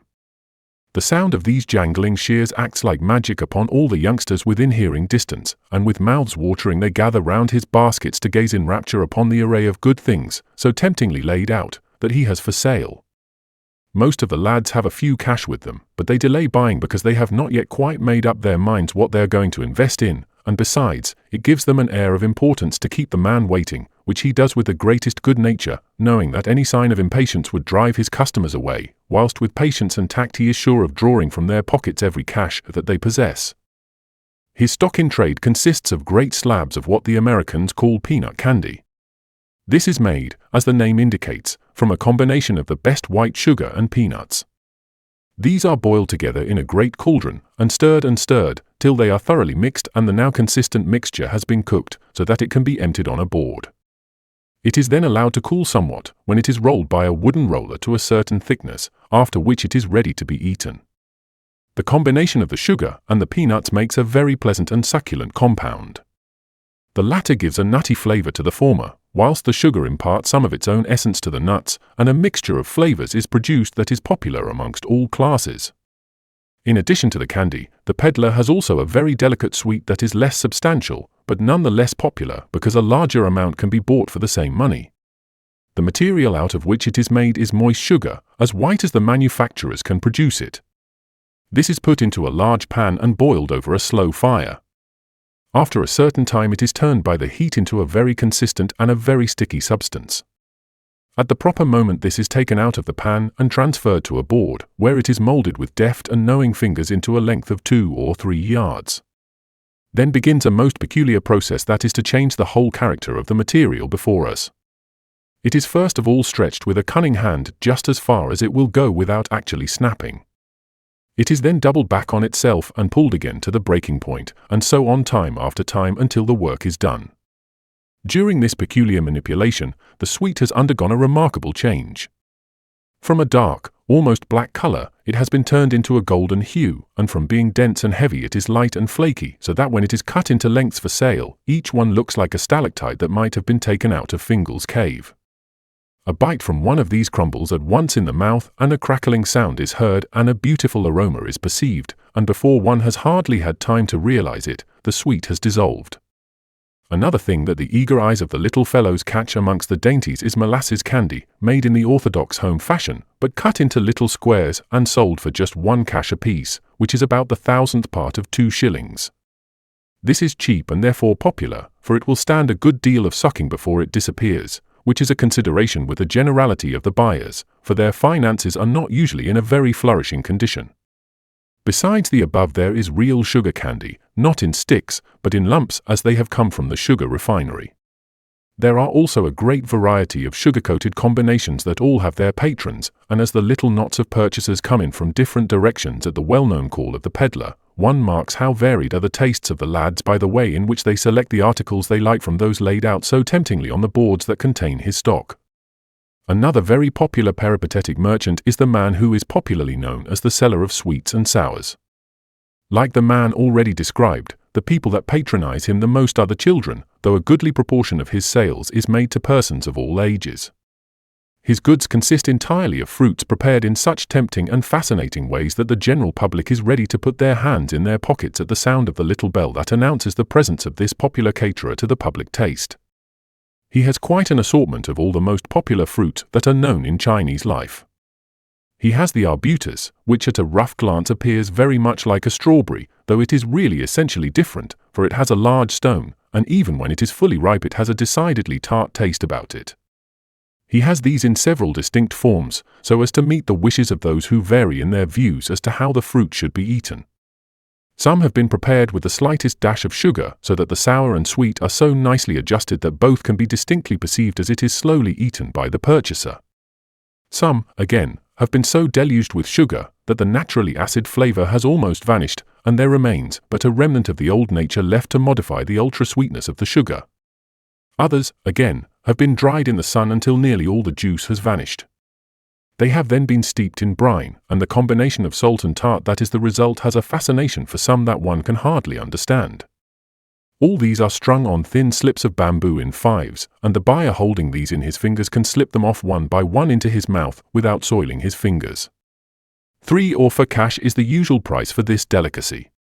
In addition to these, there are plums from the country districts, and luscious-looking peaches and large fat mangoes all drenched in sugar, which has not only preserved them from decaying, but has also added a new flavor to each of them, which is specially attractive to those that favor any particular kind. Again, amongst the collection there is one fruit that always finds a ready market, the dwarf apples that are brought by the steamers and the huge merchant junks from Tientsin and Niuchang in the far north of China. When they are thoroughly ripe, they are rosy-cheeked and resemble the Baldwins that come from America and are sold by the barrowmen in London and in different parts of England, only they are diminutive, for they are only about the fourth of the size of the ordinary English apple. These are crushed flat, and the whole are allowed to lie in sugar until they are entirely permeated with it. They are then strung on the bamboo sticks and are always the chief attractions that the sweets and sours man has to offer to the public. As they come from a great distance, and have been rendered more perishable by the long journey they have had to travel, they are a great deal dearer than the other local productions, and so it is only those who have a larger command of money that can afford to purchase them. This peddler has attractions that never fail to draw around him a group both of old and young, who usually enjoy their purchases on the spot. Some stand and chat with each other as they slowly crush the sweet and toothsome morsel between their teeth. Others, again, of a more meditative turn of mind, take the favorite posture of sitting on their heels and give the whole force of their minds to the enjoying of the flavors contained in their favorite fruits. The buzz of conversation and the ready wit of the peddler, and the passing crowds that would like to join in but have not the time, and the great sun flashing down his rays upon the scene, all combine to make such gatherings as these very picturesque and very attractive to look upon. Another well-known peddler who is very popular with the housewives is the cloth seller. His is a form that is easily recognized, as he daily goes his round up and down the district that use and wont has made him consider to be especially his own. It is very possible, indeed, that he may have bought the right from the man that preceded him, just as with us a doctor purchases a practice and becomes the rightful successor to the man who is retiring. He is distinguished by the fact that he carries all his stock on one of his shoulders. To carry it anywhere else would seem in the conservative eyes of the Chinese to disqualify him for his profession. As the burden he has to bear is usually over 100 pounds in weight, it would seem an impossibility for any man unless he were a Sandow to continue day after day and for many hours in each to support such an enormous weight as this. But the fact is that they do so, and without apparently any very great effort. The men as a rule are small and wiry, and as they move along at a steady trot, without any panting or perspiring, one is apt to imagine that the goods they are carrying are not nearly so heavy as they really are. In order to cater for the wants of the women of the houses of his district, he has to have with him specimens of every kind of dress goods that they are likely to require, and in addition a liberal supply of the more common stuffs that are worn by the poorer classes. These stocks he must have on hand, for he must take advantage of the immediate wants of his clients and the impression that his eloquence makes upon them at the time, to dispose of his wares. Were he to depend upon their taking tomorrow what he has not ready for them now, he might find that their mood had changed or they were short of cash when he returned with the goods, and so his sales would be lost.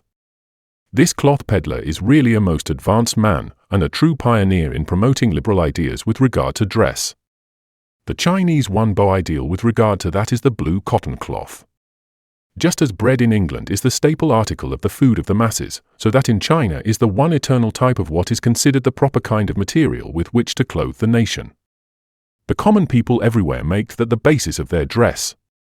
The farmers all dress in this distressingly dull-colored material. The common coolies and workmen of every grade in life, following the national instinct, seldom wear anything else. It is only the well-to-do or the very rich that emerge out of this universal worship of the blue cotton, and adopt silks or satins as their common wear. The women, it is true, have a few bright colors in addition to the blue in which they appear when they are fully dressed and on holiday occasions, but for ordinary and common everyday life the blue cotton asserts its mastery and holds its own against everything else. Now this peddler is slowly causing a revolution in the ideals of the women at least. In order to advance his business he brings the newest patterns and the most attractive goods that enterprising merchants, both native and foreign, are introducing from the West. He has no large stocks in hand that he must dispose of before he can bring in new and fashionable materials. All that he possesses, or nearly so, he carries with him on his shoulder, and when they are disposed of, he simply goes to the merchant and selects other goods that he has found by experience will catch the eye of the younger women and girls that he meets on his round, and induce them to buy from him. The great aid that this man gets in his introduction of new ideas amongst the women no doubt is Christianity. This has worked a perfect revolution in family life wherever it has been received. Not only is the condition of the women ameliorated, but their position is distinctly elevated. They are not left to the tender mercies of heathen society to be treated with the indignities to which they are constantly liable. The Church is always behind them to stand out in their defense when any wrong is going to be inflicted on them. A new power has come into the land that demands rights for them that no legislation in the past and no tradition has ever dreamed of asking. In addition to all this, there are the new methods that a faith in the gospel has developed. The custom that amounts almost to a law in China is that young women shall not be seen on the streets. They must remain indoors till they are married, and afterwards till they are getting on in years.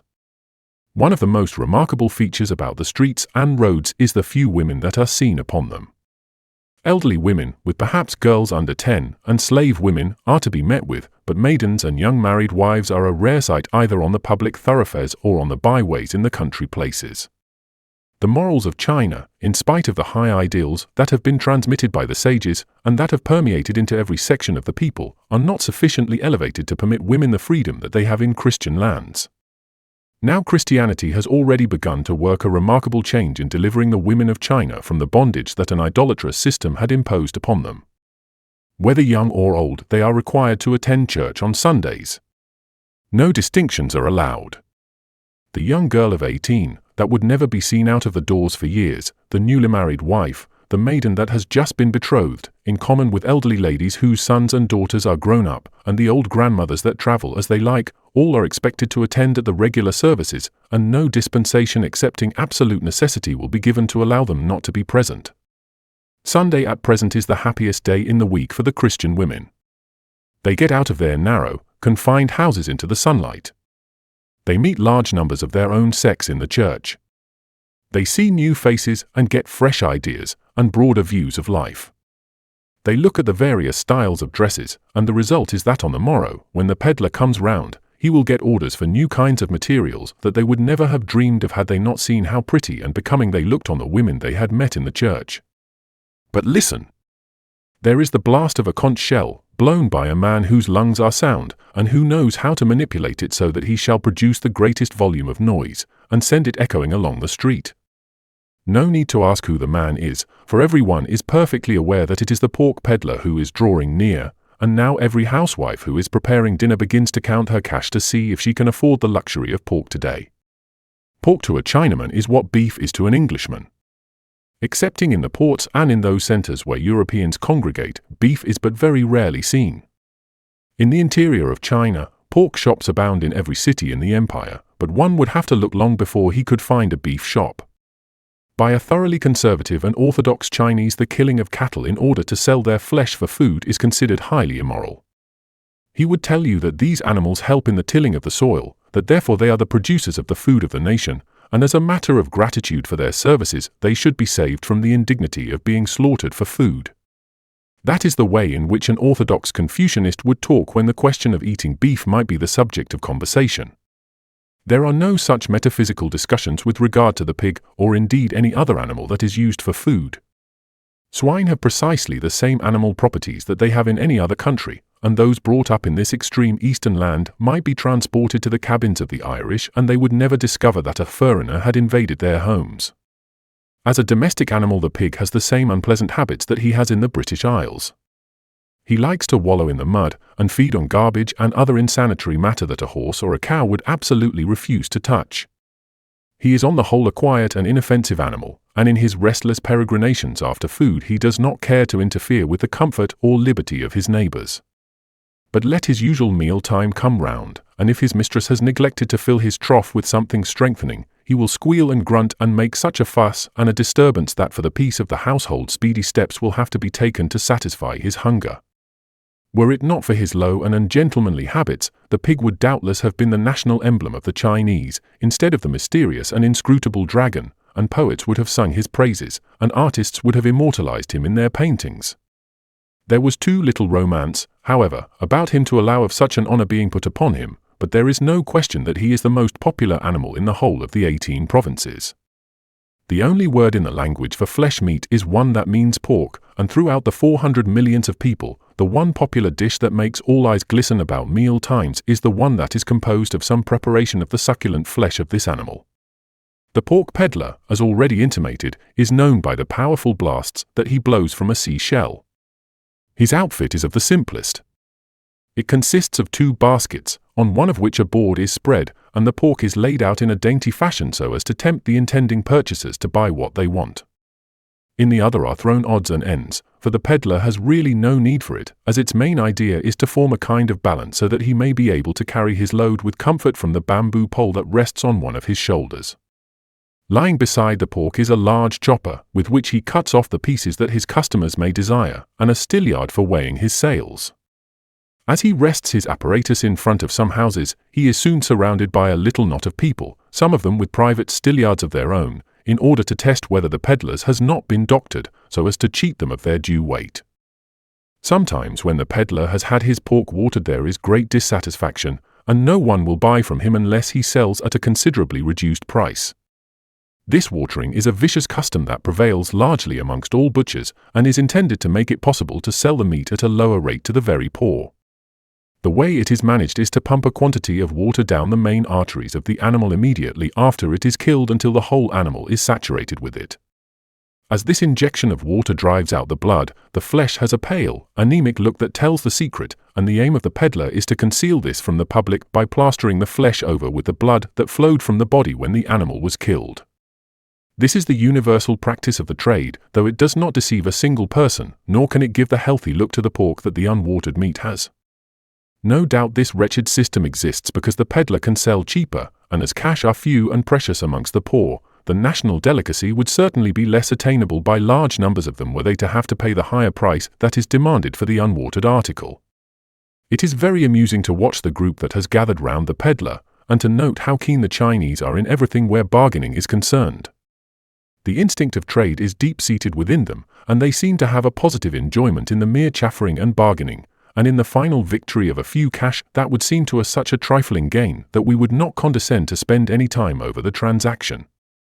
Here is a man that is evidently an important one, for he comes up with a dignified air and with his stilliard in his hand, as though he were going to buy the whole of the peddler's stock in trade. After many uncomplimentary remarks about the pork, and declaring that it is of very poor quality and would be found tough in the eating, he selects a piece that seems to have caught his eye, and he requests the man to cut that off for him. He does so, weighs it with his stilliard, and in doing this he allows himself the liberal margin of the 16th of an ounce, so as to add to his profits and to save himself from any loss in the weight. The purchaser has an eagle eye, and watches this weighing with a very suspicious glance.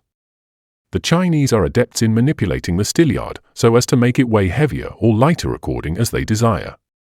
Besides, as there is no standard to which the dealers must conform, and no inspectors of weights and measures to help to keep them honest, there is constant friction between buyers and sellers as to the true weight of the article that is being disposed of. The man says, "Let me weigh the pork," and fixing it on the hook that is attached to his stilliard, he declares after a very careful manipulation of the instrument that it is lighter by 2/16 than the peddler was going to charge him for. This results in a wordy contest between the two men, and a weighing and re-weighing by each, and an appeal to the crowd, and even to heaven itself, as to the justice of each man's statement. Finally, the dispute is settled by splitting the difference, which probably gives the true weight of the pork, and the people who sided with the purchaser, because of the prospective contests they are going to have with the peddler when they have their purchases weighed, declare that the principles of heaven have been vindicated, and now every one ought to be satisfied. As the whole amount in dispute amounted to about 1/6 of a penny, and the time spent in adjusting the matter occupied fully 10 minutes, whilst numerous appeals to heaven and earth and to the consciences of the peddler and the purchaser were pointedly made to them by the onlookers, it did really seem ludicrous and hardly worth a candle to go through such an amount of fuss for so small a sum as was involved either way. After the question is settled amicably, and both parties have saved their face, the peddler ties the pork with a rush, gathered from the banks of some mountain stream, deftly makes a loop to act as a handle, and hands it to the man. Immediately an elderly woman from a neighboring house selects a piece which weighs exactly 2 ounces, and for this she hands him cash to the value of about 3 halfpence. There is no paper needed to wrap it in, for the rush again comes into requisition, and with a loop in her forefingers she bears it away without any danger of violating the proprieties, or of soiling the meat by the dust that might have gathered on her hands. Another very popular peddler is the middle-aged woman who goes round with a very unpretending-looking basket that contains all kinds of jewelry, such as women in the middle and upper classes are accustomed to wear. All these may be purchased at any of the goldsmith shops in the city, but as the younger women are not allowed to go out and visit these for themselves, they gladly welcome the travelling jeweller, from whose store they can pick and choose the precise ornaments they wish to buy. Articles of jewelry hold an important place in the dress of the Chinese women. As they do not wear hats or bonnets in the coldest weather, or when the sun in all his strength is pouring forth his fiery rays in the height of summer, a woman is never supposed to be completely dressed unless she has a certain number of golden or silver hairpins stuck in her hair, and bracelets on her wrists. In addition to these she must have some sprays of flowers, either natural or artificial, before she is dressed well enough to receive visitors or go outside of her own door. The laws of etiquette are very severe on this point, and even amongst the lowest classes, a woman who is old enough to go out on business of any kind must wear her earrings and have flowers in her hair, unless she wishes to be looked upon with a great deal of suspicion. The articles of jewelry are of a very miscellaneous character. Those used on the head are long, dagger-looking pins, made of gold and inlaid with kingfishers' feathers. They are meant really to add to the beauty of the coiffure, and not to keep their hair from falling down, for that is tied with red silk and plastered with unguents, so that it needs no further aid to keep it in position. Next in importance to these are the bracelets that figure very largely in the toilette of the women of all classes. They are chiefly made of gold and silver and jade stone, and vary in prices from a few shillings up to as many pounds. The rich indulge in very expensive ones, and wear several on each arm. The poorer women are pleased if they can afford to get one silver one, whilst those in the lowest ranks never dream of aspiring to any such luxury.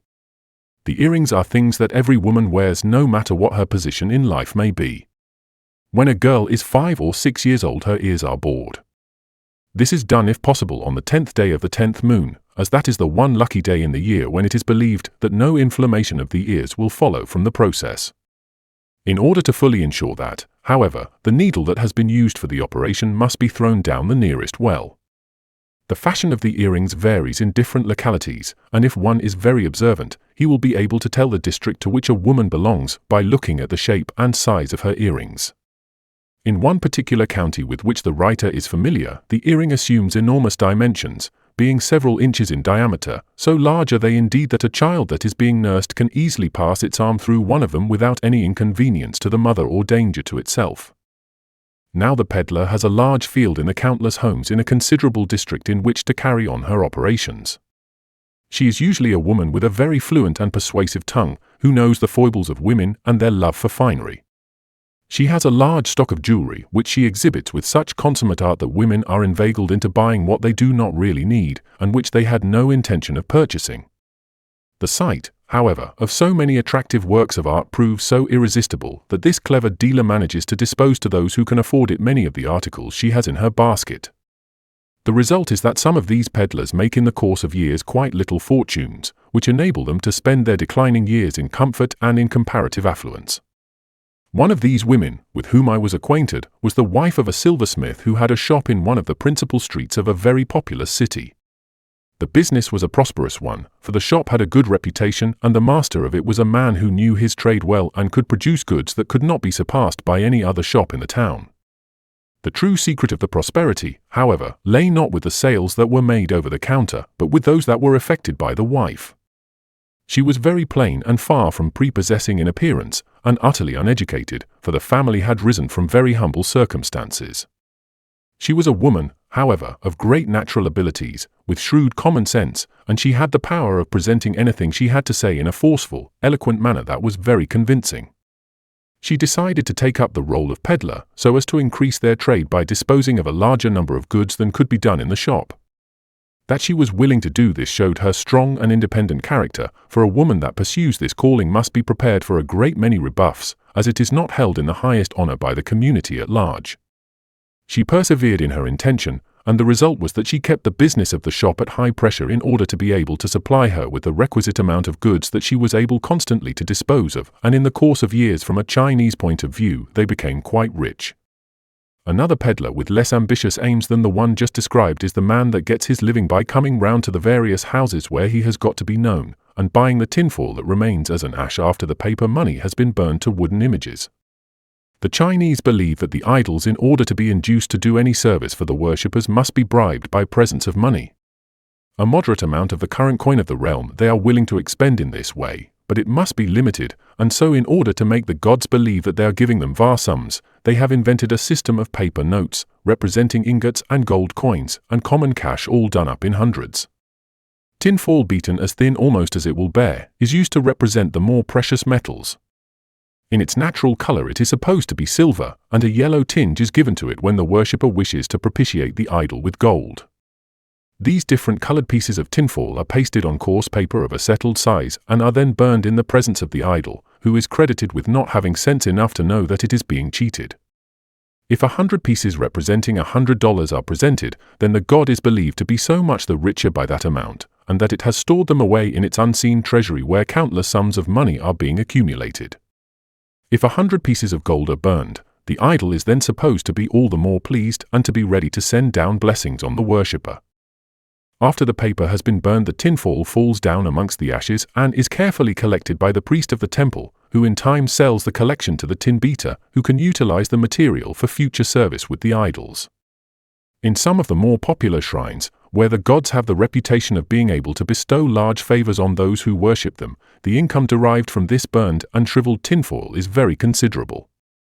There is one famous temple that at times is visited by hundreds of thousands of pilgrims, who all burn more or less of this paper money, and where the sale of the scorched and apparently useless tinfoil brings in thousands of dollars a year. The peddler I am describing has nothing to do with the buying of the refuse tinfoil in the temples. That is kept in the hands of the authorities in each, who dispose of it to meet their current expenses. Where his business lies is amongst the families that are situated within his round. These are accustomed all more or less to offer bribes of money to their household gods whenever they wish to obtain any favor from them. With the thrift of the Chinese, they always carefully pick out from the ashes what the gods were cheated into believing were precious pieces of gold and silver. The next day, when the peddler makes his rounds, they are sold for a few cash to him, and thus they perform the double service of bribing the gods and of putting money into their own pockets.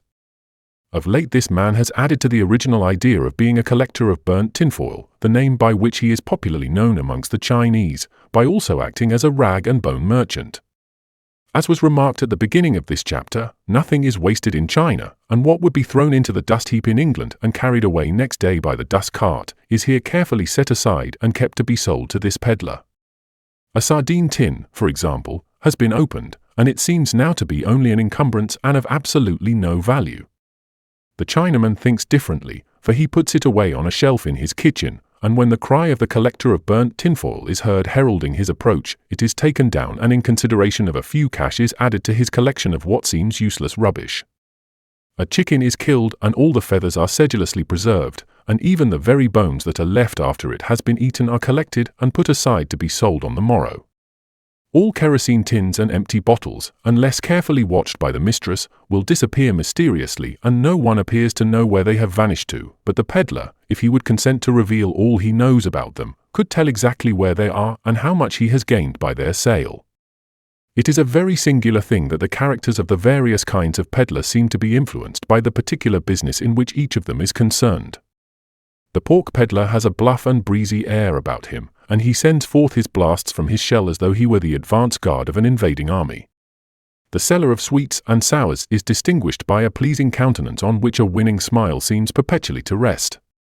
His association with children and his constant effort to win their confidence have no doubt been largely instrumental in giving this pleasant character to his face. The cloth peddler, on the other hand, has a severe and dignified countenance, as though he were conscious of the responsibility that belonged to him in being the interpreter as it were of the fashions, and the introducer of foreign goods into a land that was accustomed to look upon anyone as a traitor to his country that had any traffic with anything associated with the outer barbarian. The profession of the collector of burnt tinfoil has unquestionably had a demoralizing effect upon him.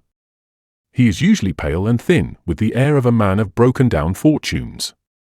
He walks along with a timid, shrinking air, as though he scented a policeman at every turn in the road, and when he looks at you it is with a kind of side glance, apparently fearful lest if he looked you straight in the face you would discover the depravity that is deep down in his heart. Beside the above that I have attempted to describe, there are many other kinds of peddlers who are equally interesting in their way. There are, for example, the vegetable seller, and the fruiterer, and the peddler that deals exclusively in needles and threads and tapes. There are also the peddlers with the traveling kitchen, and the one that may be found on the streets at all hours of the night with pork rissoles for the special benefit of opium smokers, who have a weakness for delicacies of this sort. There are, again, the peddlers who are only to be found from about 9 o'clock in the evening up almost to the time when the dawn threatens to disperse the shadows of the night. These men are to be found at street corners with portable stoves and a plentiful supply of hot rice. Some of them attempt to cater not simply to the hunger of the late wanderers on the streets, but also to their fastidious appetites, for they have prepared good stocks of vermicelli, and a very pleasant combination of soft-boiled rice and oysters, so as to tempt those who would otherwise be inclined to hurry on their way homewards.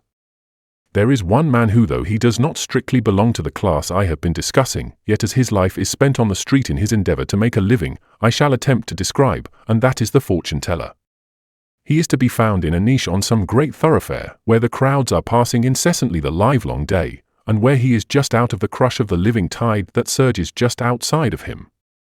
His stock in trade is about a dozen bamboo slips with enigmatic sentences carved on each of them, that to the mind of the man who can read into the mysteries of the unknown land contain the clues to the story of each one that applies to him to have their future revealed to him or her.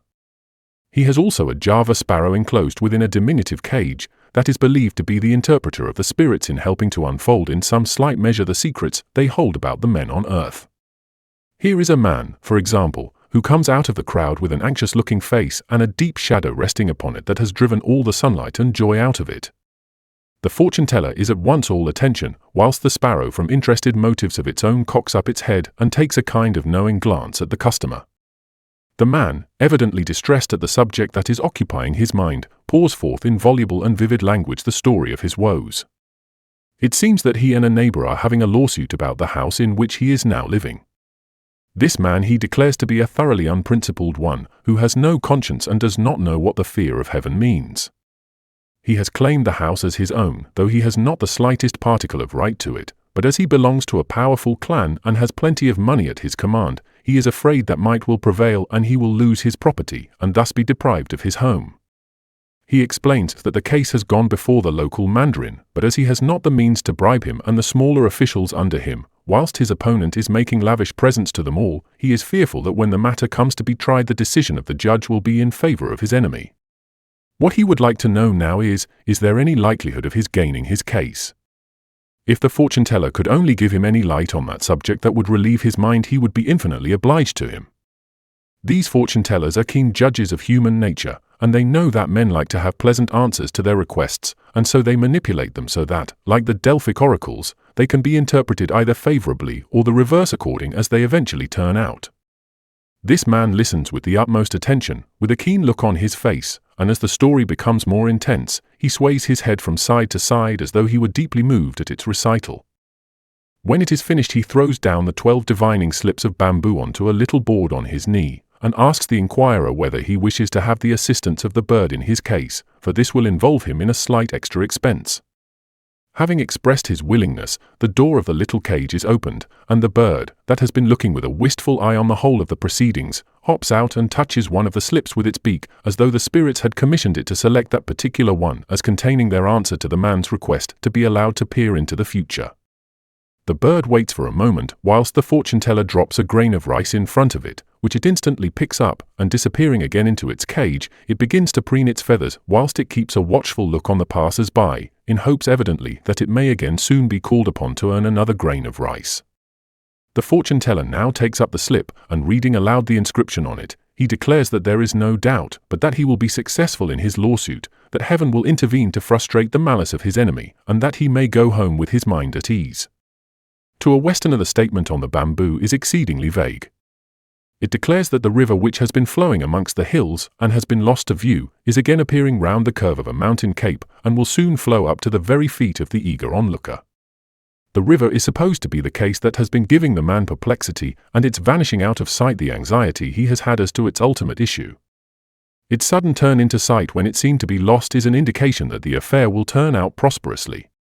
Should, however, judgment be given against him, the fortune-teller will free himself from blame by declaring that he had misread the sign given by the returning stream, as it really was a good omen that the spirits had given in favor of his enemy, who was finally to remain victor in the contest for the house. No sooner has this man gone than a young fellow of about 20 steps up and says that he would like to get some indication from the spirits about a question that is giving him some anxiety. He had obtained a situation in the town with an employer of labor who had a reputation for ill-treating the people that were in his service. He was very anxious, he said, for some employment, but he would prefer to be without any for some time longer, rather than suffer harsh treatment and be compelled to leave. Was it safe, therefore, for him under these circumstances to accept the offer that had been made him, or should he reject it? Again the slips were thrown carelessly onto the board, and the sparrow, that had been watching the young fellow whilst he was telling his story, being let out of its cage, touched one of the bamboo slips with its beak and then waited for the grain of rice that was dropped in front of it. Looking carefully at the inscription, he once more proceeded in a mysterious and enigmatic way to say what the spirits advised to be done in the matter.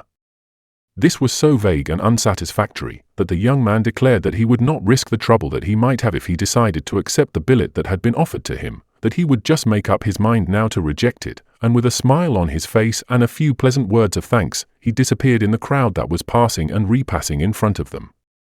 With this man I will close my chapter, though there are many others who get their living in the streets whose stories are just as interesting as his, illustrating the peculiar modes of thought of an idolatrous people, and the strenuous nature of their life in trying to satisfy their spiritual and physical necessities.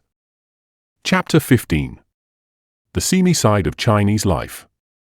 The comparatively elevated moral condition of Chinese society is very often a source of pleasure and at the same time of perplexity to strangers who have lived long amongst them and who have narrowly watched them in their social and domestic life. This state of things has not been produced by the popular form of religion that is practiced amongst them, for that never seems to influence their lives in the slightest degree. A man, for example, of notoriously bad character will come and make the most lavish offerings to a certain idol in whom he has the most implicit faith.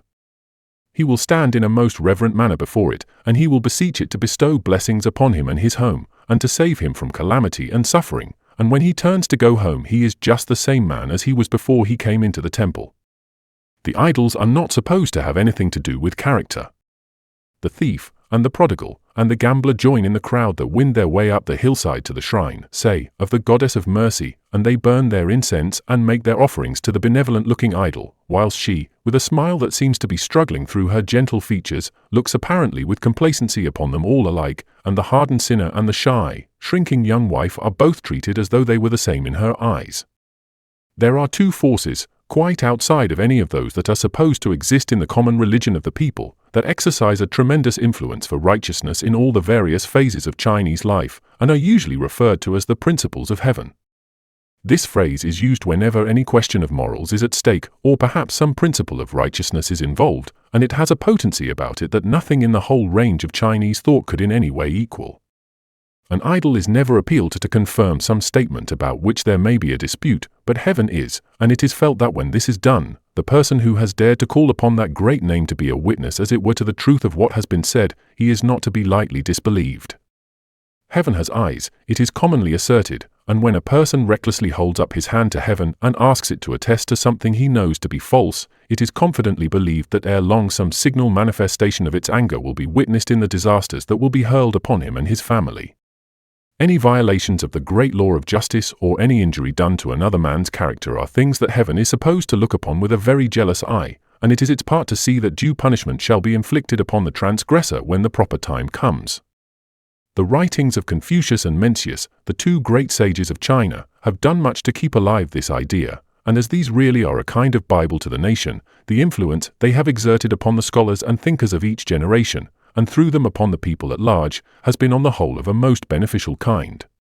Now it is very extraordinary, that whilst it is firmly believed that in cases of conscience, or in matters that involve great moral questions, heaven always interferes to punish the wrongdoer, no one thinks that any vices that a man may commit for his own personal gratification are looked upon as improper by this great power, or that it will take the trouble of inquiring into his conduct and of meting out either rewards or punishment for it.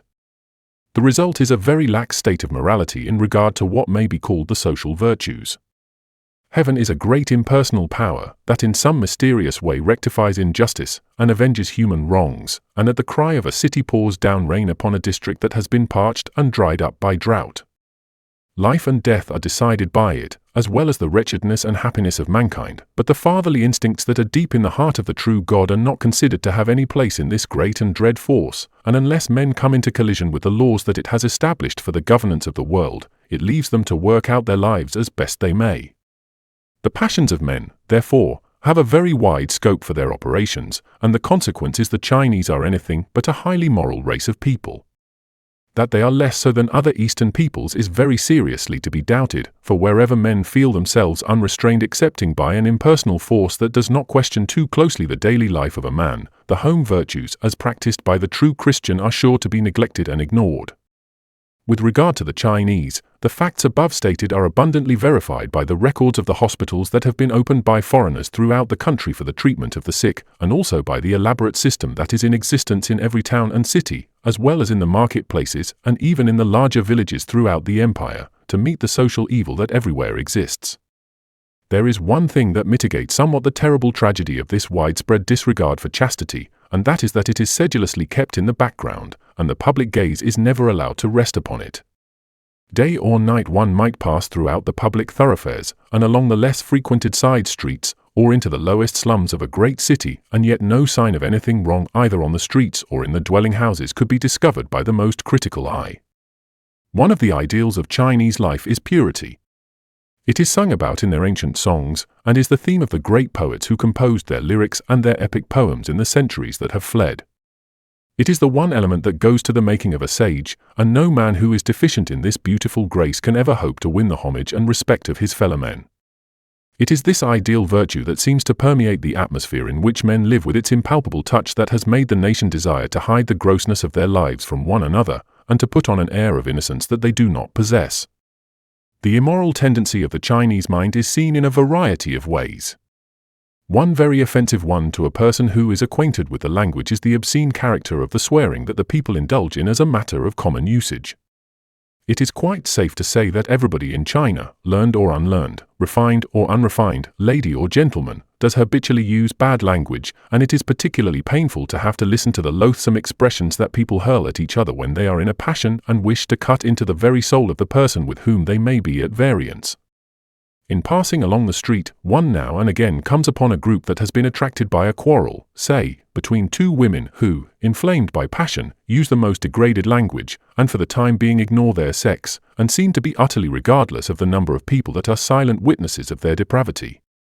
Another insight that one gets into the unrefined character of the Chinese mind is the kind of plays that are popular with the masses.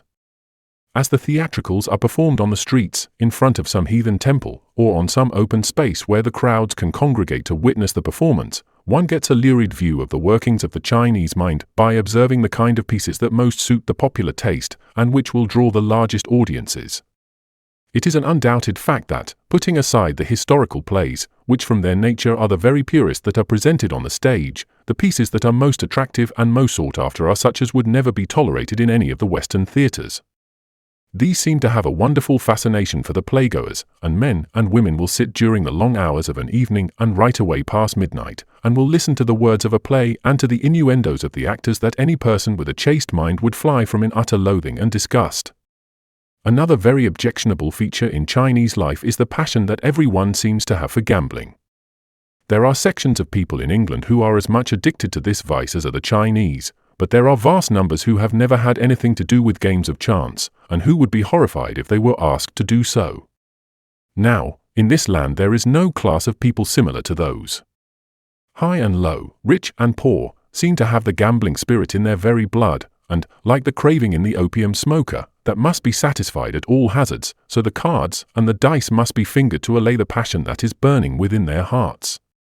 That this vice affects not simply certain classes within the empire is evident from the fact that the wealthy men who have no need to increase the huge fortunes they have at their command are amongst the most determined gamblers in the community. Gain is not the sole purpose of such men, when they spend days and nights with the cards in their hands, and everything else is forgotten in the mad excitement that the varied fortunes of the game brings to the players. Not long since, the chief mandarin of a district that contained several large counties, and who was immensely rich, became so enthralled with the gambling mania that he utterly neglected his official duties, and spent his whole time with a number of wealthy men in playing the various games of chance that are so well known to the Chinese. The viceroy of the province got to know in some way or another of his disgraceful conduct, and not only dismissed him from his office, but also got the sanction of the authorities in Peking to decide that he should never be allowed to hold any position under the government in the future, and so his official life came to a sudden and disastrous termination.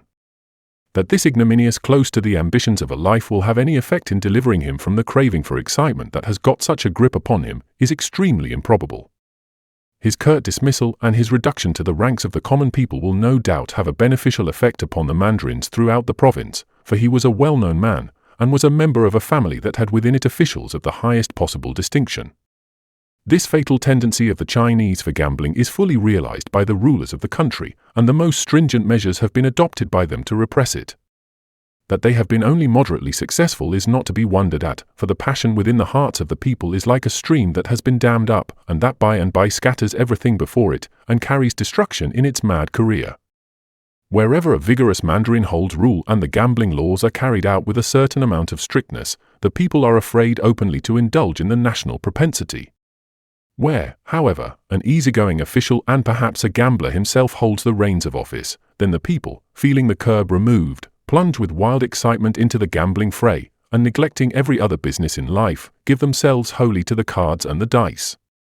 On one occasion, in a certain district, an opium-smoking mandarin whose brains were dazed and muddled with his midnight orgies allowed the law to be very loosely administered within his jurisdiction. His runners or policemen took advantage of the situation to earn a little extra money by receiving bribes from the owners of gambling houses and to wink at the trade that was being carried on by them. Immunity from police inspection not only gave encouragement to these gentry, but at the same time struck as if with a whip the slumbering passion in the hearts of the community and roused it into a fury. It soon became known that the yamen was not to be feared and that there were no penalties against the infraction of the gambling statutes, for the mandarin's soul was steeped in opium, and all his executive staff were gathering in a golden harvest that prevented them from seeing how the people were breaking the laws.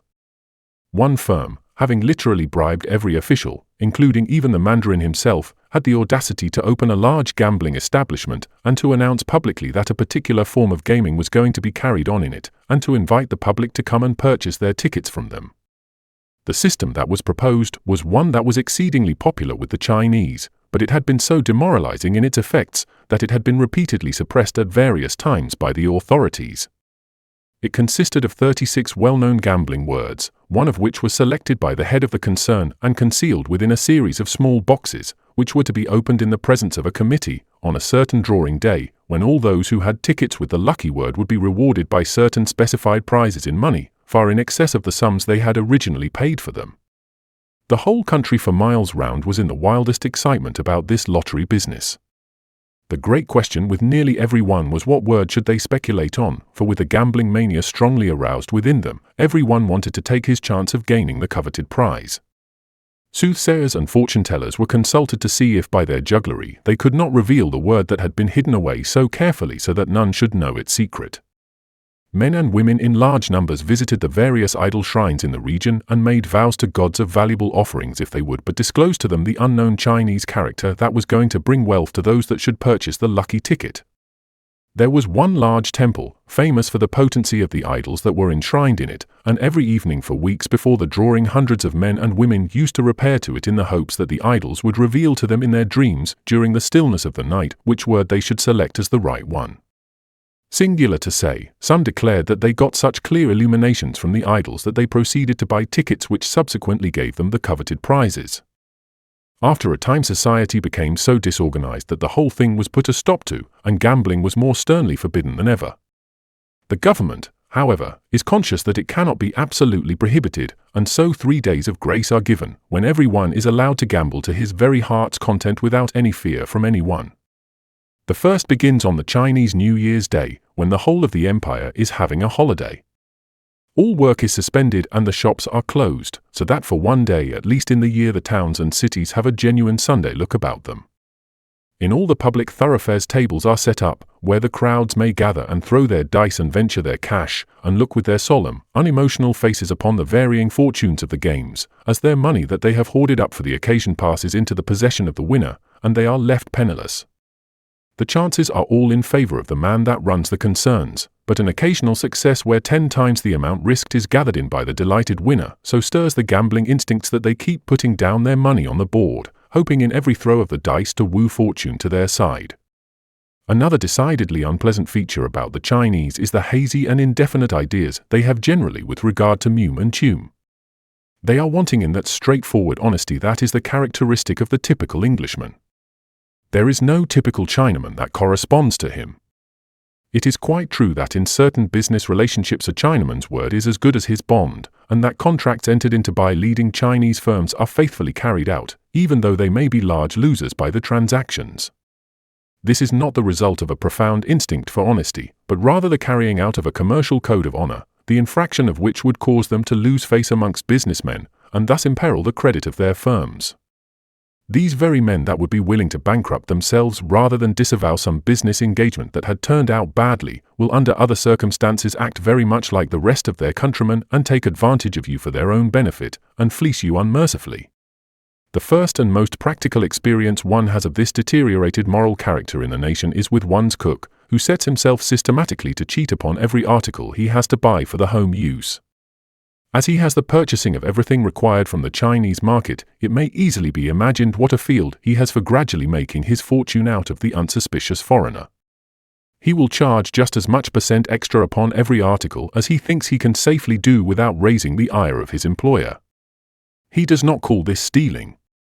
It goes under the more euphonious designation of earning, for to steal would mean that he was a thief, and that he would never under any circumstances consent to be. If you were to ask him if in his daily purchases he earns anything upon them, a pleasant smile would flash over his yellow countenance, and he could deny that he did, but in such a way as to confess in a shy and ingenuous manner that he did. If, however, you were to ask him if he stole from his master, he would be filled with indignation, and anger would flash from his eyes, whilst he would indignantly repudiate the idea that he had ever stolen from anyone in his life. Universal custom and the inbred instinct of the Chinaman to earn an honest penny whenever the opportunity may occur has given the nation decidedly low ideas of morality, and has led the people into huge systems of overreaching each other that have had the effect of dulling the conscience and of lowering the moral standard. The transition from stealing in what might be called a legitimate and recognized way into downright theft and burglary is not a very difficult one.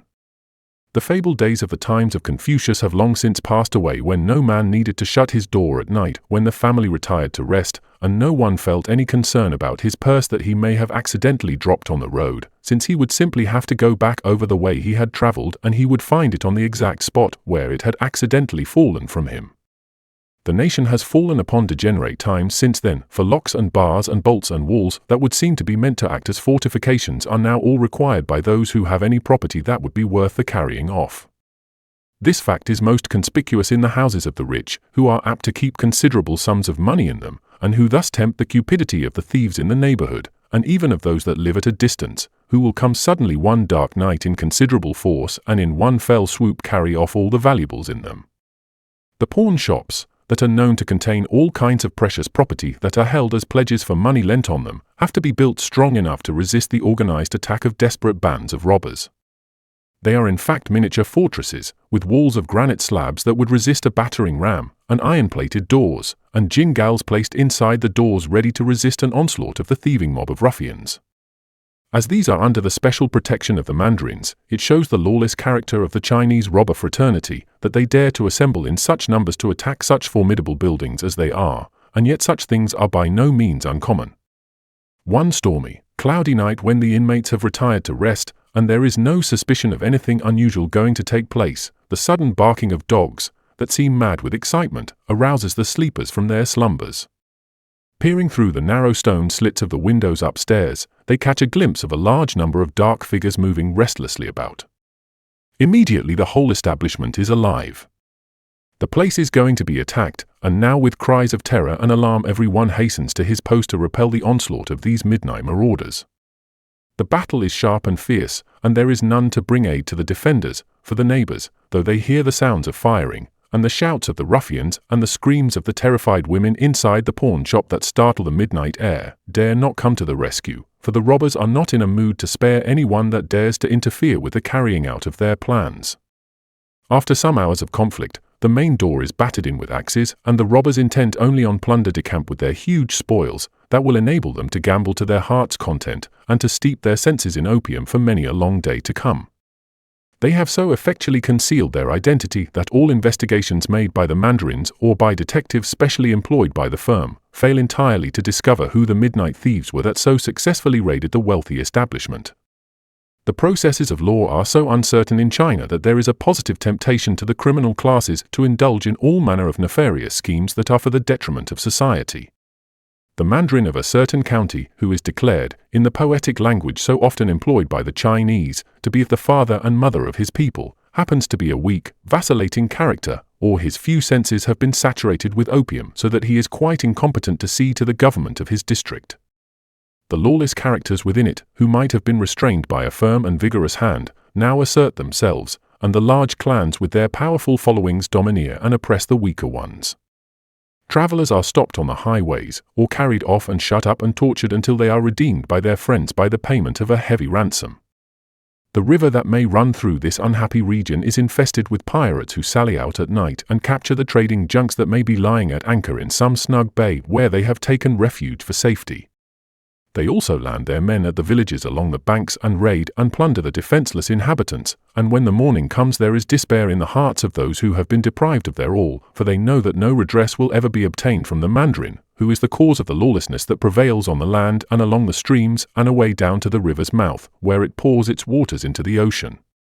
Wherever there is an efficient executive, the men who prey upon society are compelled for the time being to take to honest courses to earn a living for themselves and their families. It is very interesting to watch how a whole district may be kept in order and laws obeyed and confidence restored by the action of one vigorous Mandarin. On one occasion a certain region was in a most disturbed condition. Travelers passing through it did so at the greatest risk of being seized and held to ransom. They were compelled to go in companies for the sake of the protection that numbers would give them, and even then they had to pay the headman of a certain large and turbulent village stipulated fees for passes that would carry them for a few miles on their journey without being molested by other blackmailers. Even the very poorest in going from one place to another were called upon to pay a few cash before they were allowed to proceed, and men were stationed outside the village to collect the toll from every one that passed by. There were loud grumblings and complaints at this distressing state of things, but no steps were taken by the local authorities to put an end to it. The lawbreakers were rich enough to bribe the Mandarins and every member of their yamans, so that the story of their misdeeds was quietly ignored and they were allowed to grow rich on their illegal exactions. After a time a new general was appointed to take military charge of the whole district. He was an exceedingly active and intelligent official, and had the reputation of being impervious to a bribe. A tremor of excitement ran through the ranks of the blackmailers when they heard of his appointment, but they contented themselves with the idea that if he could not be reached by money, his subordinates, whose livelihood depended upon such perquisites as they were prepared to give them, would certainly not refuse the liberal sums they could have for the asking. The general soon found what a disgraceful condition his district was in, and he quietly took measures to restore law and order in it. He knew that he could get no reliable information from the members of his own yamen, so he used to go out every evening after dark in various disguises and mingle with the people. He would sit in the tea shops and hobnob with coolies, or he would enter the restaurants and converse with the more staid and respectable citizens and glean from their conversation information upon all manner of subjects that would be serviceable to him in his government of the people. He found that the greatest disorders existed and that it would require very stern and decided measures to put an end to them. He got a complete history, too, of the particular village that had become so notorious for its exactions, with the names of its leading men and all their cruelties to the victims that had been seized in order to extract large sums out of them. He knew that these very men had spies even in his own yamen who were ready to report any action that he might be going to take with respect to them, and therefore he had to keep his plans a profound secret even from his most confidential advisers. At length, after weeks of patient waiting, during which the suspicions of the lawbreakers were lulled to sleep, he decided upon immediate action. He had not informed any of his officers what he was going to do, neither had any of his troops the slightest suspicion that anything special was going to take place. Rousing the camp at midnight, he ordered 500 men to prepare for instantly marching to a destination that he would reveal to no one. Taking the lead, the troops, who had been commanded to keep the most profound silence, glided like spectres through the dark and gloomy streets till they reached one of the great gates of the city. These were thrown open at the command of the general, and the soldiers trooped along the high road wondering what was the meaning of this midnight march and what scheme was working in the fertile brain of their leader. 10 miles had been travelled and darkness still lay upon the land, and the trees and the houses, as they suddenly loomed up, looked like ghosts that had wandered out of the land of shadows, and were waiting for the dawn to return to their dreary abodes in that sunless world. Suddenly the order was whispered through the ranks to halt, and in tones of stern command the soldiers were ordered to surround the village that lay in the profoundest stillness at their side. They were to see that no one of its people were allowed to escape, and that for every one that managed to do so the life of the soldier on guard would have to pay the forfeit. The men knew too well the temper of their general to imagine that this was an idle threat. With noiseless tread each man took up the station assigned to him by his officer, and the whole command stood in breathless silence until the dawn in the east lifted up the curtain of the night and revealed the village to them. A detachment of men were marched into it, and 6 of the leading men of the clan were seized and marched to an open space outside of it, where the general was standing with some of his officers. The executioner with bared arm and gleaming sword awaited but the word of command, and 6 heads rolled onto the ground, and the tragedy was over. The bugle sounded and the men fell into their ranks, and almost before the whole of the village had time to rub their eyes to assure themselves that they were awake, the avengers of law were hurrying back to the city they had left at midnight. The effect of this stern act of justice was perfectly magical in its effects. The news spread with the rapidity of lightning through the length and breadth of this famous general's jurisdiction. With the fall of those heads, every trace of lawlessness vanished from the great clans that had been terrorizing society. Men could now travel freely without any danger of molestation, and even in the darkness of the night no one dared to lay his hand upon a member even of the weakest of the clans. The fear of the general was in the hearts of the transgressors, for conscience made cowards of them all, and stories were circulated about the almost supernatural knowledge that he had of men's doings, and which every one implicitly believed in. And so during the term of his office there was an end to blackmailing, and the region became as peaceful as though the gamblers had burnt their cards and had taken to reading religious books, and the opium smokers had become reformed, and the passion for unlawful gains had died out of the hearts of the men who had made it impossible for honest men to travel freely either for business or for pleasure very far from their own doors. But whilst this was the case, there was no real reformation in the hearts of a single one of those who had made society unsafe for men and women who wished to live a law-abiding life. They were simply afraid of the man that had the instant power of life and death, and who without trial of judge or jury, and without the fear of any superior court to call in question his decisions, could hand over a person at a moment's notice to the man who held the gleaming sword, and who with one stroke of it could decide in 2 seconds a matter that lawyers in England would wrangle over for months. The lawless classes in China form a considerable percentage of the whole population. They are ruthless and cruel, and in the carrying out of their fell purposes they show but little consideration for the lives or property of those whom they may select to be their victims. There is a general impression in Western lands that the idolatrous races of people living in the East are a simple-minded folk with but few passions and generous and tender-hearted to each other. They are supposed to lead a sunny life, and imitating the luxuriance of nature that the great sun continually spurs into action by his fiery heat, to have the widest sympathies with everything human. This is an ideal picture that could only have been drawn by the vivid forces of imagination. China is no Eden of this kind, and it may be accepted as a general truth that where men have lost the knowledge of God, and are not drawn into a noble life by an impression of his purity and tenderness, which he wishes reproduced in the lives of the world, men's own conceptions of what a noble life ought to be will always fall far short of the divine. The best days for China were in the ancient past, according to the sacred books of the nation, when God and heaven were the prominent words in the religious life of the people, and when the idols had not yet come from India to lower the conceptions of the divine. With the gradual disappearance of God as a personal power from the thinking of the people, there came the lower standard of morality that has its legitimate successor in the types we see in modern life. We are told that 3 centuries after Confucius wrote his lofty system of ethics, though even he began to give evidence that he was losing touch with a personal God that the illustrious sages whose writings he professed to be editing undoubtedly had, the nation had practically adopted the worship of nature, and made their offerings to the spirits of the mountains and of the streams that flowed through the land and brought fertility in their train. Morality, however, had in the meanwhile degenerated, and one has but to read the history of China to see how the baser passions that influence men in the present day were very much in evidence in those primitive times. An incident in the life of one of the most famous emperors that lived 2 centuries before Christ will confirm my statement on this head. Some time before his death he had a tomb built for himself that was constructed on a royal and a magnificent scale. It was really an underground palace and furnished in a style that suited the exalted ideas of the man who was designing it. It was furnished with every necessary for a luxurious life, and vast stores of gold and silver and precious jewels were deposited in strong rooms that no robber bands could break into. Magnificent suites of apartments were constructed that were fit to entertain a kingly company, for the emperor when he died and was buried in this great sepulchre did not mean to be the only occupant of it. He had planned that some of his favorites from his harem should accompany him, and that men-servants and maid-servants and hosts of attendants should be shut up with him in the gloomy underground mansion. He could not bear the thought of being alone. He desired that life in some mysterious way should be continued in the land of shadows very much as it had been in the one he was forced to relinquish. His one concern in the midst of all this preparation for another life was the feeling that the great wealth that he had stored in the new palace would excite the cupidity of the thieves and the gamblers and blackmailers that had begun to exist in that early stage of the nation's history. He accordingly called in the cleverest and the most cunning artificers in brass and iron and asked them to make locks of such ingenious and subtle designs that no housebreaker would ever be able to open them.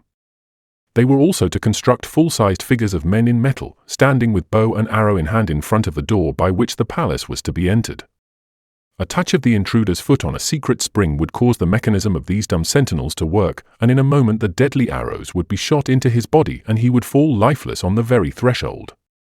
The safeguards against invasion of the tomb after the emperor was laid to rest in it were complete, for none knew the secret of the locks or of the silent figures that stood ready with their arrows to slay the robber but the artificer that designed them, and in order to secure that none should ever learn it from him, he was quietly put to death one morning after he had fully explained to the emperor the details of his wonderful invention. Another feature about Chinese life that is sadly illustrative of its seamy character is the prevalence of the opium habit, and the saddest feature about this is the fact that it is not a native vice, one indigenous to the soil, that has grown up as the result of some peculiarity of temperament of the Chinese, but is an import that was first brought into the country and made an article of trade by an English company of merchants, viz. the East India Company. One of the most unfortunate days for this old empire was that on which the ships of that famous company sailed up the Pearl River with their consignment of a drug that was to prove more disastrous and more fatal to its people than all the revolutions that during the past centuries have deluged this land with blood, or all the epidemics that have at various times swept like destroying angels through the ranks of society. People who have been jealous of English honor have tried to prove that the opium was in common use amongst the Chinese before the ships of England appeared before Canton with their deadly cargoes, but this is an absolute mistake.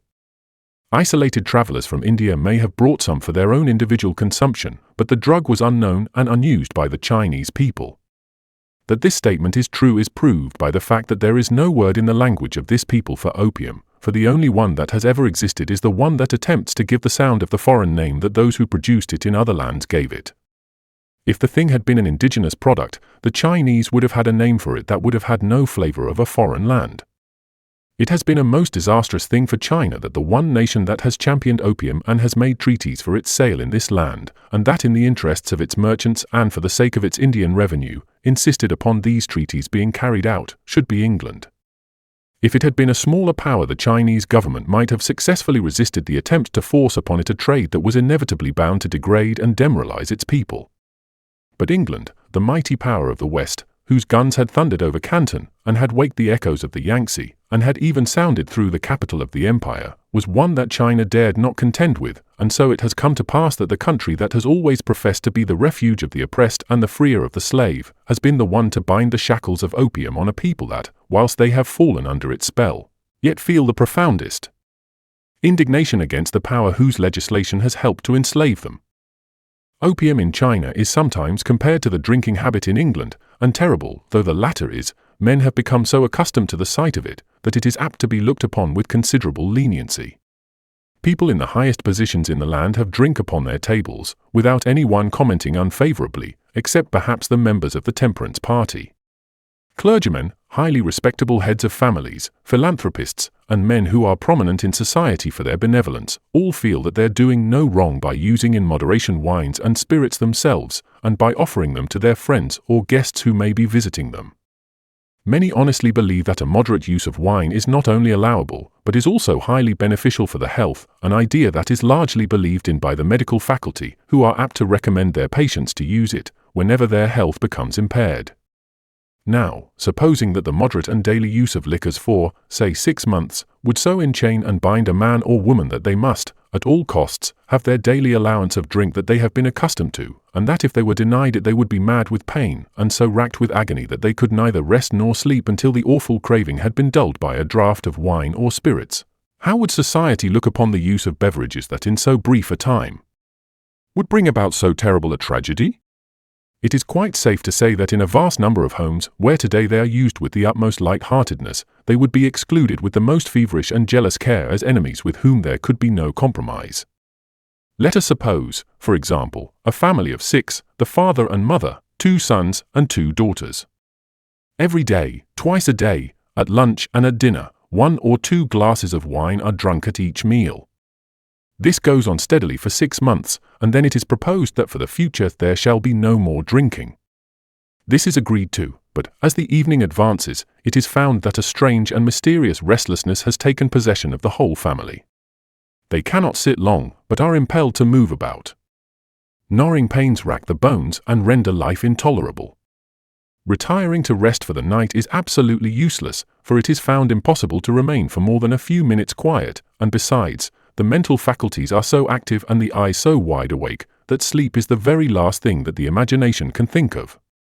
It is soon discovered that the only thing that will restore the normal tone to both body or mind is a copious draught of wine or a bumper of brandy and soda, when, after a few minutes, the restlessness gradually vanishes, the pains and aches slowly subside from the bones and muscles of the body, and a perfect peace reigns where before mind and body were both racked in a fierce conflict with an unseen foe. Now this is an imaginary and highly impossible picture with regard to the effects of alcohol, but it is one that is extremely applicable to the opium smoker. Let a Chinaman steadily smoke opium for 6 months and he can no longer call his life his own. He cannot let a single day go by without taking the amount that will relieve the tension and the strain that are put on his physical forces at a certain hour every day when the craving for the drug creeps over him.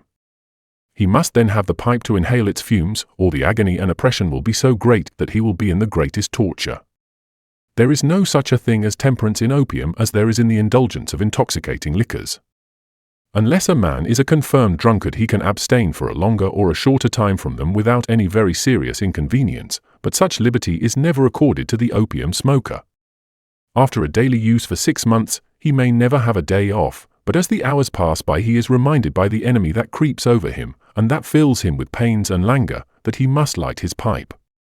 Sometimes in cases of severe illness his usual dose must be doubled before his torture is relieved, and when it comes to pass that he does not wish to smoke, it is then known that a stronger than opium is going to claim him as its victim. If a man has plenty of means he lays in a supply, and when the time comes round for him to take it, which it does with the inflexibility and cruelty of fate, he reclines on a couch and fills and refills his pipe, and draws in one volume of fume after another until the pains that have gripped every bone in his body loose their hold, and the craving that has brought a shadow over his life, and blotted out sun and moon and stars, and that has shut out of his heart his home and his wife and his children, and has given him a vision only of his own wretched self, slowly disappears, and he finally drops into a childlike sleep. He rises perfectly free from pain or weariness, but he is oppressed with the thought that twice every day he has to go through this terrible experience, and that never as long as he lives will he ever be a free man again. There is a release for every one that desires it, but the price to be paid is so great and the agony to be endured so intolerable that but very few of those upon whom opium has laid its grip would dare to attempt to free himself from its shackles. If the opium smoker is a poor man, then indeed the lot of the home is a miserable one. At all costs he must have his pipe at the regular time, no matter who else may suffer. His wife and children may go without food, but he must be supplied. One article after another is sold to buy the opium, until the house is so bare that there is nothing left to be disposed of. Then one of the children disappears, for a childless man in another part of the city has bought it, and it now belongs to him. One after another vanishes in the same way, till no one is left except his wife. At last, when all the funds have gone, and there are no more little ones to dispose of, negotiations are entered into with a middlewoman, and his wife too is no longer to be found in her wretched home, for she has become the spouse of another man, and the miserable opium smoker is left alone, content with the thought that for the present, at least, he has got the funds to enable him to satisfy the craving and to keep off the horrors that would make his life one long torture.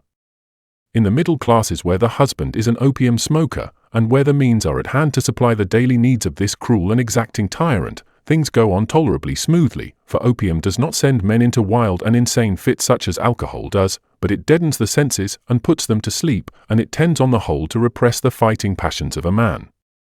The indirect influence of opium is very disastrous in its results, for it is in a large measure the producer of some of the dangerous classes that prey upon society. When a man has spent all and sold any little property that he may have possessed, he then joins the ranks of the thieves and of the gamblers, and henceforth he seems to live only for the one great purpose of grasping from any quarter that may be ready to his hand, the means of satisfying the inexorable craving that comes upon him twice every day. This terrible evil exists throughout the length and breadth of the empire, and there is no power outside of Christianity that seems to be able to cope with it. Human affection, and sense of honor, and pride of race, all succumb before the touch of opium. The Church of Christ in China alone possesses the one motive that will enable the victim to bear the agony of giving up the habit, or that will restrain the man that is tempted from indulging in it, and that is supreme affection and fidelity to Christ his Saviour. The same mysterious power that has touched the men of other lands into the most intense and unwavering devotion to him, has in countless instances kept men in this old empire of China from the seductions of the pipe, and has made them bear heroically and without flinching the bitter pains that opium makes its victims endure before it will loose its grasp upon them. Chapter 16.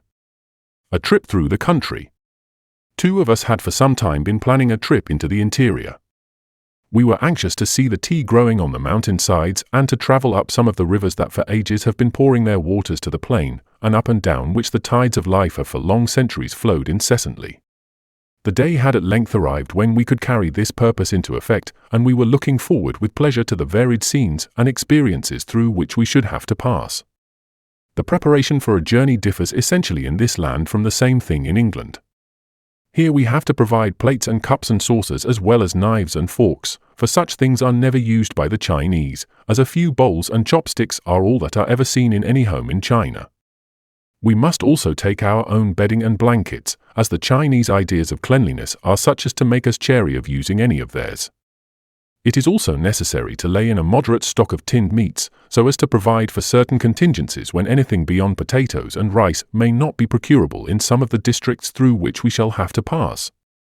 Having stocked our provision basket with the various articles that were absolutely necessary for our comfort by the way, and having seen to our bedding and inserted amongst the blankets a few choice books to enable us to while away some of the dull hours that we were sure to have on the journey, we had to arrange for the chairs that were to carry us for the next few days. We accordingly sent for the headman of the nearest chair establishment to settle with him the rates we were to pay for the chair bearers. This is a question of no small difficulty, for these men have an evil reputation for being dishonest, and unless they are carefully watched, one is certain of being cheated by them. The man who shortly appeared in obedience to our summons well sustained the character that his class have everywhere obtained. He had a frowsy look about him as though he had been sleeping all night in his clothes and had not washed for many a long day. That of itself would not be a very serious indictment against him, for the disregard of soap and water is no test whatever of a person's character in China. There was something about the man's face that led us to form no very high opinion of him. In the first place, he was an opium smoker. That could be seen from the leaden hue that had driven out nature's colors from his face, and also from something nameless in the eyes that the opium with its subtle alchemy had put into them. In the next, there was a low and cunning look about him that made you feel that you were in the presence of a man whose ideas of morality had never been fashioned on the high principles of Confucius and Mencius, or indeed of any of the other sages who have been models to the people of this empire. After a considerable discussion and beating down of prices, it was finally settled that we were to pay for one chair with its two bearers at the rate of about 5 pence a league, with a specified sum for the days when we rested by the way, either because it was Sunday or for any other special reason that might induce us to loiter on the journey. As we were anxious to start early in order to reach a certain stopping place where there was a well-known Chinese inn, we stipulated that the bearers with their chairs should appear next morning at daylight, when we would have everything ready to make an immediate start. True to this arrangement, we had packed up and had breakfasted before any sign of the coming sun could be seen in the eastern sky, and we kept looking out to see when the dawn would disperse the darkness that lay on the earth, and we could start on our journey. By and by the great banyan tree nearby that looked like a weird and uncanny mass of shadow, denser and blacker than those that concealed everything from view, suddenly and as if with the touch of an enchanter's hand began to assume a tangible shape, and great boughs swung into view, and countless branches with their evergreen leaves came out of the night as if to greet the day with their smiles. Soon the light had flashed across the fields and onto the tops of houses, and had touched the summits of the hills with its glory and had driven away the last lingering shadows from the landscape, and another day had broken on the world.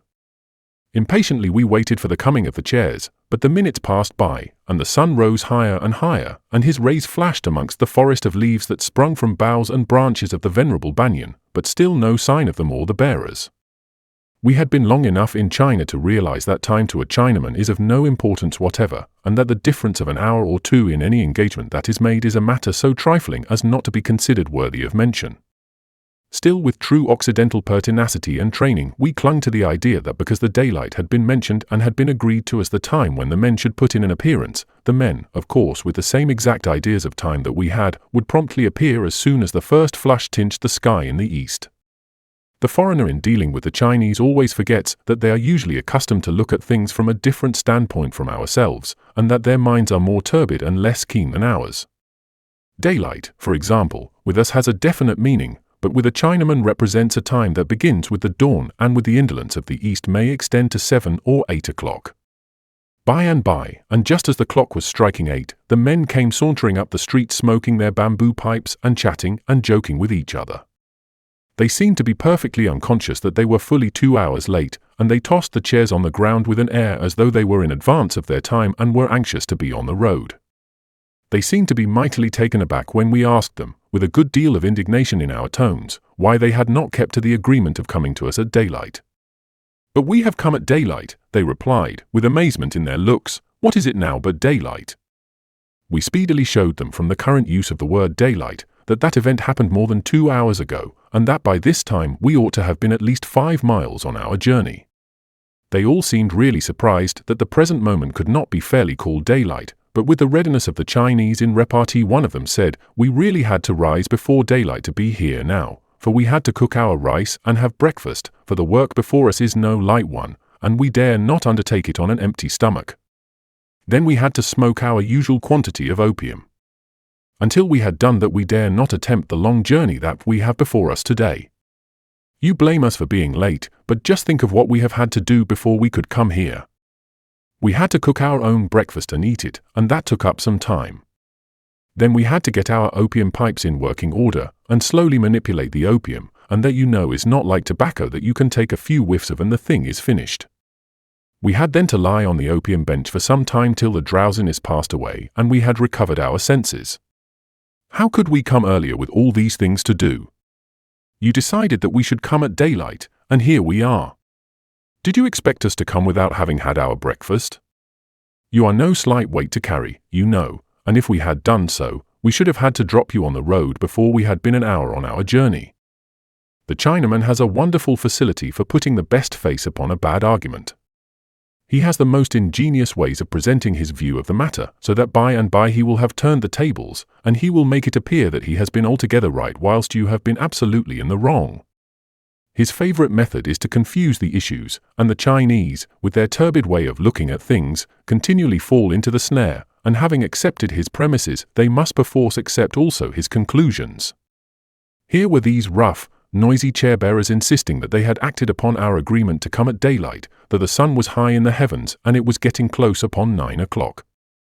They ignored all our attempts to prove that the hour of daylight had passed some hours ago by simply insisting that we were wrong.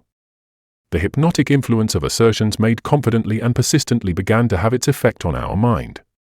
Were we really laboring under a mistake, and were the broad daylight and the great sun that glared down upon us simply visions of the imagination? We felt that if we did not stop the discussion, we should soon be consenting to all they said, so we got into our chairs and with a peremptory wave of the hand ordered them to go on. With smiling faces and with an air of victory in their voices, they lifted the poles onto their shoulders and commenced the long journey of 20 miles that lay before us. When the bearers are strong and know their work, and when they have got into step with each other, the motion of the chair is a very pleasant one and the time passes by very quickly. This latter is in a great measure due to the constantly changing scenes that meet one by the way. After leaving the city we emerged into the open country, where we had ample evidence of the skill with which the farmer cultivates his fields. He seems, indeed, to have penetrated into the secrets of nature and to have learned how to manipulate his fields, and how to coax and win the various kinds of seeds that he plants that they shall all respond to the efforts he puts forth and gladden his heart with their fruitful harvests.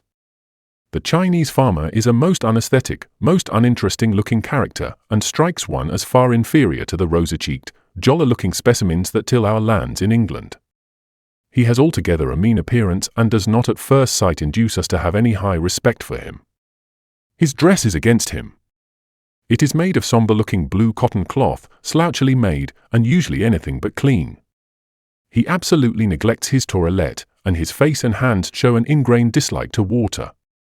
Whether as the result of hard work or of exposure to the sun, which burns like X-rays into his skin, his countenance in a comparatively early stage becomes furrowed with wrinkles, and in time he gets prematurely old-looking.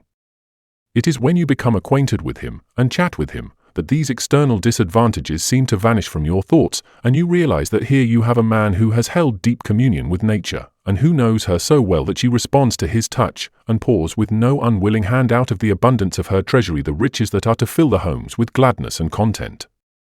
The fields that we are now passing through are an evidence of the skill and ingenuity of the farmers. They are all covered with luxuriant crops of rice, and as the sun shines down upon the heads that have just issued from their leafy enclosures, and his rays flash upon the water at their feet, making it to sparkle and glisten as so many diamond points that reflect his glory, the sight is one that the eye never gets tired of looking upon. One is led to reflect in gazing upon these fields with what exquisite beauty and with what marvelous detail God fashions the growing grain so that it shall come with as perfect and divine a form as his great mastermind can devise it. As far as the eye can reach there is little else to be seen but rice. One sees it down in the hollows where the little rivulets flow, and where they have left their trace in the deeper green and the ranker growth of the crops nearby. On the rising ground one's eye is caught with the lifelike, graceful motions that the passing breeze with the art of a master makes the stalks that stand so thickly side by side perform. Like the waves breaking on the shore, one never wearies looking at them, for they vary with every gust of wind, so that they never become monotonous. The only exception to this universal growth of the rice are fields of sweet potatoes that occupy grounds where the water cannot reach. As this is an essential for the cultivation of rice, which must stand in it during the whole time of its growth, until within a few days of its being harvested, other kinds of crops have to be planted in what are called the dry fields. These are mainly sweet potatoes, though various others are also cultivated in them. Here, for example, is a small plot of land that we are passing by, which illustrates not only the ingenuity of the Chinese farmer, but also shows the varied purposes to which the dry fields may be put. There are no fewer than 3 distinct crops growing harmoniously side by side on it. There are peanuts with their short, insignificant growth and their tiny yellow flowers that seem the very embodiment of retiring modesty. Out of their very midst there spring up the sturdy millet stalks, with their lofty ambitions that would make them stretch far beyond the humble leaves and flowers at their feet, and last, but not the least important, there is a crop of sweet potatoes that will quietly survive when the other 2 have been gathered, and will gladden the hearts of the farmers after the others have been garnered. As we travel on, we notice how very bad the roads are. We are on what is called the Great Road, for it is a great thoroughfare, and for more than 2,000 miles it runs over great plains, and winds up and down hills and mountains, and crosses great rivers and countless streams, and penetrates great and populous cities, and yet, excepting at occasional places, it never averages more than 10 feet wide. It seems, too, to be in a chronic state of disrepair. The rains fall, and the storms and the typhoons spend their fury on it, and try their very utmost to obliterate it. The countless feet, too, of weary travellers, and of coolies with burdened shoulders, and chair-bearers with their weighty fares tread it down and fill it with ruts, and wear away the stones, and disfigure its surface with heights and hollows that make travelling in the rainy season a serious trial to those who have to journey along it. If this be the case with the great roads, it may easily be imagined what the character of the small roads must be. These latter are practically but footpaths that exist like a huge network throughout the empire, and are reserved for the local traffic that goes on between village and village, and between market town and market town, and whilst on the whole they aim at being as straight and as direct as possible, they are from the very nature of the case generally very winding and roundabout. Fields have to be crossed and private property has to be invaded, and so the traveller has to accommodate himself to the necessities of the case, and follow the windings and the turnings by which the least damage may be done to those whose farms or homesteads have been invaded by those who never dream of paying any compensation for the liberty they have taken. In travelling on these great roads, one finds that about every 2 miles or so apart there are recognized stages or resting places where refreshments of a very primitive kind may be obtained, and where men wearied with the strain of walking, or oppressed with the great flaring, scorching sun may find some respite from the strain that has been put upon them. But here is one of these stages, and as the rule of the road demands that the chair-bearers shall stop at it, we shall be able to see for ourselves exactly what they are like. At first sight it has a very tempting, picturesque appearance. Several magnificent banyan trees send out huge spreading boughs, which, with their great forest of leaves, cast a most refreshing shade over the road and over the eating houses that stand by the wayside. These latter are of the simplest and most elementary kind, and consist of one large room that is practically a kitchen, where the rice and the sweet potatoes are cooked and where the owner and his wife carry out the orders that their customers may give them. In front of this are small tables and rough wooden benches for the accommodation of those who wish to have refreshment. No sooner do our men drop their chairs on the road than they stagger to one of these tables, and, at a kind of Masonic sign that is easily read, a bowl of smoking hot rice is put into the hands of each, a pair of chopsticks are grasped from a hollow bamboo receptacle on the table, and without a word it is quickly being shoveled down their throats. It is not until at least half the basin has been emptied that signs of contentment escape from them, and the innate humor, which has been crushed by the pain and weariness on the road, finds expression in laughter and in humorous conversation that fills the air with merry sounds that linger among the branches and wander down along the road into the great glare beyond where the shadows of the banyan lie. In order to ease ourselves from the cramped position we have had to maintain in the chair, we get out and stretch our legs, and finally sit down on one of the benches and watch the moving life that passes and repasses in front of us. Here is a young fellow that has just staggered out of the sunlight into the shadow, and he lets down his burden from his shoulder as though he were tearing off the skin and places it carefully within a few feet of us. He must be about 25, and is as good a specimen of a man as one would find in a day's journey. His face is flushed and excited, and he has a strained look upon it as though he had been bearing a pressure that had become simply unendurable. "How far have you travelled with your load?" we asked him. 150 miles, he replied, and I have 30 more before I reach the end of my journey. "What is its weight?" I inquire of him. "It is 150 pounds at the very least," he said, and he cast a wistful, anxious look upon the huge burden that he had carried so far. "But why engage to bear so heavy a load?" 100 pounds ought to have been your limit for so long a journey, I continued. "I could not afford to carry less," he quickly replied. "I am paid so much a pound, and I have to pay my own expenses. I have to eat often," he explained, "or I should break down. I have to pay for my bed at night, and I must have a certain amount over to take home to my wife and family. If I were to reduce the weight I could not do that, and so I am compelled to put every pound into my load that I can possibly carry in order that my family may not suffer. But here comes a sedan chair that has come in with a rush whilst we have been talking. The bearers are both young strapping fellows, and we can tell from the hot flush on their faces that the strain upon them is a severe one. They are too proud, however, to acknowledge that, and instead of letting the chair down gently, they give it a toss in the air as though it were a plaything, and with a jaunty air they drop it onto the ground. They then begin to chaff some of the other bearers that are seated on the tables, and in a leisurely, easy way saunter to a seat as though it were a matter of perfect indifference whether they had any refreshment or not. The keeper of the eating house, however, knows exactly the requirements of these two brave young fellows, and so he quietly slips a bowl into the hand of each, and, in spite of their feigned unconcern, they are soon shoveling down great mouthfuls of the hot savoury rice. As we sit looking at the shifting scene that passes like a moving panorama before us, we are impressed with the pathetic side that seems to us to be the prominent one. The passers-by are nearly all representatives of the working classes, and even they come from the poorer stratum. Some of them are men from a distance, as may be seen by their dust-soiled garments and their air of weariness. Others are farmers who have been to the neighbouring city to dispose of their farm produce, whilst not a few are nondescripts, the waifs and strays that heathen society tosses up, whose hold upon life is always a precarious one, and who may any day be landed amongst the beggar class to fight and struggle for existence as best they may. Now and again a man in easier circumstances may be detected by the independent swing of his walk, and by the jolly look that illumines his broad but unaesthetic features. There are young fellows, too, who, full of exuberant spirits, lark and joke with each other, and make the air ring with their laughter, but there are only too many with a shadow on their faces that tells of an inner life where the heart throbs with a hidden pain. For one thing, at least, the Chinaman is a man to be greatly admired for the patience and the heroism with which he bears the ills and the disappointments of life. It is not because he is of a callous nature, or that he is insensible to the human touches that sweep over the spirit of other races, and make the heart break down in tears.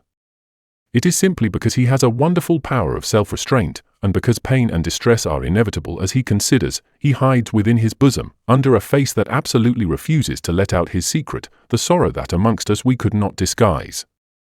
The chair-bearers have had their bowl of rice.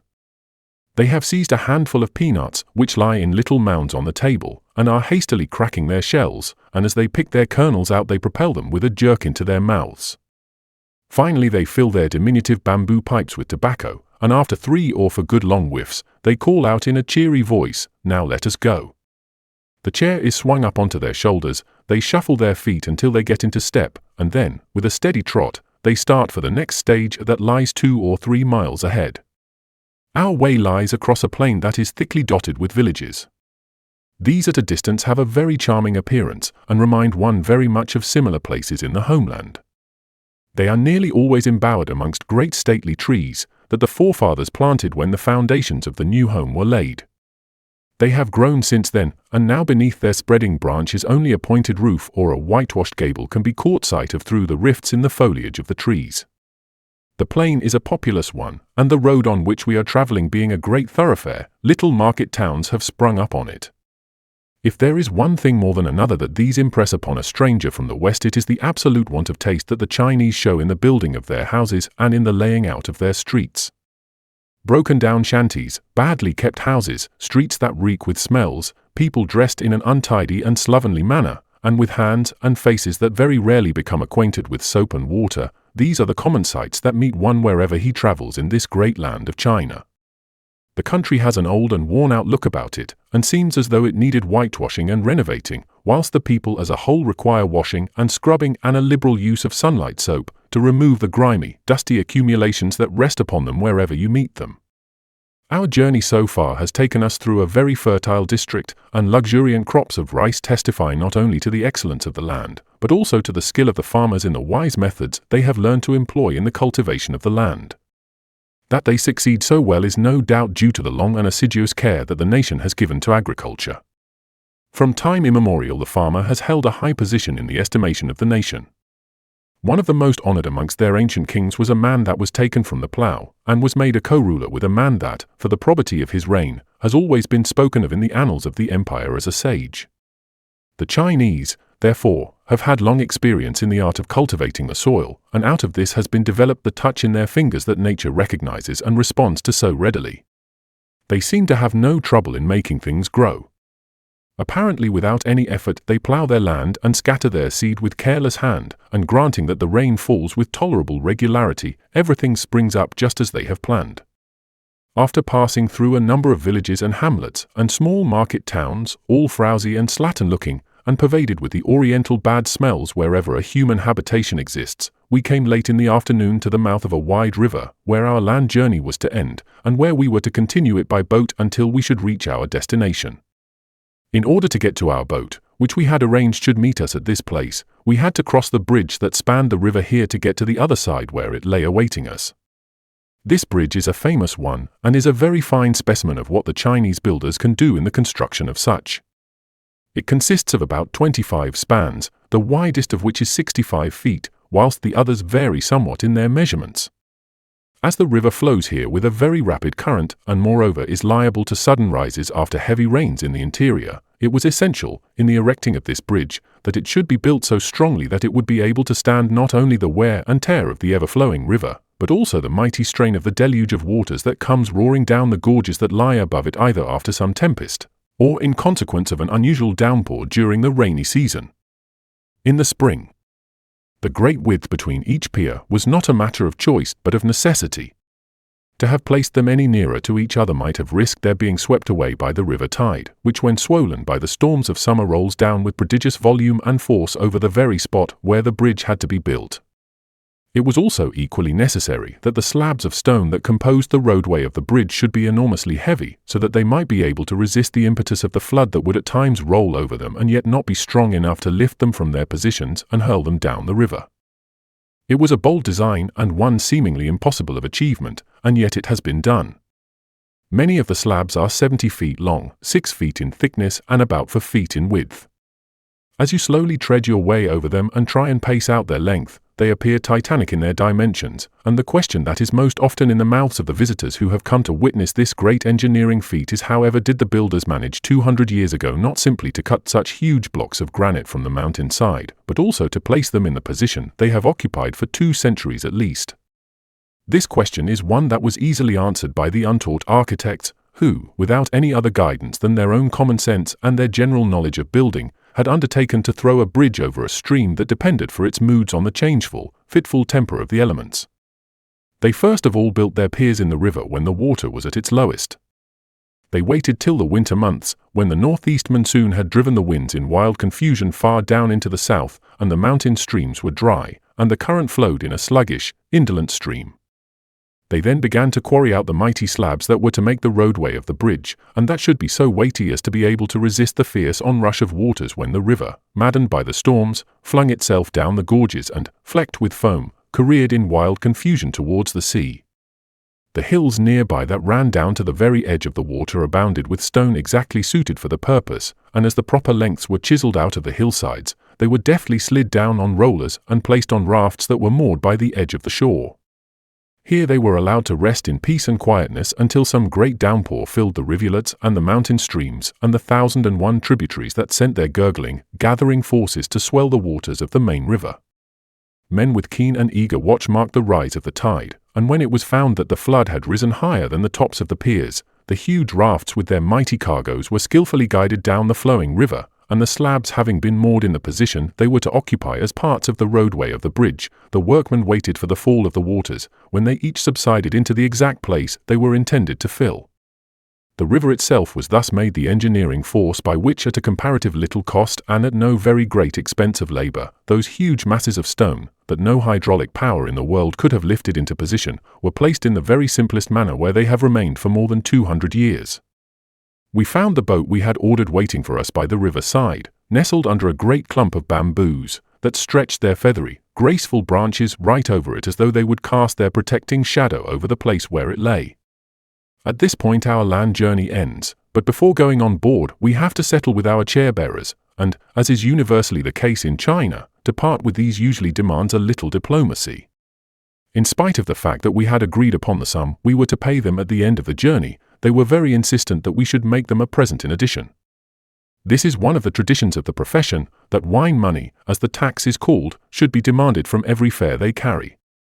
If the day is stormy and the roads bad, amidst the loudly expressed complaints of the bearers at their sorrows and miseries, there will be continually heard the comforting assurances uttered by themselves, that at the end of the journey the present of the wine moneyer will be a very liberal one.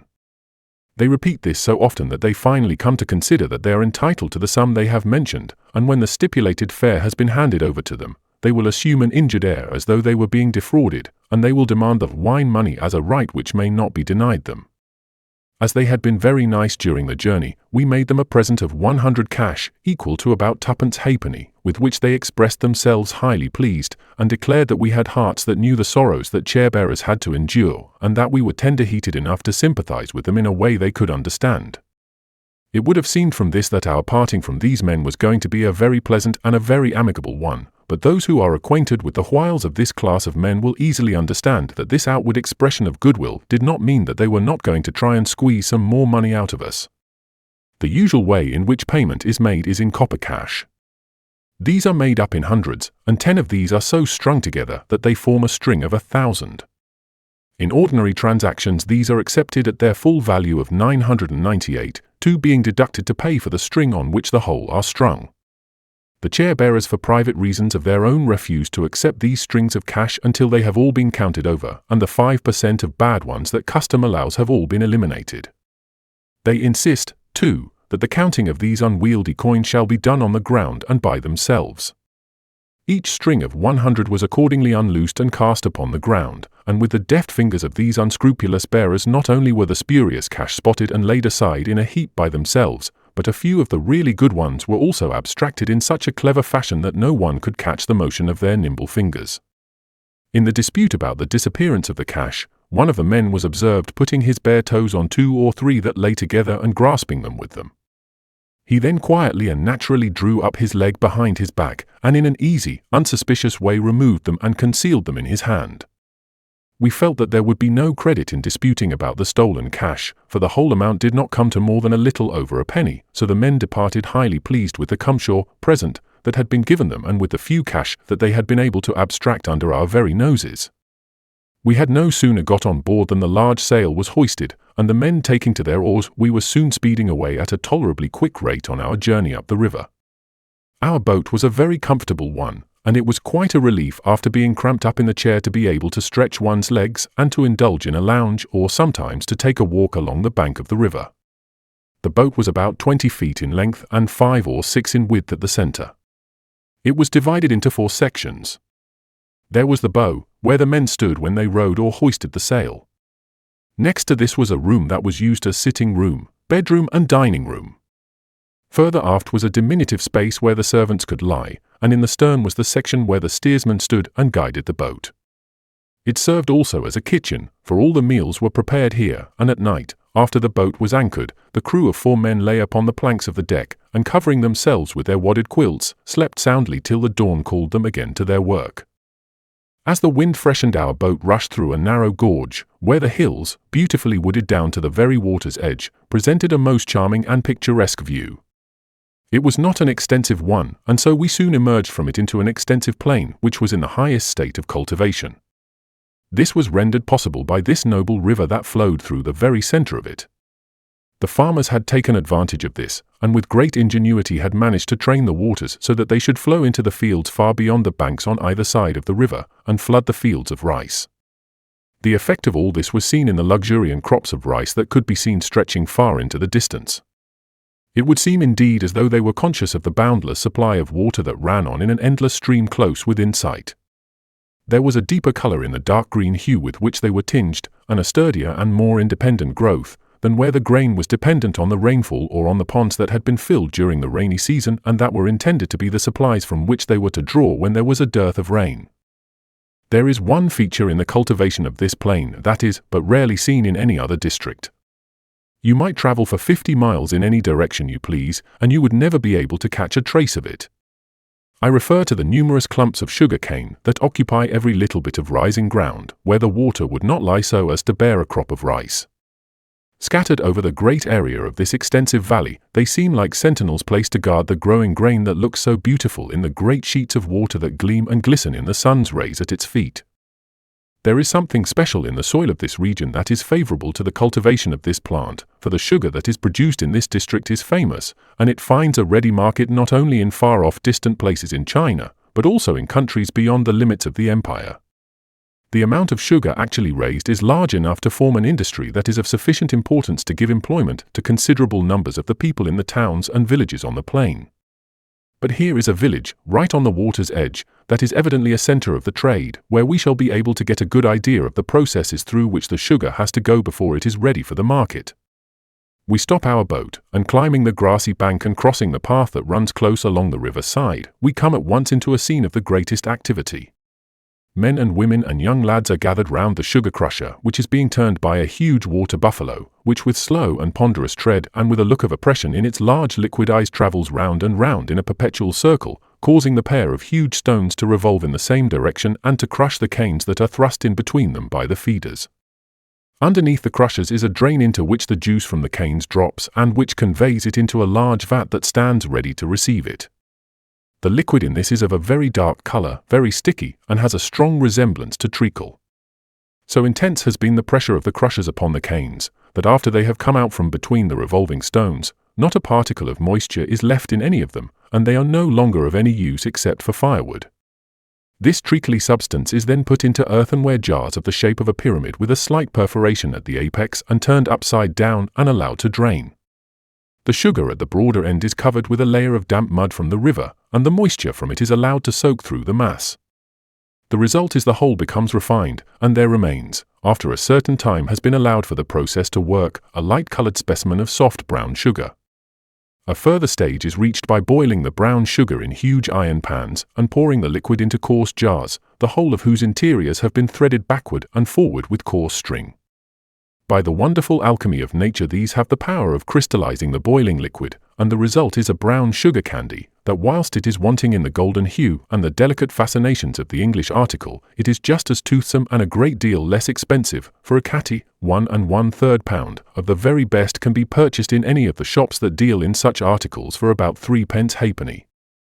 We leave the sugar factory, and proceed up the river, but as the sun has gone down beyond the mountains, and the shadows fall thickly upon the darkening waters, the captain chooses a place where he will anchor for the night. Just ahead of us there are a number of junks that have already lowered their sails and let down their anchors, and towards them our boat is steered. In a few minutes we too have joined company with them, and form part of the little fleet that will safely defy any attempt of river thieves to molest us. The scene on the river is just now a very pleasing one.